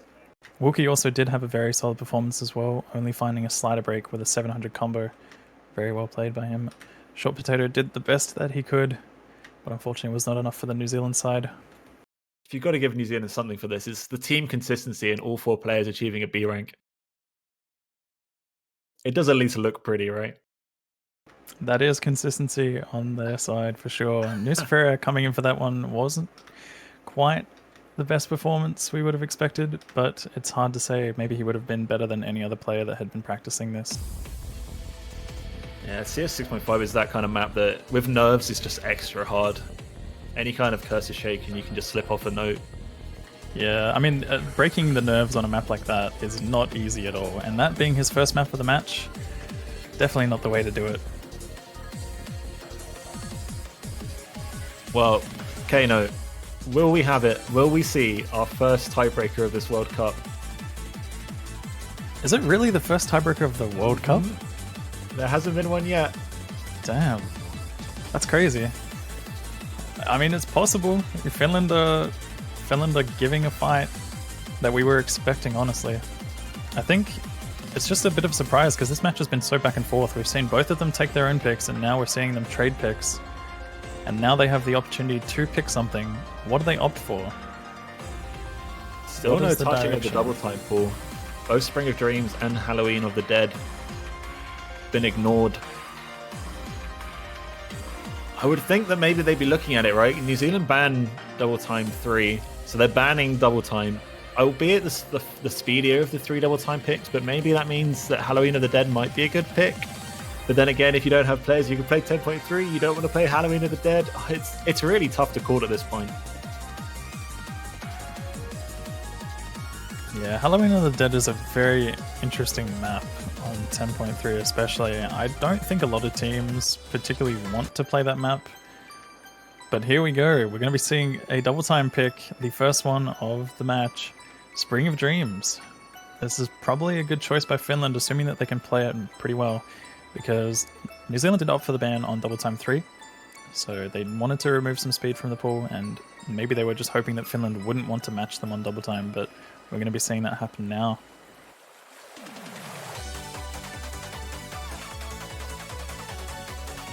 Yeah, it's about 225 this, I think. Maybe like 230. It's not the fastest map in the pool, and definitely relies more on aim. This can really go either way. I don't think this is a guaranteed win for Finland at all.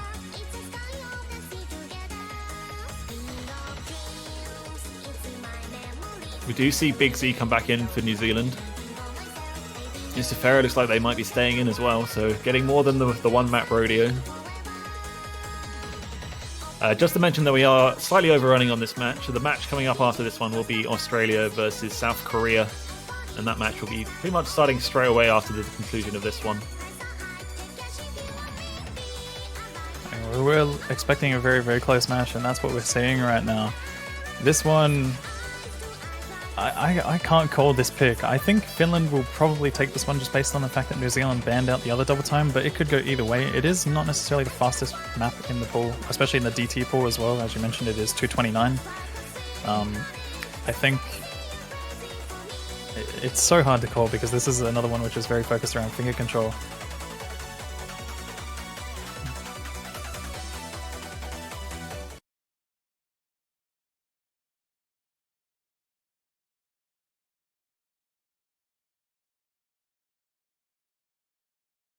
All right, then, here we go. Will it be game over for Finland? Will it be Finland? Sorry, I had to. Or will we be seeing the first tiebreaker of the World Cup? I definitely think a lot of people are excited for the first tiebreaker of the World Cup, but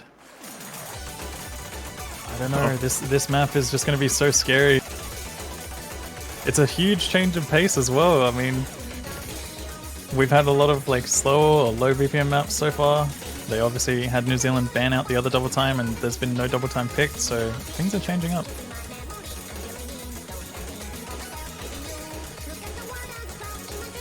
Very early break there. Yeah, yellowy. It's a relatively short map. We're already a quarter of the way through. And also, you did mention the whereabouts of Dragon Mob, but it's actually coming back in for this one, so I'm going to be seeing him in for DT. Sunterry finds a break. All players from Finland breaking there. Lucifera finds a break along with Big Z as well, so it's 2 high combos to none. Wookie also found a break somewhere. Zuma is living up to his name right now. Only 4 combo left for New Zealand. He does break, of course, as I mentioned it, but big advantage now for New Zealand. Finland's opportunity to make a comeback here. They have the combo advantage. They just need to hold on for the rest of the map.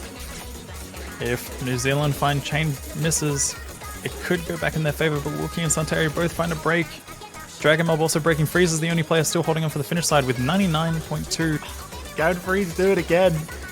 Can he put Finland on his back a final time? Well, okay, maybe if he does, then there might be another. But for this pick, Nucifera drops, Centauri drops. Big combo drops on the bottom row. Dragon Mob, Freeze, Yellowy, Big Z all drop. And I think with Freeze breaking, and Zuma now has the top combo, New Zealand will close this one out. And they will. New Zealand are going to be taking that one away 5-3. We're not going to be seeing the first tiebreaker of the World Cup, but maybe another day. It's got to happen. What a once. match, though. What a match. New Zealand are going to be knocking Finland out of the tournament, though. Both of these teams are on their second chance. And New Zealand are going to be progressing to the losers bracket. Another pick-em upset as well. New Zealand been given the underdog for this one, but they proved that they are the dog. And they will take Finland out of the World Cup. And progress through to losers round 2.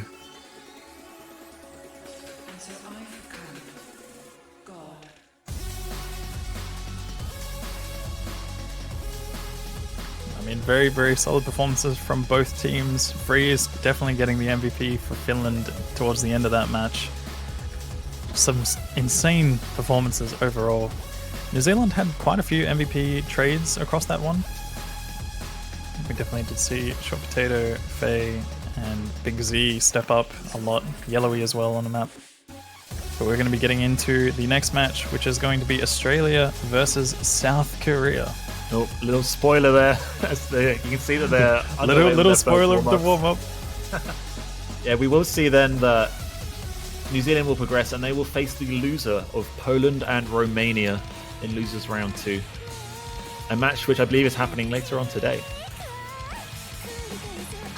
But yeah, Kano, we got a big match now here. This is winners bracket. This is Australia versus South Korea. And without trying to be too biased, why didn't you give us a rundown of this Australian roster? Well, the Australian roster, as I've mentioned before, are very, very focused around hard rock and double time this year. They do have some strengths in No Mod and Hidden, but it is honestly map dependent when it comes to those. I would say overall, most double time maps and hard rock maps they should be pretty comfortable on. And as you can see from this warm up, all players are actually rocking Hidden hard rock. I'm sure this is some kind of weird flex that's going on here. I was actually just, waking myself up this morning with a lovely bit of OC multiplayer when Monkey Atso joins the same game I'm in. And he was like, yep, I know you, you're the commentator for the World Cup. And he said that I was really good, so I just want to give him a shout out for being such a nice guy. Made my morning that little bit brighter. Wholesome OSU moments. Exactly. There is a community out there that's friendly and warm. I mean, but on the other side as well, you've got South Korea. They are such a dominant roster. Aristia is pretty much a combo god. Always has been. Flying Tuna has also been really, really, really just insane in tournaments recently. He's been like stepping up to a lot of maps. We would obviously expect him more on the double time stuff, but he's just been playing everything, getting good at everything. DDM is another one that's been seen in community tournaments. And Zayson as well. Very, very solid players on the Korean roster that we're seeing in there now. And they also have a couple that are on the bench at the moment, but overall, these two teams are probably going to be the closest match of the higher end this week. Yeah, South Korea also have that really high-ranked new player, Ponytail. Really exceptional player, so definitely one to look out for as well. In terms of just both these teams are talked about as being contenders for top 4 this year. I have really high hopes for Australia personally, but you look at the South Korean roster and they have, as you mentioned, a lot of really talented players. I wouldn't be surprised to see this match go to tiebreaker, honestly. South Korea may not have had the best performance in qualifiers though, which is why this matchup has happened. Australia did have a really good showing. In fact, they finished second in the double time pool, especially. They have a lot of really good double time players. I definitely expect the 10.3 to be banned here from South Korea.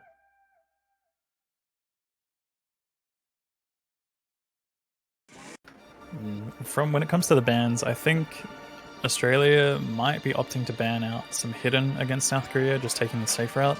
We may see a no mod ban of some sort, but yeah, as you mentioned, I also think that South Korea looking to ban double time against Australia, they have such a roster for it. And Hard Rock might not be a bad alternative as well, but I think the Hard Rock picks are probably going to be more favored towards South Korea, or at least, it's going to be close between the two teams. They are somewhat niche, I would say, especially with Vajra being one of them. Yeah, I would expect potentially Quinine the ban for Australia. So if I had to guess, it would be Quinine for Australia and Halloween of the Dead for South Korea. Those would be my predictions for bans. Because, yeah, stark contrast, Australia in qualifiers 22nd on hidden when second on double time. It's a pretty big difference in terms of skill consistency. Yeah. I mean, talk about tough opponents, man. Both of these teams have such a brick wall to get through. I mean, it's basically putting two brick walls up against each other and just seeing whichever one falls over first, It definitely is.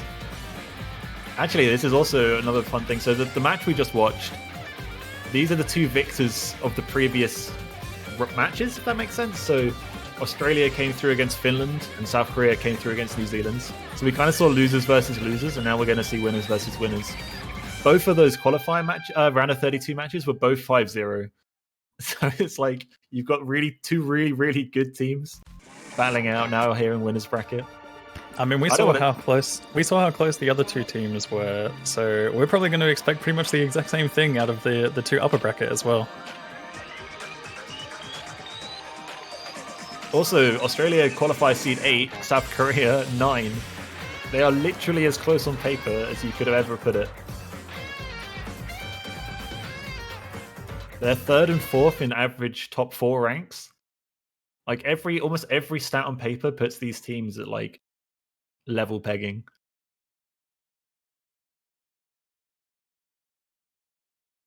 And here we are going to see the Australian warm-up.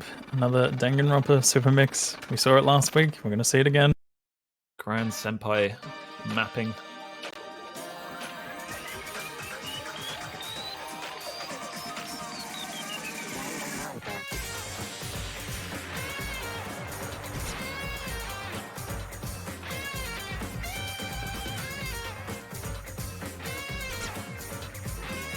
No fails from South Korea. I don't know how tough this map is. Probably not too bad, but you never know.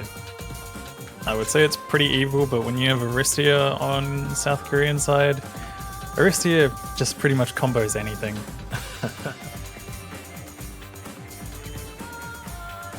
Yeah, some people are just a little bit good at this game.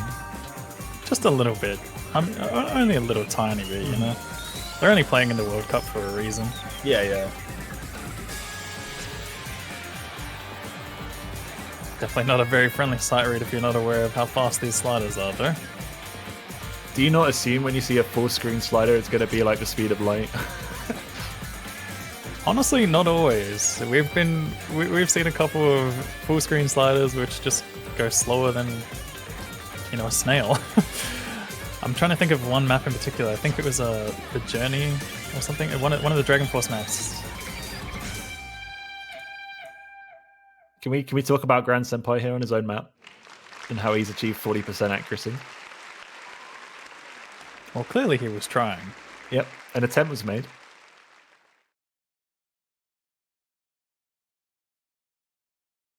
If only he was in Aristia's slot right there, we would have spelled out bad. We just get Bab instead. A very defective sheep.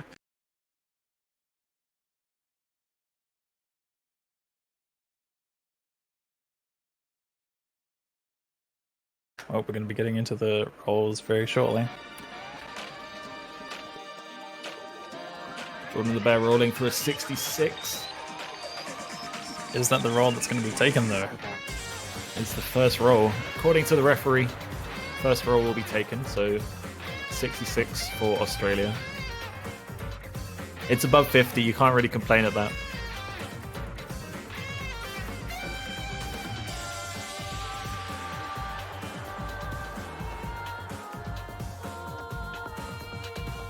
Korea have been known to take their time with almost everything that happens during an Osu match, so they may have a little bit of a wait here.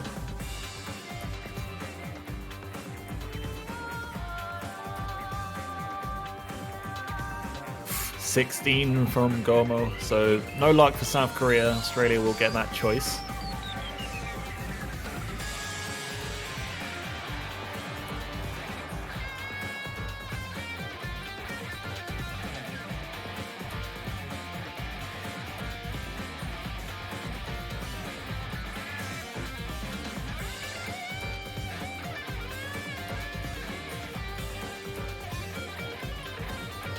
Alright, South Korea ban up first then. As I predicted, I'm expecting Halloween of the Dead, or at least a double time map here banned from South Korea.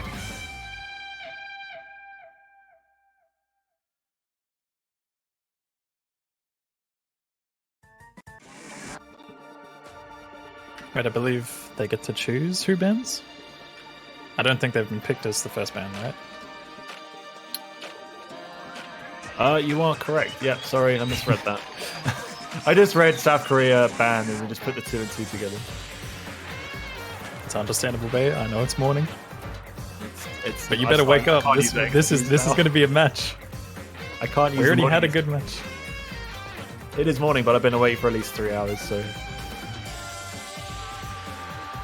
Alright. I mean, it does take me a long time to wake up sometimes, so you definitely can use the mornings. Alright, I'm taking it. Take it and run with it. That's all I can say.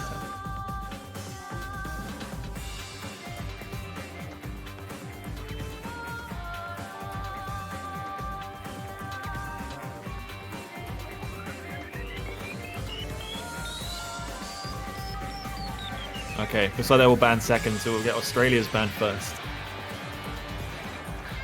This makes more sense now. My head's there, I'm with it. I'm on the same page. So we're thinking Quinine?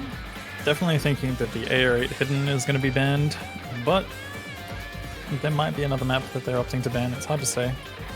I definitely do think that Quinine is going to be the option for them. The only thing that it has for it is it's CS5, which makes it slightly odd. Okay, no, they're just going to ban it. I don't need to talk anymore. We're right. It was Quinine. We got that one on the head.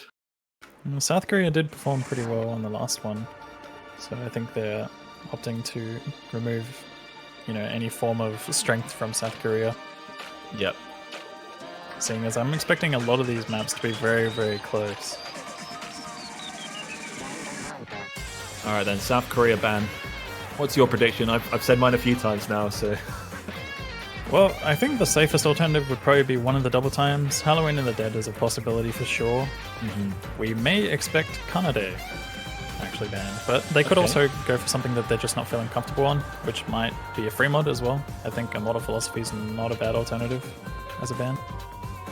I think a bunch of samples is something that both teams are just going to have to expect like a close match on, regardless. But I think a model philosophy is definitely one of those maps which teams might find strengths or weaknesses on.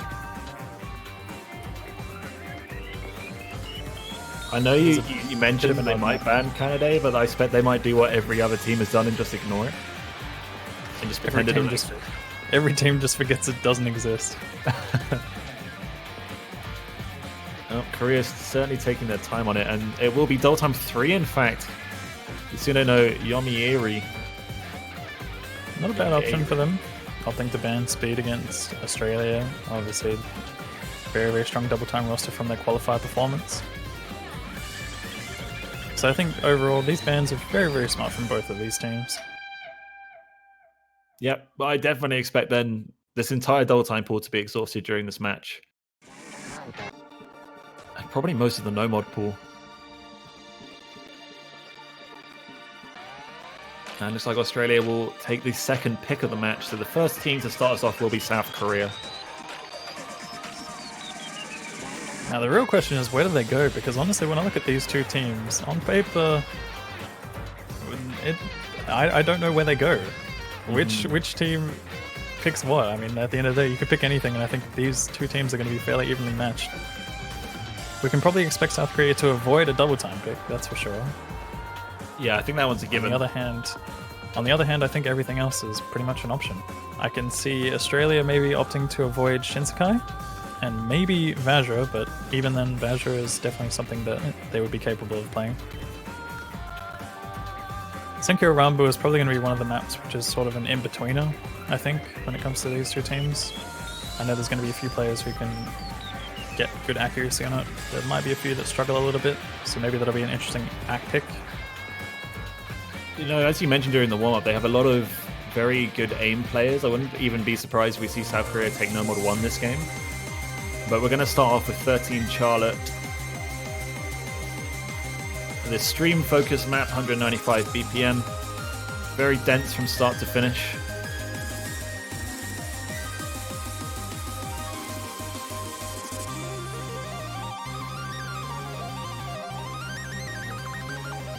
Alright, let's see how these teams want to start off, which players they throw in from that number 1.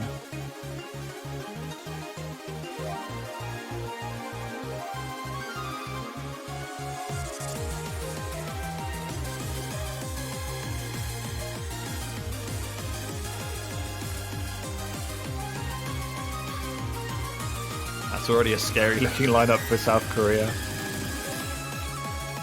Yep, Karuna, Fireback coming in. Aristia, Flying Tuna.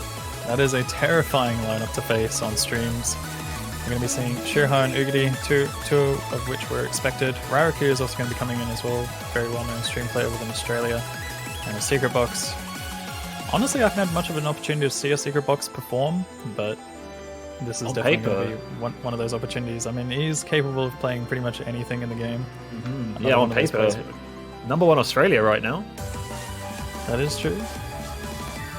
But definitely on paper, a very strong performer. He's definitely, I think he's, I think, did he full combo every map during round of 32? Am I pulling that out of thin air? I remember him full comboing one of the maps that he was in for, but I'm not entirely sure. I think he did very well in round of 32. Obviously, it was a 5-0, so quite a dominant team performance from Australia. Not a solo on his back kind of performance, but Not only that, but also on a slightly easier pool, so it's going to be interesting to see how these two teams do perform on a little bit harder pool. It's nothing over the top. I would say both these teams are definitely capable of it. Looks like we do have a bit of client lag, unless that was actually a miss. that was 3 misses. Ugati, Secret Box, and Karuna all dropped early. Firebat's going to drop as well. Very, very early breaks there. And a massive accuracy drop for Secret Box. I think it did look like a bit of client lag for some of them. Ugadi seems to be fine. You are correct. Karuna yeah. also fine. Secret Box was the only one to have a break early there. And Firebat also did find a miss on a jump. This client will forever trick me into thinking people have missed when they haven't. I mean, you're not the only one it's tricking everyone here. So far, slight advantage to Australia. We have some accuracy disadvantage on the Korean side with Flying Tuna at 94%, whereas every player on the Australian side 99, except for a Secret Box who had that little bit of a rough start.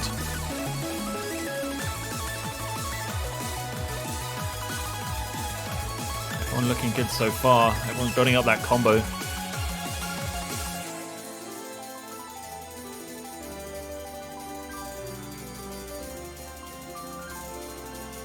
Any major act drops coming in here. Players unlikely to miss, but no one even drops that much accuracy either.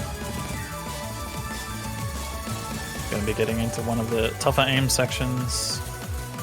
This is where we see a lot more stream aim required, and Ugadi is going to be one of the first to break for Australia after all the combos have built up. So far, South Korea running away with it. Firebat does find a break on the streams. He evens things out a bit, but I think they need another play to break on the South Korean side for Australia to make a comeback. It's going to be really, really close here. It's pretty much going to come down to any break in the last section. They're not looking to give up at all. Aristia, on the other hand, does actually find a break. This could be going back in favor of Australia right at the end. It's going to swap over. Australia will take this back right at the end. Aristia also finding chain misses and 100s at the end. Sends it right back to Australia. And they're going to be taking that one by about 75,000 points. Or 65,000 points. South Korea's first pick does not go in their favor. 67,000 points on map number 1, the difference. I mean, we knew this match was going to be close, but to start off like that is just crazy. Yeah, I mean, we're seeing 2 full combos on both sides, near full combos as well from both Aristia and a Secret Box. Oogity and Firebat, on the other hand, did happen to miss in the midsection, but this is already looking to be an insane match. Very close start. So Australia take away South Korea's pick.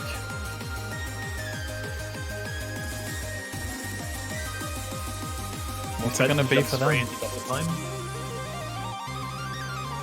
I'm honestly expecting Spring of Dreams to be the next alternative, but Australia might have some surprises for us. Shiro actually broke that 1 million score. Spinner bonus doing work there. And Shiraha, obviously one of the players very well known for an insane spin of pretty much 460 consistently, if not more than that. I've seen it in real life before. I know what kind of desk shake it creates. The whole building vibrates. I swear, right? You know, OSU gets talked about as being a genetics-based game sometimes, but I swear spinning is genetics. Some people just cannot spin, while other people just spin like it's nothing. I don't understand. It's definitely all about technique, but at the same time, you also have to have a lot of power behind it.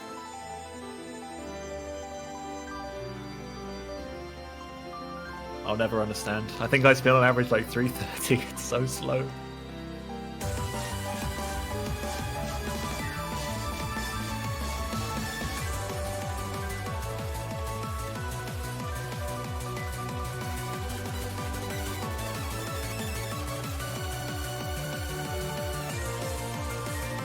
Looks like Australia having a think about this. Maybe didn't expect to take the first map. They're just kind of in a bit of shock right now. And here it is, as you mentioned, Spring of Dreams, the first double time map picked up here from Australia. Definitely their comfort zone, but South Korea not exactly lacking in terms of double time players. This is definitely one where I'd expect it to be close once again. I mean, as much as they banned a double time pick, it's just one of the safer alternatives to ban against Australia. We're already seeing close maps, so I think it's probably going to be a similar theme throughout this entire match. It's going to be a case of, you know, a couple players dropping right at the end, or maybe one or two players dropping in the middle, but overall I think both teams should be pretty comfortable on this.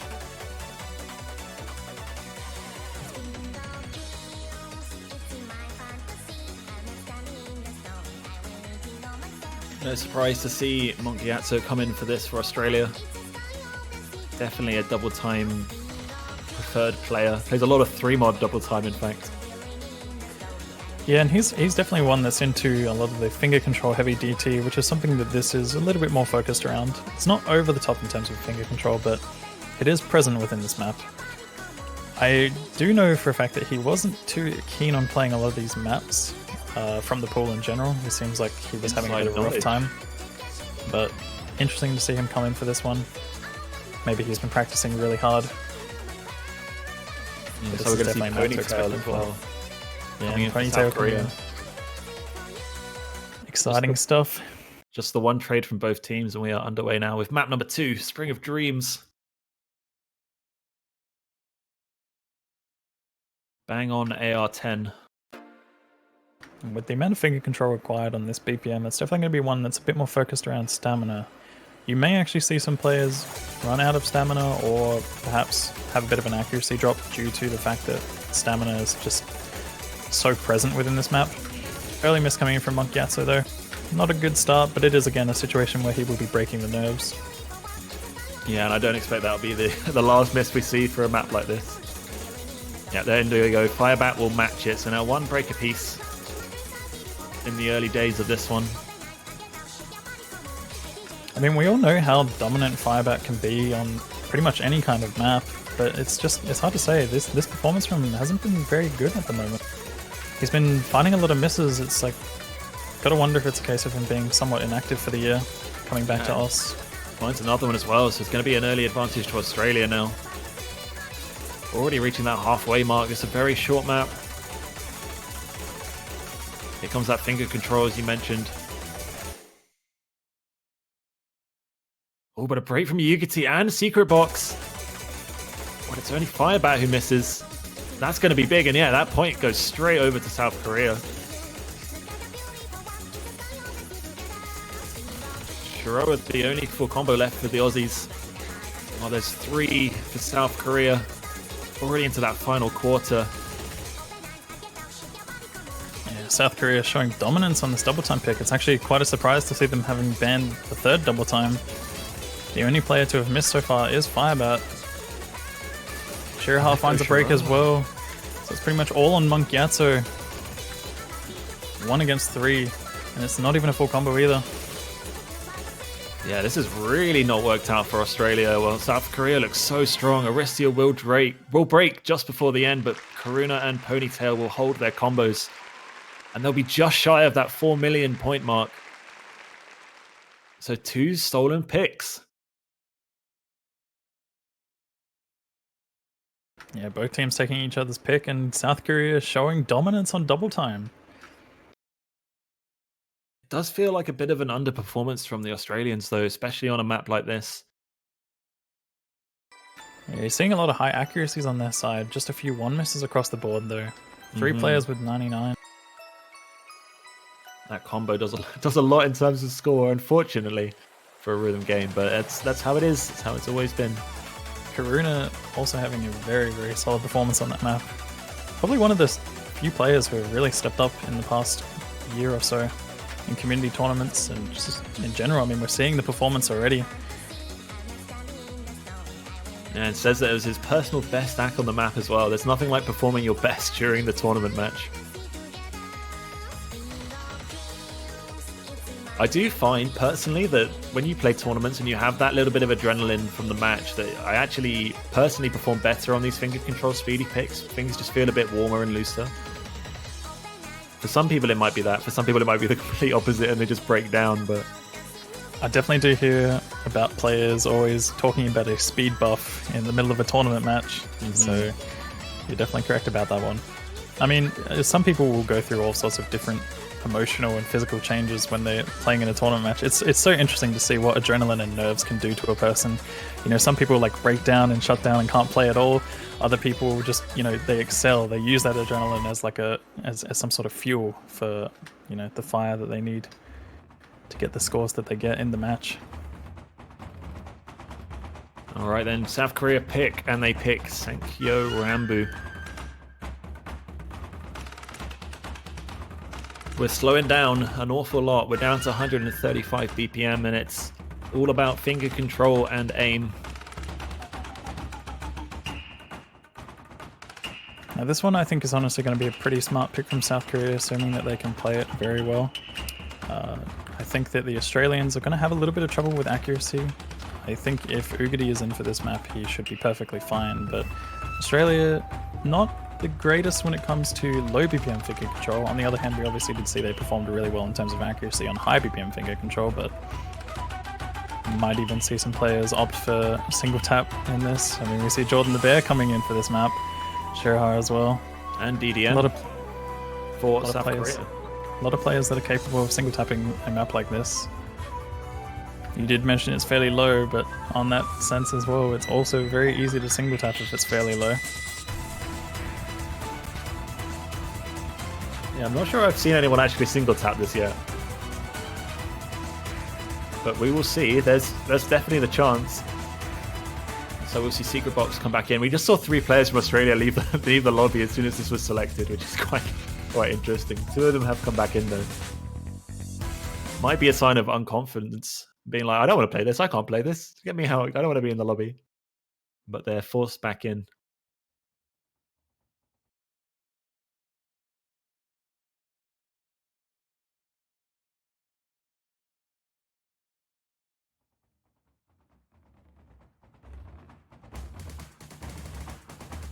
Yeah, I think this is definitely going to be a map which is very focused around accuracy and obviously combo as well. Combo is going to play a big role in this. If South Korea do happen to find some breaks, I think that's going to be the big difference maker in this map. We are seeing that Jordan the Bear is going for a full single tap strat. I love it. Kind of hybrid alternating. DDM single tap as well. You've got to respect the full single tap on this, but an early break from a Secret Box. We do see players drop accuracy, and when they do, they drop combo, and Secret Box falling victim of that early on.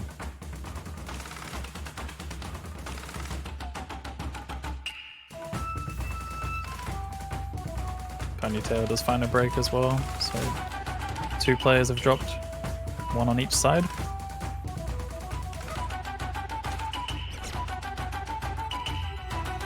Superbox finding another break right before the slow section. Ponytail also responding with another one, so both players once again trading misses, getting into a slower section. The accuracy advantage is in favor of South Korea,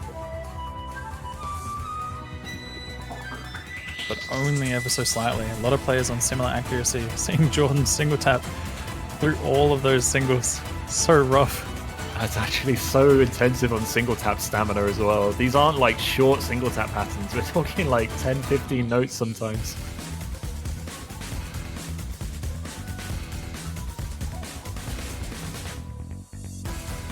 Still 3 plays 3 though.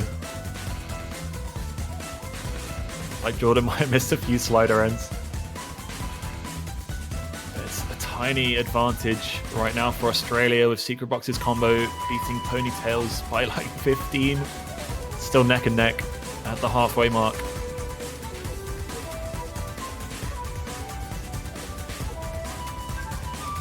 The score gap is so small at the moment. Any break at this point is going to just change the fate of this match. Even any kind of big accuracy drops will change it completely as well. We see Aricia get quite a few 100s during that section. Yeah, a few 100s on both sides dropping.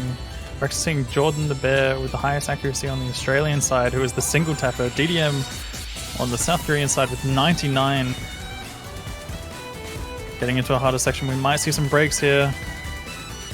Yeah, Tuna has 99% as well. It's going to come down to these breaks, and it will be Ponytail from the Korean side that will drop first. And then Tuna and Scrown Senpai. There's 3 breaks now, but it's advantage Australia. Both teams are trading combos. It's so close, but it's going back in favor of Australia. Still, any break here. We did see it yesterday with United States versus France. A break here could change this. It's definitely possible. Australia do have quite a lead now, though. 100,000. They're not giving up. Secret Box does find a break. It evens things out, but once again, we did see the 2 combo resets. It's 2 full combos against each other. Grand Senpai is also matching Ponytail and Flying Tuna. I don't think there's going to be enough time, but maybe. DDM finds a break at the end there. This is going to be going to Australia. That full combo from DDM dropping right at the end. It was almost going to go back in South Korea's favor, but there was just not enough time. It was almost so close, but right at the end, the South Koreans drop it, and MVP Jordan the Bear, single tap extraordinaire. Big shout out to Jordan the Bear for single tapping that map and getting the highest accuracy on the Australian side. That's a JTB Freaks moment. That is a JTB Freaks moment.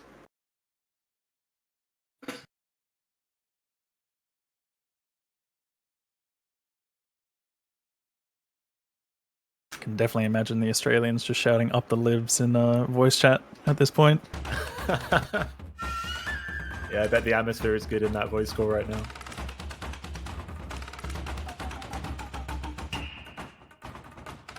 Once again, though, a pick has been lost. That's 3 in a row now. Nobody seems to know what to play.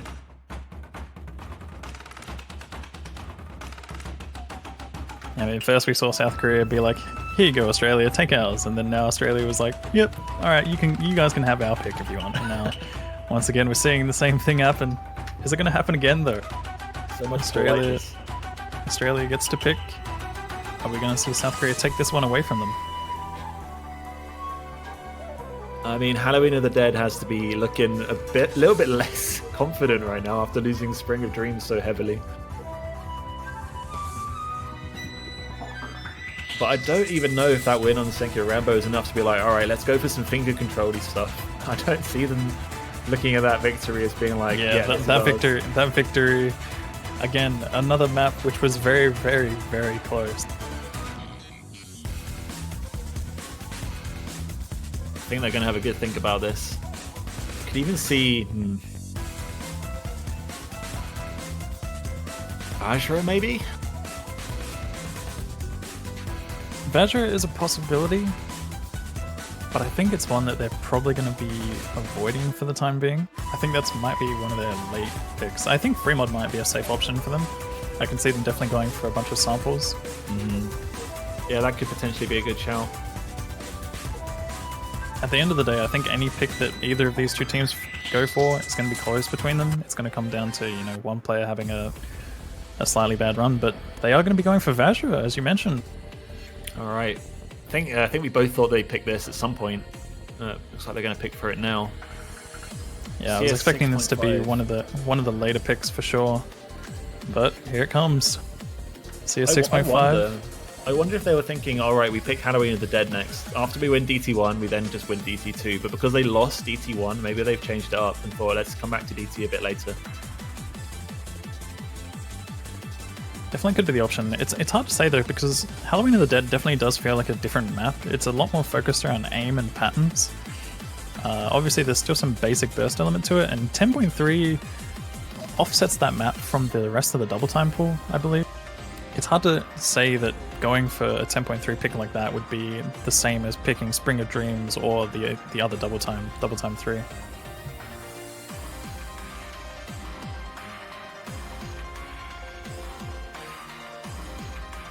See Yugiti and Rairuku come back in for Australia here. Yeah, Ugity is definitely someone who is very, very strong on a map like this. He is really, really good when it comes to accuracy on Hard Rock, especially, just in general. But Rairuku is a little bit of a surprise to me. I'm not quite sure how he performs on precision-based maps. He's a lot more focused around stream and just, Hard Rock maps. I would say like consistency-focused Hard Rock maps.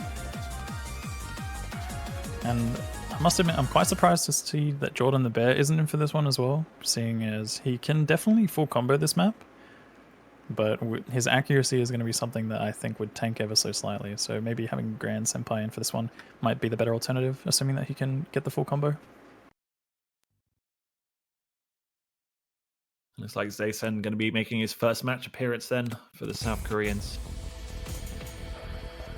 See if it has a repeat of the New Zealand player dropping in for the CS 6.5, or maybe this will be a more favourable one. See some wonderful accuracies off the start from Grand Senpai and Zaysen. Yeah, another thing that's expected when you have a slow intro on Hard Rock like this. Seeing both Zaysen and Grand Senpai drop their accuracies ever so slightly, but plenty of opportunity for them to pick that back up. Shirahar finding the first miss on that spacing change. But it's still early days. Yeah, I'm sure that miss just comes down to early adjustments, but the map isn't too long. You've got to adjust quickly. And so far, all other 7 have done well. Into the 1/3 section. South Korea have that lead on an Australian pick once again. Still can all change.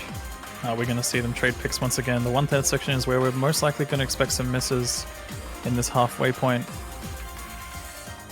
Shirahar Grand Senpai dropping combos on that spacing change once again. So far, all players getting through the first stream into the slider. Almost a break from Zaysen there to see a couple 100s and a short miss. Rairuku does find a break.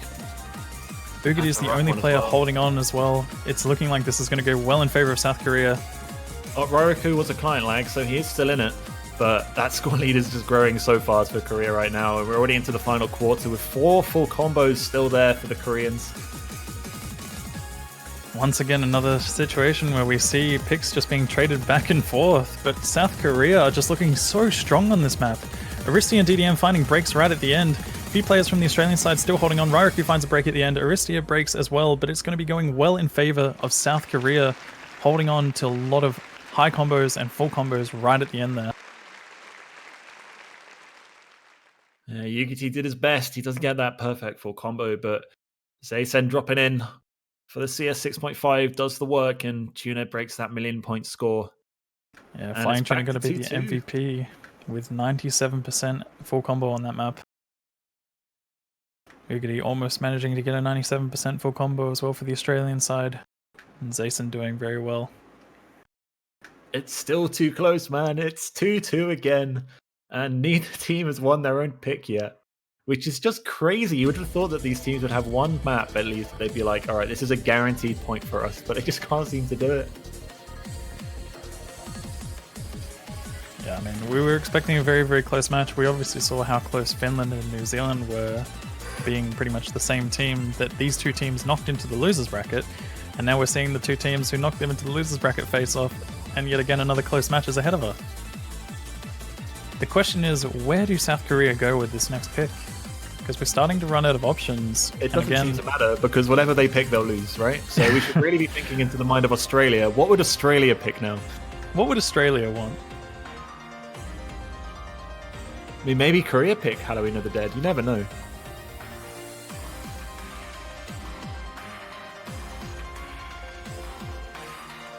For real though, Korea maybe Kadama.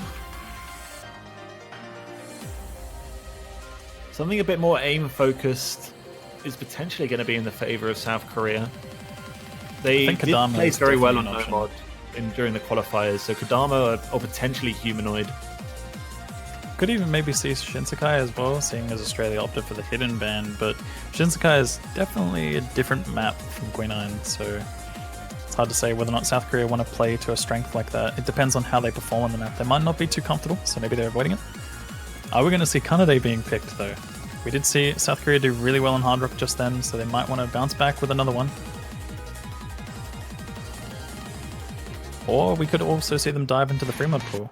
Oh, it will be Kadama. Damn, you are spot on with picks at the moment there. You know, I kind of feel like sometimes I have no idea what I'm talking about, but maybe there's something in there. Maybe there's something going on in that mind.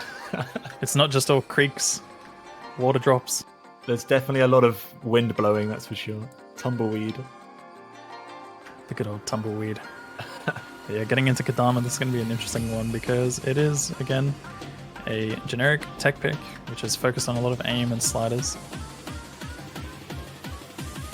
Definitely one of those maps which could be very close between these two teams.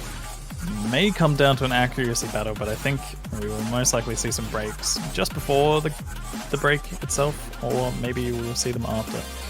In the first or the second half is definitely where it's going to be present.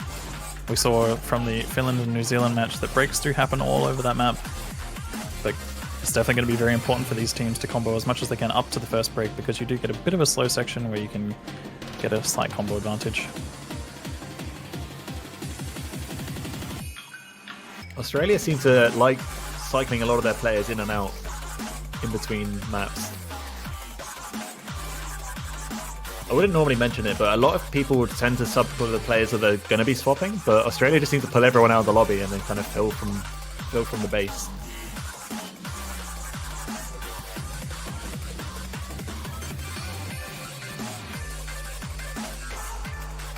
Looks like it's going to be Secret Box, Jordan the Bear, Ugity, and Shiroha taking on DDM, Aristia, Karuna, and Flying Tuna. And it's going to be an honest 3 versus 3. Nah, I'm joking. We'll just get them connected real quick. There we go. Just hearing you say all those names, Aristia, Karuna, Flying Tuna. It's terrifying. It's just a lot of A's at the end of that. It's true. Just swap DDM and Shiroha and you got a full team of names that end in an A.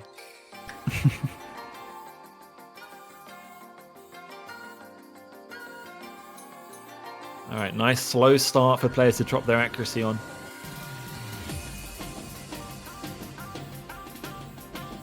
This map will quickly build up. It's professional box, it's slider spam. Lots of techie jump patterns.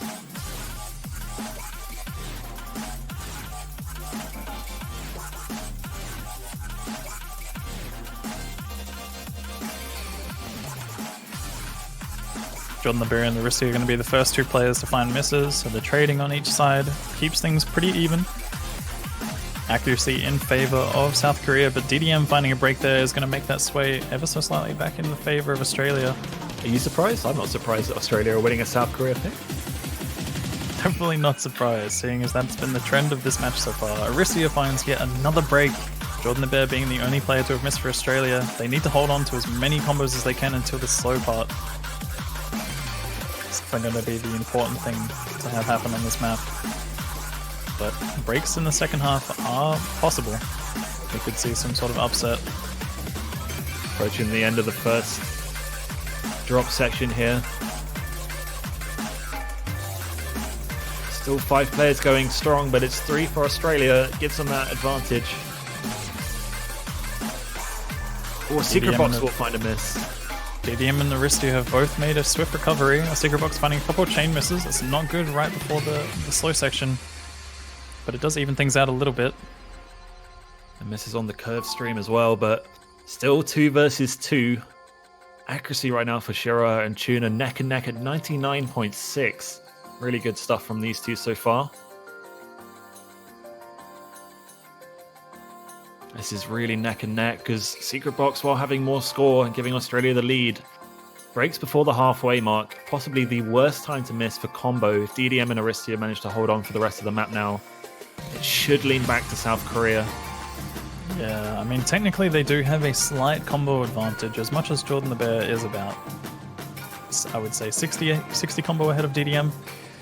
They do have that advantage across all of their players. If all of them do manage to hold on through this second half, we could see South Korea bring this one back. The lead isn't much for Australia at the moment, and it's actually getting smaller and smaller as we speak.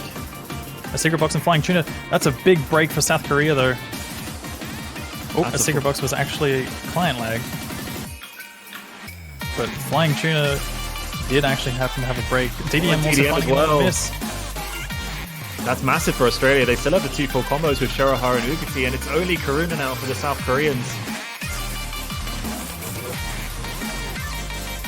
Australia going to be pulling ahead rapidly right now. Oh, and DDM was wrapping up. Oh, DDM was another client lag situation, but Shirahara does find a break on that space stream. Although I think Australia have enough of a lead to take this one away. Ugati is going mental at the moment, as well as Karuna. They're both matching each other, along with Jordan the Bear matching DDM. Secret Box has managed to hold on to enough of a combo so that Aristia's is kind of negated. Karuna does find a break at the end there as well. Ugati does secure the full combo, and Australia will be taking that one. Again, another situation where South Korea pick a map and Australia take it away. What is going on in this match? This is getting silly now. Can someone just win their own pick? We'd like to see the team show some confidence, but I mean, this just shows you how close these two teams are. I mean, they're picking something that they think is their strength, and then another team manages to beat them on it. So I think at the end of the day, regardless of what these two teams pick, it's going to be back and forth, you know? This just shows how close this match is between these two teams.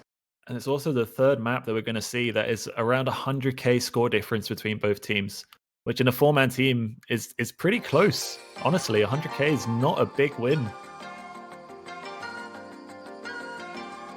5 break points, my god. It's almost no point talking about what Australia's going to pick because they're going to get it wrong. It's just straight up going to be a wrong pick. So which map is it going to be that South Korea wins this time? South Korea won.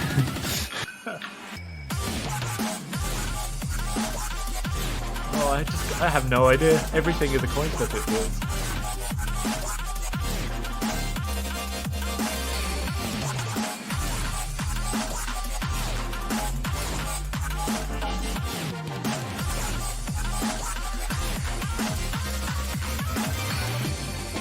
I still want to see them play Halloween of the Dead. At some point, I'm sure this map will be played. If not now, maybe next time. Australia picks.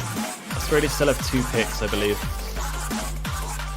Unless, of course, they win this and the next map. Okay, here we go. Halloween of the Dead. Before the match, I was like, this is a guaranteed Australia point, sorry. But now, I actually have no idea. I just don't know.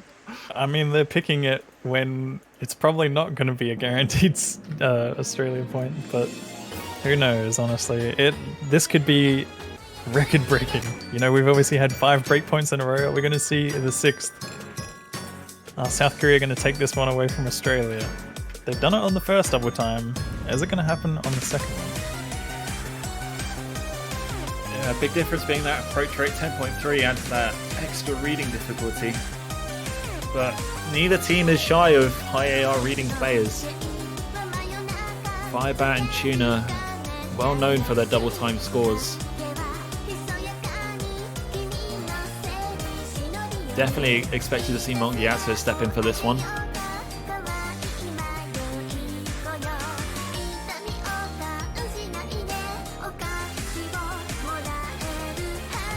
I've heard him talk about there's a certain part, it's like a slow section somewhere in the middle with the 1, 2, 3 jumps. I think that's going to be really scary for a lot of players because a lot of them have been saying, you know, oh, we haven't broken on that in the match, like in practice, but it's going to happen in the match. You know, it is a mind blockable pattern, I would say, if you practice the map enough and then develop a mind block. But yeah, misses on that 1, 2, 3 section, definitely something that is possible. As much as it seems like one of the easier parts of the map.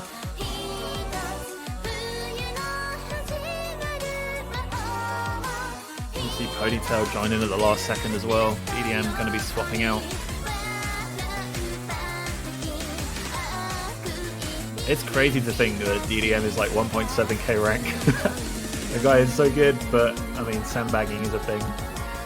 And it just shows you that rank really doesn't matter. I mean, there's some players in the 4-digit range who are capable of some insane stuff, and obviously, unfortunately, the PP system doesn't really display that. Shout out to a lot of the underrated players who get all sorts of underrated plays, which just aren't seen because the PP system does not recognize that. DDM being one of them. Gonna see Tuna drop out actually for Zaysen. Interesting substitution, but definitely a map that could be kind of like I can't play this. I think that 1, 2, 3 session you mentioned, we actually saw Koba drop in the Italian match and it cost Italy a point, so definitely a section to watch out for. Yeah, without a doubt. Zaysen going to be the first one to break on the early 1, 2, 3 section. Definitely enough time to bring it back. Score is only ever so slightly in favor of Australia at the moment.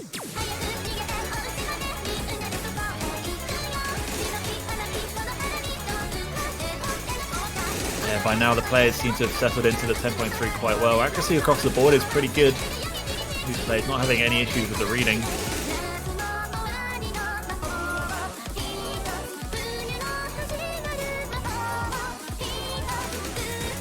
Tiny score lead right now for Australia. So neck and neck.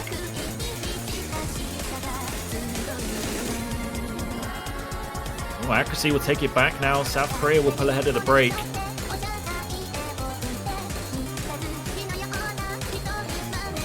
Like Jordan the Bear drop down to 96.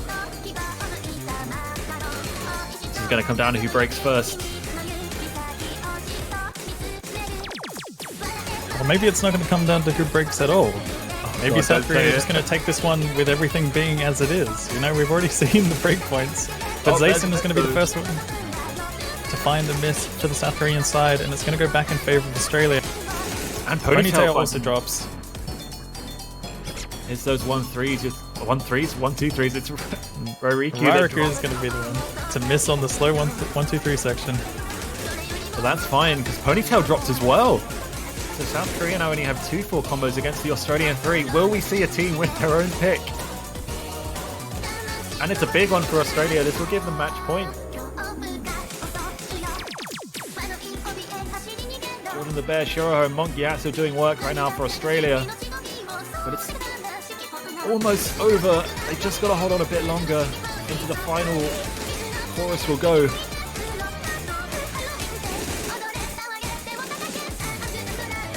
And I think by this point they've done enough here. And definitely without a Aristia miss. That would do it. Australia will finally take their own point for the first time in this match. Gyatso did actually find a break right at the end, but it's going to be going to Australia. They take that one with 2 full combos and pretty much a near full combo to Firebat with 99.47. FC. That is impressive stuff. Definitely a step up in performance from how it started out for him. But we're going to be seeing Australia take their own pick. It's going to be the first one of the match. First instance where a team has picked something and won their own pick. It's now match point to Australia. This is the time that South Korea has to pick something that they can win. If they're not out, obviously this is a winner's bracket match. If South Korea did go down here, or whoever ends up going down here, will only be knocked down to the loser's bracket. But I'll tell you something now, this is a scary team to have in the loser's bracket. I don't think as a loser's bracket team I want to face either Australia or South Korea.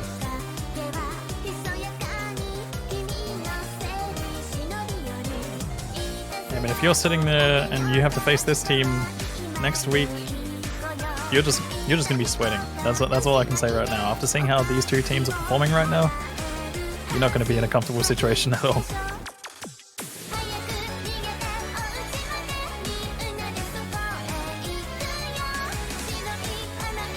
On the pickings, just quickly, actually, South Korea, the team predicted to win. 64% of you guys thought that South Korea would take this match. Another underdog? If you can even call Australia an underdog. It's almost ridiculous to say those words. Okay, now we're going to see it. We're actually seeing Kanade being picked. Is this the first time? It's not the first time. Surely No, it's it's not the the first time. third time this round. Third time this round. But it feels like never. Feels like forever.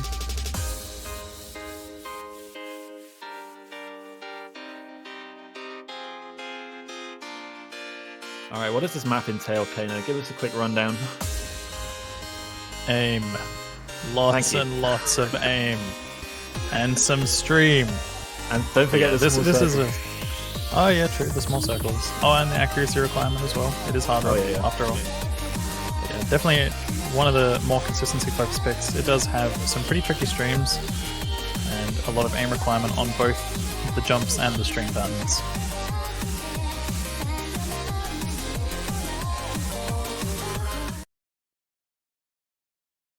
Yeah, just looking at how these teams performed in Hard Rock qualifiers, advantage Australia. Australia coming 4th on Hard Rock, while South Korea 11th. But pool difficulty from qualifier to this is relatively similar. I must admit, I'm quite surprised that they're going for the Hard Rock, because this is probably one of the closer matchups between these two teams, but maybe they've practiced it a lot, maybe they're feeling very comfortable in it. It's definitely a map that they can take away from Australia, but it's one of the maps which I would expect to be a lot closer between these two teams, for sure. Surprisingly, no Fremont has been picked so far in this match. Fireback going to be one to find an early miss. It's within the first 100 combos, so it shouldn't be too bad. What might be bad is the accuracy drop he gets from it, 94%, but Ariku's at 95, so it's being a little bit offset. As you mentioned, that OD 10, I believe this will be with the Hard Rock. It's actually quite a large factor in terms of score multiplier with the accuracy, being 30% of total score.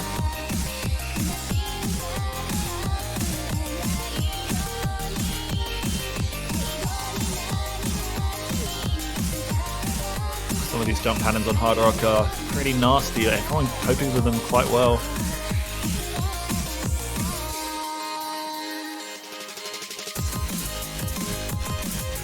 What circle size is this? Because it's 4.3 before Hard Rock.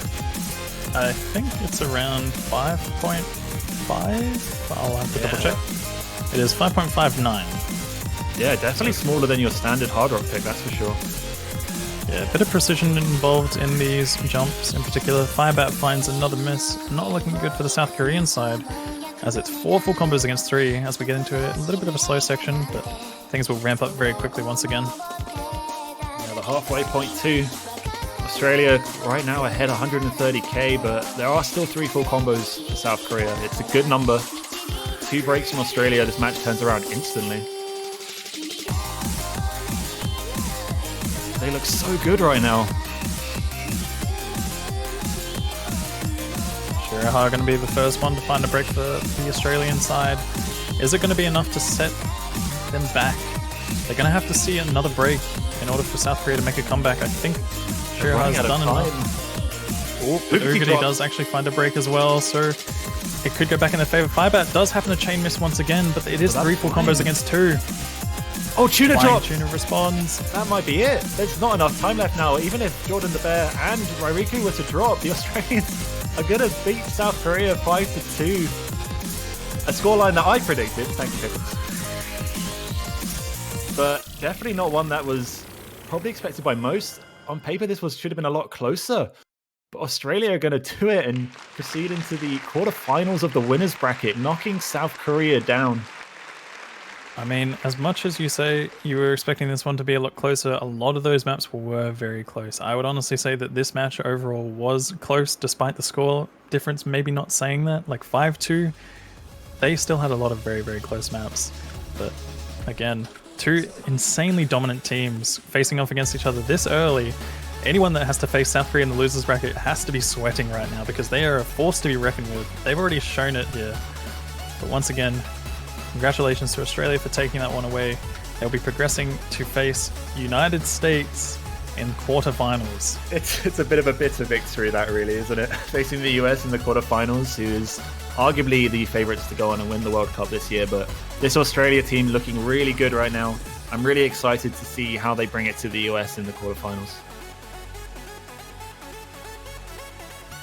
Yeah, very solid performances overall from both of those teams. We saw some crazy stuff once again. So South Korea will drop down. They will face the winner of the match between Spain and Japan, which again is the match happening a little bit later on today. Here we go. Here's our bracket. There you go. Top of the quarterfinals, Australia versus the United States of America. What are your thoughts on that match, Bay? I know as much as the United States are one of the teams which is probably more favored towards winning the World Cup this year. They have such strong players, especially on late game pools. I think with how the scaling of this year's OWC is going to go, I would expect that a lot of teams are going to need to be practicing a lot of high star rating consistency. Is this a little bit of Matt Pauler insight you're dropping here, Kano? Definitely a little bit of Matt Pauler insight. I would say that this year is probably going to be, I would say, maybe a full step up from last year's Grand Finals pool. Oh, wow. Okay, well, yeah, I mean, I'm really curious to see how the US... I mean, they haven't had Vaxay play yet, who is arguably their best player right now in terms of tournament scene. He's just been playing out of his mind. He hasn't shown up yet. Will he make an appearance for Australia? Are they the team to step up and be like, actually, I kind of need to be here? I think so. I reckon we'll see Vaxay. And I reckon Australia will surprise many people. They definitely won't be clean swept, I think. Yeah, I mean, if they do have, they definitely do have the capability to beat the United States, but whether or not it's going to happen is a different story. I mean, being a team that knocks the United States down into the losers bracket this early would be quite a remarkable, I can't even think of the word. It's just such a rare sight for that kind of thing to happen. We've seen the United States be so dominant in these previous World Cups. I think it just speaks to the level of this World Cup. Almost every team has stepped up from last year. I'm super excited to see the following weekends. All right, going to get better from this point onwards. But yeah, that will conclude today's matches for at least the next hour, I believe. I think the next one's on in an hour's time. About 52 minutes exactly. Not that I'm counting. Not that you're counting. Yeah, and that'll be the match between my home country, the United Kingdom, and Hong Kong. Another winners bracket match. And another scary match ahead. All right, well, that's it from us. Thanks for joining us, everyone. Kano, it's been a pleasure, as always. As always, Bay. Thank you again, and we will see you next time. Thanks for watching, guys.